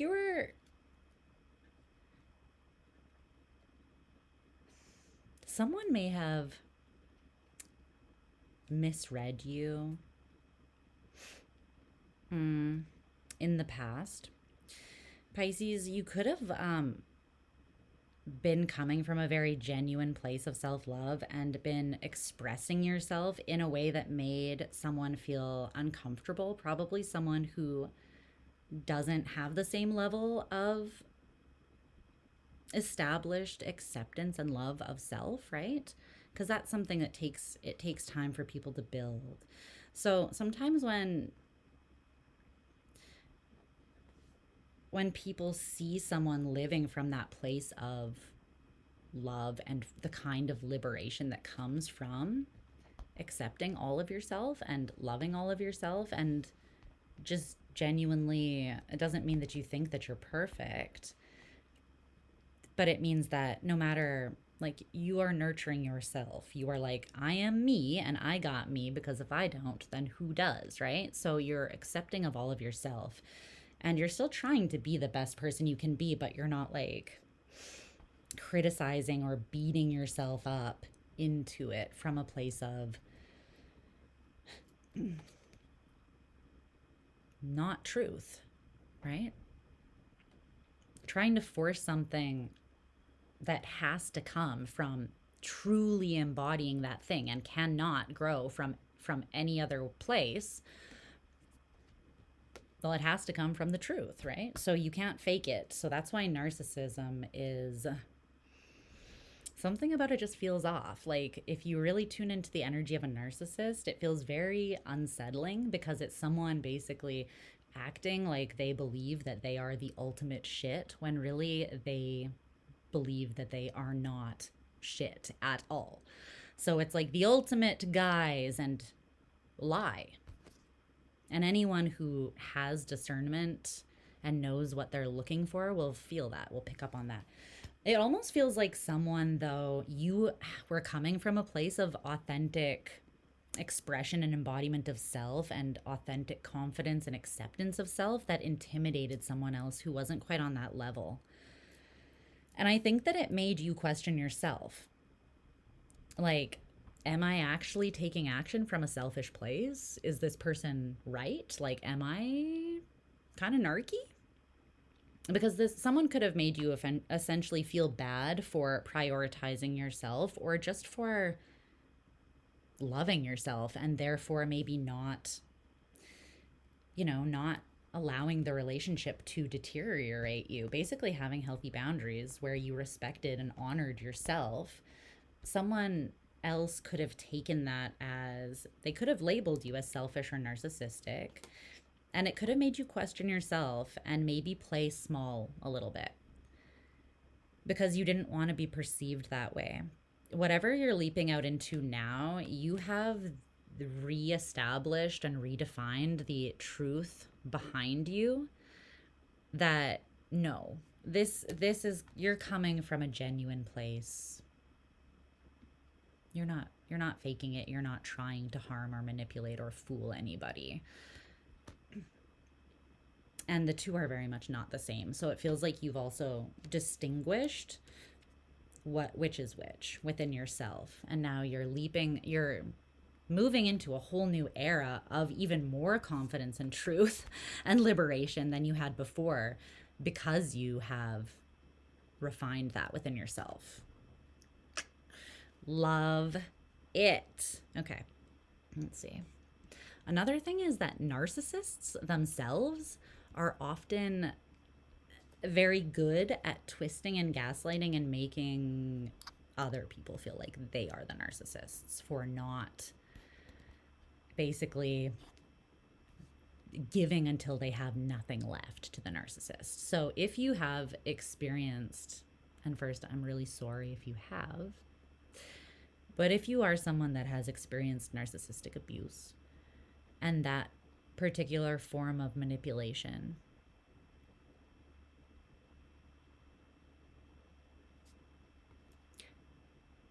this is a part of the healing from that. Because it does make you question a lot. It's a head fuck. It makes you question a lot. It makes you question yourself. So if that's true for you, then congratulations on coming back to the truth of yourself, which is that these two things are not the same, and this is you. No matter what someone tried to make you believe. Okay. So someone needed to hear that. Maybe not all of you. Okay. Let's take a look at this other person's truth. Okay.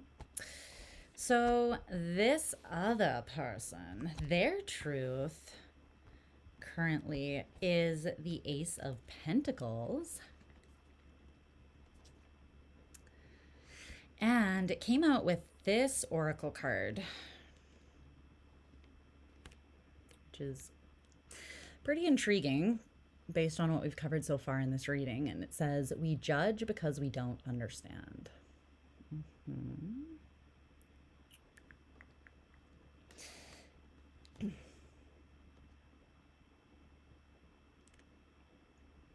Almost like someone not seeing themselves clearly and then not understanding how, because it's like a narcissist looking at someone who genuinely loves themselves and judging them as being selfish because from their place of such obscene insecurity within self, they cannot comprehend. And this is sad, honestly, but they can't comprehend someone living with the same boldness and confidence, but actually coming from a genuine place of fucking accepting and loving themselves, because it's so oppositional to how they function within themselves that it's like it breaks them. It breaks their brain. They don't understand. And if they do see people who genuinely love themselves, they feel entitled to draining all of that from them, because it's like this resentment that you have something that I don't. Even though they could do the work and heal and integrate and love and accept themselves, that's not their go-to, right? Unfortunately. So, you have 2 aces and the Fool all in the upright. Well, 3 aces now, actually, because the... And here's the 4th one at the bottom of the deck. All 4 aces and the Fool. Shit. Well, this is...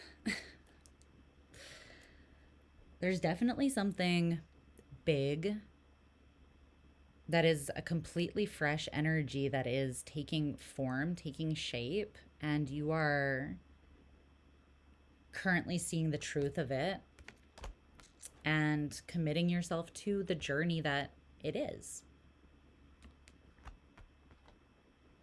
This next chapter or era of your life.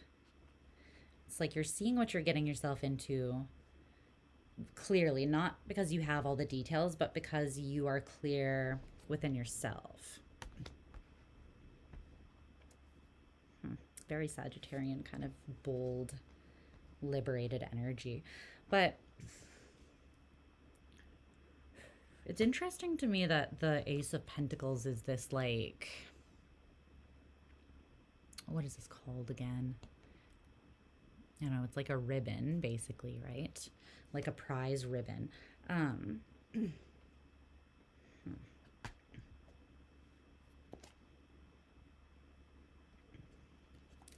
Because that makes me think that it's like an award for winning something, right? Something you get because you've achieved something. Although I guess it could also be a participation ribbon, which we all get. Let's clarify this person's truth a little bit more.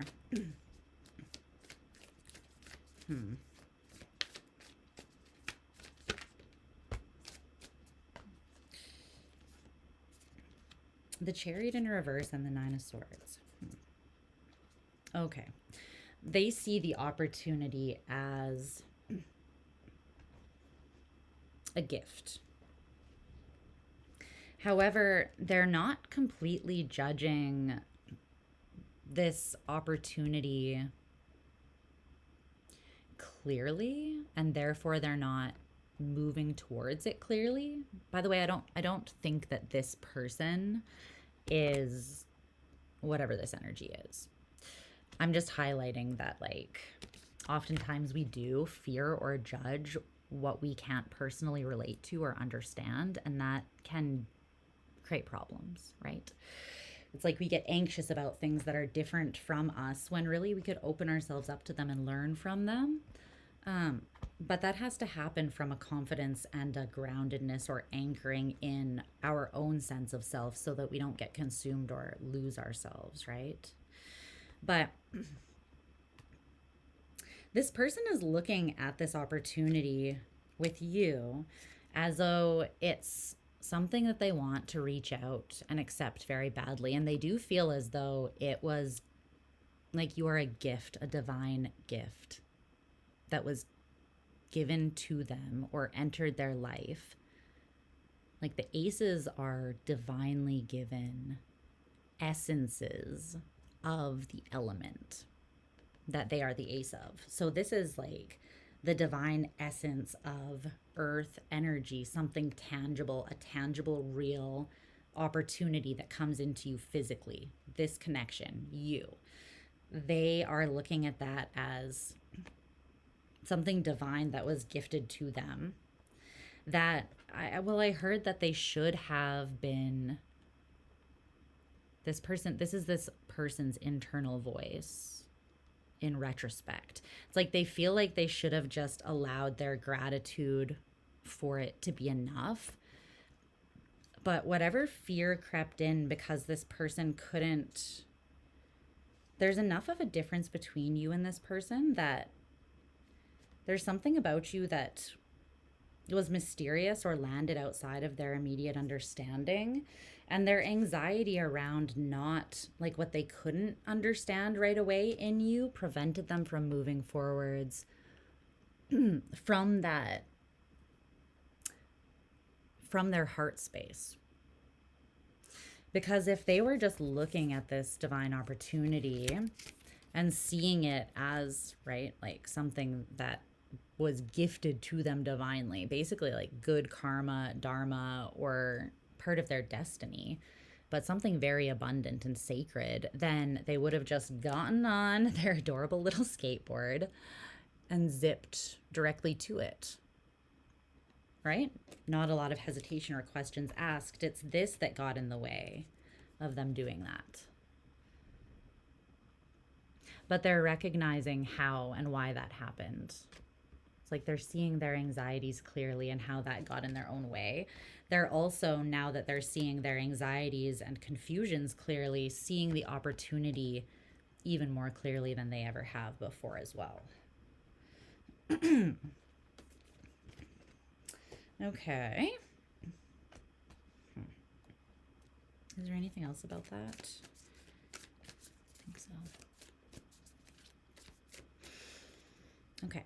So the objective truth between the two of you that wants to be highlighted is coming through as the King of Wands in reverse. Someone recently got this as the objective truth, and I don't remember what sign it was. So if you want to let Pisces know, let them know in the chat or the comment section. But let's look at the King of Wands in the upright because he's a baddie. What's up, daddy? You can get it. You can get it. I fuck with that. This is the card that I came out with. Divine feminine women will be like, I know a spot, and then take you to where your greatest potential and your darkest shadow meet.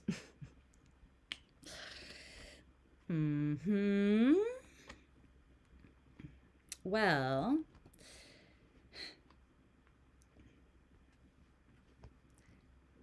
whoever was living more authentically from the heart, from a place of, and you could have both been, you know, not living a lie, but I feel like one of you, whoever was more in their feminine energy, more in a feminine integrated energy of trusting their own intuition and loving themselves and being able to nurture themselves,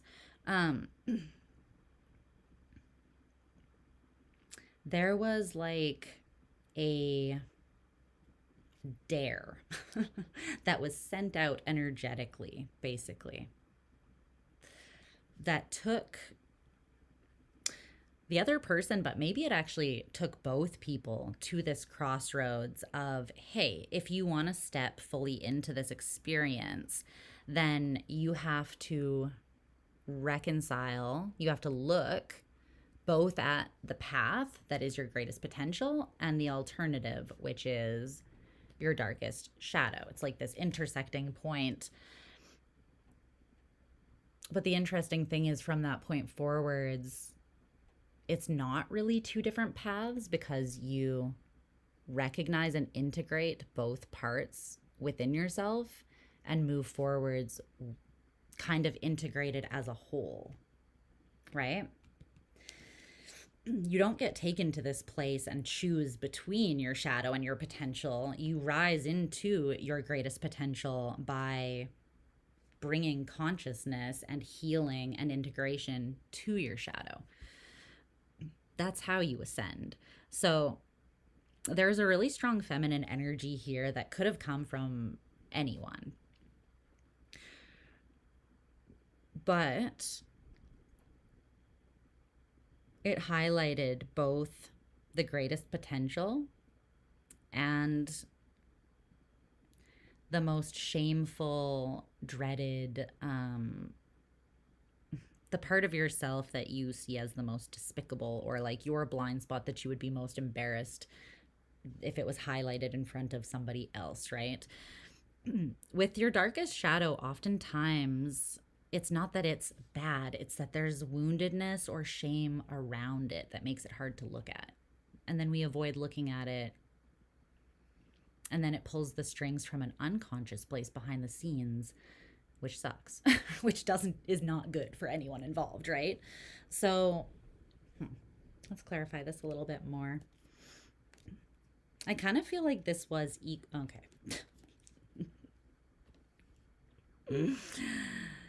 There's the match. Woo woo. Okay, so this is distinguishing between the feminine and masculine within this connection. It was definitely the feminine energy that put out an energetic dare and basically challenged the masculine here. And I feel like the current truth is that this masculine is feeling intimidated while also feeling very drawn towards the other person, and maybe seeing a lot of, basically like seeing how these two are a match, or feeling how there is an energetic alignment. At the same time, I think that they're recognizing that they can't move towards like fully into union and alignment with the other person until they genuinely choose self-love and authentic embodied expression, and as well as like of their own essence, as well as recognizing their own potential and committing to step by step achieving that, you know? Then it doesn't mean that like, oh, I'm not worthy of something unless I'm at my peak potential. It just means committing to, again, like rising in love or being the best version of yourself that you can be where you are at in life with what you have at your disposal at any given moment. It doesn't mean you need to be perfect or else you're not enough. It just means that you're going to consistently choose yourself.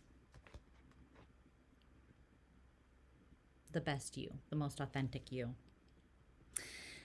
But something about this was intimidating, and honestly, an empowered feminine energy is intimidating because you cannot hide anything from them. Like, they see themselves clearly, so they see you clearly.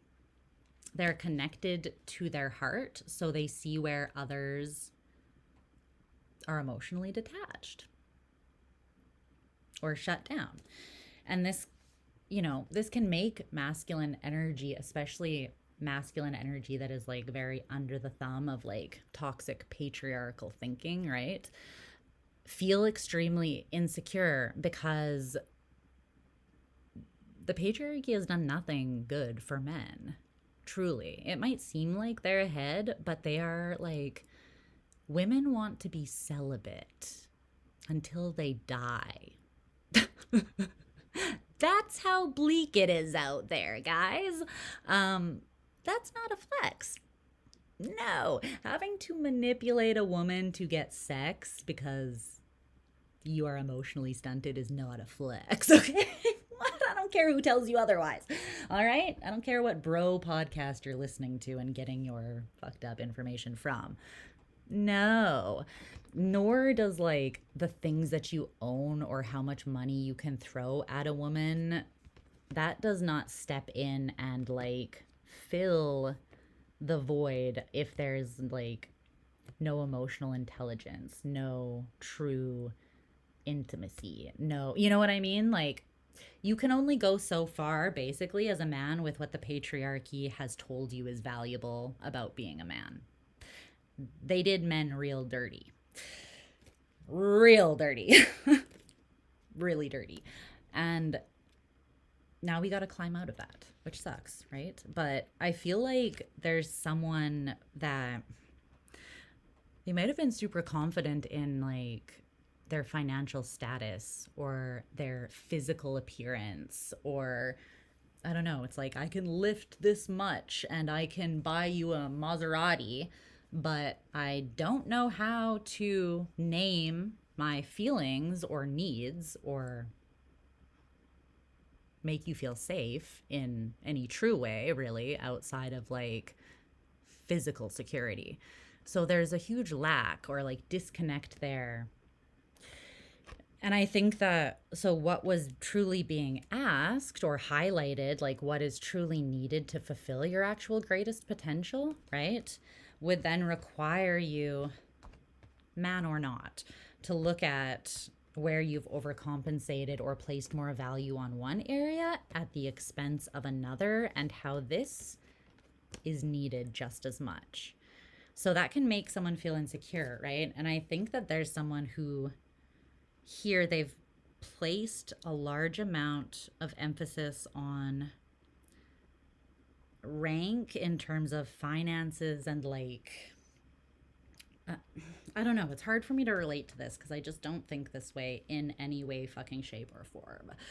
So I don't relate to this, and so I don't really get it at all. But it's like someone who has been molded or conditioned to see nothing that isn't like a physical accomplishment as an accomplishment or something to be proud of. So it's like they became ultra fixated on this realm of life, but then it stagnated them in a lot of other areas that also really matter. And it feels like this energy, this really strong feminine energy highlighted that. And it's the current truth is that it's a lot of it uncomfortable to see that truth. And it might even be hard for whoever this person is that's coming through as the more masculine energy to even believe that, like, I don't know, that it's enough to offer their heart, right? That basically, like, the feminine side within them, the emotional and intuitive and intimate and softer, more tender and open, romantic and vulnerable side of them, right? That doesn't just have to be masculine and assertive and dominating at all times, that is also just as valuable and actually fully required for them to truly meet their greatest potential. It's like seeing the biggest blind spot ever and that being really uncomfortable. But I really think that this is someone who has lived in an environment or surrounded by people that maybe it's like all thought the same way. So nothing really challenged this approach is kind of what I'm getting until something did. Okay. Is there anything that wants to be clarified there before I move to the near future?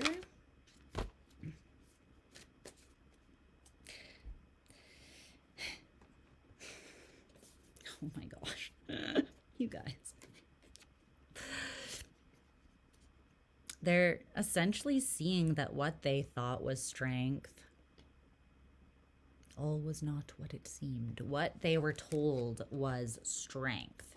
It's like this is someone who's believed that like toxic masculinity and like the size of their muscles and bank account is that's all that makes you a man.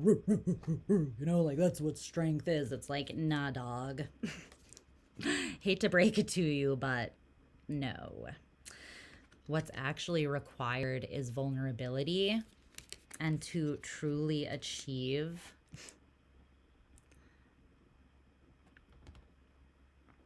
deep and lasting emotional fulfillment, it's not, they don't need to repress or like sever this part of themselves. This part is sexy and awesome and amazing as well, but they do need to accept and reintegrate this part of themselves, which is very different from this. And there's a good chance that everything around them and even their own internal narrative most likely for a very long time has probably been cementing the truth, or like continuing to validate the truth that this is makes you weak, that this is embarrassing, or no, that this makes you weak, that this is embarrassing, that basically being open-hearted, emotionally honest, and authentic from that more feminine, softer place flies in the face of divine masculinity, when really it perfectly complements it and is needed. Just like healthy masculine integration is needed for a truly healthy divine feminine to function.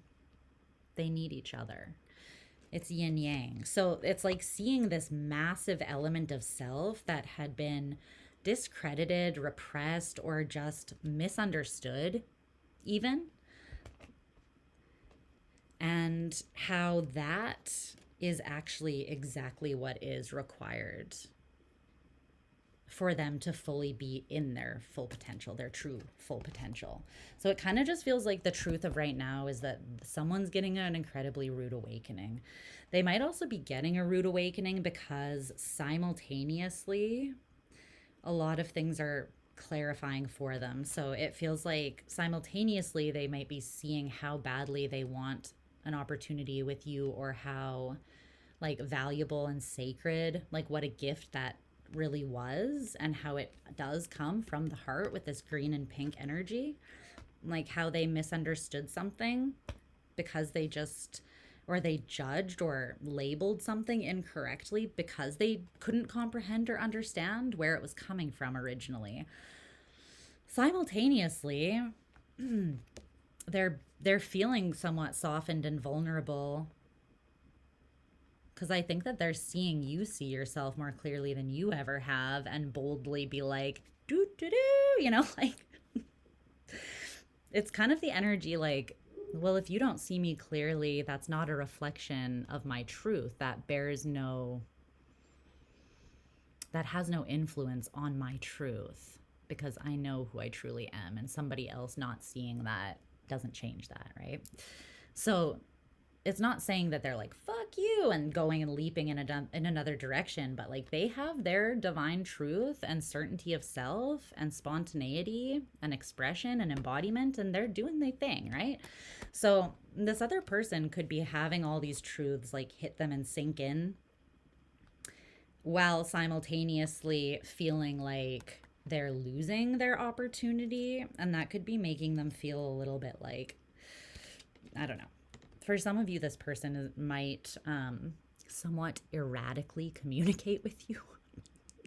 But I think that it's coming from this place of feeling a lot of pressure and like a lot of things striking them in a not subtle way all at once. Okay. So, what is coming in the near future for these two people? It's the Ace of Wands.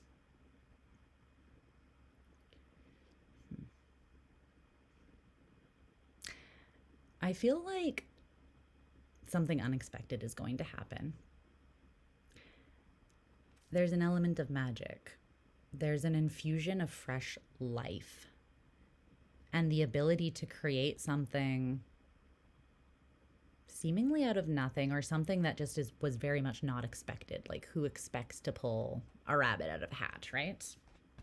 Without a little magic sprinkled in there. Probably only crazy people. So I like this because it's coming through as a positive surprise. It's also fresh energy, and I think that that's welcome in this situation. So what else do you have to say about the near future before I let Pisces go?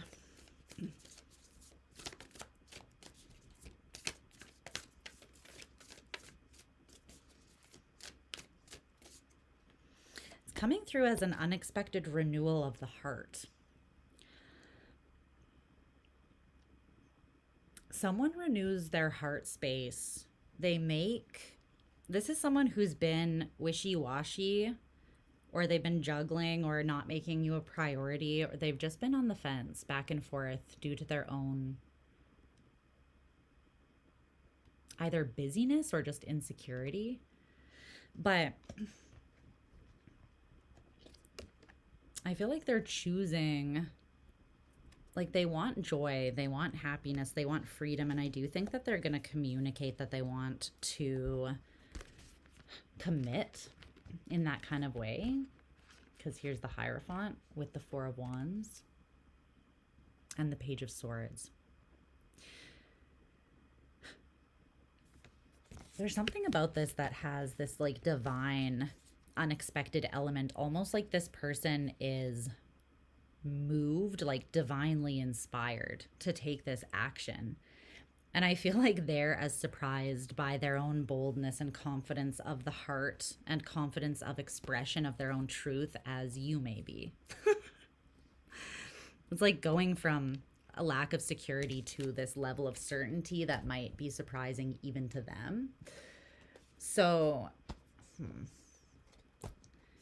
what is your advice for Pisces around that then?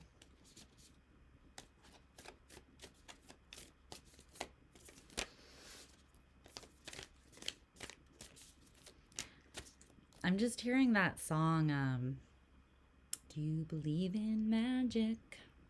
I don't know what the rest of that song is or who even sings it. I think it's a pretty old song, I think. Huh. They want you to take everything into consideration so that you see clearly and you're honest with yourself. Like you might be somewhat thrown off because this energy is not expected, right? And it's also coming through with like a boldness and a level of confidence, and also from the heart, that I feel like based on your previous engagements with this person, you're just not really expecting. But it does provide a fresh opportunity and a totally new energy and approach that has divine backing. The only reason that they're asking you to take your time considering and really being clear is so that you can enter into the opportunity in the same energy with the same confidence as this person. So basically, don't just like leap in, because you won't be on as sure of footing entering into the connection. Basically, you want to be like aligned in terms of how confident you are within yourself and about the opportunity when you move into it with this person, so that you're kind of like on the same page and calibrated energetically. That's going to make things smoother. So because this could kind of surprise you, right? They're sort of saying the Five of Wands, the Two of Swords, your initial response could be like, I don't know if I can trust this. I'm indecisive about it because I wasn't expecting it, and it's a significant change that requires me to shift maybe my energy or direction, because you could be the Fool, right? Like moving in a slightly different direction. This could cause a little shakeup for you. They just want you to consider this so that, but then from a place of like clear-headedness. Look at the truth. You know intuitively the truth. There you are, the Moon and the King of Pentacles. I think that this is this person because they're so focused on pentacles.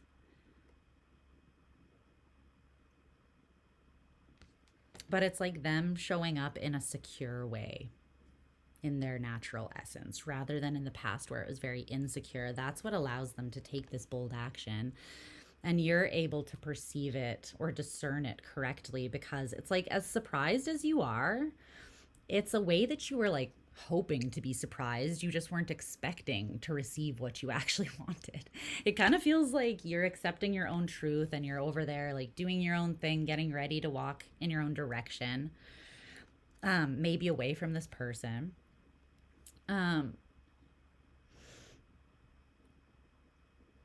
And it's a comeback that is genuine and authentic, and you're just not expecting it, even though I feel like you're really happy about it. Like you've hoped for it. You just didn't think you'd actually get it, and it comes in as a bit of a shock. But this is a masculine energy. The Tower is Mars coming in a tangible, grounded way to surprise you. But again, it's under the moon.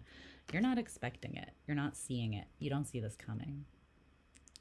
It could have a lot to do with the Sag full moon, like I said before. But I kind of love it, Pisces. I mean, who doesn't love like a really positive surprise that you're not expecting? Who doesn't love like getting what you weren't actually expecting to receive, but really wanted? But I feel like you're getting it at a point where you became okay with, there's a level of healthy detachment and security in yourself that is allowing this to come in and allowing both people to see it clearly, see themselves clearly, and enter into the commitment in a confident and balanced and aligned way that wasn't there before. So maybe you had placed too much stock in it, or you were trying too hard to make it come together or work. I think what was needed was healthy detachment, that like surrendering of it. Basically being like, if it comes, it comes, and if it doesn't, it doesn't. And while I might hope for one or the other, I'll be okay either way. And I know that, which means I'm not shackled to the outcome of this thing. And then that openness and healthy detachment like actually allows what you desire to manifest, because it has the breathing room to witness itself in a way that it can then see itself clearly and come to you truly without being forced. So I love it. All right, babes. That's your message, Pisces. I'm tired. It's been 9.5 hours. This is, I think, the longest live I've ever done. I want to go outside and bathe in the moonlight, and I fully plan on doing that right now. So gonna go out in the rain. I needed to listen to see if it was still raining and experience that. But thank you so much for joining me, for spending your very valuable time with me. I appreciate it. I love you. The value of you is definitely not lost on me. I hope that you feel it and genuinely believe it when I say I love you. And I got a lot of love as a Pisces, so feel it. Although I can't force you, but feel my love. Anyways, what are you saying here? Pisces on point, the red pill. We love a red pill.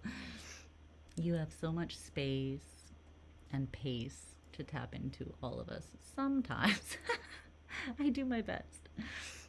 It's your intention and your truth that amazes me as we can overconsume divination. We can overconsume divination, honestly. Yeah, I've been on that side of the spectrum too. I've been someone who's doubted myself and overconsumed, so I get it. So, but I think that sometimes like rushing readings, it doesn't really allow the full message to come through in a way that like reconciles or resolves the thing, so it leaves it open-ended, which is what forces you to continue consuming more, because it's like you're seeking an answer that they're not actually getting to the meat of it, you know? And I'm not saying I always get to the meat and ultimate answer that everyone needs to hear, but that is why I like to give it the time that the message wants. Like, I can feel when an energy wants to be honored, and it's coming from fucking spirit. So I'm gonna honor source.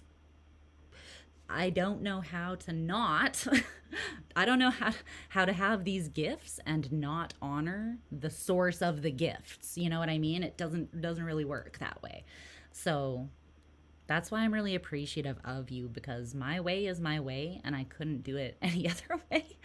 It's how I am and who I am. And so I don't want to get emotional, but I am always emotional.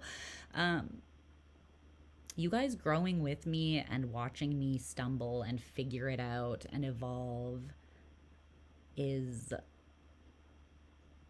it's been such a gift. Seriously, it's it has saved my life. It has been like, you guys are my chosen family. You are my safe space. I'm the black sheep, and I've gone through, I really haven't felt like belonging and acceptance in my immediate environment my whole entire life. I've had relationships that have been like extremely nurturing and beautiful in that way, that have been huge divine gifts. But this community is a huge part of that. So, yeah, I really do love you. But I will talk to you next time, okay? I will leave my love there for now. But enjoy the Sagittarius full moon and all that it inspires and pulls out of you. As it feels like it's just the prerequisite to being slungshot out into an expansive new existence. And it's exciting. It's kind of scary, but that's natural. It's exciting, okay? So I'm excited. Tell me in the comments if you're open. Like, how do you feel? Where are you feeling like your spirit's being challenged, or where are you feeling dared to push your own boundaries, to break your own glass ceilings? Because I would love to validate and support you in that leap of faith if you feel comfortable sharing. So I'm sending you all the ushy gushy mushy mushy love from my fishy heart to you, and I will talk to you again very soon, okay? Until then, you guys stay safe and well.